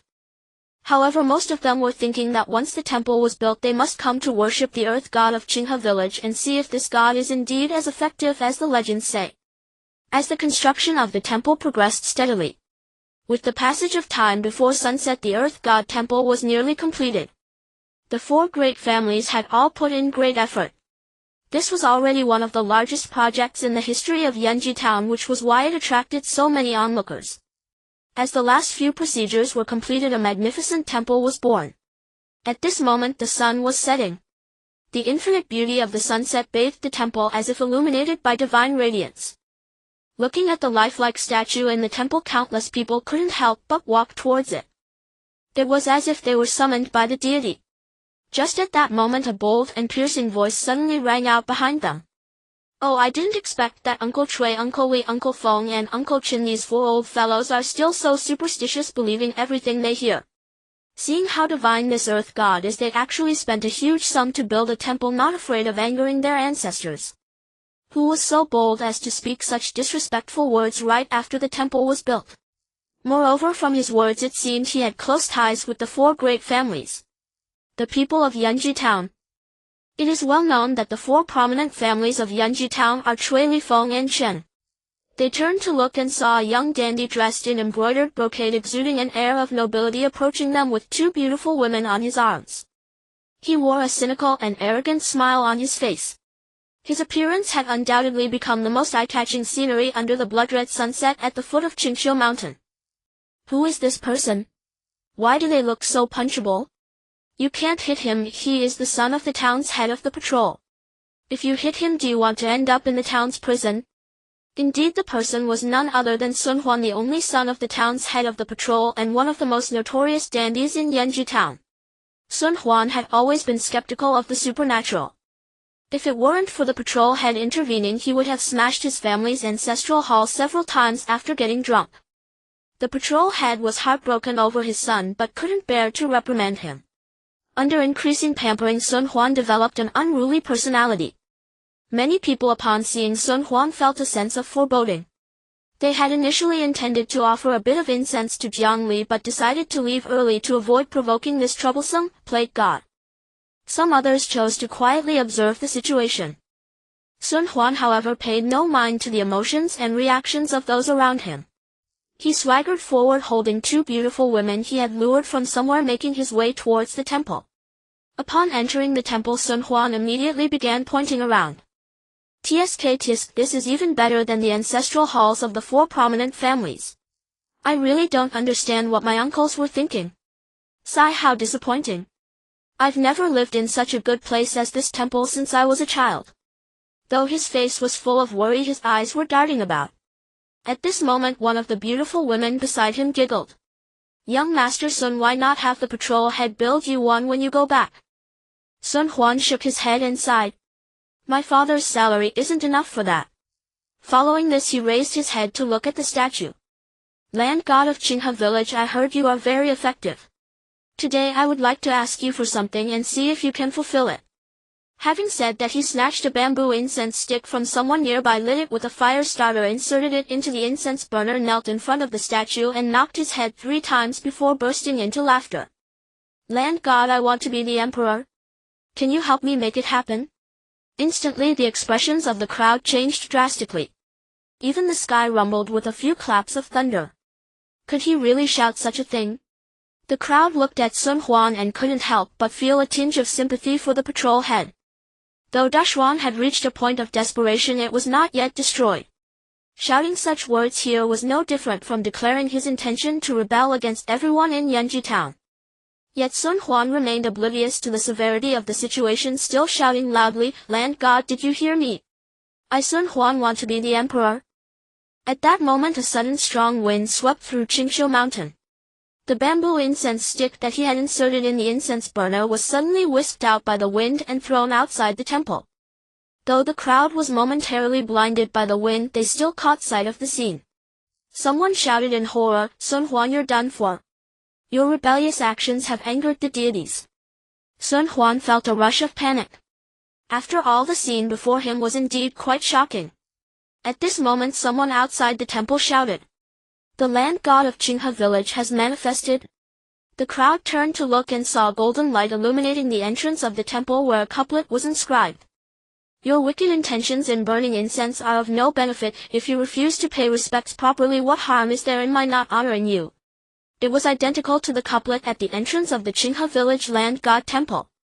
Sun Huan also saw these 2 lines. In an instant he felt dizzy and his head spun. With a piercing scream from the 2 beautiful women beside him, he fainted, collapsing to the ground in convulsions. The 2 women witnessing this scene were so frightened that they fell to the ground trembling, continuously muttering prayers for the deity's forgiveness and sincerely repenting. As for the others, they no longer doubted the efficacy of the Qinghe village land god. Around the convulsing Sun Huan, golden light continuously surged. The golden light was coalescing into characters. Loyal, filial, benevolent, righteous, polite, trustworthy. At this moment a learned individual in the crowd couldn't help but exclaim, these are the 6 true words of Confucianism. A knowledgeable person pondered and said, indeed. However, the deity has manifested and inscribed these 6 true words, which is quite meaningful. O divine Lord, I, scholar Guo am in awe. Several acquaintances looked at him with confusion. Brother Guo, what do you mean by that? The scholar named Guo explained, Sun Huan just shouted that he wants to be the emperor, which is an act of rebellion. This is the utmost disloyalty. Rebellion is a crime that implicates 9 generations. Sun Huan's actions could endanger his father. This is the utmost unfilial behavior. Implicating 9 generations due to one person's actions leading to the downfall of his kin. This is the utmost inhumanity. Rebellion is a serious matter. All friends and family associated with Sun Huan will be captured by the secret guards of the Dashuan court, subjected to severe interrogation, and only released after being cleared of suspicion. But we know how terrifying the methods of the Dashuan secret guards are. At that time Sun Huan's friends and family will likely suffer the torments of hell, which is the utmost injustice. To publicly call for rebellion is the utmost rudeness. As citizens of Dashuan, being disloyal to the monarch and unloving to the nation, yet seeking divine protection, to rebel and become emperor, is that not the utmost in faithlessness? The deity punishes such disloyal, unfilial, inhumane, and unjust individuals and writes down the 6 true words of Confucianism to remind us that as humans we must always remember to be loyal, filial, benevolent, righteous, polite, and trustworthy. After hearing his words, the crowd felt enlightened. They looked at the temple with newfound respect. They no longer paid attention to Sun Huan, who was still lying on the ground convulsing, but continued with what they had been doing earlier. Responding to the deity's call, they headed towards the temple to sincerely offer a stick of incense. The deity descends. Inside the temple, the worshippers came in droves. White smoke filled the entire temple. Among it, rich golden light flowed, gradually merging into Jiang Li's body, condensing in his dantian like ink, resembling the force of rivers converging into the sea. At that moment, he established a mysterious connection with the entire Yunchu town. However, the power of the golden incense did not stop there. Like skilled craftsmen, it meticulously transformed his divine seal. As the grade and strength increased, his divine seal was bound to change. On the other side, the recently prominent Guqiu did not immediately enter the temple to offer incense. At the moment Jiang Li's divine seal underwent a great transformation, a rich golden light suddenly emerged from Guqiu's body, heading towards Jiang Li like falling leaves returning to their roots. At the moment the golden light left his body, a look of confusion surged and flooded Guqiu's eyes. It turned out that everything that had just happened was not his doing but Jiang Li's. This was the divine power. Jiang Li had recently researched and comprehended the ability to divide one's spirit and possess another's body. It allowed him to invade another's body with divine power, temporarily taking control of their actions.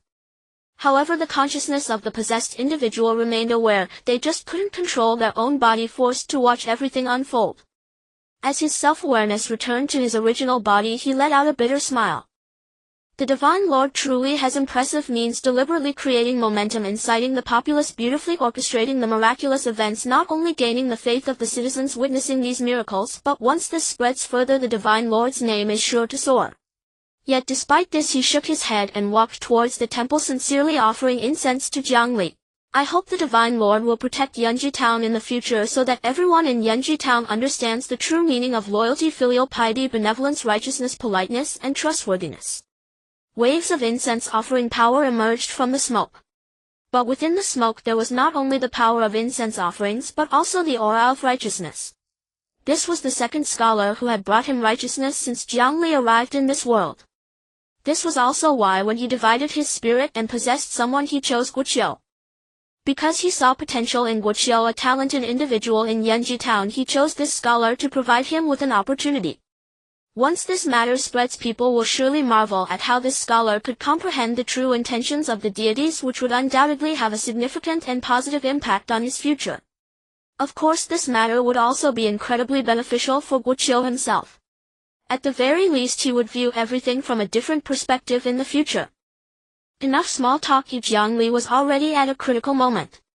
As long as the divine seal was fully engraved, he could break through his bottleneck. With the continuous influx of incense offering power, he heard countless voices and saw countless images. They were the heartfelt voices of the people of Yunchu Town. They were various scenes of the past lives of the people in Yunchu Town. In the passage of time, he watched over the entire Yunchu Town. As the saying goes, with great power comes great responsibility. As Jiang Li gained the power of an 8th grade earth immortal and became the land god of Yunchu Town, the divine path also conferred upon him a mission to protect Yunchu Town. As Yunchu Town flourishes, so does Jiang Li. As Yunchu Town perishes, so does Jiang Li. The next moment, as time came to a close, the divine seal was completed. Jiang Li finally became an 8th grade earth immortal. The sight of ascending during the day illuminated the eyes of Murong and others, making their hearts surge with excitement. We congratulate the Divine Lord. However, Jiang Li did not ascend to an unknown realm outside this world. He merely arrived above Yunchu Town. Now his domain was able to cover the entire Yunchu Town, and the whole town was firmly under his control. At the same time as the golden light descended, Murong and others also felt that they had gained unimaginable benefits. Looking at Jiang Li with excited expressions, they thought to themselves that their initial choice had indeed been correct. Following the Divine Lord, they would surely soar through the world in the future. Meanwhile, Sun Huan was still lying on the ground convulsing. However, his vitality had not waned, nor had it become weak. He had a terrifying dream. He dreamed that he was dragged to the underworld by 2 grim reapers, accused of being disloyal, unfilial, inhumane, unjust, and a deceitful scoundrel destined for the 18th level of hell. Then he experienced inhuman torment in the 18th level of hell. In the days that felt like years, he constantly wished for time to pass quickly so that he could escape the sea of suffering. Unfortunately, reality was contrary to his wishes. The torment seemed endless. Just as he was about to completely break down, the torture finally came to an end. But new suffering began again. He started the cycle of reincarnation, losing the luxurious life he once had without the powerful father, only to face an incredibly miserable existence. He began to be bullied by other young masters like himself, living a life devoid of dignity, worse than a dog. He was even forced to eat dog food by those dandy youths time and again. He attempted suicide, but each time he died it was a new cycle, a new miserable life. It seemed like suffering was endless. After countless suicides he began to seek ways to break free and change his life. People aspire to rise while water flows downward. When a person stays in adversity for too long, they inevitably think of ways to rise. Sun Huan thought that while one person's strength is limited, that of a group is infinite. He needed new partners and friends. However, his approach to making friends needed to change. Previously, with the patrol head's backing, he had wealth and power, making it easy to make friends. But now he had nothing, so he could only please others. What he meant by pleasing was actually doing good deeds and actively helping others. As he did more good deeds and helped more people, his life finally improved. He gained a group of different friends. These friends would not constantly urge him to go to expensive restaurants for fine dining or discuss which courtesan was beautiful, then go spend the night together. These friends only provided him with continuous help in life, guiding his life upwards. Having lived in luxury for over 20 years in Yanji town without finding a direction in life, Sun Huan unexpectedly found a direction and some meaning here. He began to improve alongside his friends here. However, his strength was still weak. The strength of his friends was also weak. Their powers were all weak. As the actions of the wealthy and powerful young masters became more excessive, a tragedy unfolded. His friends died. He was on the brink of death himself. He wept bitterly, wanting to change everything and alter the entire world. But he felt helpless. He wished he had been in Yanji town back then. At least his father was the patrol head, and he could have stopped all these things from happening. He could have saved his kind-hearted friends. He howled, crying heart-wrenchingly, suffering and dying with resentment. Before his death he saw a white-clothed youth resembling an otherworldly being descending into his world, crossing evil. The world fell into darkness. However, Sun Huan did not arrive in the underworld. He lay in the darkness, locking eyes with the white-clothed youth, whose appearance was nothing short of perfect, as if sculpted by the heavens. "Who are you?" The white-clothed youth smiled slightly, making one feel as if bathed in spring breezes. "Do you wish to change?" He did not answer Sun Huan, but posed this question instead. Sun Huan was taken aback. "Change what?" The white-clothed youth responded, "Everything that just happened. You helplessly watched your friends die. But I wanted to save them, didn't I?" Sun Huan clenched his fists, gritted his teeth, and his eyes glistened with red. Yet the next moment he did not shout a thunderous "yes," but instead loosened his fists, letting out a bitter laugh, saying, "I have no money, no power, and I'm as weak as an ant. What can I change? How can someone useless like me fight against them? I only wish to be reborn into a good family in my next life."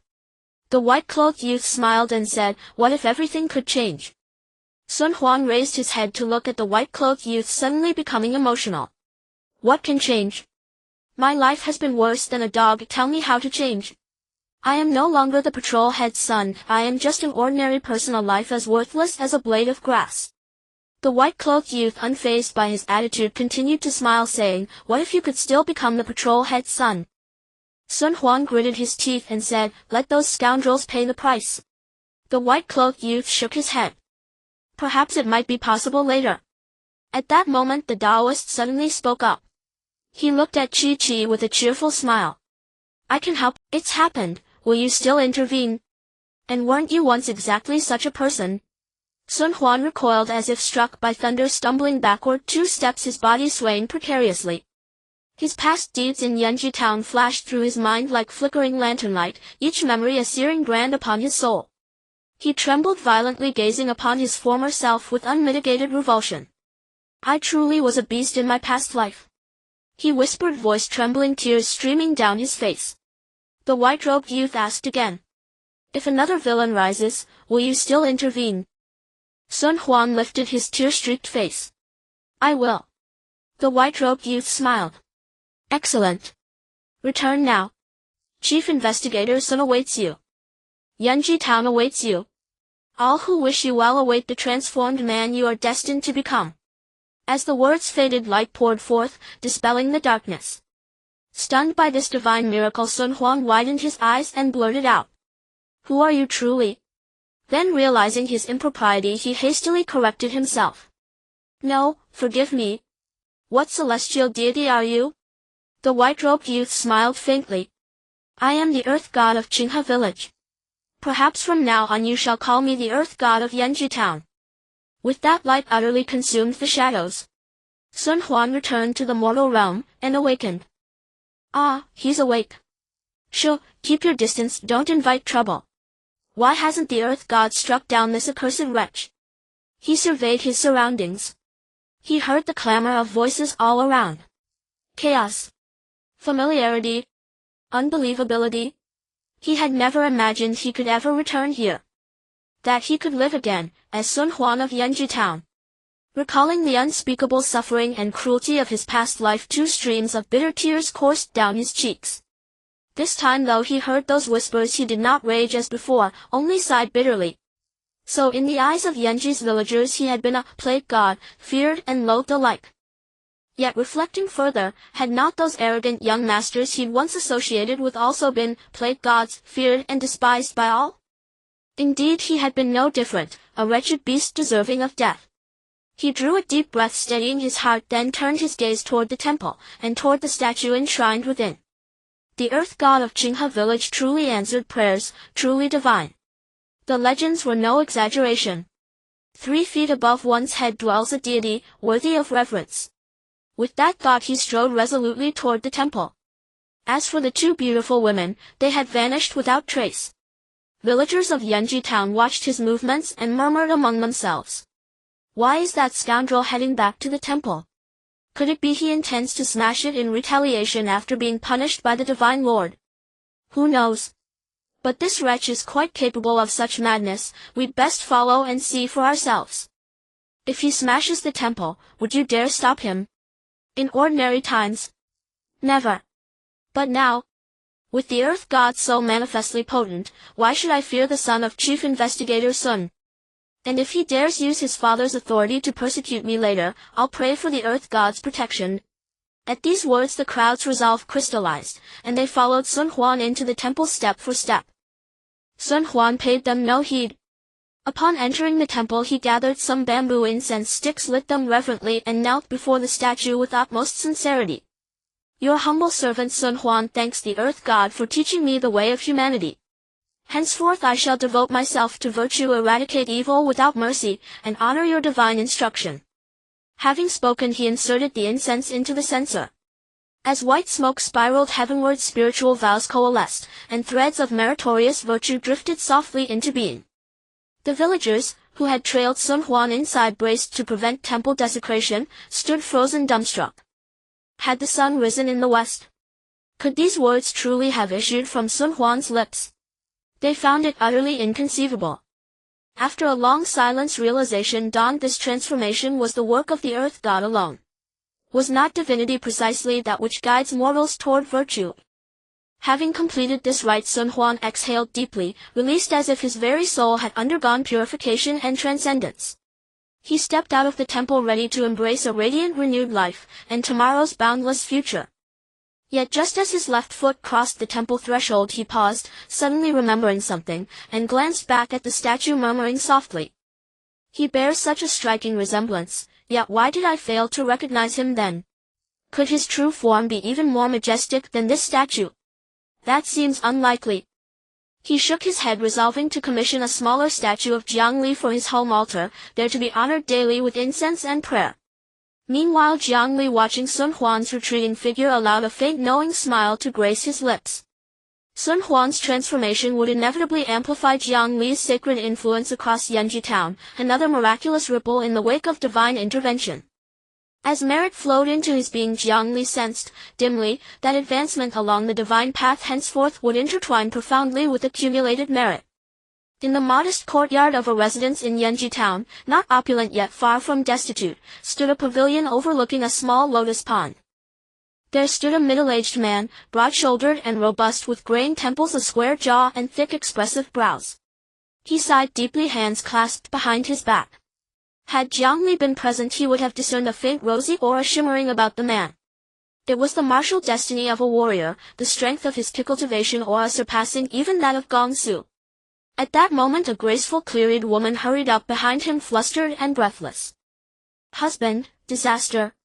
Our son Huan has caused another scandal. Chapter 61, The Sun Family's Crisis. Indeed, this man was none other than Sun Wu, the chief investigator of Yunchu Town, and Sun Huan's father. Mention of his wayward son always brought him unbearable headaches, and it was precisely this son who now weighed upon his thoughts as he stood sighing in the pavilion. To think, the boy had done it again. His expression darkened, the frost seemed to settle upon his strong chiseled features. What fresh outrage has this disobedient child committed now? His wife replied.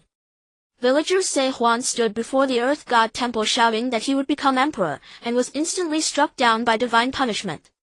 He collapsed there, convulsing uncontrollably, his life hanging in the balance. An emperor? What differed that from treason? Even Sun Wu, a man of formidable physical endurance, nearly fainted outright upon hearing those words. Fortunately his wife reacted swiftly, catching him before he tumbled into the lotus pond. After several moments he regained composure, clenching his teeth with quiet fury. Truly you and I have sired a fine son. Then gently patting his wife's hand to signal her release, he turned sharply toward the gate. She asked, alarmed. Husband, are you going to find Huan?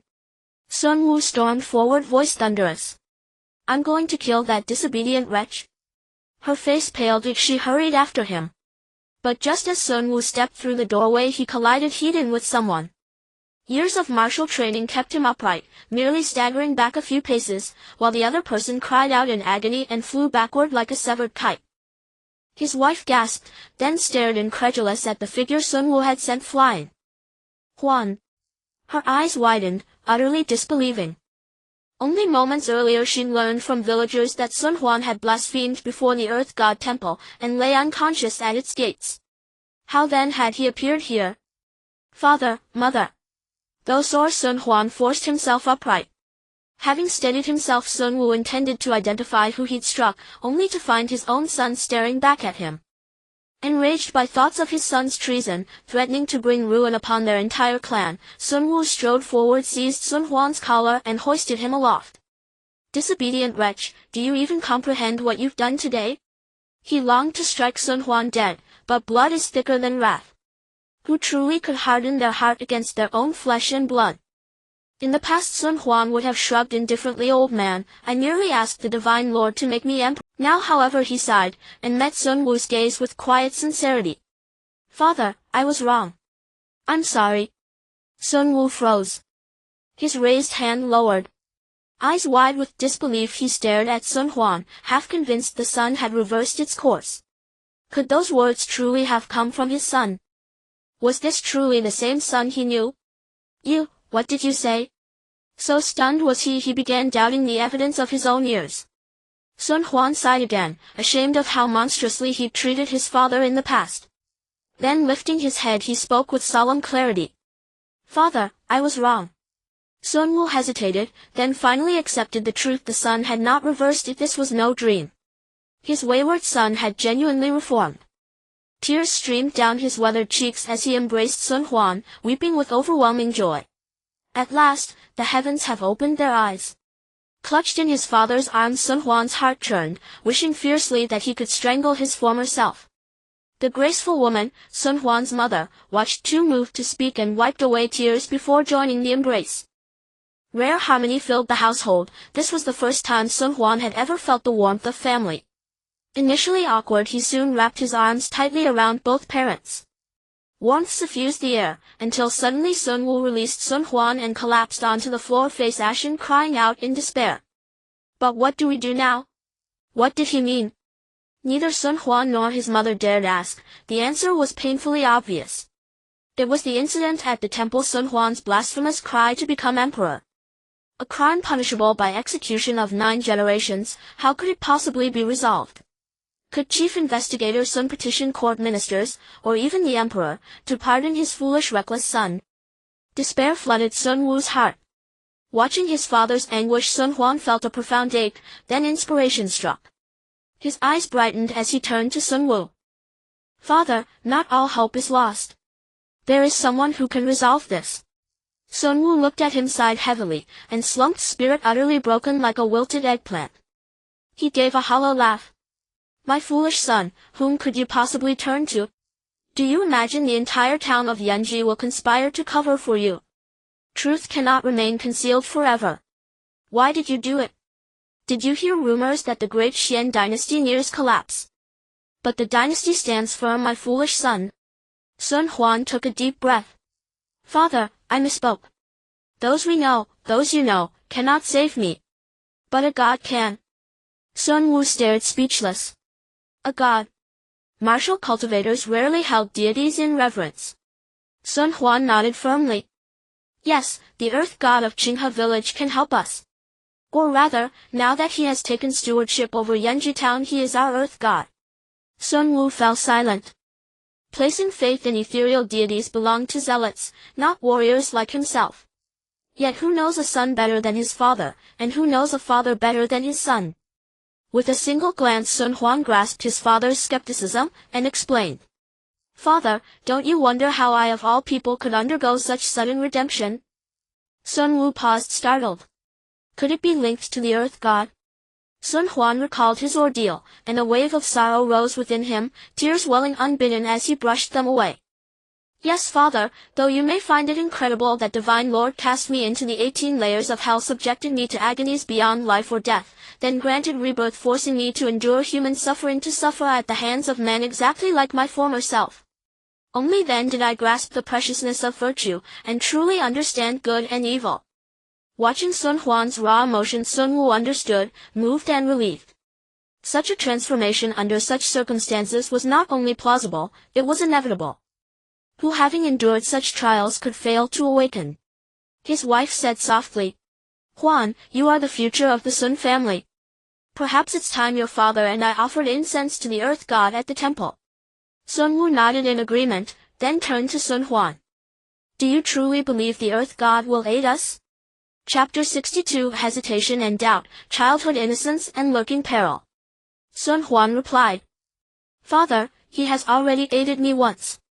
And now, what choice remains but to trust him?" Sun Wu sighed deeply. Sun Huan spoke truth, their options had vanished. After a pause he could only murmur, "May sincerity move the divine heart." Sun Huan, however, faced the future with unwavering hope. Indeed, the most vital thing is sincerity. "Father, mother, please rest at home while I seek the finest sculptor in town to craft us an earth god statue." Sun Wu and his wife exchanged glances, then nodded, deeply moved. Whether or not the earth god would deliver the Sun family from this calamity remained uncertain, yet one fact stood unchallenged: Jiang Li had transformed Sun Huan, from a despised, feared playboy of Yanji town, into a man of integrity. As Sun Wu and his wife sat anxiously at home, torn between doubt and desperate hope, clinging to Jiang Li as their final lifeline, they silently prayed if heaven would only open its eyes, if a miracle would only unfold.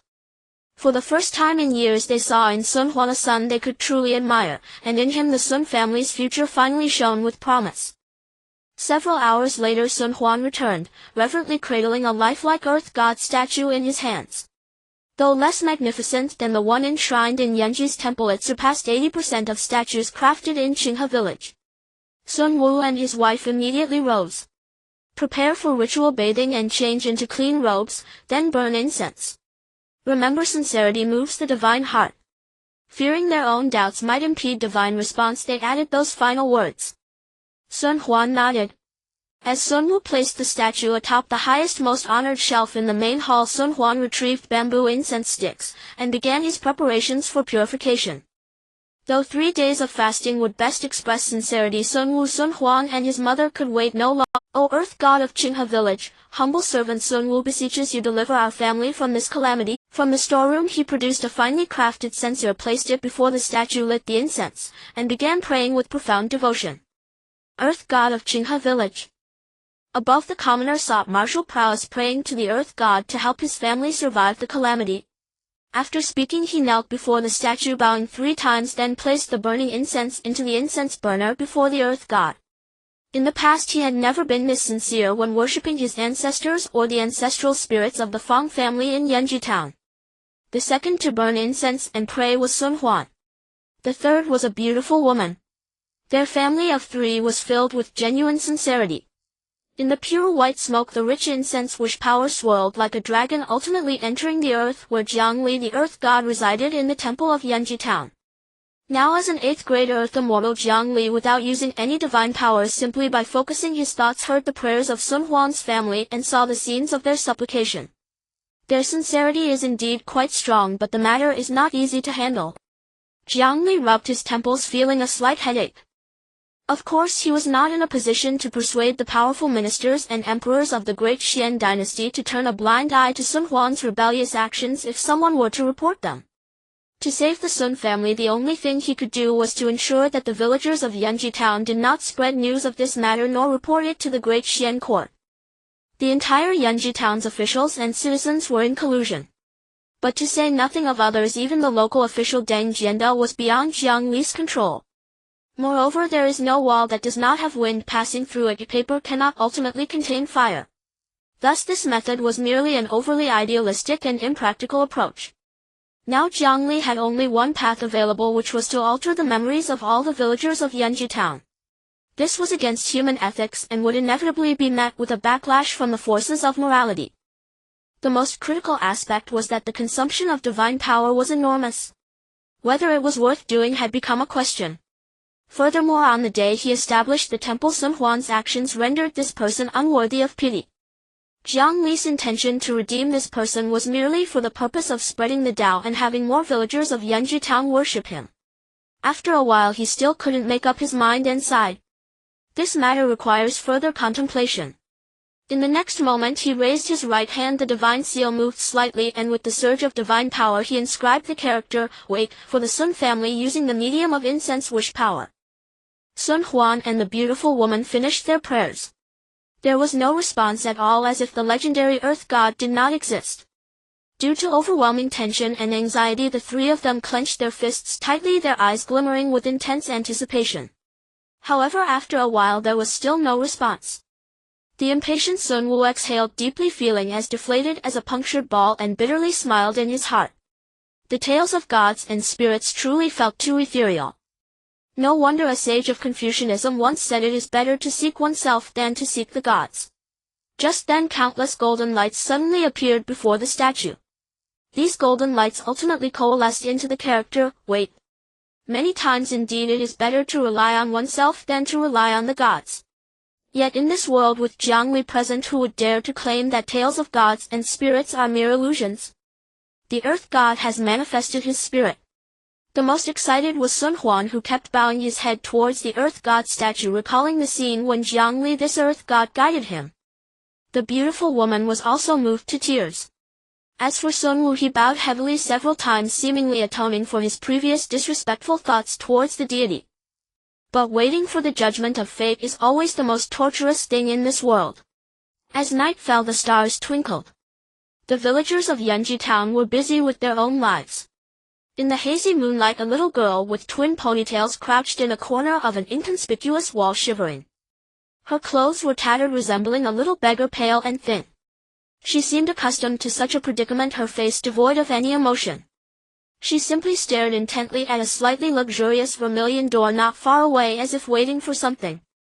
It was unclear how long had passed. The vermilion door opened. A little boy sneaked out. Upon seeing the little girl, he approached her, lowering his head in shame. "I'm sorry I'm late." The little girl sighed. "We agreed to meet at sunset." The little boy replied, "I was afraid my parents would find out. But I brought a lot," he said as he took out a chicken leg, a large white bun, and several pieces of broken meat pies from his arms, handing them to the little girl. The little girl accepted the meat pies, the large white bun, and the chicken leg, devouring them as if she hadn't eaten in 8 lifetimes. The boy was somewhat timid, but still patted the girl's back, saying, "Eat slowly. Eat slowly." After a while the girl finally finished. She lifted her head to look at the boy, her eyes flashing with anger. "But you were late, weren't you?" The child, no older than 10, was radiating a murderous aura. 063. Observing the world, snatching the prodigy. The moonlight was like water. Jiang Li walked under the moonlight in Yunchu town. Murong and others followed closely behind him. As his divine power surged, Murong and the others under the baptism and enhancement of his divine power began to perceive reality more deeply. They no longer felt like mere souls, and many times they even experienced an illusion that they were no different from their living selves.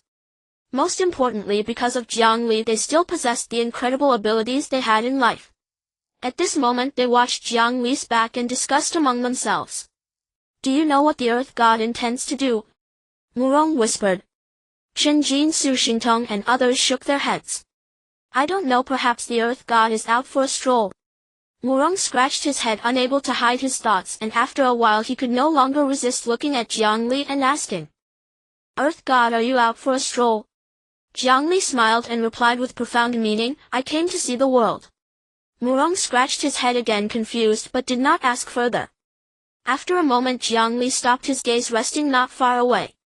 There was where the boy and girl were. Looking at the girl's murderous demeanor, a flash of surprise crossed Jiang Li's eyes, but he did not stop her. As he paused, Murong and others also stopped and observed the scene before them. Even having experienced the battlefield and seen countless people, they could not help but be taken aback by the little girl radiating such a fierce aura. What had this little girl experienced? At this moment, faced with the girl's words, the boy paused and retreated 2 steps, explaining timidly. "Qinghe, I didn't want to be late, but I was afraid my parents would find out. If they did, I wouldn't be able to leave the house and I couldn't bring you food." "Then why are you the same as those damned adults, promising things you can't do and making up all sorts of excuses?" Hearing this, the boy immediately lowered his head in shame, crossing his hands and fidgeting with his fingers. "Qinghe, I'm sorry." The girl scowled. "What good is an apology? I need to give you a lesson to make you remember." Saying this, she didn't wait for the boy to respond and pounced on him, pinning him to the ground, gripping his neck. Her bright black eyes shimmered with a frost-like glare. She was going to kill the boy. At that moment a calm and gentle murmur floated over from a distance. "Blessings to you, the Heavenly Sovereign. Human nature is inherently evil, but strive for goodness. If you don't let go, you'll kill him, little girl." Qinghe looked up and saw a plump Taoist with white hair approaching her. Despite being a considerable distance away, he arrived before her in just a few steps. A celestial being? Qinghe was startled and unconsciously released the boy. The color on the boy's cheeks, which had turned purple from choking, began to fade, and he gasped for air, tears streaming down his face. Having faced death, a thick shadow loomed over him. "Thank you, immortal." Being able to cover such a distance in a single step was almost like teleportation. Who else could it be but an immortal? Qinghe looked at the Taoist, feeling a bit timid but also quite displeased. If you don't teach him a lesson, how will he remember to keep his promises? This time he failed to arrive on time. He'll have an excuse this time, and next time there will be 100 excuses. The boy kept his head down, full of shame. "Qinghe, I'm sorry." He still harbored no hatred towards the girl named Qinghe, with not even a shred of resentment in his heart. The Taoist smiled. "But if you had killed him just now, he would never have been able to bring you food again, and you would have lost him forever." Qinghe was taken aback, a hint of sadness flashing across her face, but soon dissipated. She looked up at the Taoist with a hint of stubbornness on her cheeks. "So what? Those who fail to keep their promises should die, just like those who lie should swallow a needle. No one is indispensable in this world. Without him I won't starve to death." The boy looked at Qinghe, reached out as if wanting to say something, but ultimately said nothing, lowering his head and quietly sobbing. Seeing this, the Taoist took a deep breath. "Blessings to you, the Heavenly Sovereign, but if he dies, won't you feel sad? No matter how he has wronged you, this time you should give him a chance. He has always brought you food, hasn't he?" Qinghe scowled. "But this isn't the first time." The little boy lifted his tear-streaked face and looked at Qinghe. "I'm sorry." Qinghe shouted. "I just said, what good is an apology?" The little boy found himself at a loss for words and could only lower his head again, anxiously fidgeting with his fingers. The Taoist shook his head. "Everything has its reasons. Now let's look at the reasons before we speak." After speaking, he waved his feather duster lightly, his true essence flowing, gathering into a small stream that danced around Qinghe and ultimately produced a series of images. These were the images of the little boy repeatedly stealing food from home to give to Qinghe. Qinghe's eyes widened. Though she had thought about the huge risks the little boy took to steal food for her, she had never realized how difficult it was. She saw the reasons why the little boy had failed to arrive at the promised time. He had been caught stealing food at the dining table by his parents, and unwilling to reveal the reasons had been severely punished. Qinghe sighed. This idiot. After seeing everything, she turned to the boy and coldly said, "All right, I forgive you this time, but no next time. I hope this idiot won't mess up again." Following this, she turned to the Taoist. "Immortal, was that just now a celestial technique?" The Taoist's eyes lit up. "Would you like to learn?" Jiang Li watched this scene, feeling that the Taoist was both showing off and deserving of a good beating, much like himself at times. Qinghe's eyes were also very bright. "I want to learn, will you teach me?" The Taoist smiled. "If you become my disciple, not only this celestial technique, but I can teach you even more powerful celestial arts." Qinghe fell silent, seemingly hesitating over something. At this moment, Jiang Li could no longer sit still. He couldn't let this Taoist take the little girl away. For he had seen the rich golden destiny hovering above the little girl's head. According to the memories of Yunchu and the ancestral spirit Lu Dongjin of Qinghe village, he knew this little girl was an exceptional seed for cultivation, destined to grow into a significant figure in the cultivation world. Such a potential prodigy yet to be discovered could not be taken away by others. Thus Jiang Li stepped forward, instantly arriving in front of Qinghe, smiling as he said, "I can offer you something better." The sudden appearance of Jiang Li startled Qinghe and the little boy.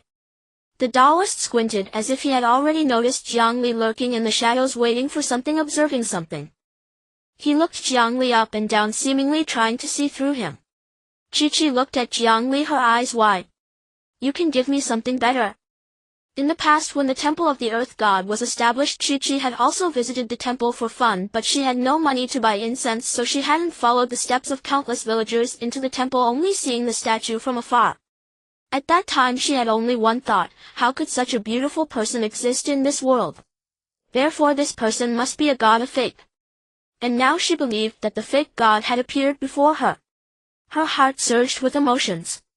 However, soon after she revealed a fierce expression filled with murderous intent. "Since there are gods in this world, then all gods should die." Murong and others were taken aback, instinctively rushing towards Jiang Li, wanting to protect him and shield him from all danger. But Jiang Li with a thought told them not to worry, then looked at Qinghe again and asked, "Why?"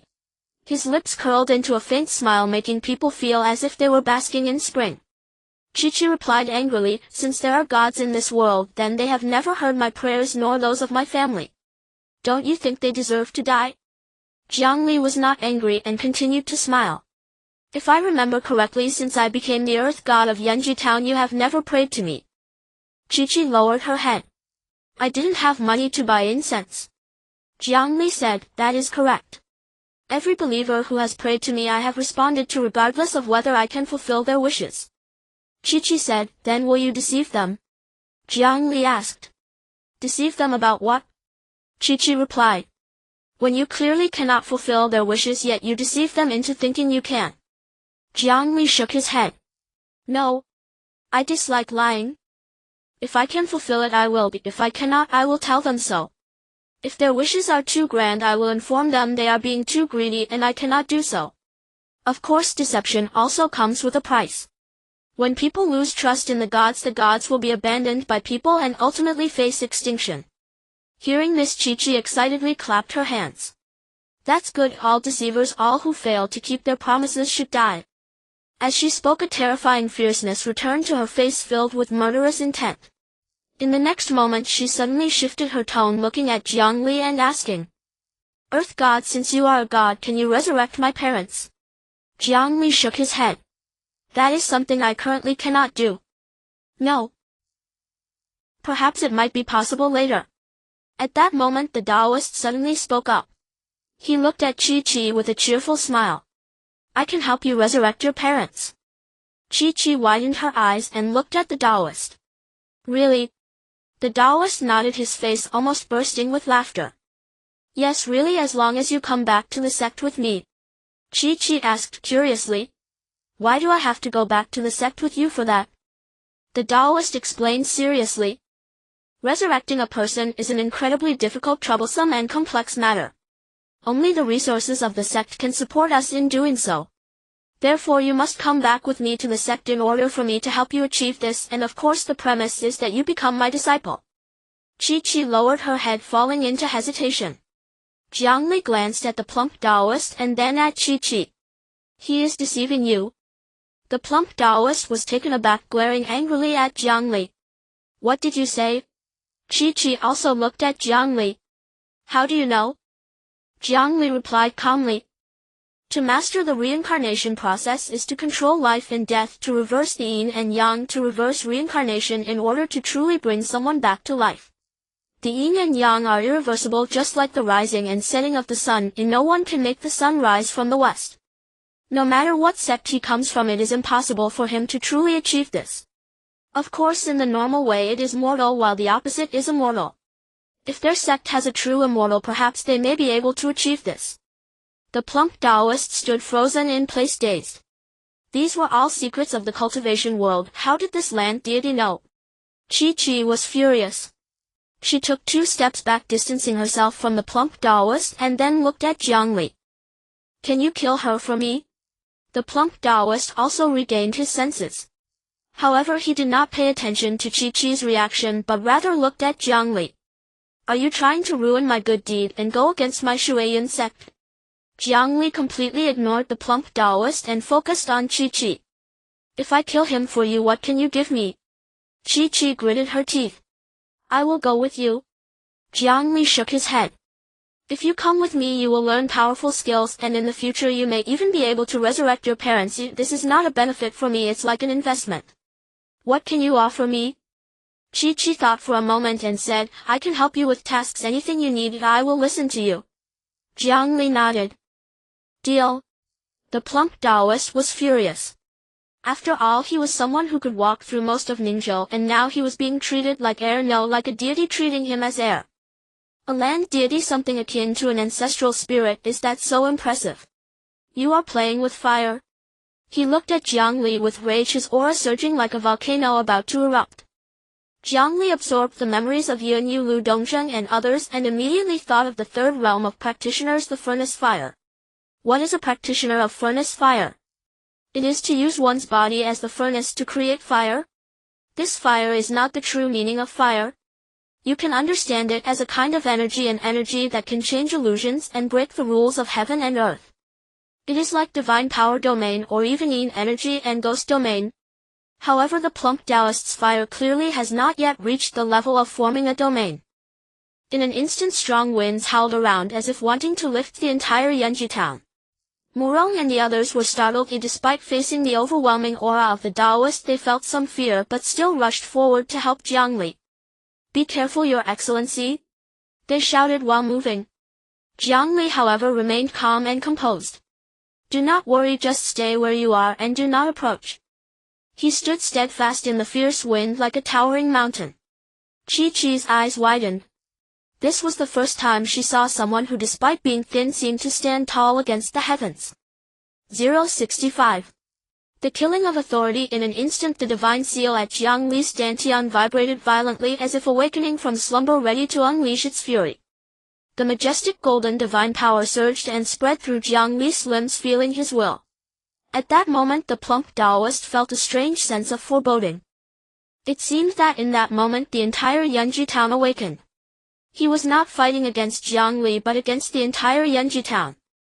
The emergence of this situation indicated that Jiang Li's strength as an 8th grade earth immortal, the land deity of Yunchu town, had reached perfection. It was time to consider advancing to a 7th grade earth immortal. Suppress. With Jiang Li's commanding voice echoing throughout Yunchu town, the fierce wind ceased. It truly felt as if someone had forcefully suppressed them. The plump Taoist's eyes widened, seemingly not expecting Jiang Li, this land deity, to be so strong. He took a deep breath and gritted his teeth. "You have great skills, Your Excellency. I will remember this debt and settle it with you another day." After speaking, he began to emanate a faint hazy white light, as if transforming into a beam of light to escape.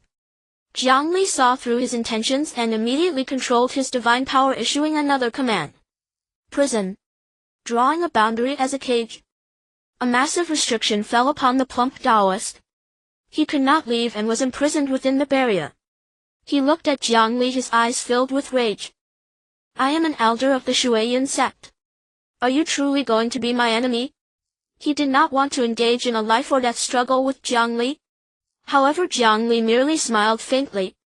I promised her I would kill you, so you must die. She said that anyone who fails to fulfill their promises must die.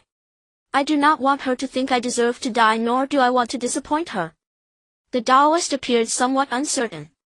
Clearly he did not comprehend how Jiang Li recognized Qinghe's importance. However, this was clearly not the time to ponder such things.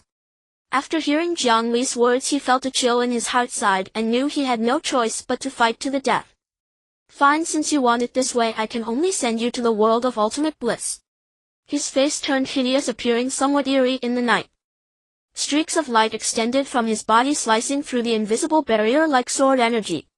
Jiang Li narrowed his eyes, slightly raised his right hand, and in an instant golden light surged as it smashed down fiercely towards the Taoist's sword-like light. Bang! A huge dull sound reverberated all around. The golden light shattered the sword light, and the sword light also sliced through the golden light. As for the restriction that suppressed the plump Taoist, it could not withstand this terrifying force and completely shattered. Without the barrier, the plump Taoist burst into laughter. Land deity, this matter my Shuoyuan sect will surely repay you 100-fold. Then he leaped like a bird into the blue sky, ready to disappear.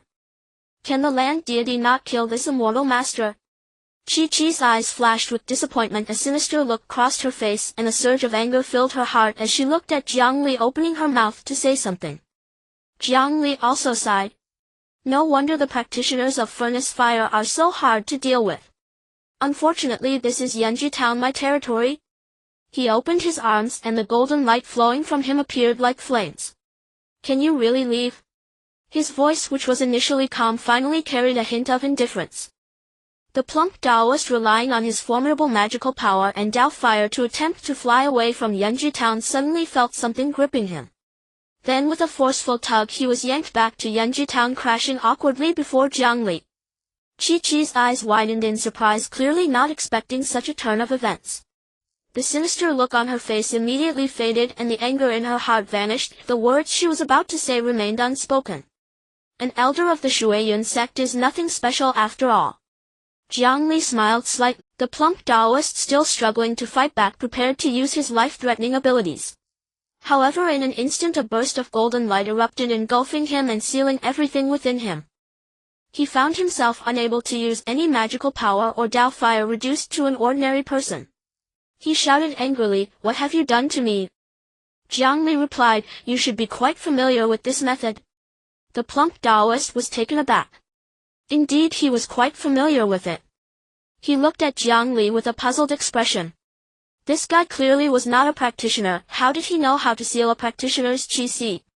This person is not simple. What do you want? Ultimately, after failing in his plans and accepting reality, the plump Taoist lowered his head like a deflated balloon and asked. Jiang Li said matter-of-factly, "Of course I want to kill you. I promised her." Qinghe cheered, "Great. You really are a deity who keeps promises. I am starting to like you, land deity." The plump Taoist stared fiercely at Jiang Li. "I am an elder of the Shuoyuan sect. If you kill me, you will offend the entire Shuoyuan sect." Murong and the others exchanged glances, seemingly wanting to advise Jiang Li against killing an elder of the Shuoyuan sect just to please a little girl, as offending such a colossal force was clearly foolish. However, before they could speak, Jiang Li had already spoken. "Is the Shuoyuan sect really that impressive?" The youth in white raised an eyebrow. The plump Taoist was somewhat speechless. The #1 cultivation sect in Ningzhou, a significant presence in the Grand Xian, especially within Ningzhou. What is not impressive about that? Jiang Li did not pay attention to the plump Taoist's reaction, nor did he notice the bewildered Murong and others behind him. Instead he continued, "I am the land deity of Yunchu Town. Wherever the people here go, whoever they become disciples of, I have the final say. You, on the other hand, dare come to Yunchu Town to snatch people from me. When you questioned me fiercely with the Shuoyuan sect as your backing, now that I want to kill you, you again bring up the Shuoyuan sect. Do you think the Shuoyuan sect can suppress me?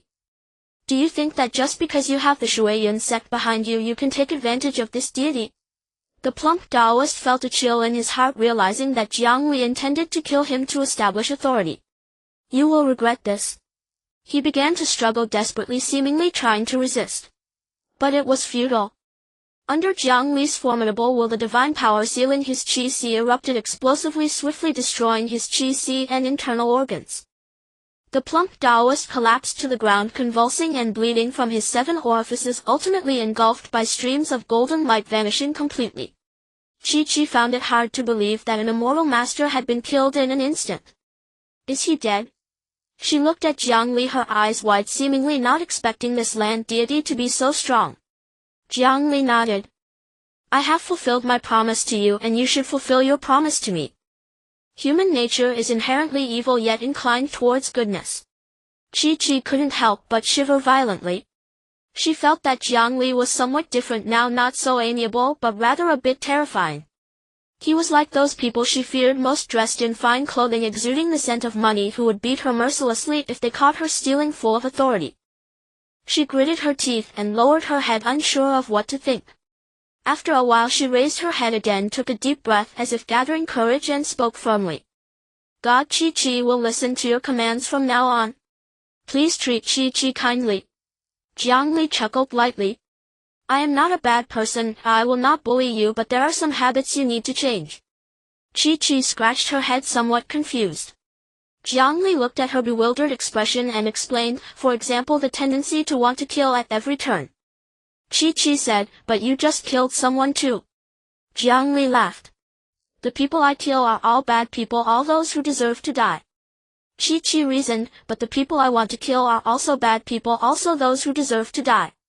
Jiang Li pointed at the little boy. What about him? At the moment the plump Taoist was killed by Jiang Li, the little boy had already fainted from fear, losing consciousness. Now he lay on the cold floor as if he were asleep. Qi was silent for a moment, then said, he did not fulfill his promise to me, he made a mistake and his death is well deserved. Jiang Li said, but didn't you see his reasons? Qi replied, if everyone in the world has reasons for their mistakes, then why do some people still not get forgiven? Jiang Li fell silent. Sometimes explaining reason to a child can be quite exhausting. Because after explaining for a while you might find that you can't out-argue her. After a long while he sighed and looked at Qi saying, there are big and small matters, and right and wrong also have their weights. Major wrongs cannot be forgiven, and those who commit them may be killed. Minor wrongs can be forgiven, yet they do not need to die but should receive the punishment they deserve. Qi said. However, if he does not provide me food on time, I could starve. To me, having enough to eat is a significant issue. Jiang Li sighed again. Qi's temperament and thoughts are not something that can be changed overnight. Right now the most important thing is to handle the little boy. He did not want this child to be shrouded in any shadows. Therefore he could only modify the memories of this boy. This would be a grand experiment. Yes, Jiang Li had made a decision to preserve the entire family of Sun. What Sun Huan had done in the past was no longer important. It was also irrelevant that Sun Huan had rebelled and won. Yes, Jiang Li had made a decision to preserve the entire family of Sun. What Sun Huan had done in the past was no longer important. It was also irrelevant that Sun Huan had rebelled and wanted to become emperor. Jiang Li was a person with a liberated modern soul, so how could he be bound by feudal customs? What mattered was that Sun Huan was his follower. Sun Wu was also his follower. The entire Sun family, 3 people, were all his followers. He had once shown divine deeds leading Sun Huan to repent. If Sun Huan were to die just like that, then what would be the meaning of leading him to reform? Isn't there an old saying that goes well? Good people should see things through to the end. In the next moment he walked up to the little boy, placed his right hand on the boy's head, the divine seal stirred slightly and divine power surged the palm of his hand, glowing with golden light. Qi watched this scene with wide eyes. God, are you going to kill him? Jiang Li glanced at Qi. Why would you think that? Qi said, you acknowledged my reasoning just now, so it is only natural for you to kill him to make up for your past mistakes. That is what we call recognizing a mistake and amending it. There is no greater good than that, right? Jiang Li. I did not just agree with your reasoning. Although what you said makes sense, many things in the world are not like that. You will slowly understand this in the future because I cannot teach you. It requires many life experiences and encounters to teach you. Qinghe seemed to ponder. I understand. It's like someone told me that some things are very important while others are not, but I do not know why. What is important and why is it not? Jiang Li nodded. Exactly. He let out a long breath. Hard work pays off. The experiment was very successful. The boy's memory had been altered. He picked the boy up and placed him at the slightly luxurious red door. Just then the door opened and a servant walked out looking around before finally resting his gaze on the boy. Oh, my young master, my little ancestor, why are you sleeping here? If you catch a cold, the master and lady will be quite worried. He hurriedly carried the boy back inside and heavily shut the red door. Qinghe's eyes widened. He didn't see us. It was you who did it, right? She then looked at Jiang Li and asked. Jiang Li nodded. A glimmer of light flashed in Qinghe's eyes. Will you teach me to do such incredible things? Jiang Li thought for a moment. I can teach you to do many incredible things, but the prerequisite is that you must listen to me. Qinghe nodded. Rather than a silent apprenticeship, it felt more like a transaction. Jiang Li said nothing further and headed straight back towards the temple. Qinghe silently followed behind, fiddling with her fingers as if wanting to say something but unsure of what to say. After a while, just as she was about to completely disappear around the corner with Jiang Li, she suddenly looked back at the distant red door, stopped and shouted. Divine Lord! Jiang Li turned back looking at Qinghe with some surprise. Qinghe's eyes suddenly turned red. Will I be able to see him again in the future? Jiang Li asked. Didn't you think he should die? Qinghe wiped away a tear. But he is the only one in this world who is willing to steal something for me to eat, even if it was his family's property. Jiang Li sighed. At this moment he recalled that saying humanity is inherently evil yet strives for goodness. After a moment he nodded and spoke. You can come see him anytime. He also doesn't need to steal things for you to eat. You will live well. Qinghe asked curiously. What is a friend? Probably someone you can entrust your life to, someone who is always worthy of your trust. Qinghe shook her head. Then we are not. After a while she felt as if something was missing, furrowed her brows, thought carefully for a moment, and then suddenly realized. Relaxing her brows, she looked at Jiang Li and smiled. I hope he and I can become friends. Her smile was beautiful, like a camellia blooming in the sunlight. The path of the new ghost cultivator? The night deepened. Most villagers were fast asleep. Yet a thick fog enveloped Yunchu town. This fog was pure white, as if some unknown powerful and mysterious existence had suddenly pulled the entire Yunchu town into a legendary fairyland. Gold shimmered within the fog. This time the gold resembled a gentle stream rather than flames, soft like fluffy cotton candy. It flowed joyfully with the white fog into every household in Yunchu town, merging into each villager's body like a small craftsman diligently working on their memories. Indeed, all of this was the handiwork of Jiang Li. He did not let the villagers of Yunchu town forget about the pleasures they sought. Instead, he embarked on a grand project to modify everyone's memories. He made all the people of Yunchu town remember that the Sun family had suffered a catastrophe and he, Jiang Li, was their savior. If he had merely erased those memories, who would know if he saved the Sun family? But now he saved the entire Sun family. Not only did the Sun family know, but everyone in Yunchu town, everyone knew that this land deity was very effective. He could be hope or a savior. Thus everyone would come to worship this deity who was 3 feet above them, offering incense. Completing all of this consumed nearly 3/4 of Jiang Li's divine power, nearly leaving him drained. However, he felt no regret whatsoever. Because after this event his preaching in Yunchu town would finally step towards success. He would gradually reach the peak of the 8th rank Earth Immortal and touch the bottleneck of the 7th rank. Just then several ominous presences approached from behind. Jiang Li turned around. It was none other than Murong Qinjin, Su Xingtong and others. After exchanging glances they looked at Jiang Li and asked.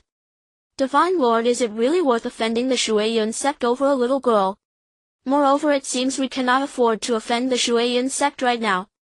Jiang Li replied. Then why do you think a dignified elder of the Shuiyun sect would come to coax a little girl back to the sect? Murong and the others exchanged glances again and replied. Is this little girl very important? Jiang Li nodded. Indeed, do not overestimate cultivators. I know during your military service your officers were cultivators and you witnessed their might. Respecting power is fine, but fearing it will only make you eternally weak. The Xuan Dynasty was extremely strict in controlling the cultivation sects and the methods of cultivation. It can be said that those who cannot gain the trust of the Xuan cannot step into the door of cultivation. This is also why, despite this being a world with ghosts and cultivators, the majority of the populace remains ordinary. As the Xuan dynasty gradually lost its ability to discern loyalty from deceit, this once prosperous dynasty began to decline. Murong and the others lowered their heads in silence, feeling a bitterness flowing in their hearts. 10,000 brave souls. They are merely ordinary folks. In front of true cultivators, they are nothing more than ants that can be crushed at will. Killing in the military is sometimes for survival. Others seek the court's trust to obtain cultivation techniques and become cultivators. Unless you are an extraordinary prodigy or have a predestined fate, you will hardly attract the attention of those cultivation sects. Just like Qinghe with her extraordinary roots all 9 million existence, even if she lived like a rat in the secular world, cultivators would still come to visit her, begging her to return to their sect. In the next moment, Jiang Li continued, "From now on I will make each one of you a cultivator." Murong and the others were stunned as if struck by lightning. After a moment they regained their senses, looking at Jiang Li with eyes full of fervor. "Divine Lord, is this true?" But then they became worried again. "Divine Lord, but we are merely souls, not physical entities. How can we cultivate?" Jiang Li smiled slightly. "Who says souls cannot cultivate? Humans can draw spiritual energy from the heavens and earth to condense the sea of qi and cultivate. Then you can draw divine power from your dantian to condense the sea of divinity to cultivate." Murong and the others frowned. "Divine Lord, but we do not have divine power." After saying this, they suddenly realized something and raised their heads to look at Jiang Li. Could it be? Jiang Li looked at them and smiled. "I have divine power and I can infuse it into your bodies and assist you in refining it." Murong and the others were immensely excited, looking at Jiang Li with gratitude, and they immediately knelt down. "Divine Lord's great kindness, we would not hesitate to die for you." Jiang Li smiled. "No need for formalities, you are my arms and I will share honor and disgrace with you. If the ghost does not leave, it will be consumed by its ghostly nature. There might be another path to take. That is to draw divine power and cultivate with divine power as spiritual energy. Ghosts belong to the yin while humans are in the yang.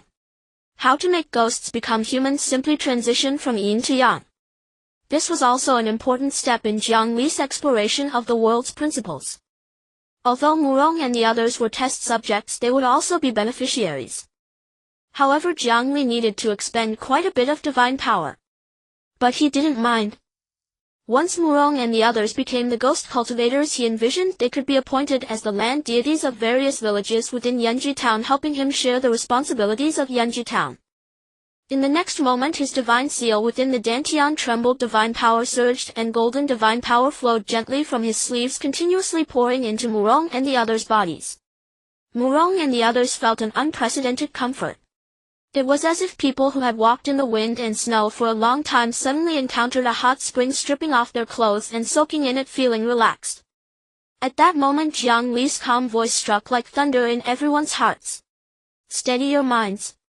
Following that, under his control, the golden divine power that had settled in the dantian of Murong and others began to change strands, weaving and drawing something.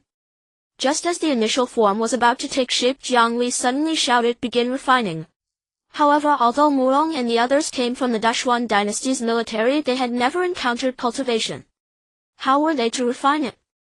Jiang Li immediately realized this issue and quickly infused the method of refining qi that he obtained from Yunyu and the chubby Taoist of Shuiyun sect into the minds of Murong and the others.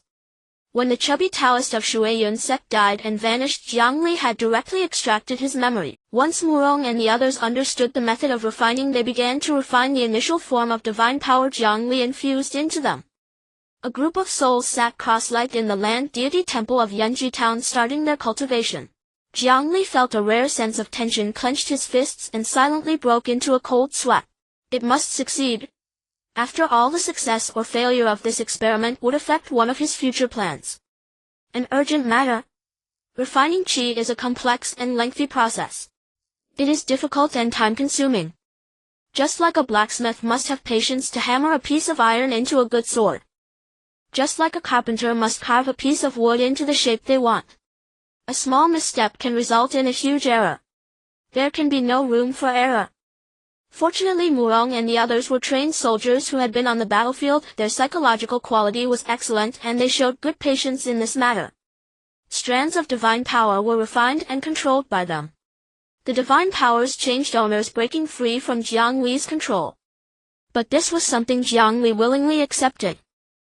Therefore, as the divine power struggled, he did not help it to struggle, nor did he reclaim it. Instead, he helped Murong and the others continuously suppress these divine powers, making the struggling divine powers become docile. Time passed like flowing water. Amid Jiang Li's tense emotions, he finally awaited the result. Murong and the others succeeded. Their momentum surged. A small divine seal was born in their dantian, resembling Jiang Li's divine seal when he was a 9th-rank Earth Immortal, though it was smaller.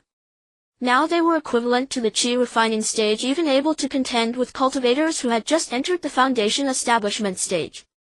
After opening their eyes, they once again knelt before Jiang Li, prostrating themselves.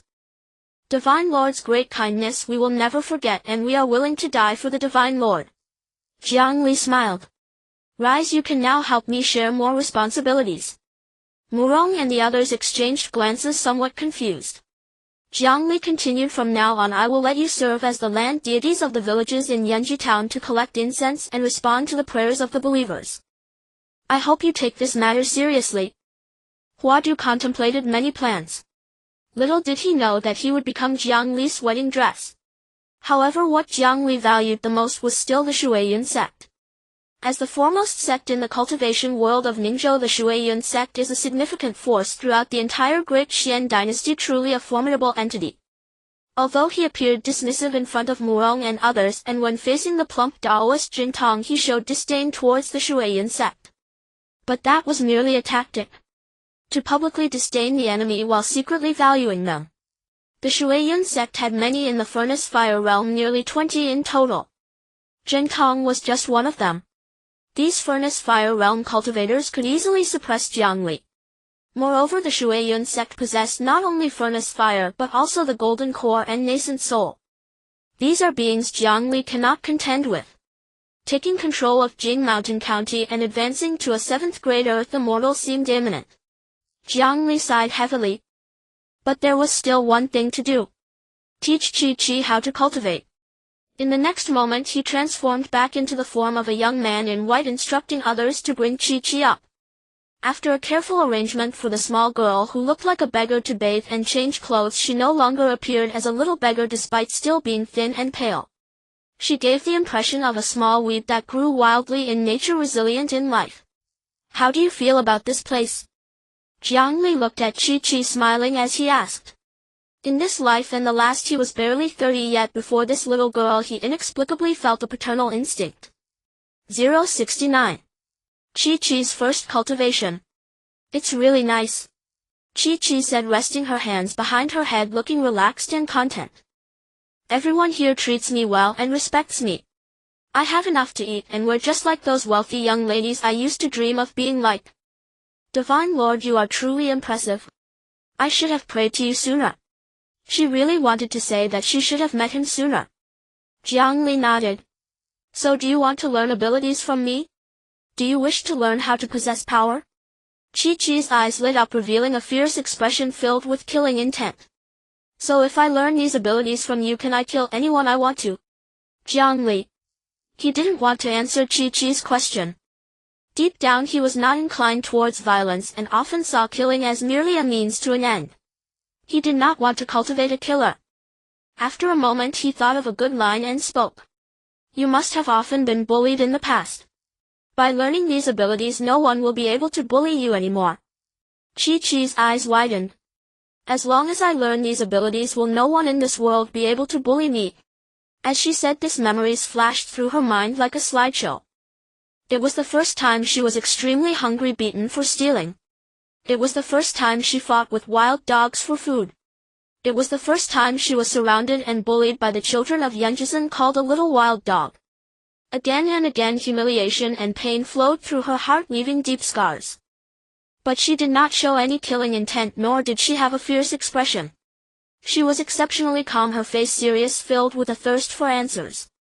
Jiang Li looked at such a Qinghe, nodded seriously, and replied solemnly. Yes. Qinghe was overjoyed. Then I am willing to learn. Please teach me, Divine Lord. Jiang Li looked at her, suddenly struck by a whimsical thought. If he revealed his true self, appearing as just a 7-year-old child, perhaps he could become friends with Qinghe or even be bullied by her all day long. In the end he silently smiled, suppressing this thought, and said earnestly, remember the mantra for the cultivation method?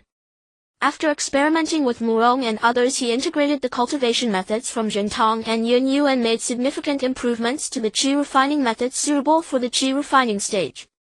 This made it even more suitable for Qinghe. Although he did not dare to claim to be a master of cultivation, let alone a sage. At least through continuous exploration of the divine path and experiments with Murong and others, he could identify and fill in the gaps in Qinghe's foundational cultivation, ensuring there would be no problems. Listening to Jiang Li's obscure mantra, Qinghe was confused, unable to grasp the essence. He was momentarily stunned, and then remembered that the texts of these techniques were meant for those who had experienced cultivation. Of course, Qinghe, having no experience in cultivation, could not understand. To make her understand, he had to explain it in terms she could grasp. After some thought, he looked at Qinghe earnestly and said, empty your mind, feel your surroundings, truly feel the flow of qi, which is not air. You can understand it as a form of energy, like an invisible wind. Whatever you understand as energy will do. Qinghe closed her eyes, beginning to follow Jiang Li's guidance, carefully sensing the flow of spiritual energy in the world. Jiang Li clenched his fists nervously. If Qinghe succeeded, then he would possess an unparalleled seed of cultivation. Several times he was even tempted to use divine power to guide the heavenly energy for Qinghe to see. But in the end he gave up. Because only the path one sees for oneself truly belongs to them. After an unknown amount of time, Qinghe opened her eyes, filled with joy. I see it. Divine Lord, I see it. Her expression was extremely excited. In her exceptionally bright dark pupils, Jiang Li could clearly see countless strands of spiritual energy reflected within, like numerous drifting stars dancing on the surface of a night lake. Jiang Li's expression softened, though his words carried a hint of sharpness. Devour them. In fact, absorb would be more accurate, but devour was easier for Qinghe to understand. Qinghe was taken aback, pondering how to devour this spiritual energy was a dilemma. She fell into a quandary, hesitating. Jiang Li noticed her predicament and began to clarify. It's like breathing, but what you need to breathe in is not air but spiritual energy. With each inhale and exhale, as spiritual energy enters your body, it achieves a perfect harmony within, cleansing and strengthening the physical body. This is the essence of cultivation. A process of cleansing through spiritual energy, continuously strengthening oneself, transitioning from mortal to immortal. But how can one breathe in spiritual energy instead of air? This was a revolutionary act that broke the rules of the Great Path. Thus going with the flow is mortal, while going against it is immortal. The treasure of truth is hidden within the myriad things of the world, waiting for people to unearth. Under Jiang Li's guidance, Qinghe unearthed this treasure and became a cultivator. She greedily devoured the spiritual energy of heaven and earth, refining it, which made Jiang Li green with envy. If he could refine his divine power to have Qinghe's speed, he would have long since taken control of Jing Mountain County right. Indeed, some people are born ahead of the starting line. Genius is a gift and favor from heaven to a person, something that cannot be envied. As countless strands of spiritual energy entered and exited her body, they continuously cleansed Qinghe's physical form. Qinghe stretched comfortably, smiling like a blooming flower. Divine Lord, this feels so good, like being able to sleep by a warm fire in winter, so cozy. For some, cultivation is a torment. For others it is a delight. Qinghe was evidently of the latter. Fate is unfair, making Qinghe endure countless worldly hardships at a young age. Yet heaven rewarded her in another way, making her the most naturally suited person for cultivation. Tonight sleep well in the temple, work hard, eat well, and when the time comes I will teach you more abilities. Jiang Li affectionately patted Qinghe's head. Qinghe nodded vigorously, murmuring an mm before closing her exhausted eyes. Setting down a divine power restriction, Jiang Li restored his appearance as a 7-year-old child and headed towards the Jiang family. Ningzhou. Kunlong Mountain. Countless stars glimmered like they were hidden in clouds, casting a faint light on the flickering candles of the Shuoyan sect. In the ancestral hall where darkness met light, the bright moonlight poured down like mercury. In the ancestral shrine a loud bang echoed. Like thunder it tore through the tranquility. Something shattered and fell to the ground. Immediately after, a tall Taoist figure stepped into the moonlight and candlelight. His figure was almost as imposing as Jiang Li in Qinghe's eyes, standing tall and upright. The clouds seemed to fear the Taoist parting as he arrived, as if yielding to him. He stopped in the ancestral hall, his face as cold as frost. 070.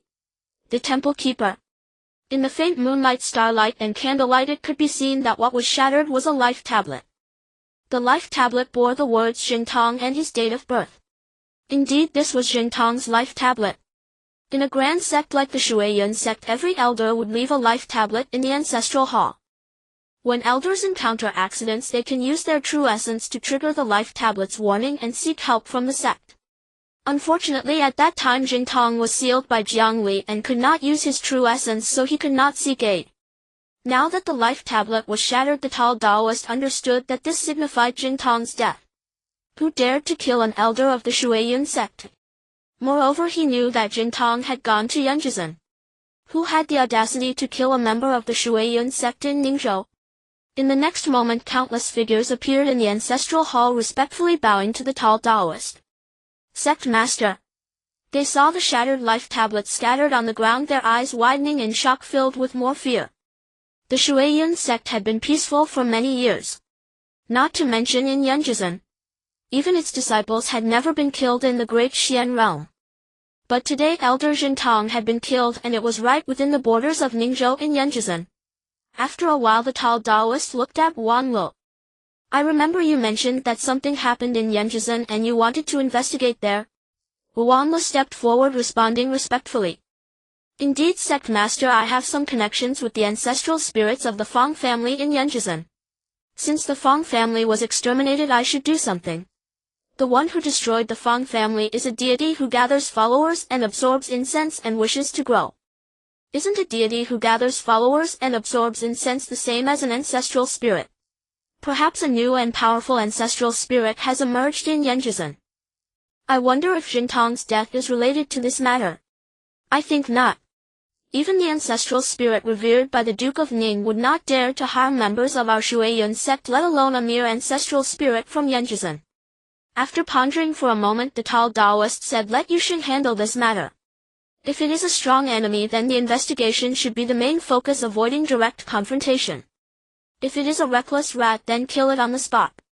Yusheng was one of the most outstanding disciples of the Shuoyan sect, his cultivation stronger than that of the elder Xingtong, promising great potential.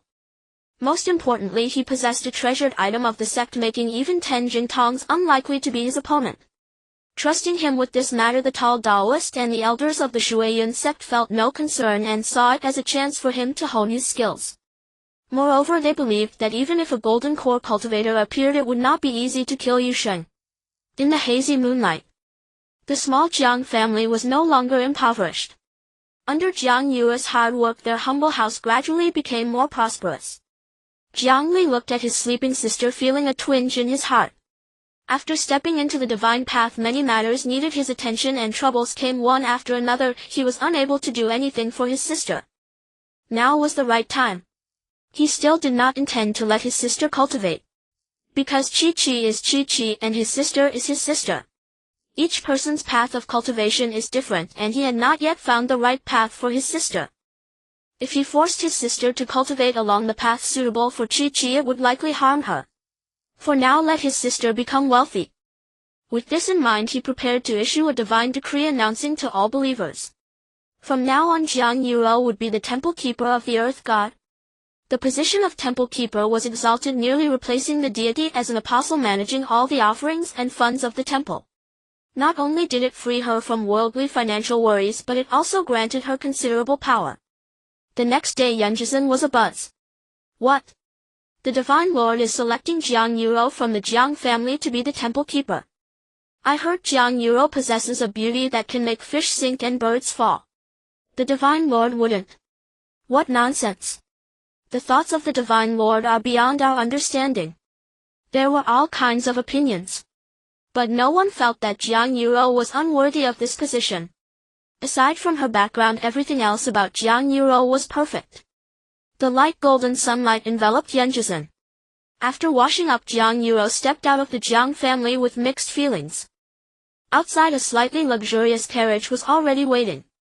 Standing beside the carriage were members of the four great families. They looked at Jiang Yurou with gentle expressions mixed with a hint of respect. "Miss Jiang, we are here to take you to the town on the Divine Lord's orders." Indeed, the journey from Qinghe village to Yunchu was far. As the temple keeper of the earth god, how could she not reside in Yunchu? Thus this task fell to the four great families. They prepared a very nice house for Jiang Yurou, the new temple keeper. Of course, there was no need to find her a good job. Her main responsibility as temple keeper would be to help her believers do good deeds, assisting more believers in living better lives. Jiang Yurou looked at the members of the four great families, feeling somewhat flattered. The feeling of being respected was wonderful. Any ordinary person experiencing it for the first time would enjoy and cherish it. This is why countless mortals persistently pursue power and wealth, unable to extricate themselves. This is also why cultivators are so driven in their pursuit of power and longevity. After feeling bewildered for a while, she took a deep breath, nodded, and got into the carriage. Yesterday Jiang Li had already informed her of everything in a dream. She pulled back the curtain, looking in the direction of home, her eyes shimmering with tears.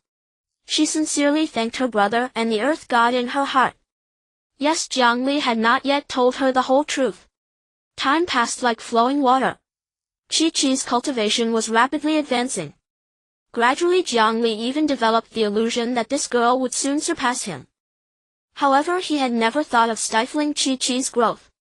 The stronger Qinghe became, the more beneficial it was for him.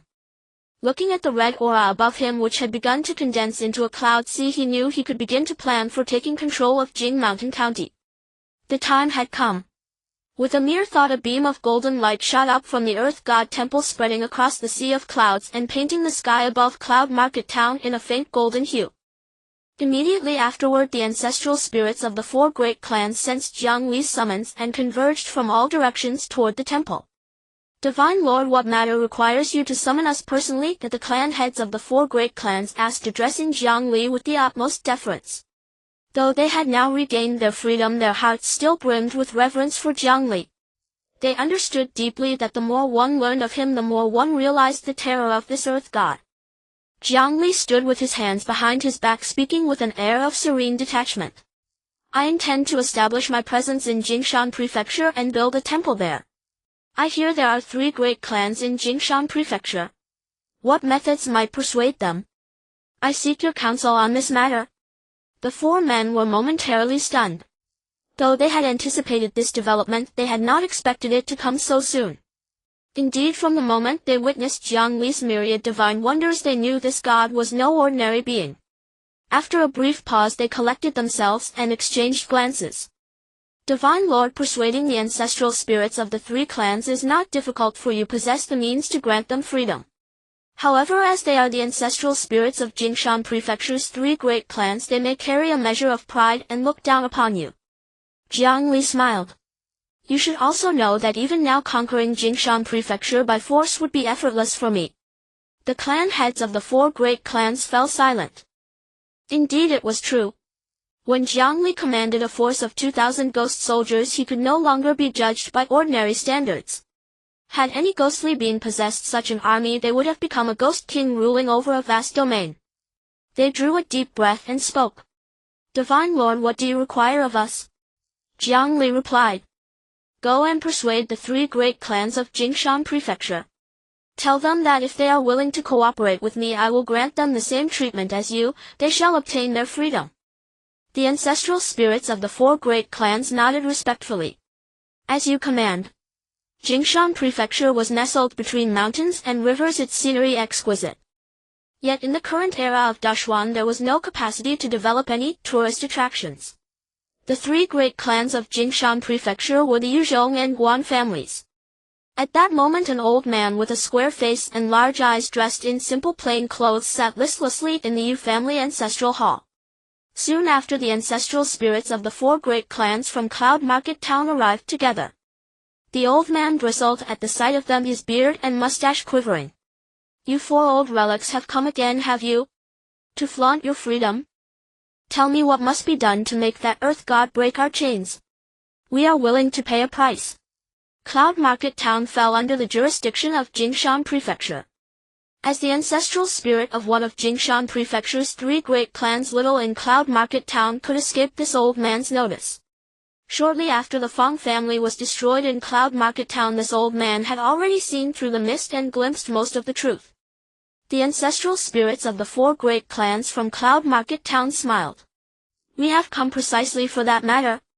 The old man rose to his feet, his expression stirred with emotion. What? You mean that earth god is willing to act? Then what price must we pay? The ancestral spirits of the 4 great clans from Cloud Market Town exchanged glances and spoke solemnly. The Divine Lord wishes to spread his teachings in Cloud Market Town. The old man raised an eyebrow. Just as he did with you 4 great clans back then? The ancestral spirits of the 4 great clans from Cloud Market Town nodded. This is the Divine Lord's bottom line. The old man burst into laughter. So after our earlier discussions you never informed that earth god of the situation. Indeed, once you gained your freedom you sought to hoard it. No one willingly shares their treasure with others. The ancestral spirits of Cloud Market Town's 4 great clans flushed red. The 3 great clans of Jingshan Prefecture had indeed approached them countless times seeking to collaborate with Jiang Li. Yet out of selfishness they had never reported this to him. After all, if Jiang Li secured the support of Jingshan Prefecture's 3 great clans, would he still care about the 4 great clans of Cloud Market Town? Master Ui.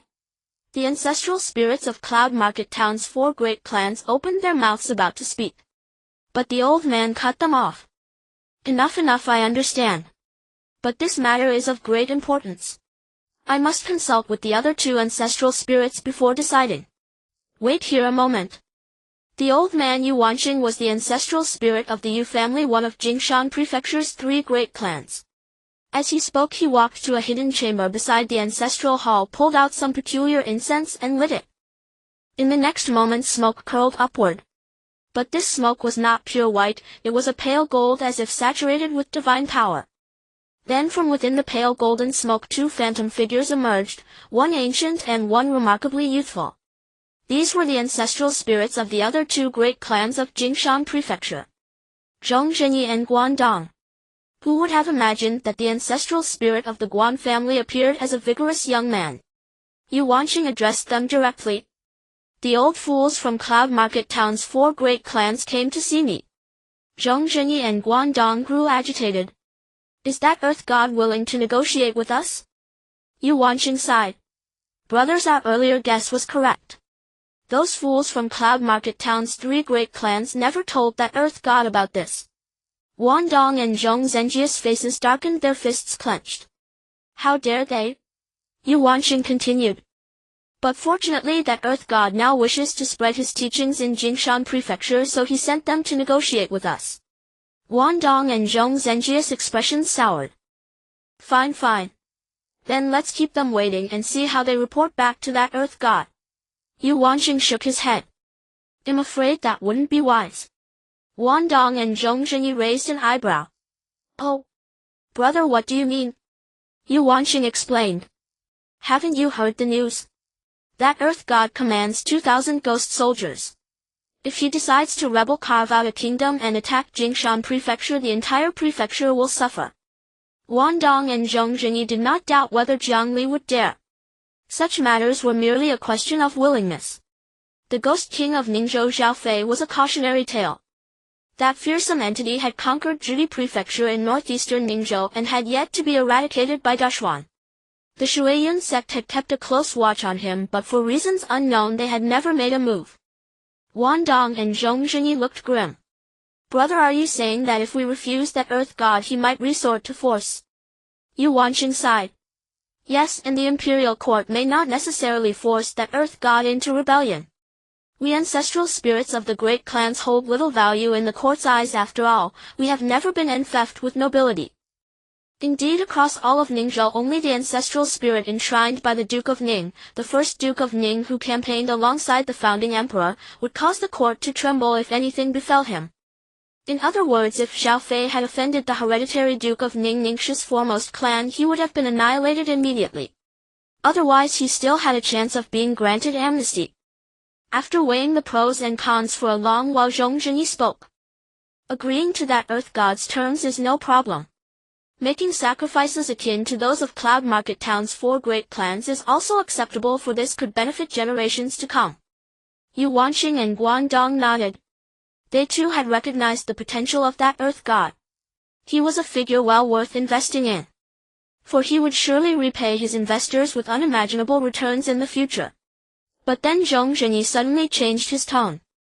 However, I've heard that this earth god possesses the ability to allow the dead to linger in the mortal world for a long time, retaining their sanity. Guangdong and Yu Wanqing were taken aback. Then, brother, what do you suggest? Zhong Zhenyi smiled. Could we add a condition when negotiating with that earth god? Grant us some quotas so that even when our outstanding descendants become spirits, they may endure in this world. Guangdong and Yu Wanqing exchanged glances and smiled as well. Brother, your ambition is not small. But allowing spirits to linger in the world is an act against heaven. For this earth god to achieve such a feat, he would likely pay a heavy price. It will be difficult for him to agree. Zhong Zhenyi shrugged. Let's try. There's nothing to lose, and it would be better if we can convince this earth god. Guangdong and Yu Wanqing nodded. All right, let's follow your suggestion. Then Guangdong and Zhong Zhenyi turned to Yu Wanqing. Brother Yu, the matter is in your hands. Yu Wanqing nodded. The figures of Guangdong and Zhong Zhenyi began to dissipate. Then the pale golden smoke also faded away. At last the hidden chamber was empty, as if Zhong Zhenyi and Guangdong had never existed. After a moment, Yu Wanqing pushed open the chamber door, emerged, and looked at the ancestral spirits of Cloud Market Town's 4 great clans, speaking with a smile. I have just consulted with the ancestral spirits of the Zhong and Guan families. We can agree to your earth god's terms, but we have a condition. We hope that when some of our 3 clans' outstanding descendants pass away and become spirits, that earth god will allow them to endure in the world and retain their sanity.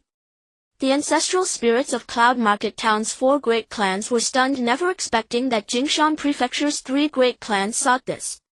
In an instant they felt a pang of regret. They should have negotiated this with Jiang Li from the start. The ability to let outstanding descendants' spirits endure in the world while retaining their sanity was an immense temptation. It was almost like granting them a form of eternal existence in the world.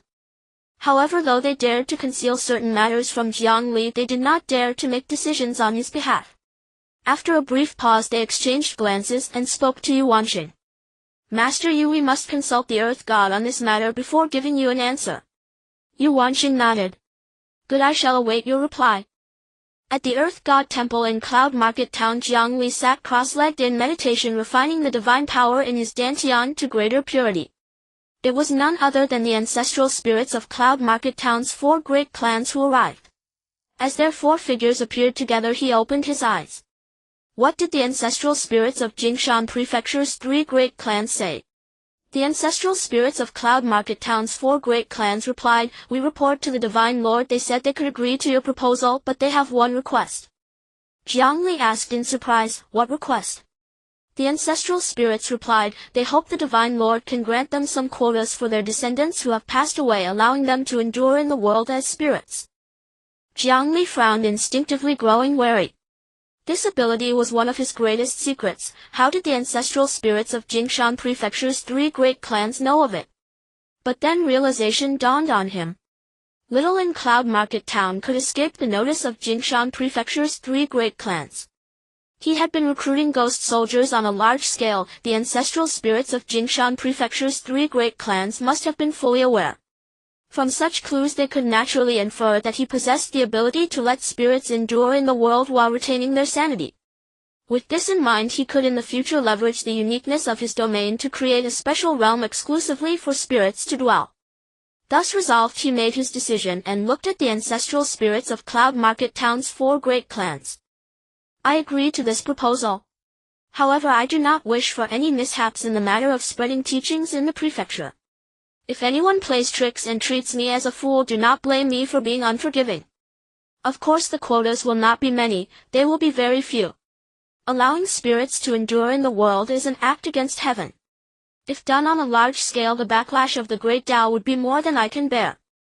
The ancestral spirits of Cloud Market Town's 4 great clans said, "We will surely convey this to Jingshan Prefecture's 3 great clans."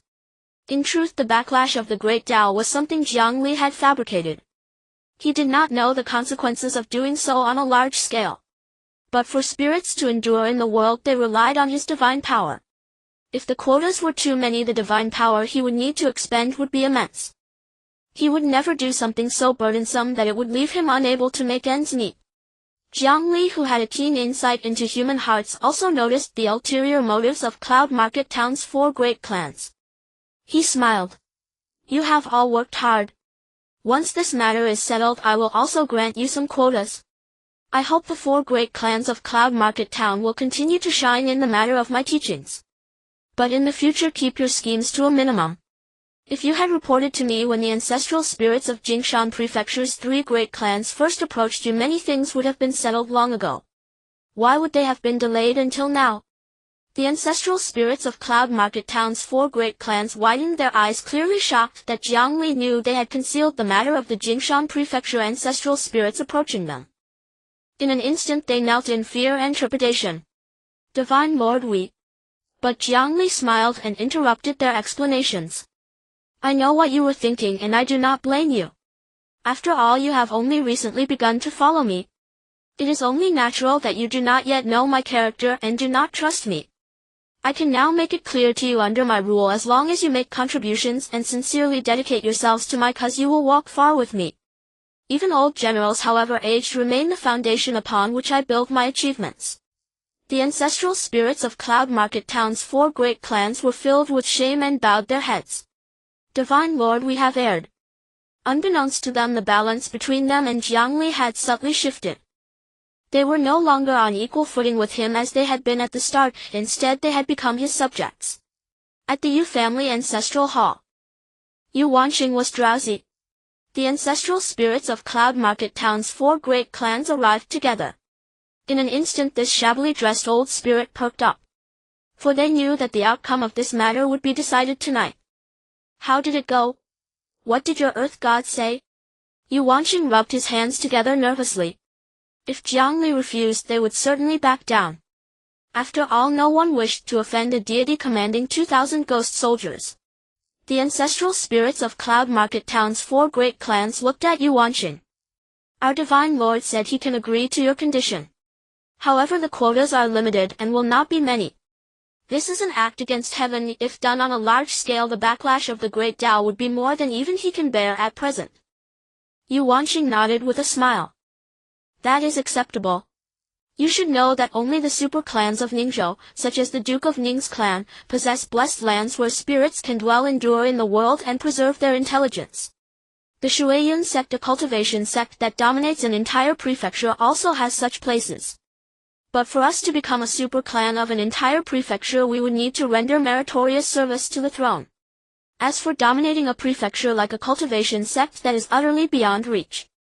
The ancestral spirits of the 4 great families of Yunchu Town nodded, feeling a profound sense of emotion. They did not expect that Jiang Li, upon learning of their concealment regarding the 3 great families of Jingshan County seeking their help, would not punish them but instead grant them a few quotas.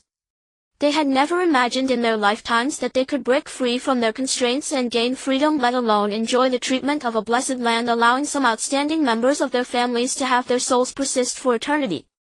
The more this was the case, the deeper their reverence for Jiang Li grew, akin to how subjects regard the emperor of Dexian. "All right, we will report to the deity and hope you finalize the temple establishment soon. The day you establish the temple for the deity in Jingshan County will be the day the deity fulfills his promise." Yu Wanqing nodded. "Good." Following that, the ancestral spirits of the 4 great families of Yunchu Town left the Yu family and returned to report. Yu Wanqing watched their retreating figures with some envy, feeling a surge of warmth in his heart. It wouldn't be long before he too would be free. After a while, when the figures of the ancestral spirits of the 4 great families of Yunchu Town completely vanished from sight, he took out the extraordinary incense from last time and lit it. As the faint golden smoke spread in the ancestral hall, the phantoms of Qinghe and Guangdong reappeared. Their expressions were nearly identical to those of the ancestral spirits of the four great families of Yunchu town that Yuanxing had just seen. "Brother, how did it go? Did that land deity agree?" Yuanxing asked succinctly. "He agreed, but the quotas are very few, as this is an act against the heavens and will incur backlash from the Tao." Qinghe and Guangdong nodded. "It's fine, we all understand the significant meaning of this matter. I never expected that we could not only secure such benefits for our descendants, but also break free from our constraints and regain freedom. Just this freedom alone is something that even the royal ancestral spirits cannot achieve." They laughed heartily, their joy palpable. Yuanxing also smiled. "All right then, since it is so, brothers, let's start dreaming of our descendants and prepare for the establishment of the temple for the land deity." They changed how they referred to Jiang Li. After all, now that Jiang Li had taken control of Jingshan County, they would surely have to follow his lead.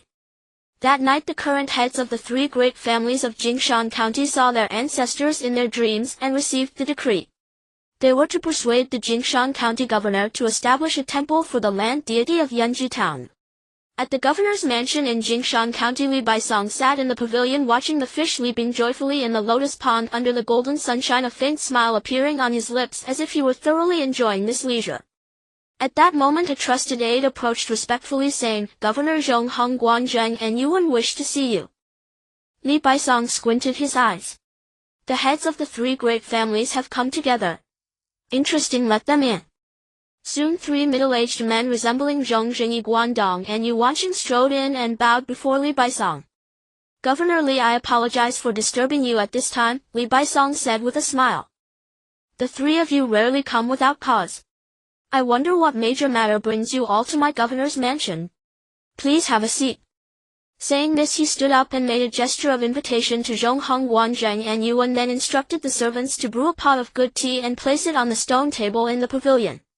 After Zhongheng, Guanzheng and Yuan took their seats, they looked at Li Baisong and tentatively asked, "What does the governor think of the land deity of Yunchu town?" Li Baisong pondered for a moment and commented, "He is not of the orthodox Daxian lineage, but has contributed to the people and the development of the region. As it stands, he has committed no evil deeds and should be a blessing for the locality." "You are not here looking for me regarding this land deity, are you?" Zhongheng, Guanzheng and Yuan exchanged glances and spoke earnestly. "Governor, let's get straight to the point. To be frank, we are here because of this land deity. We wish to establish a temple for him in Jingshan County and hope you will not obstruct us." Li Baisong was somewhat surprised. This is quite strange. Back then, the four great families of Yunchu town jointly persuaded the town magistrate Deng Jianda to establish a temple for the land deity. Now the three great families have come together to seek my approval for the same. What is so special about this land deity that you would go to such lengths? Zhongheng, Guanzheng and Yuan questioned. "We cannot disclose many details as they involve some secrets of our families. However, if you agree, we three great families will offer you strong support on many matters. Moreover, after your death, we can guarantee you will exist as an ancestral spirit." Li Baisong chuckled. "Let's not go there. Becoming an ancestral spirit means being unable to leave the temple grounds. This is a secret known to many in the entire Great Xuan Dynasty. I certainly do not wish to live in an invisible cage after I die due to immortality." Zhongheng, Guanzheng and Yuan exchanged mysterious smiles and shook their heads. "No, Governor Li, we can make you a free ancestral spirit." Free ancestral spirit, what a joke. Only those who know the secrets of the ancestral spirits understand the heavy implications of the word freedom for such beings. In that moment, Li Baisong felt as if struck by lightning, standing there in a daze. After a while, he stared intently at Zhongheng, Guanzheng and Yuan. "Is this the secret of that land deity? Is this the reason the four great families of Yunchu town and your three great families are acting this way?" Zhongheng, Guanzheng and Yuan smiled without speaking. The answer was self-evident. Li Baisong's expression was quite remarkable, his demeanor deeply shocked. He had never thought that someone in this world could break the constraints of ancestral spirits. This completely exceeded his understanding. But does this explain why the three great families of Yunchu town and the four great families of Jingshan County are willing to go to such lengths for this land deity? After a moment of silence he looked at Zhong Hong Guanzheng and Yuan and said, "You must understand the risks of doing this. Introducing a being that claims to be divine into a county and allowing it to preach and gather followers could have severe consequences if anything goes wrong." Zhong Hong Guanzheng and Yuan caught the underlying meaning in Li Baisong's words. They exchanged glances and replied, "Governor, nothing has happened in Qinghe village and Yunchu town, and we believe the same will hold for Jingshan County.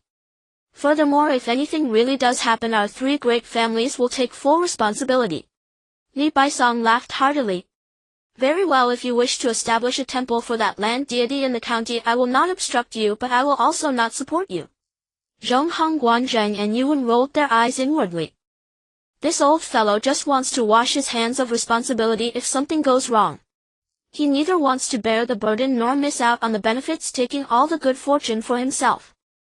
However, Zhong Hong Guanzheng and Yuan could only nod in agreement. After all, Li Baisong's situation was entirely different from that of Deng Jianda. Li Baisong had troops at his disposal while Deng Jianda had none. In other words, the private soldiers secretly raised by the four great families of Yunchu town outnumbered those of Deng Jianda. But Li Baisong was different. He could contend with the three great families of Jingshan County and even had the upper hand in many situations. With the matter settled, everyone raised their cups and exchanged pleasantries, chatting about many joyful topics, enjoying themselves greatly. The ancestral spirits of the four great families returned once again to the land deity temple. Jiang Li opened his eyes, the faint golden divine light reflecting in his pitch-black pupils. The divine characteristics about him were becoming increasingly pronounced. Even though his incarnation concealed his true form, he could not hide the divine light in his gaze. "Is everything settled?" Before Jiang Li could speak, the ancestral spirits of the four great families joyfully said, like subjects who had completed a task, eager to present their achievements to their king. Jiang Li nodded. "Very well, the merits of your four great families will not be forgotten by this deity. When I take control of Jingshan County, you and the three great families of Jingshan County shall come forth, and I shall grant you quotas for your souls to persist for eternity." The four great families of Yunchu town were immensely excited, breathing rapidly as they knelt on the ground, prostrating themselves. "We thank the deity." The establishment of the temple was quickly determined. After the three great families of Jingshan County completed the construction of Jiang Li's land deity temple beside the ancestral hall. The Qinghe mountain range, stretching from the southwest to the northeast, nearly traverses the regions of Shu, Ningqian, and Baiyue. Whether by fate's arrangement or coincidence, the site for Jiang Li's land deity temple was once again set at the foot of Qinghe Mountain in Jingshan County. At that time, around the foot of Qinghe Mountain in Jingshan County, a crowd of onlookers having nothing to do during the day pointed and discussed while watching the laborers build the temple. "I wonder if this land deity is really as effective as the legends say. Once the temple is completed, we should go and pay our respects." "Good, but since the county allows wealthy merchants to build this land deity temple, there must be significant implications." "What wealthy merchants?" "This temple is arranged by the three great families of Jingshan County. This land deity must be very effective, otherwise how could the three great families possibly work together on this? Indeed, the three great families of Jingshan County do not reveal their influence, hiding behind numerous wealthy merchants and powerful gentry. Many believe it is the work of the wealthy merchants and gentry. But those in the know understand that this is the intention of the three great families of Jingshan County." Time flowed like water. After several days, the project was successfully completed. On the day of completion, there were no unruly individuals like Sun Wu causing disturbances. Countless people, either devout or curious, entered the land deity temple, offering incense to Jiang Li and voicing their needs and wishes. The incense was abundant. Unknowingly, the name of Jiang Li as the land deity had already become well known in Jingshan County. At this moment, he brought Murong and others to the outskirts of Jingshan County, feeling an overwhelming sense of emotion. He remembered that in his past life, whenever he wanted to go to Yunchu town, it was always his sister who carried him there. Back then, his sister would always buy him a string of candied hawthorns. This was actually his first visit to Jingshan County. Murong and the others were also somewhat excited. In their previous lives, they were soldiers from Ningzhou, especially since Murong's enemies were now in the Ningzhou army. Originally, after becoming souls, he thought he would never return to the Ningzhou prefecture in this lifetime, let alone seek revenge. But now, following Jiang Li, he saw hope. How long would it take for them to enter Jingshan County under Jiang Li's lead? If they were to aim for the Ningzhou prefecture in the future, hope was abundant. Upon entering Jingshan County, Jiang Li and Murong felt as though they had entered an entirely different world. The level of prosperity and liveliness here could not be compared to the small Yunchu town. The bustling scene with traffic flowing in a continuous stream nearly made one forget the currently complex and strange situation in Dexian. After a while they saw the land deity temple. It was several times larger than the land deity temple in Yunchu town, exuding even more grandeur. The couplets at the entrance had already been posted using the same one as that of the Yunchu town land deity temple. It seems that the three great families of Jingshan County believed that this would highlight the status of Jiang Li as the land deity. Leading Murong and others into the temple, Jiang Li's body began to autonomously absorb the golden incense power floating in the white smoke, converting it into divine power. The divine power and divine seal at his dantian began to break through the bottleneck. Using divine power as a brush, he continuously resculpted the divine seal. Of course, it was less about sculpting and more like an evolution. In the eyes of Murong and others, Jiang Li's divine light surged and he actually floated into the air. Ascended in broad daylight. They were struck like lightning, staring blankly. Some were tense, some were anxious, but more felt anticipation. The anxious and tense ones wondered what they would do if Jiang Li truly ascended in broad daylight. The ones filled with anticipation wondered what kind of changes Jiang Li would undergo after such a miraculous sight. The divine light continued to condense and burst forth, gradually engulfing Jiang Li's small figure as if forming a giant cocoon. At the moment his figure was completely engulfed in a daze, Murong and others saw that the boy in white had transformed into a 7-year-old child. They were stunned again, vigorously rubbing their eyes. When they tried to see clearly, they found that the golden divine light had already consumed everything. Next came a long wait. In the cocoon, Jiang Li felt that his body was undergoing a qualitative change. His incarnation had already dissipated, revealing his true form completely. Fortunately, the divine light enveloped him, allowing Murong and others to catch only a glimpse of his true form. Otherwise it would undoubtedly cause some unnecessary trouble. Before an absolute power establishes absolute authority, who would regard a 7-year-old child as a master? Even if that 7-year-old child were a deity. History is rife with upheavals due to the young emperor's age. At this moment Jiang Li was fully immersed in his ascension. He saw the boundless divine path and the inscriptions within it. He saw the 9th rank of Earth Immortal. He also saw the thick fog above the 9th rank of Earth Immortal, indicating that the 9th rank is not the end, or perhaps that is only the beginning. The road ahead is long and arduous. However, he was not in a rush. The divine seal evolved slowly under the support of immense divine power. He was not anxious. He was carefully comprehending the enormous gains from this ascension. He had a deeper understanding of the divine path. At the same time, he was contemplating his future path. He did not know how much time had passed. The ascension was finally complete. The 7th rank Earth Immortal was no longer merely a land deity, but had become a city god. Indeed, he was now the city god of Jingshan County. A city god of a county and a land deity of a town are worlds apart. Now when he encounters someone like Jingtong, a practitioner of the furnace realm, killing him would be far easier than before. The divine light had not dissipated. The cocoon had not yet broken. He raised his head and saw the forces of yin and yang intertwining like two rivers converging. He saw the surging yellow river. His pupils constricted. In the void the earth fire surged, revealing two massive horns. He had never seen horns this large. It seemed as if it would fill the entire heavens and earth. Above the horns the divine path's inscriptions flickered. This could possibly be a remarkably powerful deity. Winding yellow springs flowed around the horns with many stars radiating a faint light. This reminded Jiang Li of a legend from this world. The 9 curves yellow spring. What kind of deity requires the 9 curves yellow spring to flow around its horns? Before this deity the essence of strange objects was indeed insignificant. Moments later, in a brief span of time, the convergence of yin and yang was completed, forming a mysterious and minuscule reincarnation. It is said that the city god possesses an extremely faint power of reincarnation. It seems that all of this is true. In the next moment the yellow springs and horns began to dissipate, leaving only a small portion of reincarnation. He began to seriously comprehend this small fragment of reincarnation power. It was not complicated. In an instant he understood the mystery of this small fragment of reincarnation power. The city god could open the gateway to subdue hell, allowing people to reincarnate. Of course, sending someone to reincarnate can be compulsory. For instance, one could force enemies into reincarnation. Another card against the enemy has been added. He smiled and withdrew his thoughts. With the mysteries of reincarnation understood, the reincarnation began to disperse.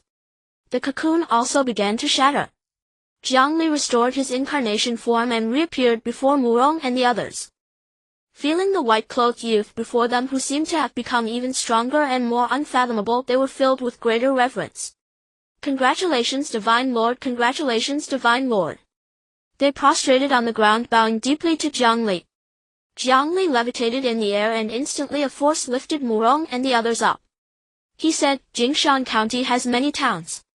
You are all to be promoted as the land gods of these towns. There are many villages within the town jurisdiction, so there is a shortage of manpower.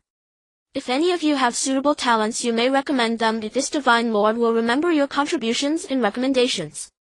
Such an opportunity Murong and the others certainly would not miss, and they immediately nodded. "We shall obey the Divine Lord's decree." In the next moment Jiang Li looked at Murong. "Once Jingshan County is stabilized, you shall expand your army again." Still a force of 2,000 men aiming to gather 4,000 soldiers, forming one battalion. Commanding 4,000 soldiers was something Murong had dreamed of during his time in Ningxi's military. His face flushed with excitement. "Thank you, Murong, thank you, Divine Lord." With everything arranged properly, the people's spirits were uplifted. Great fortune. At this time the incense offerings made by worshippers had reached a peak. Jiang Li stood up and walked towards the temple exit. Murong and the others looked at him momentarily puzzled, beginning to speculate about his thoughts. Now that he was the city god, how could he still be called a land god? Why not perform a grand miracle? Upon reaching the temple entrance he focused his thoughts, divine power surged and miracles unfolded. The plaque inscribed with Jingshan County Land God Temple and the stone tablet radiated divine light. The characters on it were changing. Soon someone noticed this astonishing scene. "Look, the characters have changed. The land god has manifested." Hearing this exclamation, people around immediately turned to look. They also witnessed the miracle. Indeed, the characters had changed. The land god temple had become the city god temple. In an instant countless citizens knelt down, continuously bowing their heads towards Jiang Li's statue. "City god, oh no, city god, bless us. City god, bless us." Murong and the others watched this scene, shocked yet filled with myriad thoughts. Land god? City god? What connection could there be between them? Han Yuanxin stood beneath the city gate of Jingshan County, somewhat bewildered. He wanted to enter the city, but an invisible barrier blocked him from the outside. Alas! There truly are ghosts after death. He never expected that he couldn't even return to his hometown. Like Liu Xiaodong, he was also a scholar who had gone to the capital for the examination. However, he was even more capable than Liu Xiaodong, having once achieved the position of the flower of the examination. Unfortunately, he died because of his stubbornness and unwillingness to bow to power. The life of a flower of the examination was not worth much in the Great Xian. In the Jing River flowing through the Great Xian capital, countless talented yet unruly people's corpses are buried. The Great Xian is not lacking in talented individuals nor in intelligent ones. What is lacking is merely those who can live long and serve the powerful with their talents. What should he do now? Just as he was looking around in confusion, suddenly a surprised voice sounded. "Han, flower of the examination." Han Yuanxin turned to look and saw a tall dark-skinned man in armor looking at him with surprise. That person was devoid of anger, his form ethereal. Like himself, he was a wandering soul. Unfortunately, he did not recognize him. But how could the other party know him? With a belly full of doubts, Han Yuanxin looked at the dark-skinned man and asked, "Who are you?" The man scratched his head. "My name is Qinghe. I once served in the military in Ningxi's government, and I had the fortune to meet you at the governor's residence. How did you end up in this situation?" He seemed to have many questions for Han Yuanxin as well. The flower of the examination? Han Yuanxin felt a surge of emotion upon hearing this. When he achieved the position of the flower of the examination, the government had personally invited him to a family banquet. On that day the powerful of Ningzhou greeted him, and at the government gate countless soldiers stood guard. It was likely that this tall dark-faced man was one of those soldiers. It's a long story, the world is unpredictable. He sighed but did not intend to explain the details to Qinghe. After all, in Han Yuanxin's view, how could a mere soldier understand the undercurrents of the Great Xuan capital? Many things would merely be speaking to a cow about playing the lute. Seeing that Han Yuanxin did not want to speak, Qinghe did not press further. Instead, he changed the topic and asked, Han, flower of the examination, what are your plans next? Han Yuanxin sighed. What plans can I have? Now I can't return to my hometown. I am adrift and without support. He was a smart man and instantly guessed something. The next moment he looked at Qinghe. Brother Qin, you must have other matters to discuss with me, right? Qinghe was taken aback. After a moment he understood. Such intelligence and talent deserved to be recommended to the Divine Lord. Thinking of this, he immediately smiled and said, Han, flower of the examination is truly perceptive. I indeed have something to discuss with you. Do you know that we wandering souls can only exist for 7 days? Han Yuanxin frowned. Is this what is called the head 7? Qinghe expressed his deep feelings. Some born scholars are simply intelligent and many things become clear with just a hint. That's right, we are currently serving the city god of Jingshan County. The city god is actively welcoming talented individuals and I can recommend you. Han Yuanxin replied. It's my fault for being away from home for too long. I didn't know when Jingshan County gained a city god. Qinghe said. The city god protects a region, benefits the local people and brings prosperity. To follow the city god is a blessing for us. Han Yuanxin sighed in his heart. Throughout the journey he had encountered too many prominent figures who claimed to benefit the region only to end up serving their own interests. Perhaps they truly once had ambitions and heartfelt sincerity, but in the end they forgot their original intentions as time passed. He had become a wandering soul, leaving the tumultuous imperial capital, returning to the doorstep of his hometown, yet still could not escape the fate of catering to the powerful. Evidently due to his experiences, Han Yuanxin did not believe that the city god Qinghe spoke of truly benefited the region. In the end he pondered and asked, can the city god allow wandering souls to freely enter and exit Jingshan County? After death, becoming a wandering soul is not part of the human way. It is a ghostly entity naturally repelled by the human fortune of the county and cannot enter at will. Thinking of how Qinghe had come out from Jingshan County just now and recalling that the city god was within the county, he curiously asked this question. Qinghe smiled. The city god can indeed allow wandering souls to freely enter and exit Jingshan County. If Han, flower of the examination, wishes to enter Jingshan County, just follow me. However, even if you enter Jingshan County without my lord extending your life, you will only have 7 days to live. Han Yuanxin remained silent for a moment. Can I take some time to think about whether to follow the city god? Qinghe smiled. Of course. Just follow me, Han, flower of the examination. I will take you into the city. Han Yuanxin nodded and then followed Qinghe towards Jingshan County. Moments later they arrived at the city gate of Jingshan County. An invisible barrier pressed against their souls. Han Yuanxin's expression was calm, but his face was somewhat pale. He looked at Qinghe, seemingly curious about what means this fellow would use to bring him into Jingshan County. The next moment he got his answer. He saw Qinghe walking under the city gate of Jingshan County, suddenly pulling out a talisman emitting a special aura and then sticking it against the void before them. Immediately a golden wave spread out. It was as if a golden wave had emerged from thin air. The oppression on their souls vanished.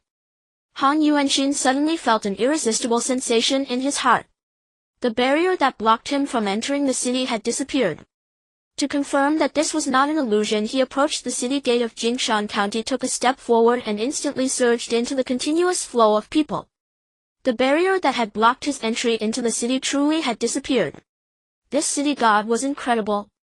The corners of his mouth involuntarily lifted. Qinghe, unbeknownst to him, had arrived at his side.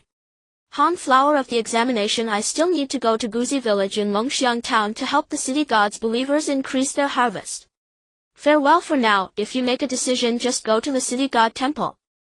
I will report your situation to my lord in advance. Han Yuanxin was taken aback. In his view, this rough man would certainly try to persuade him to meet that city god after he entered the city. However, he did not expect that the other party would just leave, truly giving him time to consider without pressing him. Had he seen true darkness and thus believed that the world was all dark? Living among a flock of crows for long, did he think that all crows were like this? After a moment of silence, Han Yuanxin looked at Qinghe and sincerely said, "Thank you, I will think about it carefully." Inside the city god temple, waves of incense and wishful energy rippled out, merging into Jiang Li's body. Following that, a figure appeared in his mind, praying to him. The figure was none other than Qinghe. Qinghe detailed Han Yuanxin's matters to Jiang Li. A soul of a flower of the examination hut. Jiang Li pondered, stepping out, heading toward the outside of the city god temple. Although the Han family was a prominent family in Jingshan County, it could not be compared to the three major families of Zhongguan and Yu. Of course, the Han family of Jingshan County had no relation whatsoever to the Han family of Yunchu Town. At this moment, Han Lei, who was nearly 50 with snow-white hair, stood with a cane in the courtyard, gazing into the distance, his eyes filled with sorrow. In a nearby cage under a large tree, a cute yellow oriole was enclosed, occasionally emitting a few crisp chirps which were quite pleasant to hear. At this moment, Han Lei's wife Gan Quan walked out, looking at him with eyes full of compassion. "Don't think too much, everyone has their fate. Just consider that our son has gone there to enjoy a life of ease." Indeed, they were Han Yuanxin's parents. They had sought numerous deities and finally learned of Han Yuanxin's death in the imperial capital. Han Lei looked at the sky, his eyes surging with grief and anger. Our Han family has painstakingly produced such a talented son at just over 20 years old, having achieved the position of flower of the examination and entered the imperial capital. Who would have thought that before he could realize his ambitions he would leave this world? Heaven, your eyes truly are blind. Han Yuanxin, who had floated to the Han family's grand residence, happened to see his father Han Lei in this state, and in an instant his eyes turned red.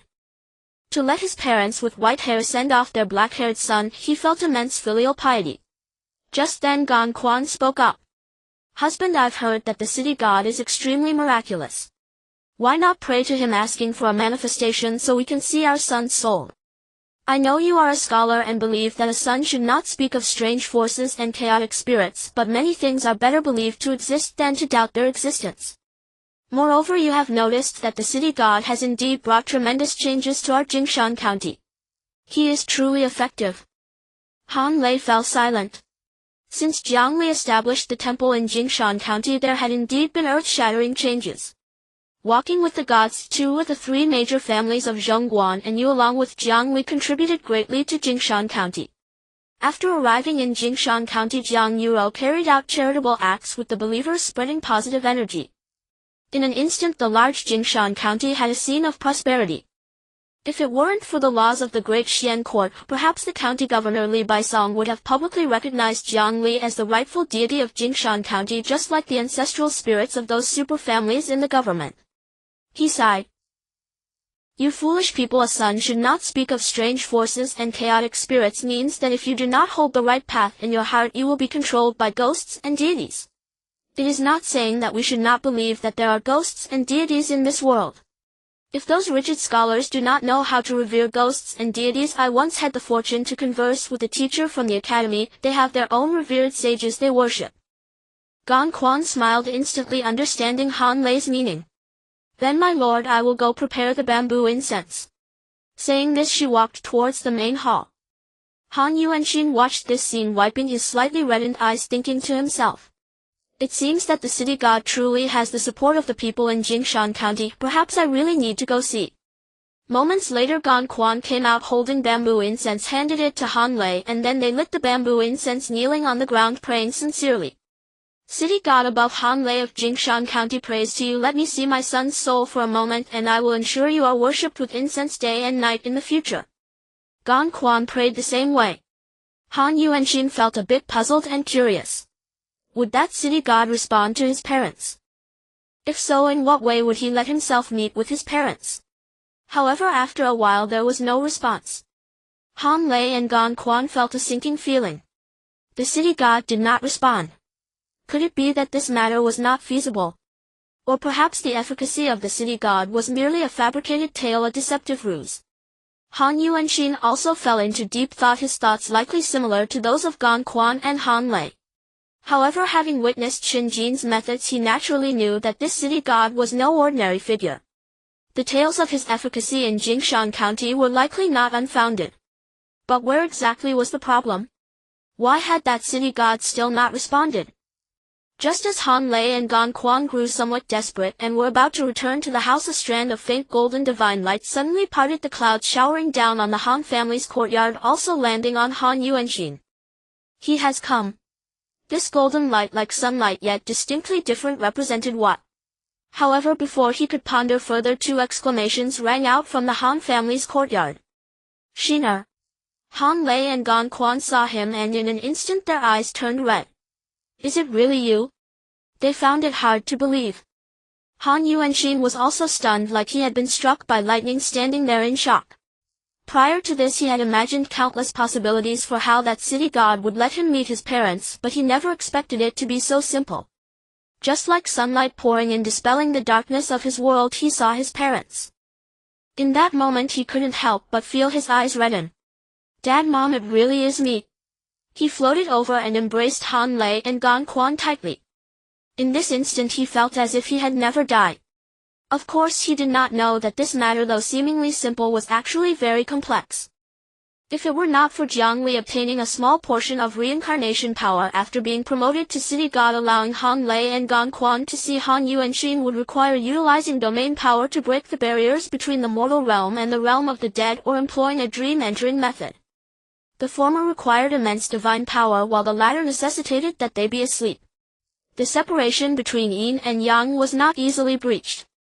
Fortunately, Jiang Li had now comprehended some mysteries of reversing yin to approach yang, thus a divine light illuminated the scene of Han Lei and Han Yuanqing's reunion.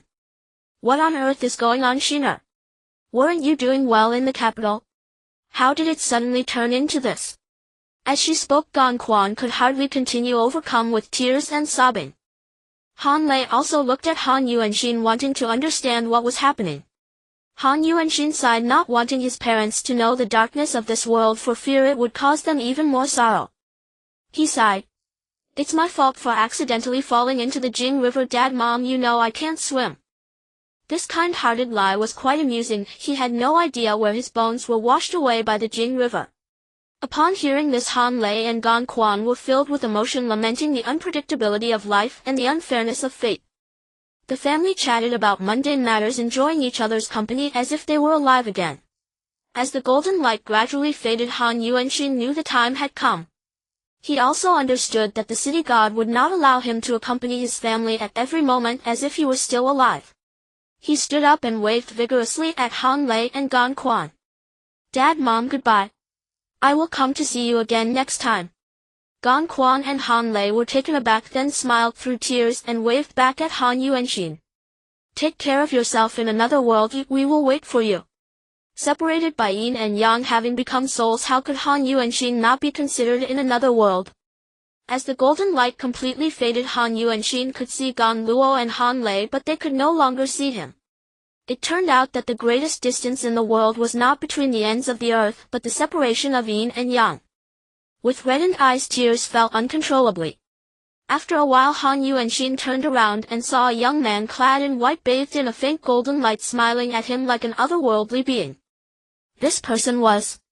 He had a vague feeling that this white-clad youth was the legendary city god. However, he was unsure, so he asked, "May I inquire who this young brother is?" Jiang Li replied, "You are not mistaken, I am the city god of Jingshan County.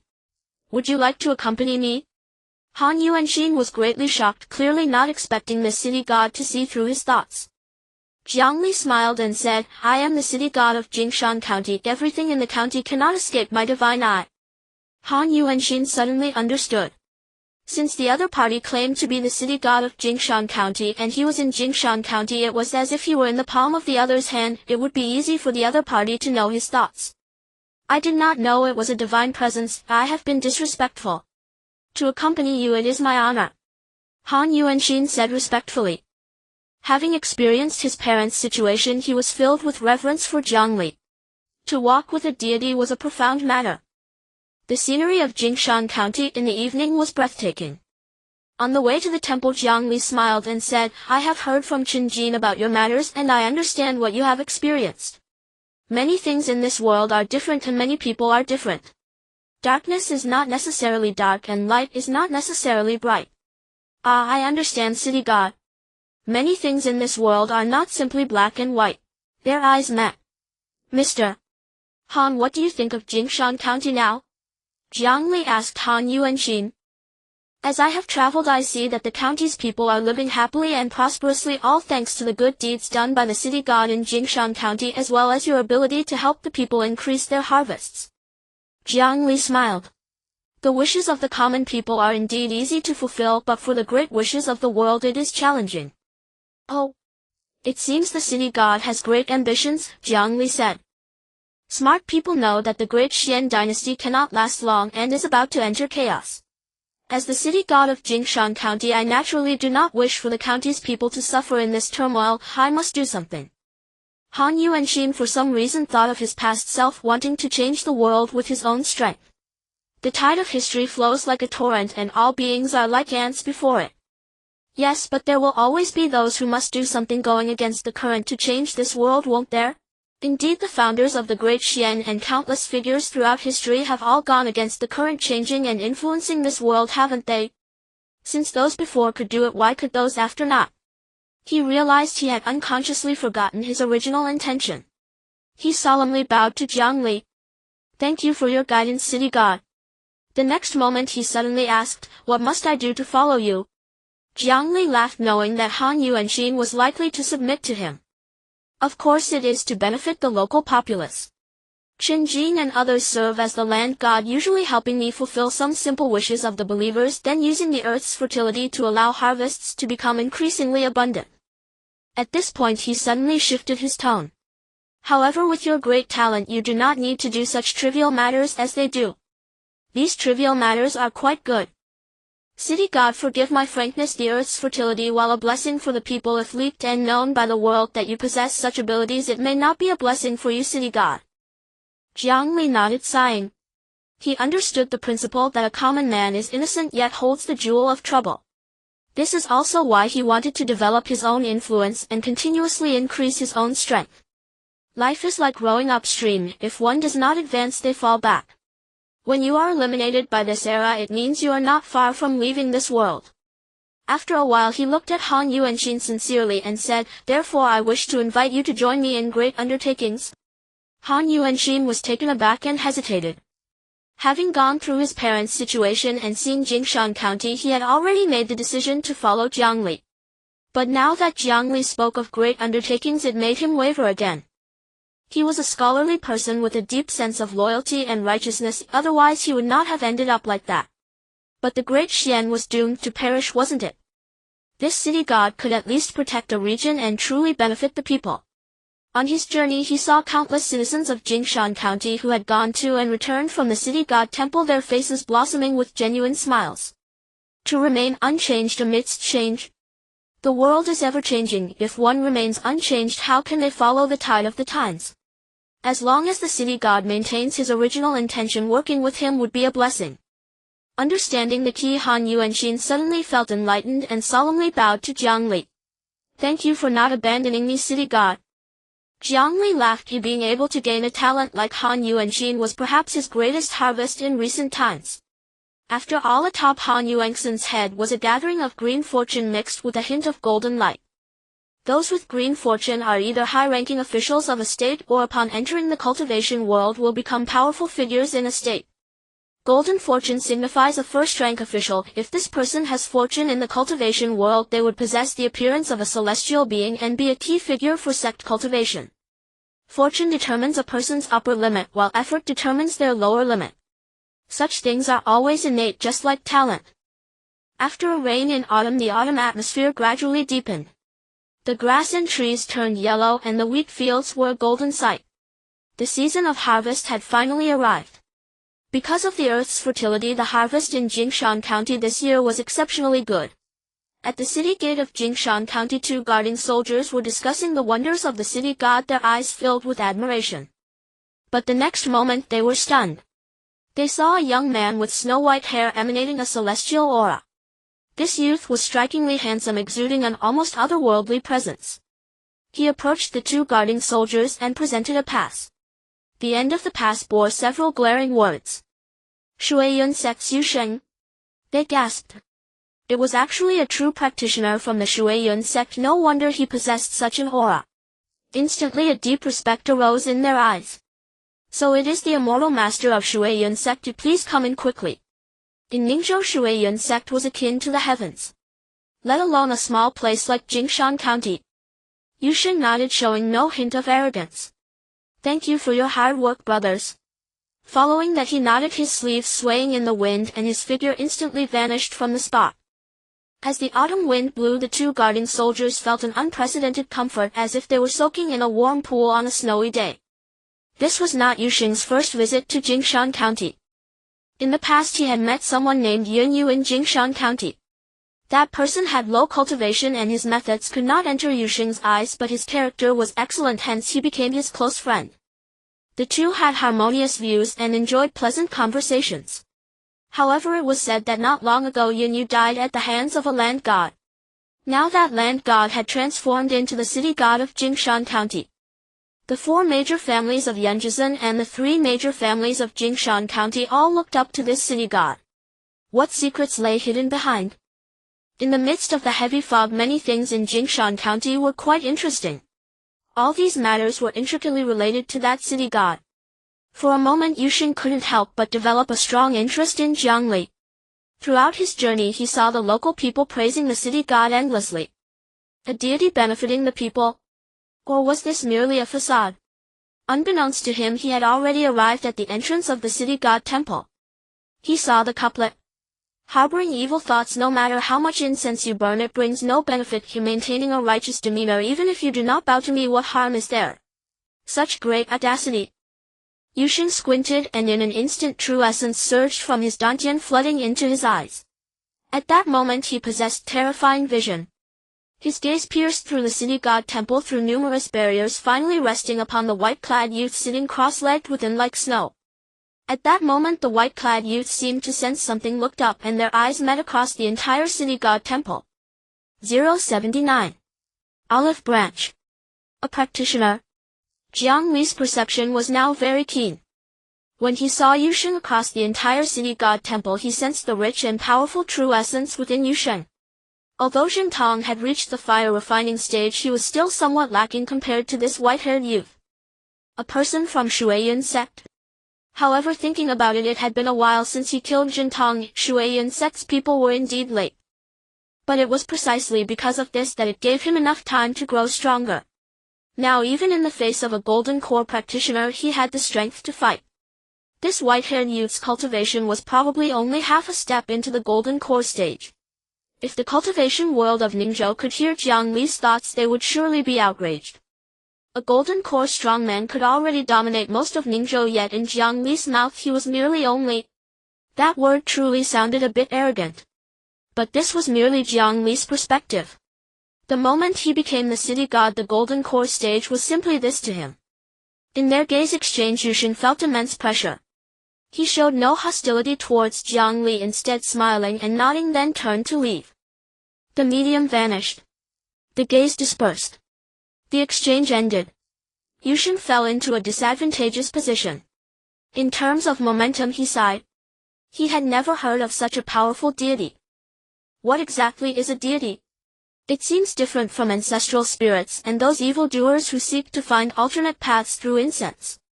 In this world it seems that there are beings they cannot comprehend. Just then a melodious and captivating voice rang in Yu Sheng's ears. Yu Sheng, I didn't expect you to come to Jingshan County as well. What a coincidence. Her voice, half teasing, made Yu Sheng's mind involuntarily conjure the words beauty. He turned to look and saw a woman dressed in a snow-white robe with an extraordinary beauty, like a snow lotus, standing proudly between heaven and earth, gazing at him from not far away. Looking at this woman's unparalleled beauty and nearly breathtaking demeanor, even with his temperament praised by several old monsters from Shui Yun sect, he almost lost his composure. The famous Xiao Mei from Taishan sect, who could captivate celestial beings and make people crazy, truly was terrifying. So it is you, Fairy Zhao. I didn't expect you to come to Jingshan County as well. Yusheng hurriedly steadied his mind and greeted Zhao Mei. But soon a deep sense of vigilance arose within him. Taishang sect dominated the northern realm of the Great Xuan. If a genius from the northern sect came to the southern realm, there must be deeper intentions behind it. I came to see the city god. Zhao Mei's voice was soft yet fell into people's ears like a melody that could captivate the soul.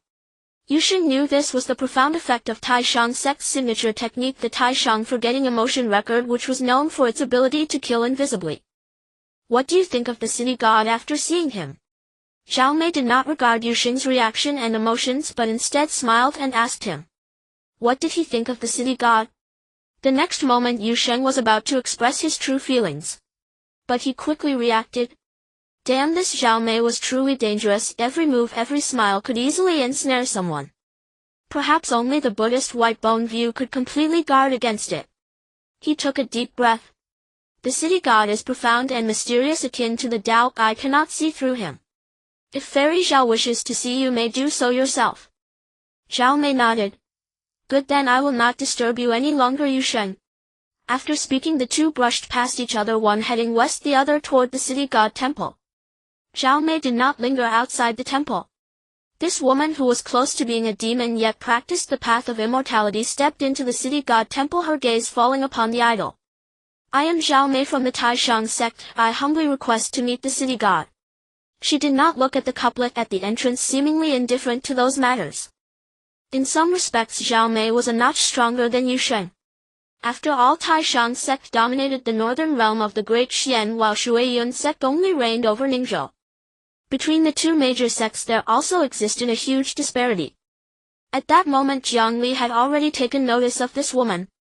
It was not because of her bewitching exotic beauty that could make countless men willing to sacrifice everything for her. It was merely because her aura was far too perilous, more terrifying than an ordinary condensed core cultivator, and even some golden core grandmasters would think twice before crossing paths with such a woman. As a surge of divine light billowed forth, a white-robed youth materialized within the city god temple. Jiang Li manifested in this avatar form and gazed at Zhao Mei. May I ask what guidance the immortal seeks from this deity? Zhao Mei let out a charming laugh. As I journeyed here, I witnessed the profound influence your lordship holds over Jingshan Commandery. On behalf of the Supreme Sect, I extend a sincere invitation to the city god, a proposal for mutual cooperation and prosperity, aiding your lordship in spreading your doctrine across the southern lands. Jiang Li narrowed his eyes. Oh, this deity is truly flattered. I have long heard that the Supreme Sect dominates the northern reaches of Dashuan, yet I never imagined you would take an interest in a mere commandery city god like myself. Zhao Mei shook her head. Your lordship may not be aware, but our Supreme Sect has always valued potential above all else. You may be a commandery city god now, but in time you could become the city god of an entire province, or even the whole southern region. He chuckled inwardly. Ruling a province, he would still be a city god. But if he were to become a deity of the entire southern realm, he would either be a mountain god or a river god. Of course, a mountain god of that caliber would not be an ordinary one. It would be the southern Yunchu god among the legendary 5 Marchmounts. As for a river god, it would be a deity of a great river wielding immense authority and power, one of the most formidable and fearsome existences among earth immortals. The next moment Jiang Li fixed a profound gaze on Zhao Mei. This deity has never believed in free lunches falling from the heavens. Since the immortal offers me such generous benefits, surely there is a price I must pay. Zhao Mei replied, your lordship need only relocate your main temple to the Supreme Sect. When the time comes, we shall join forces in a grand undertaking. What was this grand undertaking? Jiang Li did not ask. Zhao Mei did not elaborate. But the notion of moving his main temple into the Supreme Sect was intriguing indeed. Did the cultivators of the Supreme Sect believe that by seizing control of his main temple they could restrain him and toy with him at their whim? They were gravely mistaken. He had no real main temple. The Jingshan Commandery city god temple appeared to be his main temple, but that was only because he was the city god of Jingshan Commandery. In other words, wherever Jiang Li became a deity, that place would become his main temple. If he became the city god of Ningzhou, then the city god temple in Ningzhou's capital would be his main temple. However, this discrepancy in perception and information could be exploited for many things. Suddenly a scheme surfaced in his mind. Relocating my main temple to the supreme sect is no problem, but my temple relies on incense offerings to sustain itself. If I enter the supreme sect, I fear I might encroach upon your sect's incense. He looked at Zhao Mei with a hint of embarrassment like a bashful young boy. Zhao Mei was taken aback, clearly not expecting that the renowned city god of Jingshan Commandery could show such a side. Then she shook her head with a silent chuckle. Though this city god had initially appeared mature and composed, in the end he could not escape a touch of youthful naivety. He thought he had gained a tremendous advantage even planning to share the supreme sect's incense. Little did he know that once his main temple fell into the sect's hands he would be like a fish on a chopping board. But for Zhao Mei this was a good thing. She still believed the white-robed youth was Jiang Li's true form, which led her to this conclusion. If she had seen through the fact that Jiang Li was merely a 7-year-old child, she would have undoubtedly schemed to manipulate him, turning him into a puppet on her strings. Your lordship, rest assured. A little incense means nothing to our supreme sect. It is a token of our sincerity. Jiang Li nodded, revealing an innocent, harmless smile. Excellent. However, this temple was established by the 3 great families of Jingshan Commandery. If it is moved to the supreme sect, they will need to build a new one, which will surely cost them dearly. Zhao Mei was startled, never expecting Jiang Li to haggle over such trivial matters. Sensing her thoughts, Jiang Li scratched his head and explained. Fairy Zhao, and besides I lack the ability to transport this temple all the way to the distant northern reaches of Dushuan. Zhao Mei understood, his earlier words were likely just excuses and the last part was the real reason. Was he ashamed of his own weakness? She looked at Jiang Li with a smile. Your lordship need not worry. If you agree to this, our supreme sect will assist in moving your temple into our sect's mountain gates. And if anyone dares to oppose your lordship, they shall be opposing the supreme sect. Though spoken in a gentle feminine voice, the words carried an overwhelming aura of authority, evoking the majesty of the supreme sect. Jiang Li smiled. Then I thank Fairy Zhao and the supreme sect. When I one day visit the northern reaches of Dushuan, I shall surely have a long, heartfelt conversation with your sect's leader. Zhao Mei smiled in return. Very well. I have other matters to attend to in Ningzhou, so I shall take my leave. Soon members of our sect will come to assist your lordship in relocating your temple to our mountain gates. Jiang Li nodded. With that, Zhao Mei took a few steps and vanished like a fragrant breeze, disappearing from his sight. After confirming that Zhao Mei's aura had completely faded from the vicinity, Jiang Li dropped his disguise, his gaze turning profound. The supreme sect which dominated the northern lands must have nascent soul cultivators, but how many? This was a question worth pondering. After previously clashing with the Water Cloud sect and learning of their strength, Jiang Li once again felt an intense pressure from the supreme sect. He knew all too well that he was still far too weak, let alone the supreme sect. He could not even contend with the Water Cloud sect of Ningzhou. He still needed to grow stronger. But for Jiang Li to advance to a 6th rank Earth Immortal, he needed to establish temples in at least half of Ningzhou's commanderies. It had already been difficult to set up a temple in Jingshan Commandery thanks to the support of the 3 great families and the persuasion of the commandery governor. If he wanted to establish temples in other commanderies, would he have to convince those families and governors again? Having the initiative always in others' hands was not a good thing. If one day Jiang Li truly became the city god of Ningzhou and the Ningzhou prefect took a disliking to him, branding him a heretic deity, then all his efforts would be undone, leaving him with no choice but to rebel. If only he had someone in the mortal world to pave the way for him. After a moment he made a decision. Raising his right hand slightly, a small cycle of reincarnation appeared within the temple. The cycle had no intelligence or life of its own, yet now it seemed almost playful, hopping and dodging around Jiang Li. At that moment the divine seal in Jiang Li's dantian pulsed faintly and divine power surged as he began to split his spirit. He had performed spirit splitting and possession before on a scholar named Guqiu, so there was no risk of failure. But this time it was only spirit splitting, not possession. A small golden figure resembling an incense avatar emerged and stood before the cycle, arms crossed, meeting Jiang Li's gaze. This golden figure was his split spirit. Jiang Li felt as though he were looking at himself. The sensation was extraordinary. Reincarnation and rebirth were merely a process from yin to yang. Within the cycle the power of the yellow spring seeped in. Even a mere 7th rank Earth immortal like Jiang Li, let alone 6th rank or 5th rank Earth immortals who were considered mighty gods in the mortal realm, would be eroded by the Yellow Spring's power and forget everything if submerged in the cycle. But a split spirit had no such concerns. Its consciousness resided in Jiang Li's true body. Without consciousness, how could the Yellow Springs erase memories or reshape divine sense? However, sending the split spirit into reincarnation was no easy task. He hoped this would succeed. Jiang Li took a deep breath and guided the split spirit into the cycle. The amber waters of the Yellow Springs swirled in like a rolling dragon, instantly engulfing the split spirit. The next moment yin and yang turned. From yin to yang. The split spirit began to transform, its body suddenly filled with the yang energy of the living. At that moment it was time to find a family for rebirth. But where to look? He lifted the cycle and soared into the sky, surveying the entire Jingshan commandery, yet not a single household's fortune aligned with the split spirit. He began searching in Ningzhou. Still he found nothing. Time was running out. If he could not find a family for the split spirit's rebirth before the cycle dissipated, the split spirit would suffer backlash and collapse, and his true body would face severe repercussions. Was the split spirit destined to live only in some remote backwater? For a moment he felt despair. Birth determined so much in the mortal world.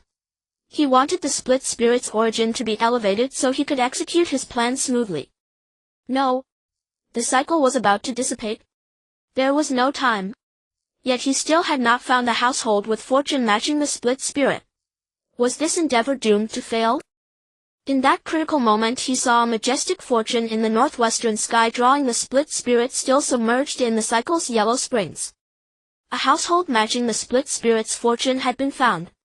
That direction was Chengdu. Chengdu was the crossroads of Ningzhou, Shishu and Qianzhou, a strategic pass in the southwest of Dushuan. He had thought all was lost, that he would suffer severe backlash and lose everything, only to find a sudden turn of fortune, a village hidden beyond the dark willows and bright flowers. Ha ha ha. Jiang Li could not help but laugh uproariously. Chengdu was an excellent place. And from the look of this household, with red cheese swirling and green cheese sprouting, it was surely a prominent family in Chengdu. Go.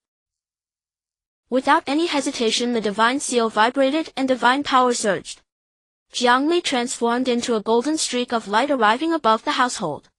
He opened the cycle, allowing the split spirit to step out from the Yellow Springs and drift down like a dandelion into the residence. The Song Mansion atop Dimeng Mountain in Chengdu was a marvel of timber and earth, with countless courtyards winding endlessly like a vast labyrinth.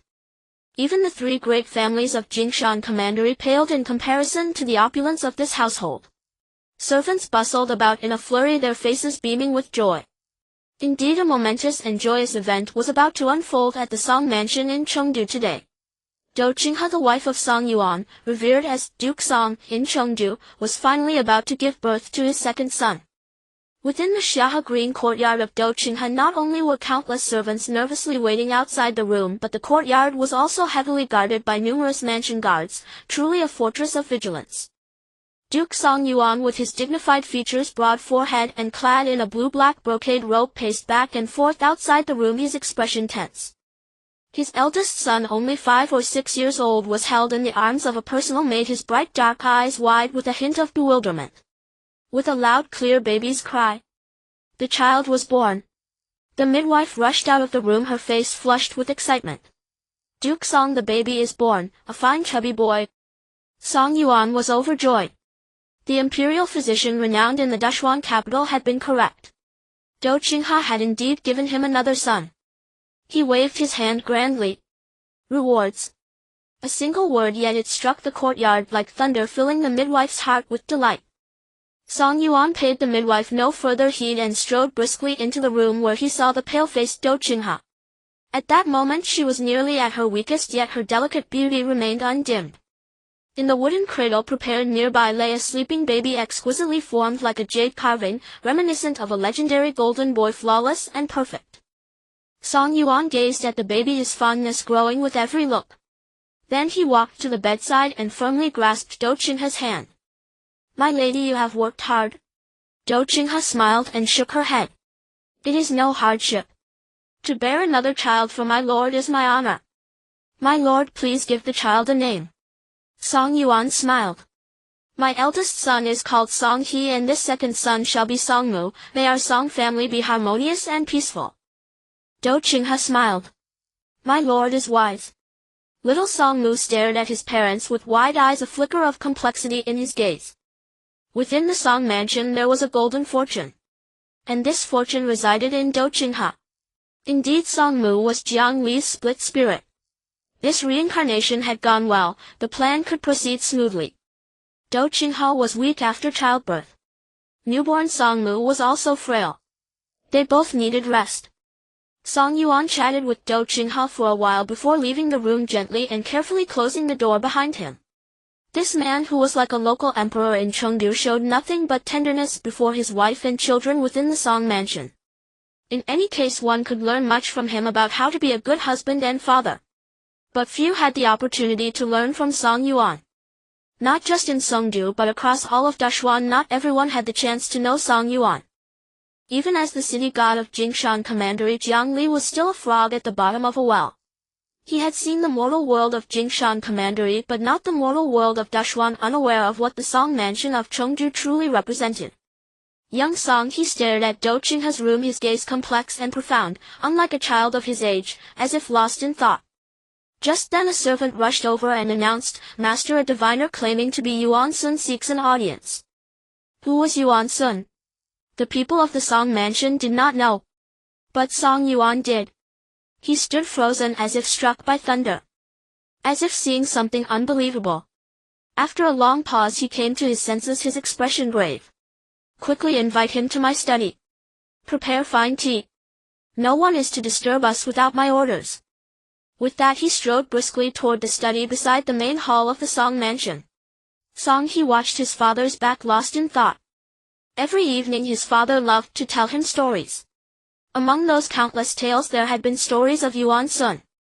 Inside the Song mansion, study books of every kind lined the shelves. This was a forbidden area of the mansion, no outsider and only Song Yuan's direct blood relatives could enter.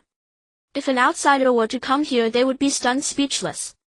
For the books stored here included not only the classical works of the 100 schools of thought but also countless cultivation scriptures. If one were to ask what the Song mansion truly was and what Song Yuan's status in Dashuan really meant, then the split spirit Song Mu, after spending some time in the mansion, would reveal just how fortunate Jiang Li's reincarnation had been. Dashuan had countless nobles. But only a few had been granted the title of duke by a different surname. Song Yuan was among that select few. In Dashuan, Song Yuan's title of Duke Song was genuine, not merely an honorific. For Song Yuan's ancestor had been enfeoffed as the Duke of Jinan by Dashuan's founding emperor, a title passed down through generations. And the split spirit Song Mu at the moment of his birth was already the son of a duke. At that moment a lean man with white temples and a black robe stood with his hands behind his back, exuding a rich literary aura, his sharp features and upright posture commanding attention. Standing in the study his eyes seemed to harbor countless stars, bright and captivating, mesmerizing the soul. He is Yuan Sun. A name that appears utterly ordinary. However, for the prominent figures of the entire Daxian this name resonates like thunder. It is said that the great ancestor of Daxian personally invited this man to come out of seclusion multiple times, but he declined each time. The emperors of Daxian throughout the ages have also invited this man out of seclusion, and he has refused them as well. There is only one person in the world who can decline the emperors of Daxian and remain unscathed. Moreover, no one knows how long he has lived. Throughout history only immortals can attain longevity. Yuan Sun has been speculated by countless prominent figures of Daxian to be an immortal walking among mortals. After a while Song Yuan entered the study and respectfully bowed before Yuan Sun. Lord Song Yuan of Zhennan greets Mr. Yuan. I wonder what brings you to my humble abode. Humble abode? Yuan Sun smiled. If your Song residence in Zhennan can be considered humble, then the entire Daxian should only consider the imperial palace to have any grandeur. Congratulations Song Yuan on having another son.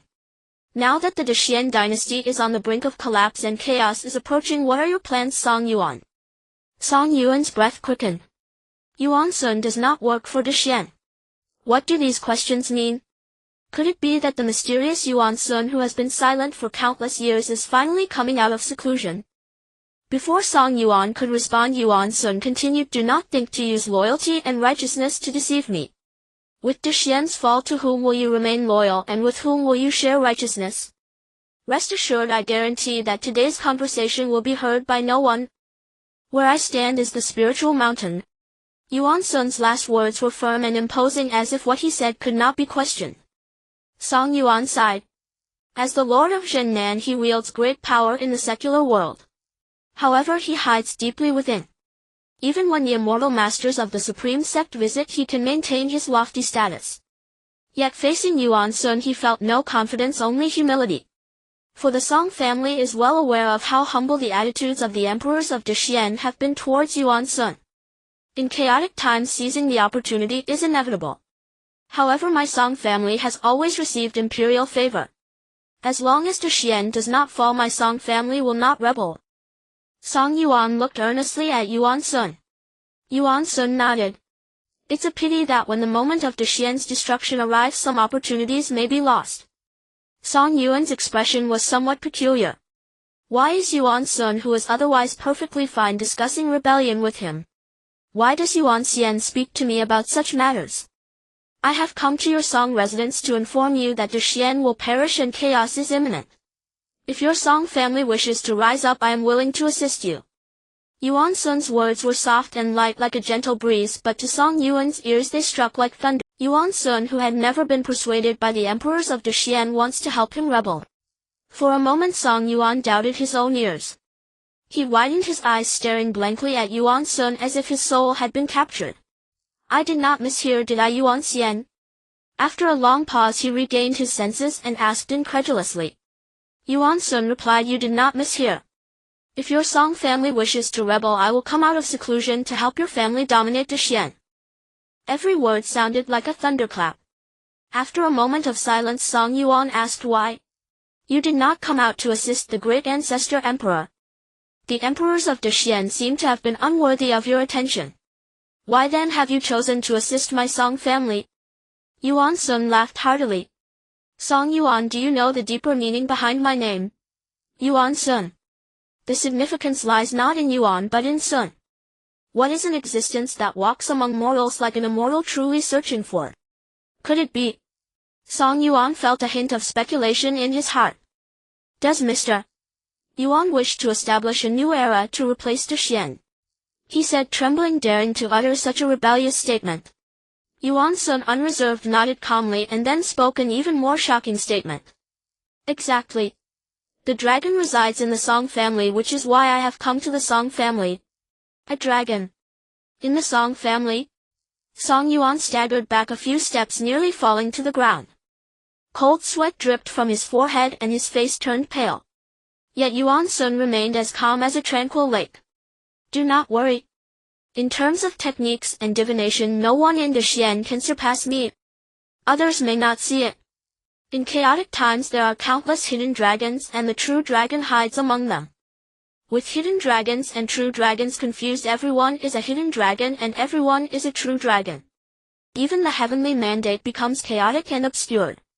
Who can truly see through it?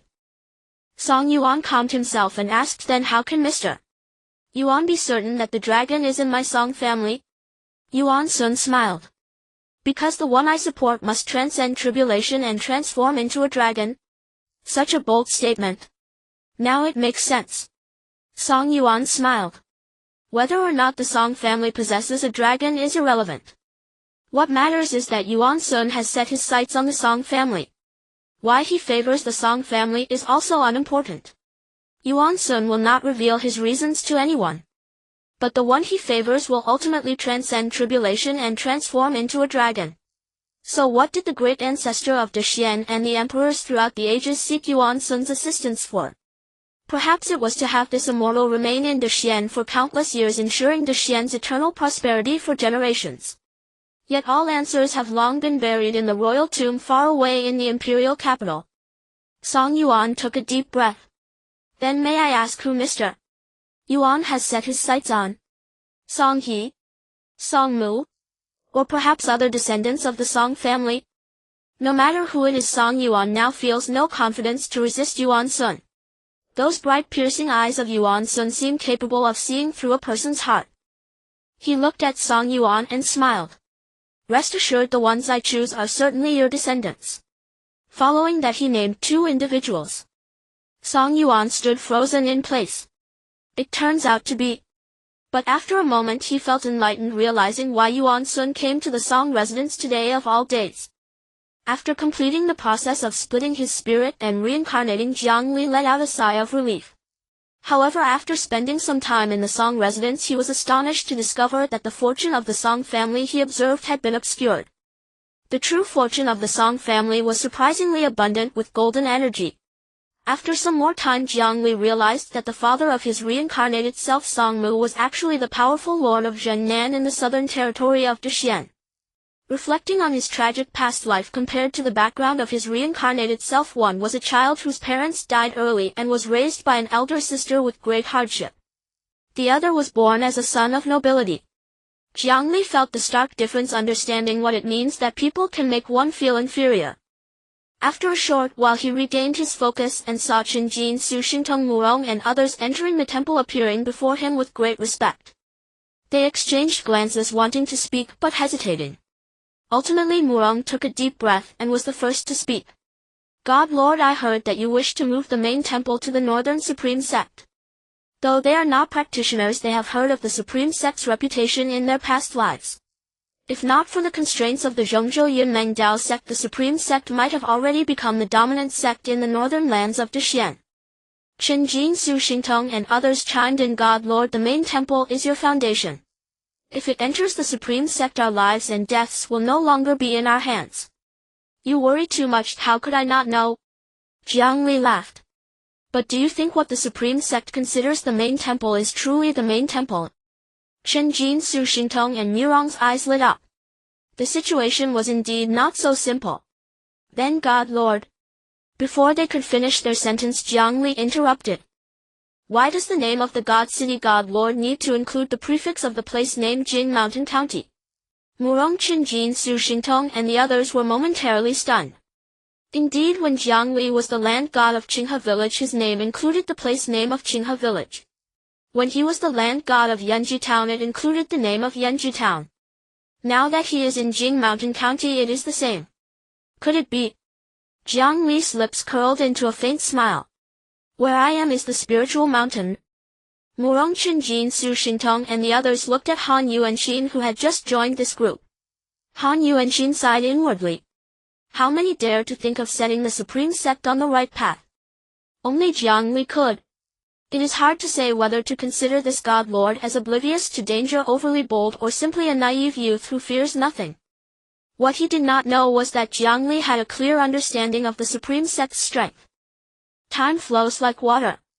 Under the pampering of Song Yuan and Do Qinghe, Song Mu grew up healthily and happily. Life was very peaceful. After arriving in this world due to the spirit splitting of Song Mu, Jiang Li experienced a complete life for the first time, able to grow up joyfully in the company of family. There was no separation by life nor by death. In the winter of the 20th year of Yuanzhen, the world was covered by heavy snow. The entire Jing Mountain County was draped in white. At the same time, a young Taoist clad in a robe embroidered with a large yin-yang bagua pattern arrived at the entrance of the city god temple in Jing Mountain County. The Taoist appeared to be in his 20s with an unremarkable and ordinary appearance, the kind that is hard to remember after glancing at it several times. Yet this ordinary Taoist stood firm in the wind and snow without a single snowflake landing on him. It gave the impression that he existed apart from this world. On his shoulder perched a dark, somewhat ugly bird resembling a crow, which seemed quite lively, as if it were a bizarre creature keeping watch over its surroundings. The wind and snow were fierce. There were hardly any pedestrians on the road, making it feel quite tranquil. The only sound was the cold wind howling, creating a serene atmosphere. The Taoist's name was Qinghe. He is one of the direct disciples of the Supreme Sect and has now reached the realm of Golden Core. Crossing into Nascent Soul is not an issue, it's just uncertain whether he can reach a level beyond Nascent Soul. He stood in the wind and snow observing Jing Mountain County as if it were a plaything in his palm. At his age and with such cultivation in any state of the northern region of Dexian, he would be revered as a guest of honor, let alone in a small county town in Ningzhou, which is several times poorer and more backward than the northern states. After a few steps he arrived at the city god temple. Such small ants, such a humble temple, dare to call themselves gods. If not for the countless admonitions from his sect based on this Taoist's usual temperament, encountering such arrogance would surely lead him to dismantle the temple, beat the people, and rub their faces in the dirt, leaving them utterly humiliated. Like a tracks, like the ugly bird on the Taoist's shoulder evidently shares the same temperament as him. Just as the Taoist was about to step into the city god temple, the ugly bird suddenly opened its mouth, elongated its voice, and emitted a shrill human sound. The supreme sects Qinghe and Lord He Tian have arrived. Little city god, do not come out to receive us. In the idol, Jiang Li frowned and sighed inwardly. Although Xiao Mai's attitude upon arrival had been respectful towards him, the underlying disdain and arrogance were undeniable.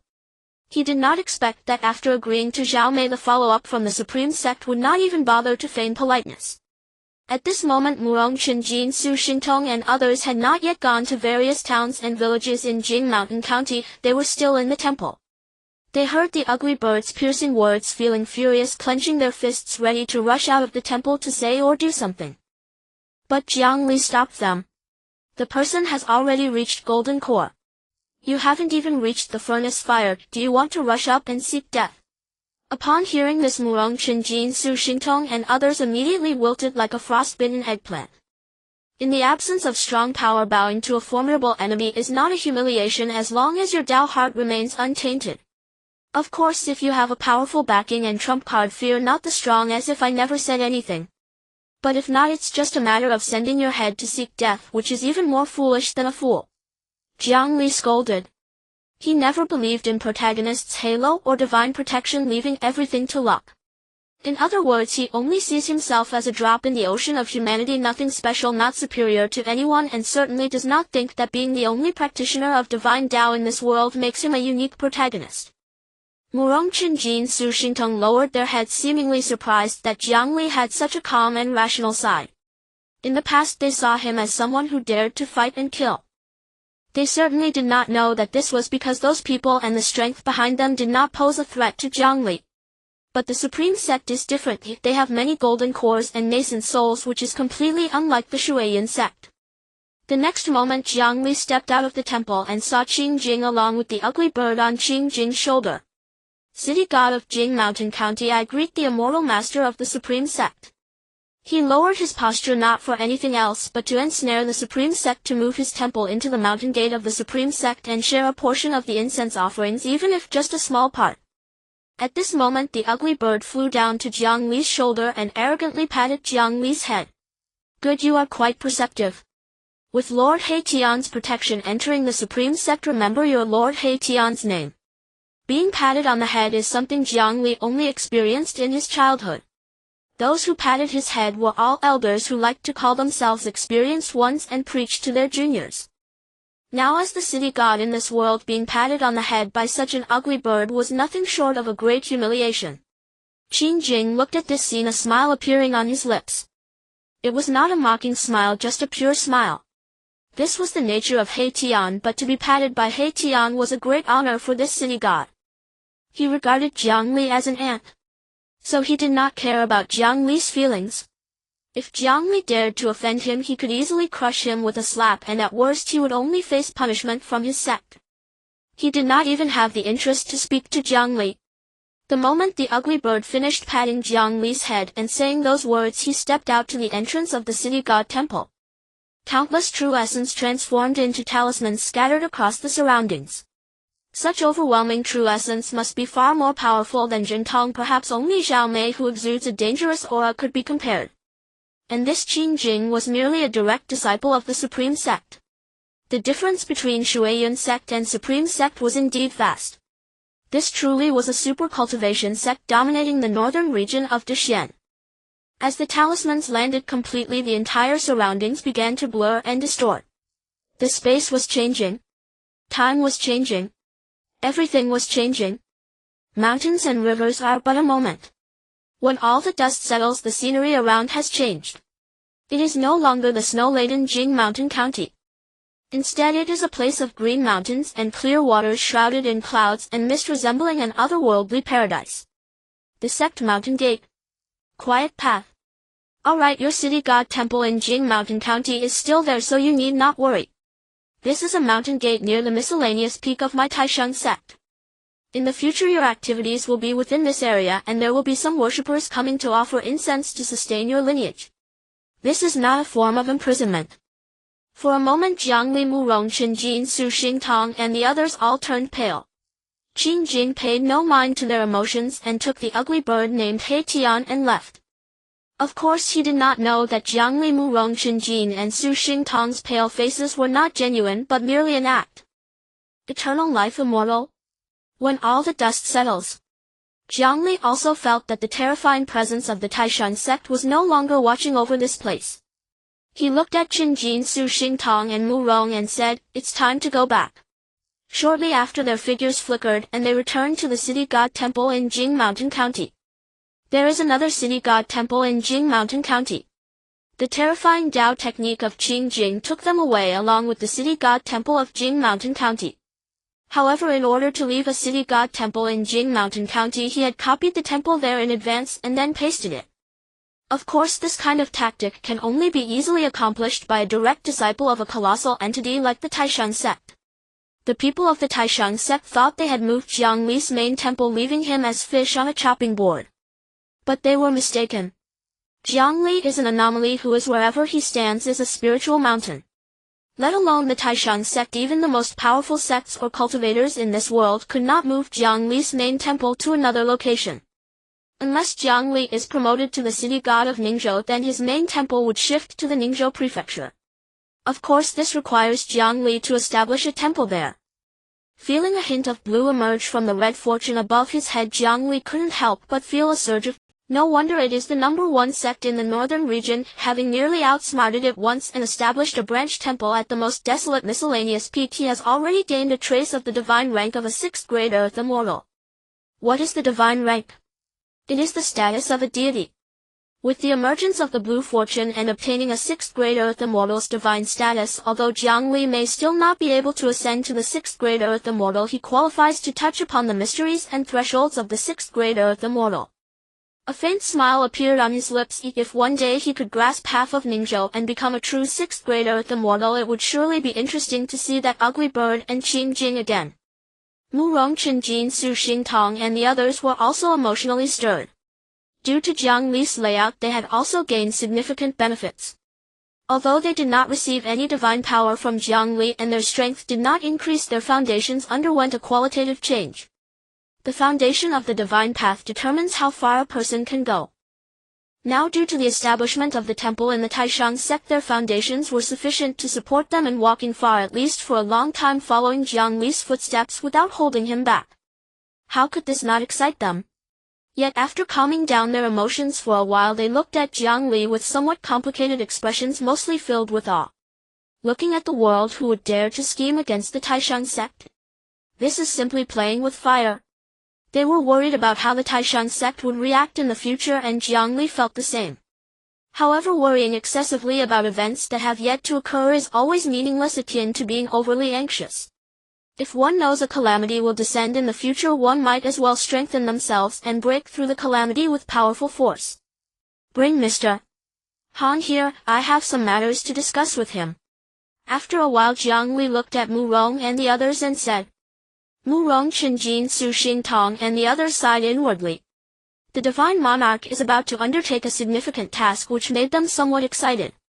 At the top of Tianyuan Mountain in the Taishan sect within the Yuanxing Treasure Hall, a young Taoist in a robe with flowing black hair and sharp features sat before a divine statue, greedily devouring the spiritual energy of heaven and earth along with some starlight. When a cultivator reaches an extremely powerful level, they no longer only consume the spiritual energy of heaven and earth, but can also feast upon starlight. Though he looked young, the young Taoist was not actually so. If one were to delve deeper, he had played chess with the grand ancestor of the Dashwan and even had some connections with the emperors of the Xuan Dynasty.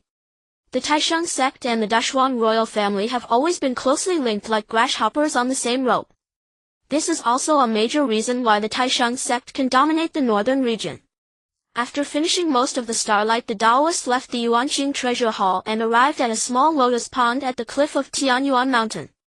In the lotus pond, besides some green lotus leaves, there was only a strange carp. Why is the carp considered strange? A carp bearing scales resembling dragon scales cannot be considered ordinary. The Taoist sat down beside the lotus pond.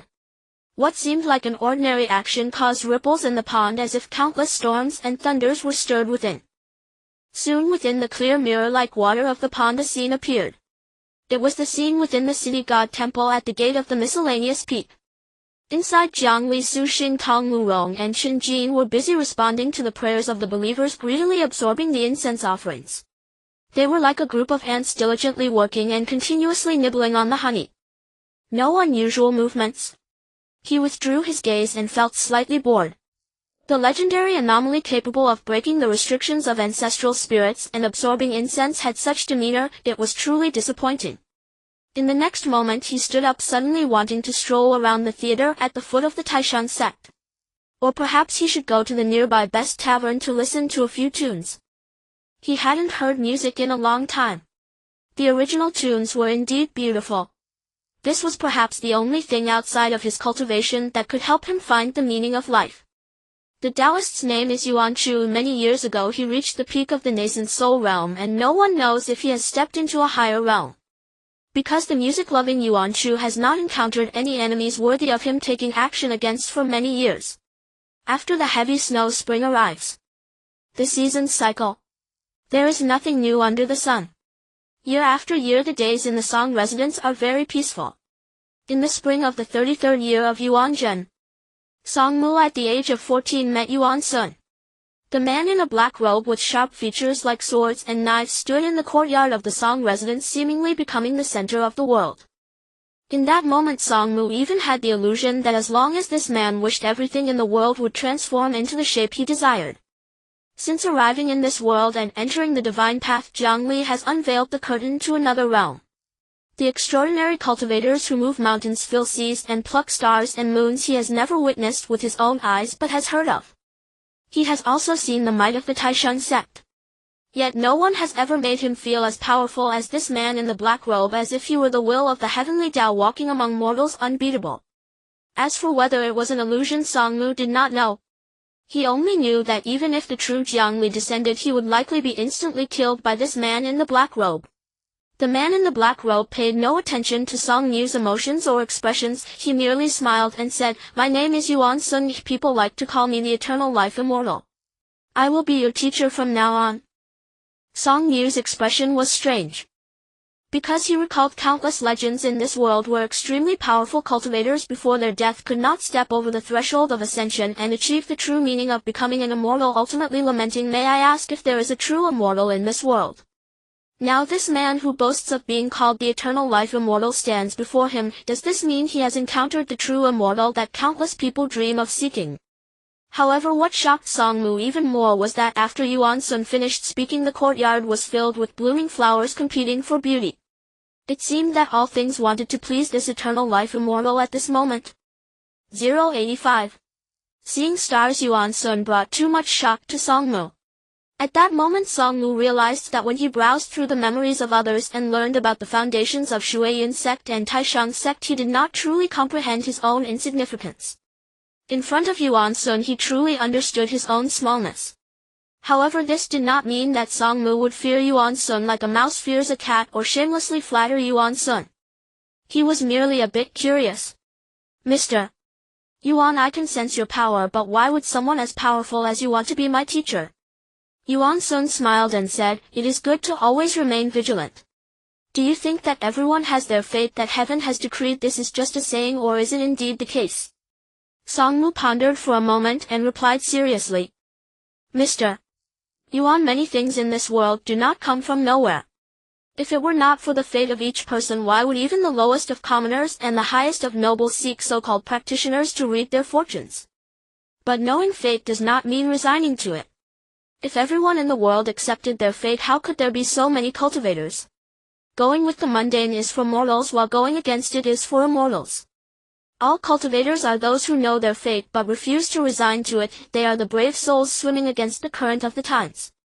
Thus they can touch the extraordinary and witness the wonders of another world. Good, very good. I truly did not misjudge you. Yuan Sun's voice seemed to carry the weight of countless years of wind and frost. With such insights I can foresee that you may walk further than I in the future. As for why I want to be your teacher, I simply want to ask you one thing. Do all things in this world require a reason? Song Mu asked. Is it not necessary? Yuan Sun inquired. Is it needed? The need and the lack thereof seemed like an infinite loop, seemingly never having an answer. Of course many things do not require answers. Looking at Yuan Sun, Song Mu sincerely asked, so what will you teach me, Mr. Yuan? Yuan Sun smiled and said, how to hunt, how to cultivate. Hunting, of course, is not what people generally understand as hunting. As for cultivation, the true self walks the divine path. The avatar cultivates. It is unknown what kind of sparks will be produced after colliding in the future. Jiang Li is very much looking forward to it. Moreover, someone as powerful as Yuan Sun is fully qualified to be his guide. He certainly would not refuse. Teacher, I will study earnestly. Song Mu looked at Yuan Sun, his expression serious and filled with deep respect. Yuan Sun's smile was radiant. From today onwards you will start learning cultivation with me. Why start with cultivation instead of hunting? The answer is simple. Without powerful strength, how can one hunt prey? They arrived in Song Mu's study. Yuan Sun stood with his hands behind his back. Song Mu sat upright. You should know that the beginning of cultivation is called refining qi. What qi are we refining? Of course it is the spiritual energy of heaven and earth. Ordinary people naturally do not know this knowledge, but as the second son of the Duke of Zhennan you should know. Song Mu nodded. Even if he were not Song Yuan's second son, he had already known this cultivation knowledge long ago. However, before meeting Yuan Sun, the true self, Jiang Li had hunted practitioners like Xintong and Yunyu, absorbed their memories, and helped Mu Rongchen, Jin Su, Xintong and others cultivate. He was naturally well aware of the early stages of cultivation. In the next moment Yuan Sun spoke with thunderous clarity. But can refining qi really only refine the spiritual energy of heaven and earth? Song Mu froze on the spot, looking at Yuan Sun, somewhat doubting his ears. Refining qi is about refining the spiritual energy of heaven and earth. He knew from Xintong, Yunyu and other practitioners' memories that this was a consensus in the entire Dashuan cultivation world. Just like how 1 will always equal 2, it is an unshakable truth. But what does Yuan Sun's words mean? Could it be? Ignoring Song Mu's emotions and reactions, Yuan Sun continued speaking. Upon reaching the golden core and nascent soul, the spiritual energy of heaven and earth can no longer satisfy practitioners, thus their food becomes starlight. What if at the beginning of our cultivation we are refining starlight instead? Song Mu was stunned. He did not know that golden core and nascent soul practitioners consumed starlight as food. But how can someone just starting their cultivation ingest starlight? Wouldn't they risk bursting? At this moment Yuan Sun spoke. The organs of the human body are predetermined by nature. If one wishes to strengthen them, they can only rely on postnatal cultivation. However, the qi sea can be opened by oneself. As long as the qi sea is large enough, how could it not accommodate starlight? A single phrase awakened the dreamer. Song Mu suddenly realized. I understand, teacher. In this moment he expressed unprecedented respect for Yuan Sun. Although Song Mu is currently an ordinary person, he is undoubtedly one of the hardest ordinary people to kill in the Dashuan realm. Unless the true self Jiang Li dies, Song Mu can always resurrect. Of course, the starlight of golden core and nascent soul cultivators contains the power of extinction, which can completely obliterate life and also kill Song Mu, thus indirectly dealing a heavy blow to Jiang Li. But none of this is important. What matters is that due to Song Mu's uniqueness, his body can endure a myriad of injuries to open up a vast qi sea that has never existed before. As for the body suffering from injuries later on, it can be repaired with the divine power sent from the true self from miles away, so there is completely no need to worry. But why would Yuan Sun tell him all this?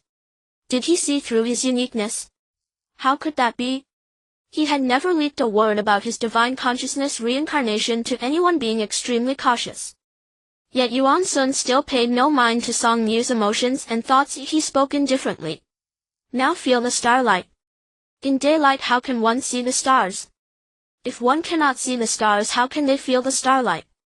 Songmu raised his head and saw the spring sun, feeling a bit dazzled. Yuan Sun's voice resonated again. Day and night are merely a curtain. Lift the curtain and you will see what lies behind. Now you feel the sun is blinding because you are only focused on the sun. Just like you think the emperor holds all power and authority, you can only see the emperor and not the countless stars that accompany the sun. Because of one person's greatness, one can only see that greatness and not the contributions of others. A single general's success may cost the lives of countless soldiers. You see only the bright and beautiful under the sun but fail to see what lies behind. Then you are no different from an ignorant child. To see the sun is to see the myriad stars. To see giants and immortals is to see the multitude of beings. The 3,000 paths are all different yet interconnected. Where is the Tao? It is revealed when the clouds are parted and the fog is cleared. The Tao is at your feet. In the moment when all emotions in the heart transform into clarity, the spring sun is no longer blinding. In the daylight, Songmu saw the myriad stars shining brightly. When you gaze into the abyss also gazes back at you. When Songmu saw the stars, the myriad stars also saw him. In that moment he finally grew up. Countless starlight poured down on him and he received the acknowledgement of the celestial stars. 086. Harmony and mutual understanding. What does starlight look like? It is a brilliant shade of blue. Silver. Like mercury with a hint more of the ocean's azure.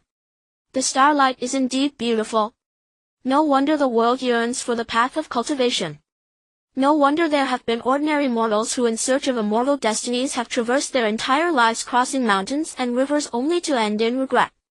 At this moment, surrounded by starlight, Songmu seemed to become a favored child of the heavens. Yuan Sun's voice rang out again. Swallow it, then sink it to your dantian. What is the essence of refining qi?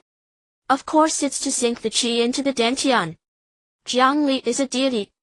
He has certainly not practiced. But he has witnessed the cultivation of Yun Yuzhintang and others, feeling as if he were there. He has even taught Qi how to cultivate. How to consume this starlight, and in that moment he also had his own ideas.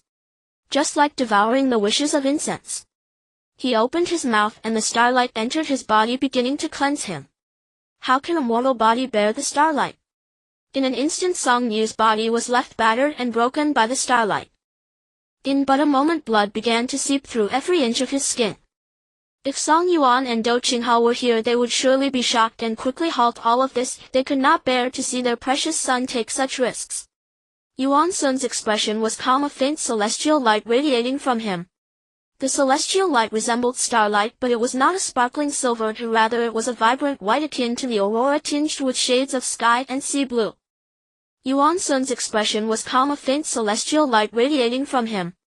The celestial light resembled starlight, but it was not a sparkling silver. If at this moment any major practitioner of the mystical arts were present, they would surely think Yuan Sun had gone mad and that Songmu was courting death.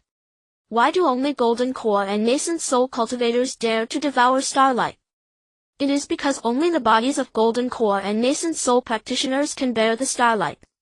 To think one could fly to the heavens without even having learned to walk is madness. Yet Yuan Sun's celestial light is genuine celestial light. Moreover, Songmu also possesses divine power transmitted from his true self Jiang Li. With the support of celestial light and divine power, how could he be inferior to those golden core and nascent soul practitioners? Thus, as time passed, the starlight successfully settled. Songmu's body, having undergone the cleansing of the starlight, began to transform. His internal organs and various parts of his body, even his blood, were tinged with the color of starlight.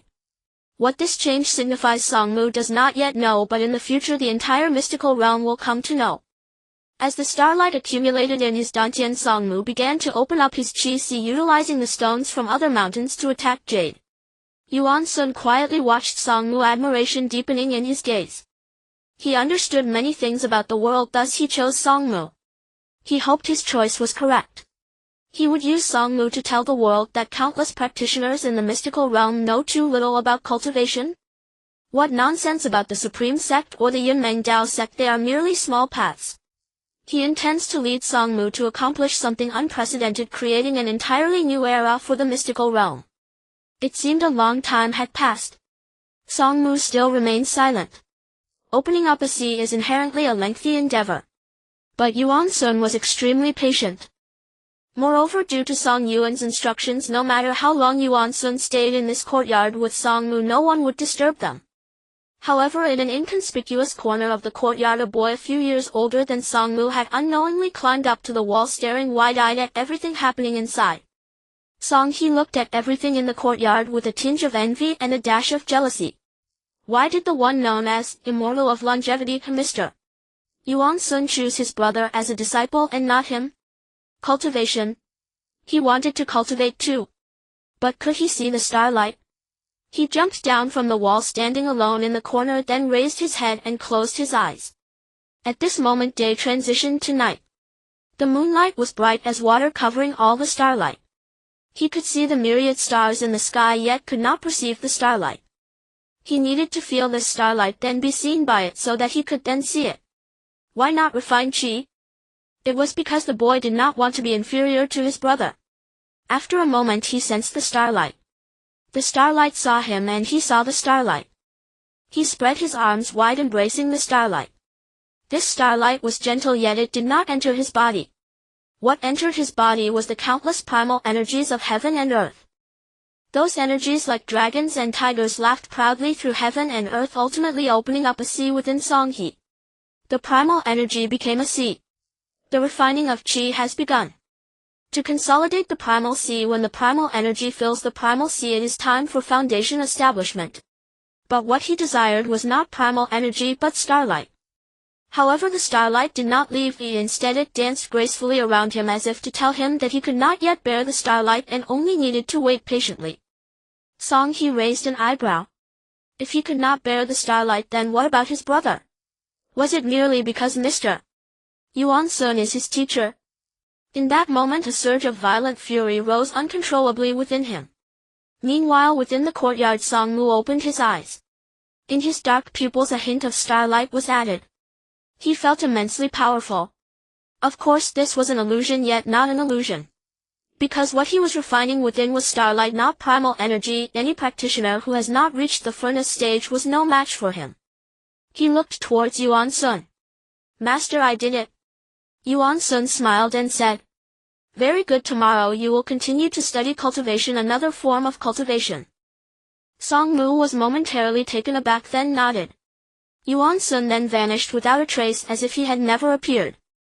This immortal of longevity came without a shadow and left without a trace. On this day the two young lords of the Zhennan Gongfu both entered the path of refining Qi.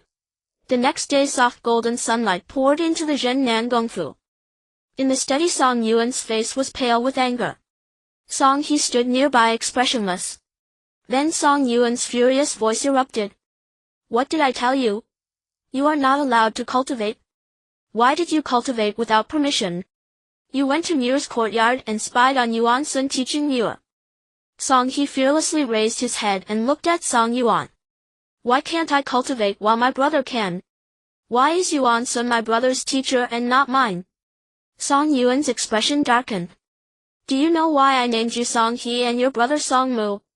Song He replied impatiently. I know, it's for harmony. You believe a harmonious family leads to prosperity. Seeing his expression, Song Yuan's anger flared even more. Yuan Sun chose to be your brother's teacher of his own accord. If you feel it's unfair, you can ask Yuan Sun yourself. Song He was taken aback, lowering his head to look at his right foot, which was tiptoeing and swaying, feeling a bit sad. Song Yuan sighed at the sight, feeling regretful. You only think about the stories of Yuan Sun, the immortal of longevity. Don't you know that the emperor of the mystical realm cannot cultivate? Upon hearing this, Song He froze in place, suddenly understanding something. But when he turned to say something, Song Yuan had already left the study. 087. In the spring of the 33rd year of Yuan Zhen, Song Yu's path of cultivation was quite smooth. In the city god temple a faint smile appeared on Jiang Li's lips. But he soon thought of a problem. Was the path he guided Qi on not good enough? With a thought he waved his hand, summoning someone to bring Qi to him. After her cultivation, Qi received the final treatment in the temple, cherished and pampered as a little princess undergoing a tremendous transformation. Although she still looked like a little black coal, she had become much cuter than before. Most of the time she still liked to shout and make a fuss, but whether it was due to the gentle atmosphere of the temple or the patient teachings of Murong Qinjin Su Xingtong and the knowledgeable Mr. Han Yuanxin, this little girl had been influenced. Most of the time she only made a show of it, not taking actual action. Qinghe entered the temple and saw Jiang Li smiling as she spoke. God Lord, you called me here, won't you be teaching me new skills again? Jiang Li felt a bit ashamed, realizing that if he had talents and abilities like Yuan Sun, he could offer Qinghe much more and teach her better skills. Alas, he hoped it was not too late. He sighed internally, then looked at Qinghe and tentatively asked, Qinghe, have you tried to see the starlight? Not starlight, but starlight. Qinghe smiled. Is it these? She extended her hand. Jiang Li clearly saw countless starlights swirling around her, dancing elegantly. It was like a form of flattery. Those not favored by the Tao were however favored by the heavenly Tao. Jiang Li sighed with a bitter smile. After Song Mu met Yuan Sun, he realized he was not a wise teacher, but Qinghe was an outstanding student. Can you consume these starlights? Jiang Li asked. Qinghe replied. Sure. For her these starlights were not only beautiful but also delicious. Then under Jiang Li's astonished gaze, Qinghe began to devour the starlight in large mouthfuls. This was not her first time eating starlight. But she did not dare to tell Jiang Li, for the starlight was too delicious, and she feared that if Jiang Li found out, he might not allow her to eat it.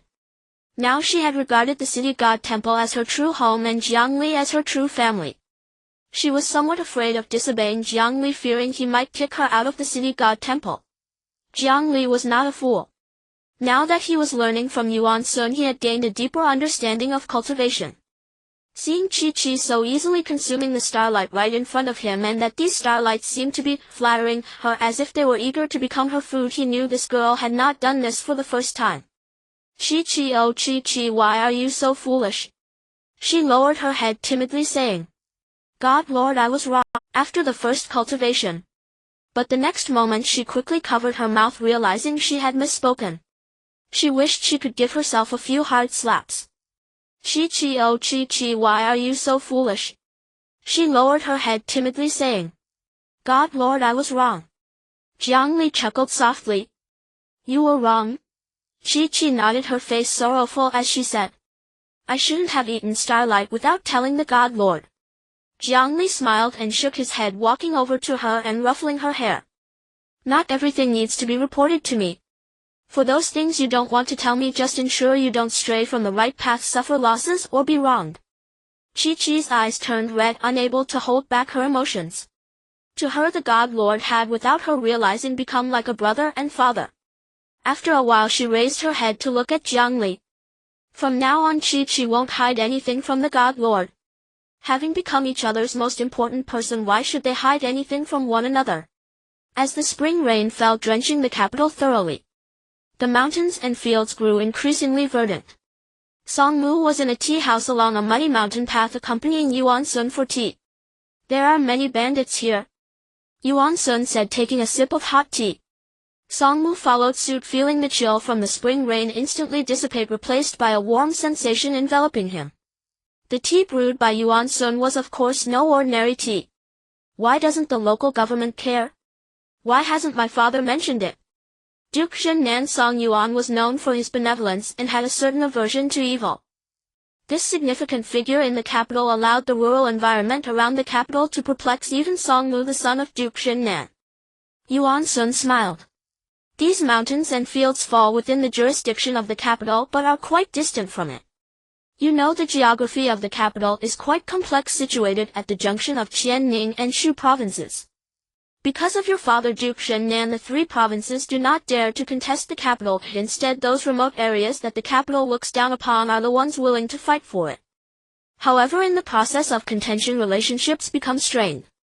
The three provincial governors are all regional officials.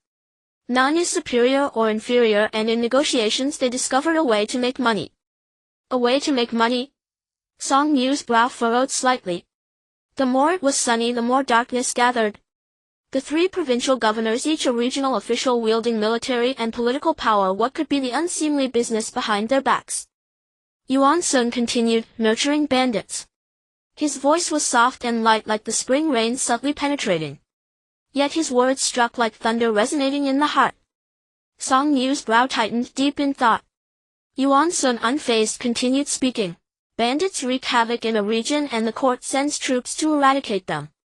The three provincial governors bonded by a common cause of course would not clash with Duke Shennan over such trivial matters. But what is needed to eradicate bandits? Song Mu replied. Military funds. Yuan Sun smiled. Indeed, bandits are eradicated time and again, yet like weeds they cannot be completely eliminated, they spring back with the wind, thus the military funds flow to the three provincial governors repeatedly. Yet the benefits of nurturing bandits extend beyond this.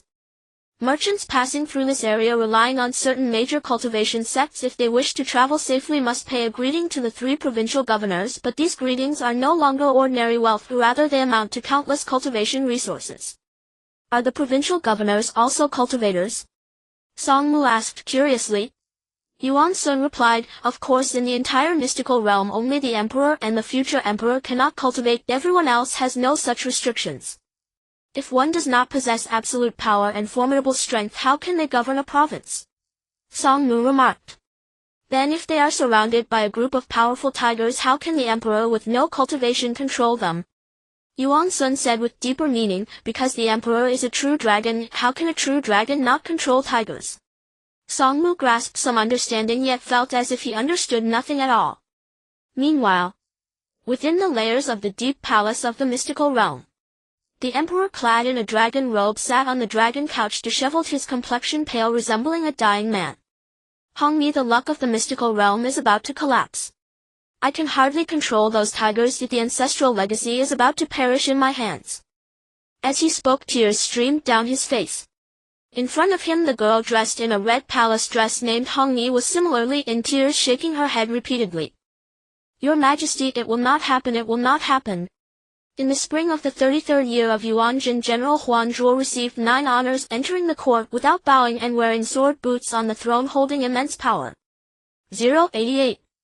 Better to practice sword. The wishes of incense can be used by the souls of the deceased, allowing them to become ancestral spirits and show divine miracles. The primal energy of heaven and earth can be used by people and they can cultivate, transcending the mundane from mortal to immortal. Then what if luck is used by people? Outside the spring rain continued to fall, and inside the inn Yuan Sun looked at Song Mu and smiled. Song Mu gained some insight. Holding the luck of a nation makes the emperor almost invincible within the mystical realm, suppressing the world, being a true dragon. Yuan Sun said. Indeed, but in the succession of true dragons there are always those who scheme in the shadows, attempting to thwart from the minutiae, foolishly hoping to slay dragons with the art of dragon slaying. Moreover, the laws of the Tao state that what has long been divided must eventually unite, and what has long been united must inevitably divide, an irreversible process. Thus, as the Great Xuan energy continues to wane, the emperor grows weaker, and the fissures that could lead to the collapse of the Great Xuan are continuously expanding. Song Mu nodded. Master, I understand. So what is today's other form of practice? Killing. To hunt one must possess not only great power but also the skill to kill. This is quite reasonable. Song Mu asked, the people I am to kill, are they the bandits near these mountains and fields? If it were to kill innocent commoners he might hesitate for a moment. After all, he is not only a legitimate deity but also a well-educated traveler with a sound worldview. But killing these bandits is a different matter. His true self Jiang Li lost his biological parents to bandit hands. Yuan Sun nodded, correcting him. Not all bandits, just a group of them. At your current strength, to try and kill all bandits would be tantamount to seeking death. Song Mu did not refute. He had only just stepped into the realm of refining qi and had yet to establish his foundation, indeed he was still quite weak. Yuan Sun continued. In the world of practitioners there are many schools, each with its own wonders and paths. Among them the 3 teachings and 1 sect are the most extraordinary, representing another sky outside of the Great Xuan. Song Mu lifted his head, looking at Yuan Sun with bright eyes. 3 teachings and 1 sect. Yuan Sun nodded, saying, exactly, Confucianism, Buddhism, Taoism plus the sword sect. Currently within the Great Xuan most are branches of the Tao sect. However, many of these sects are rather mediocre. The so-called Yunmeng Tao sect is merely a facade. Song Mu's expression turned strange. Fake. Yuan Sun explained. Once you have the chance to leave the Great Xuan, you will understand that the so-called Yunmeng is a holy mountain of the Tao sect, not a true sect. The founder of the Great Xuan Yunmeng Tao sect likely had some connection with that holy mountain outside of the Great Xuan, thus establishing the Yunmeng Tao sect here as a facade. Song Mu asked, what about the Taisheng sect? When the Taisheng sect discovers that they have been played, they will undoubtedly have a relentless feud with the true self Jiang Li. It can be said that the Taisheng sect will undoubtedly be Jiang Li's primary enemy in the future. Therefore he was more concerned about the Taisheng sect than the Yunmeng Tao sect. Yuan Sun said, the master of the Taisheng sect is like a pawn placed by many holy mountains from the western territories outside the Great Xuan, making it quite unique. You will learn all about this once you venture outside the Great Xuan. Most importantly, among the 3 teachings and 1 sect, which one do you wish to cultivate? Song Mu asked. Is that sect comprised of warriors? Warriors? Yuan Sun suddenly laughed. I never expected you to know that there are warriors in this world. Unfortunately, that sect is not composed of warriors. Warriors are an alternative outside the 3 teachings and 1 sect, not considered practitioners or chi refiners, but rather common folk who wield martial prowess to ascend the mountains. In a sense, you could understand it as attaining divinity through one's physical body. However, there are no powerful warriors within the Great Xuan. Outside the Great Xuan, however, there are plenty. Indeed, warriors are not considered practitioners.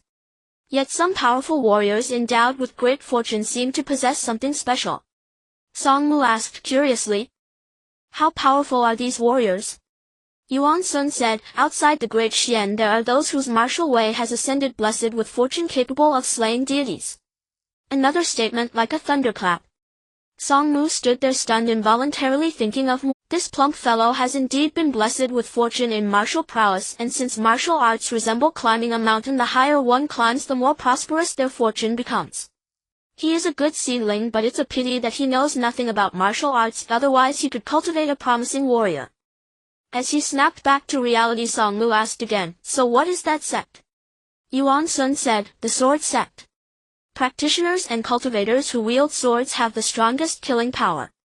Although practitioners from the 3 teachings and various schools possess their own wonders, those with exceptional talent in swordsmanship can often fight across borders. Therefore, practicing swordsmanship to enter the Tao is revered by all chi refiners and practitioners. However, the sword path is said to only be open to those with affinity. If one lacks this, they could spend their entire life without entering this path. Song Mu nodded. It was like in his previous life on Blue Star, where everyone knew that Qinghe and Peking University were prestigious and aspired to enroll, yet not everyone could succeed. Just as some majors are widely acknowledged to have great prospects, not everyone can choose them and graduate smoothly with accomplishments. Master, what do you think I should choose? Yuan Sun smiled, saying, among the myriad paths none is better than practicing the sword. Song Mu felt a bit worried. What if I have no affinity for the sword path? Yuan Sun laughed heartily. I say you have an affinity for the sword path, thus you indeed have affinity. Song Mu smiled but said nothing. Mr. Yuan was still the same Mr. Yuan, exuding an imposing presence as if all affairs of the world must align with his desires. The next moment Yuan Sun, like a magician, inexplicably produced a slender snow-white ancient sword and placed it before Song Mu. This sword is named Shusheng, which I brought from outside the Great Xuan. Its previous owner was a sword immortal with exceptional talent, destined to become the most dazzling figure among the younger generation of practitioners outside the Great Xuan, but unfortunately she died. Song Mu asked, how did she die? Mr. Yuan smiled and said, with the sun rising being too dazzling, she thus perished. Many things in the world are quite simple. Some people die merely because they are too brilliant. Song Mu picked up the sword named Shusheng and carefully inspected it for a moment. It was merely because its previous owner had been like the rising sun that it was named thus. Yuan Sun and he were seated in a private room of a tea house. With this immortal in attendance, there was no fear of being overheard. However, at that moment the entire inn began to tremble. An earthquake. Such places as Zhongdu typically do not experience quakes. Perhaps a great demon has emerged from the mountains. There are indeed demons in this world, but due to the existence of the departments for eliminating evil and suppressing wickedness in the Great Xuan, demons have not troubled the people and have been suppressed and killed, rarely seen by humans. It is not that these departments serve the people particularly well, it is simply that for practitioners demons are treasures. Song Mu looked towards Yuan Sun. Yuan Sun smiled and said, "The bandits you need to kill have arrived. This group of bandits numbers 12, while they are not practitioners, merely ordinary people, they are robust. Moreover, each one is vicious and willing to gamble their lives. A typical qi refiner would likely suffer defeat against them." Song Mu was somewhat confused. Yuan Sun had clearly mentioned before coming here that this inn had been operating peacefully for a long time and had never clashed with bandits. Why today then have the bandits sought them out? Could it all be related to Yuan Sun? 089. Feeling Song Mu's gaze, Yuan Sun smiled, saying, "What? Do you think I have such great powers that I can control these mountain bandits?" Song Mu could not deny this and nodded. "You are an immortal. Should not an immortal be able to control mortals effortlessly?" Yuan Sun laughed. "Unfortunately, I indeed cannot control these bandits. I simply understand human nature too well." Song Mu said, "Please teach me, master." Yuan Sun suddenly asked, "How has this inn remained peaceful in such an unsettled area for so long?" Song Mu pondered for a moment and replied, "It has a backing." Yuan Sun said, "Indeed, but unfortunately their backing is not the government of Zhengdu, nor is it a big shot related to your father, and certainly not a key figure from the 3 states. Their backing is the bandits in these mountains." Yuan Sun said, "Indeed, from a certain perspective this inn often serves as the eyes of the nearby mountain bandits." Song Mu suddenly understood. In this way they can learn a lot through the inn while sitting in the mountains. Perhaps this place is even their intelligence station. Indeed, ever since we entered we have been under surveillance. Song Mu, however, was puzzled. "Master, I don't believe we are particularly special. Why would we be targeted?" "Because in this inn we chose the best private room and gave the waiter a considerable tip. After entering the private room we also ordered the finest food and tea. Ordinary travelers in a hurry generally do not spend so lavishly." Song Mu understood. Just like those rushing to high-speed trains or even planes, would they order a table full of delicacies at the airport, high-speed rail station or train station? Or would they order a feast on the train or plane? Except for those who are indifferent to money. So have we already become the fat sheep in the eyes of the nearby mountain bandits? Yuan Sun nodded, saying, "Exactly. Today I will teach you another lesson beyond killing. To observe the world through minute details and many blurred connections will become remarkably clear." Song Mu understood. Details determine success or failure. "Master is truly meticulous," he exclaimed, and Yuan Sun continued. "There are a total of 8 bandits coming to this inn. You must use every means to kill these 8 and silence everyone in the inn. Otherwise, once news gets out, countless bandits will rush here." Song Mu took a deep breath and gripped the Chushing tightly. If the true self Jiang Li were here, let alone the people in the inn and this squad of 8 bandits, even all the bandits could be suppressed with a mere gesture. But being a spirit, he was only a novice practitioner who had just entered the realm of refining qi.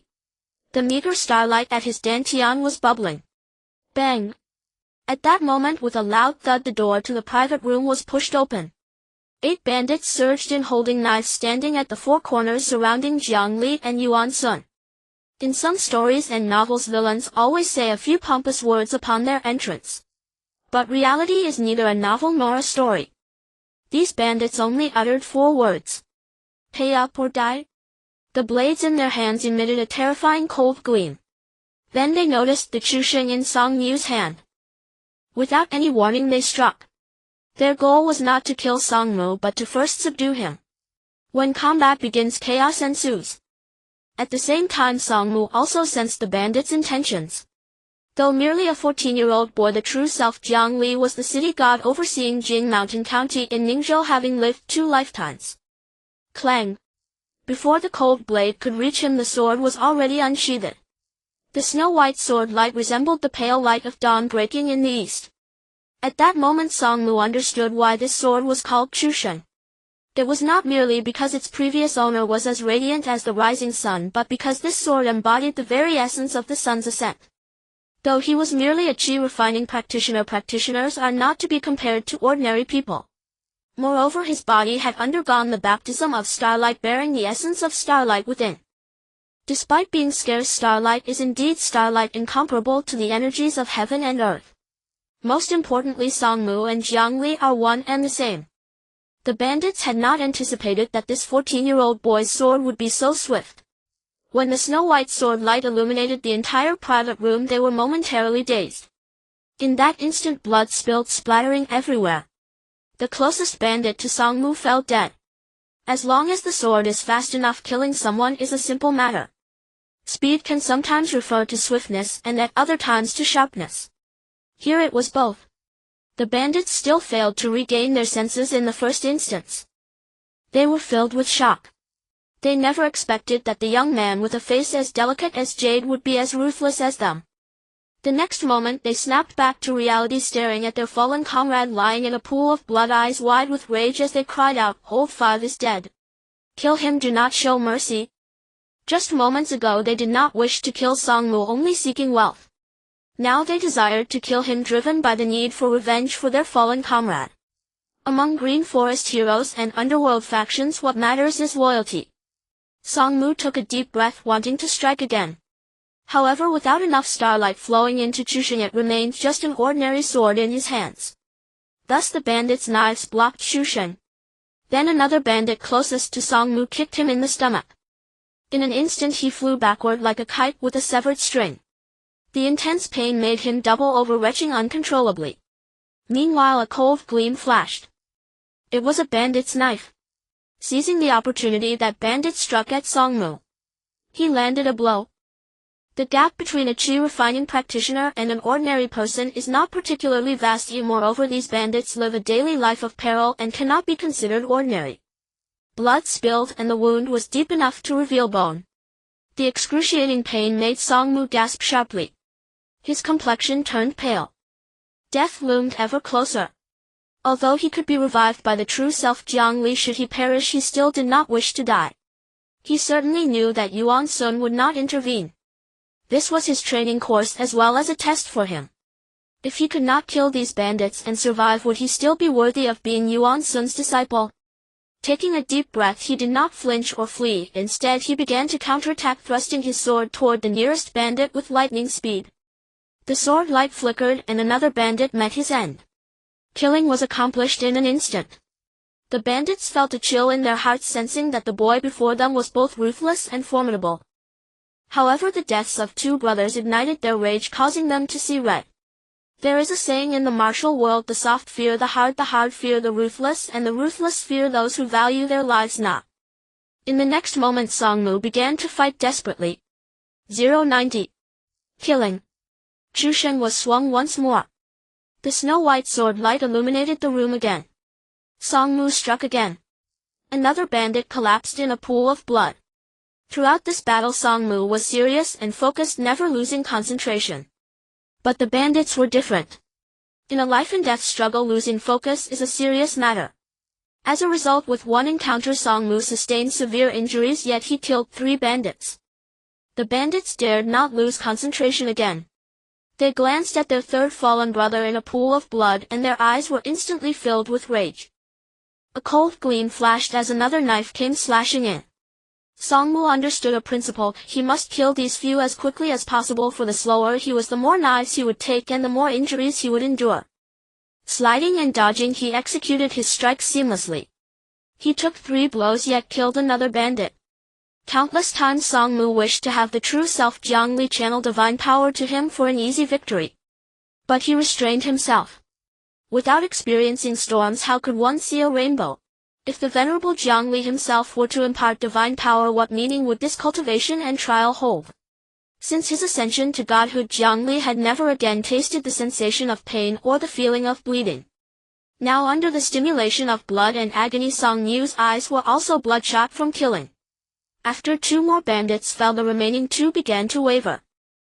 They stared at Song Mu and asked in hoarse voices, "Kid, which path do you walk?" Due to severe injuries and excessive blood loss, Song Mu's face was as pale as paper. He smiled. "What if I sent him from the Zhenan Duke's mansion? Would you believe me?" The bandits naturally did not believe him. What kind of existence was the Zhenan Duke in Dushuan? Even a servant from his estate was considered a golden branch and jade leaf to commoners. As the saying goes, a prime minister's gatekeeper holds a third-rank official's air. How could the Chengdu government dare to send someone from the Jinan Duke's mansion here? Were they not afraid of losing their heads if something happened? The next moment they exchanged glances, ready to send word and summon reinforcements. After all, this was a tough nut to crack. If they continued to fight desperately, they might all perish here. Songmu saw their expressions and took a deep breath. He knew that if he could not keep these two men here once they spread the news and reinforcements arrived, he would be the one to die. He inhaled deeply again and charged at the two bandits with his Chushing sword. After a swift judgment, he thrust his sword toward one of them. At the same time, that bandit turned and dashed toward the exit of the private room. He had guessed correctly. This bandit was the one meant to send word. The other bandit's face changed drastically. He was the one left to cover the retreat. As his comrade turned and as Songmu thrust his sword, he also swung his blade. He wanted to kill Songmu before Songmu could kill his companion. But unfortunately, Songmu was a cultivator who had undergone the baptism of starlight, bearing the power of the stars within him. How could he be so easily slain? In the end, the long blade struck Songmu, gravely wounding him. Blood splattered everywhere and his back was nearly torn open by the bandit's blade. The piercing pain made cold sweat pour down Songmu's face. Yet his sword did not stop, it thrust forward unyieldingly toward the other bandit. That bandit clearly had not expected his comrade to fail to stop Jiang Li. He was greatly alarmed, gripping his blade tightly, trying to turn and block Songmu's attack. But Songmu's sword was too fast, his movement was a fraction too slow. Because of that slight delay, the next moment Songmu's sword pierced through his chest. He then collapsed in a pool of blood, eyes wide, convulsing violently before losing his life in resentment. Seeing all his brothers and companions dead, the last bandit's eyes grew redder. Now he could seize the chance to flee, report, and summon reinforcements. Of course, he didn't need to run far, just leave the private room and inform the hidden agents in the inn. Or he could seize the opportunity to kill Songmu. Driven by hatred, he chose the latter. Moreover, Songmu had his back to him at that moment, which was undoubtedly the best chance to kill him. Because of his hatred, he could not ignore such a temptation. He swung his blade again and a flash of sword light shimmered. If struck by this blow, even if Songmu had 3 heads and 6 arms, he would surely perish. But he would not give this bandit that chance. As there is a returning spear, so there is a returning sword. Songmu's ear twitched, he discerned the sound and location, then thrust his sword backward. The blade had not yet arrived, but the sword had already struck. It was still the advantage of speed. In the end, the last bandit failed to kill Songmu, but Songmu killed him. The battle was over. But the matter was not yet finished. He had to eliminate the hidden agents in the inn to truly end it all. But what about Yuan Sun? Songmu's gaze swept sideways and saw that this immortal Changxing Xian was leisurely sitting at the table drinking tea, observing everything. Yet the bandits seemed unable to see him at all. Moreover, the battle had not affected him in the slightest, it had not even shattered his tea table chair or the teacups on the table. Truly, Changxing Xian was worthy of his name. At this time, aside from that private room, there were no other guests in the inn. The 8 fine horses outside neighed from time to time, somewhat restless. The waiter named Chun stroked his chin, looking up at the private room where frequent commotion could be heard, waiting patiently. After a long while, no more sounds came from the room. A bright smile bloomed at the corner of Aiken's mouth. This time it had taken a bit longer to resolve everything. He wondered how much gold and silver this fat sheep would yield and how much he and the shopkeeper could split. With these thoughts, he couldn't help but walk upstairs in anticipation. As he approached the private room, he smelled an intensely pungent stench of blood. But Chun was already accustomed to such scenes. He reached the door of the private room and was about to step inside to celebrate with his companions when a blood-soaked youth in white suddenly walked toward him. The youth held a sword like a god of slaughter. Wasn't this the fat sheep? Had the operation failed? How could this be? He was alone. Even if they couldn't subdue him, they should have been able to send word. Had he wiped them all out single-handedly? Chun did not realize that something was amiss with him. For instance, he seemed to instinctively ignore Yuan Sun's existence. Before Chun could come to his senses, Songmu had already drawn his sword. There was no mercy. He thrust his sword forward. Then a chun collapsed in a pool of blood. You. This man who appeared to be a waiter but was in fact a vicious bandit opened his mouth wide trying to say something. Blood gushed from his mouth. In the end his remaining words were never spoken and he lost his life forever. Decisive killing was vividly displayed in this 14-year-old youth at that moment. He continued downward with his sword ready to kill everyone in the inn. This inn was the eye of the bandits from the nearby mountains. Better to kill the innocent than let the guilty escape. One sword after another he reaped the lives of the waiters, kitchen staff and the accountant in the inn. Though he had mentally prepared himself before raising his sword to kill at this moment, his heart was still a tumultuous sea. If his heart were not troubled, how could he kill so many without a single ripple? Songmu thought of the scenes where the venerable Jiang Li fulfilled the wishes of the people, gathered incense offerings and witnessed human affection and love as warm as the spring sun. Doing evil and doing good are but a single thought apart, yet they are as different as heaven and earth. But if he did not kill these people, they would collude with the bandits and ultimately have him killed. Mercy to the enemy is cruelty to oneself. So he could only tell himself that these people were all accomplices of the bandits, having taken countless lives, and their deaths were well deserved. Blood covered the inn.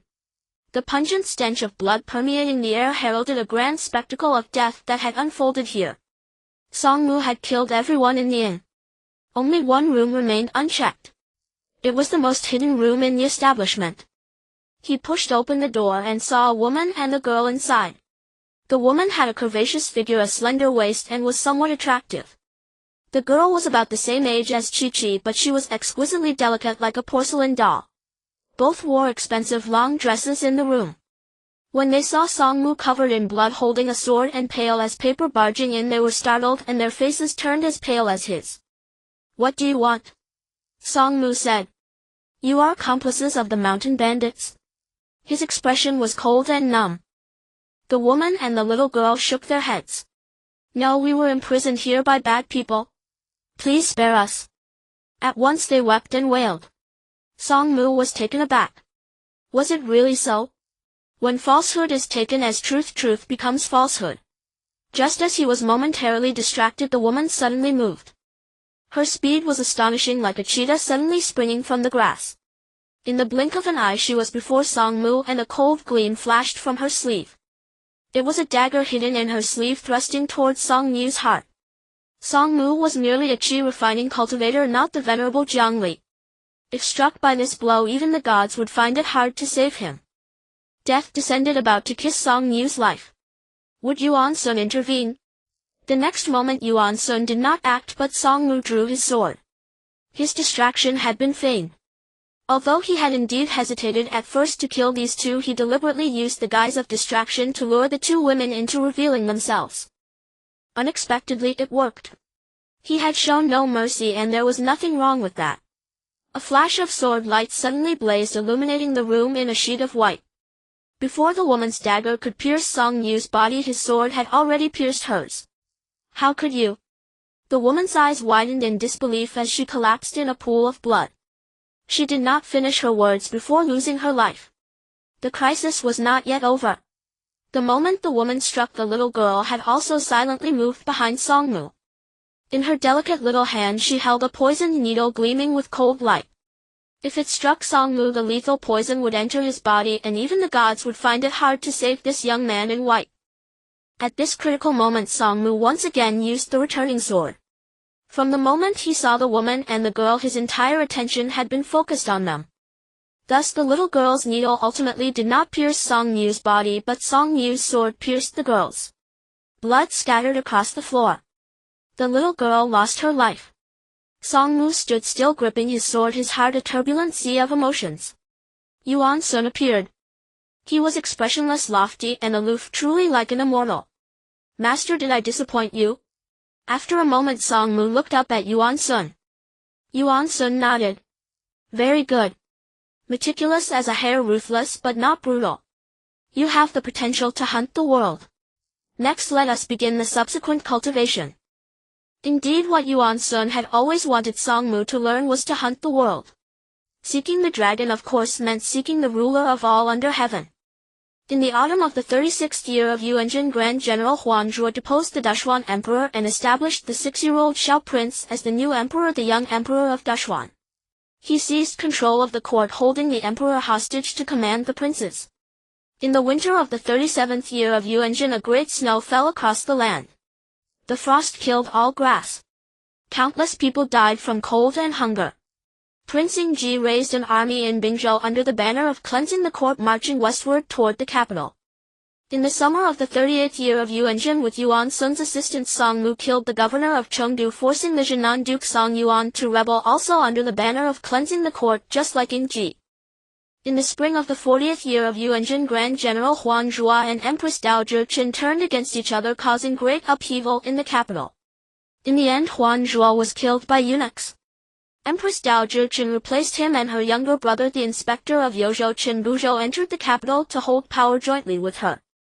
In the winter of the 40th year of Yuanjin, Qinghe's army broke through like a bamboo, defeating Qin Buzhou, entering the capital and killing Empress Dowager Qin and Qin Buzhou.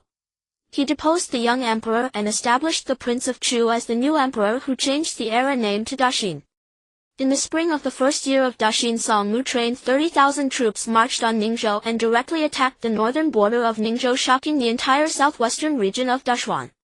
At the same time, the original Jiang Li coordinated with Song Mu, beginning to spread his teachings in northern Ningzhou, successfully advancing to the rank of 6th grade Earth Immortal. Jiang Li realized that he needed to take control of Ningzhou and become the city god of the prefecture, which would make him a 5th grade Earth Immortal. The matter of his deception of the Taishan sect was also on the verge of exposure. By now, Qinghe had successfully condensed her golden core and was striving for perfection in her cultivation. Jiang Li adapted and integrated what his incarnation Song Mu had learned from Yuan Sun, teaching Qinghe the most suitable methods. To some extent, Qinghe's cultivation was in no way inferior to Song Yu's, who was studying under Yuan Sun.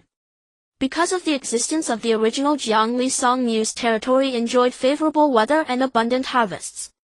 The grain production within his domain rivaled that of some prosperous cities during Daxuan's golden age, attracting refugees from all directions. In the summer of the 43rd year of Yuanjin, the princes rose up and chaos engulfed the land. With the support of the original Jiang Li, Song Mu began to attack the southwestern region of Dashuan, aiming to seize the entire southwest. With every city he captured, Song Mu established a city god temple to help the original Jiang Li spread his teachings. Incense and faith converged upon Jiang Li like 1,000 rivers flowing into the sea. When Song Mu took the entire Ningzhou, Jiang Li advanced to the 5th grade Earth Immortal. When Song Mu conquered the entire southwest of Dashuan, Jiang Li had already touched upon some mysteries of the 4th grade Earth Immortal. When Song Mu captured the southern region of Dashuan, Jiang Li successfully advanced to the 4th grade Earth Immortal, becoming the southern mountain deity of Dashuan, protecting the south with overwhelming divine might. When the matter came to light, the Taishan Temple clashed with Jiang Li, repeatedly losing their top experts without gaining any advantage. It was only then that the cultivators of this world realized that Jiang Li had already established his power, and even golden core and nascent soul experts could not subdue him. Moreover, the cultivation of the incarnation Song Mu was also unfathomably deep, in no way inferior to Qinghe's. As Jiang Li's influence grew, and with the original Song Mu clearing the way in the mortal world, becoming a 3rd grade or even 2nd grade Earth Immortal was within reach. With the instigation of Yuan Sun and the original Jiang Li, in the winter of the 46th year of Yuanjin, the incarnation Song Mu finally had the foundation to march north. In the 47th year of Yuanjin, Song Mu defeated the northern princes and vanquished Qinghe. In the 50th year of Yuanjin, Song Mu pacified the realm and established the Jiang Dynasty, intending to pass it down for 1,000 generations. He appointed the immortal Changshan Xian Yuan Sun as the national preceptor and established the Buliangren Agency to maintain order. He established Jiang Li as the protector deity of the nation, the central mountain deity overseeing all incense offerings within Dayan's borders. Jiang Li successfully advanced to the 3rd grade Earth Immortal, gaining a glimpse into the true mysteries of the divine path. Song Mu became Emperor Taizong of Dayan.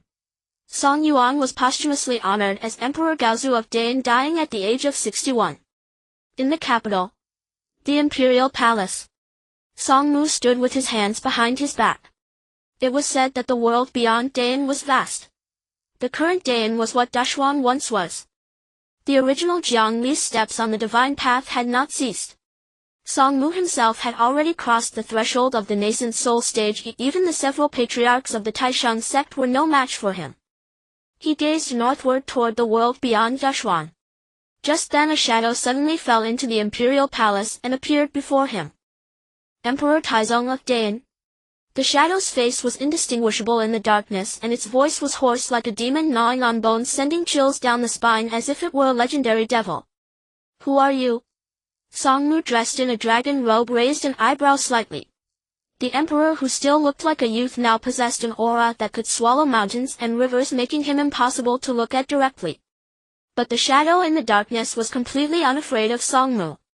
It lifted its head, fixing its crimson eyes on Songmu, a sinister smile curling at the corners of its mouth. Emperor Taizong, did no one tell you that a son of heaven cannot cultivate? Songmu sighed. He had long known this. He had also been waiting for these beings to appear. And today they finally came. Could the end also be a new beginning? The end of the book.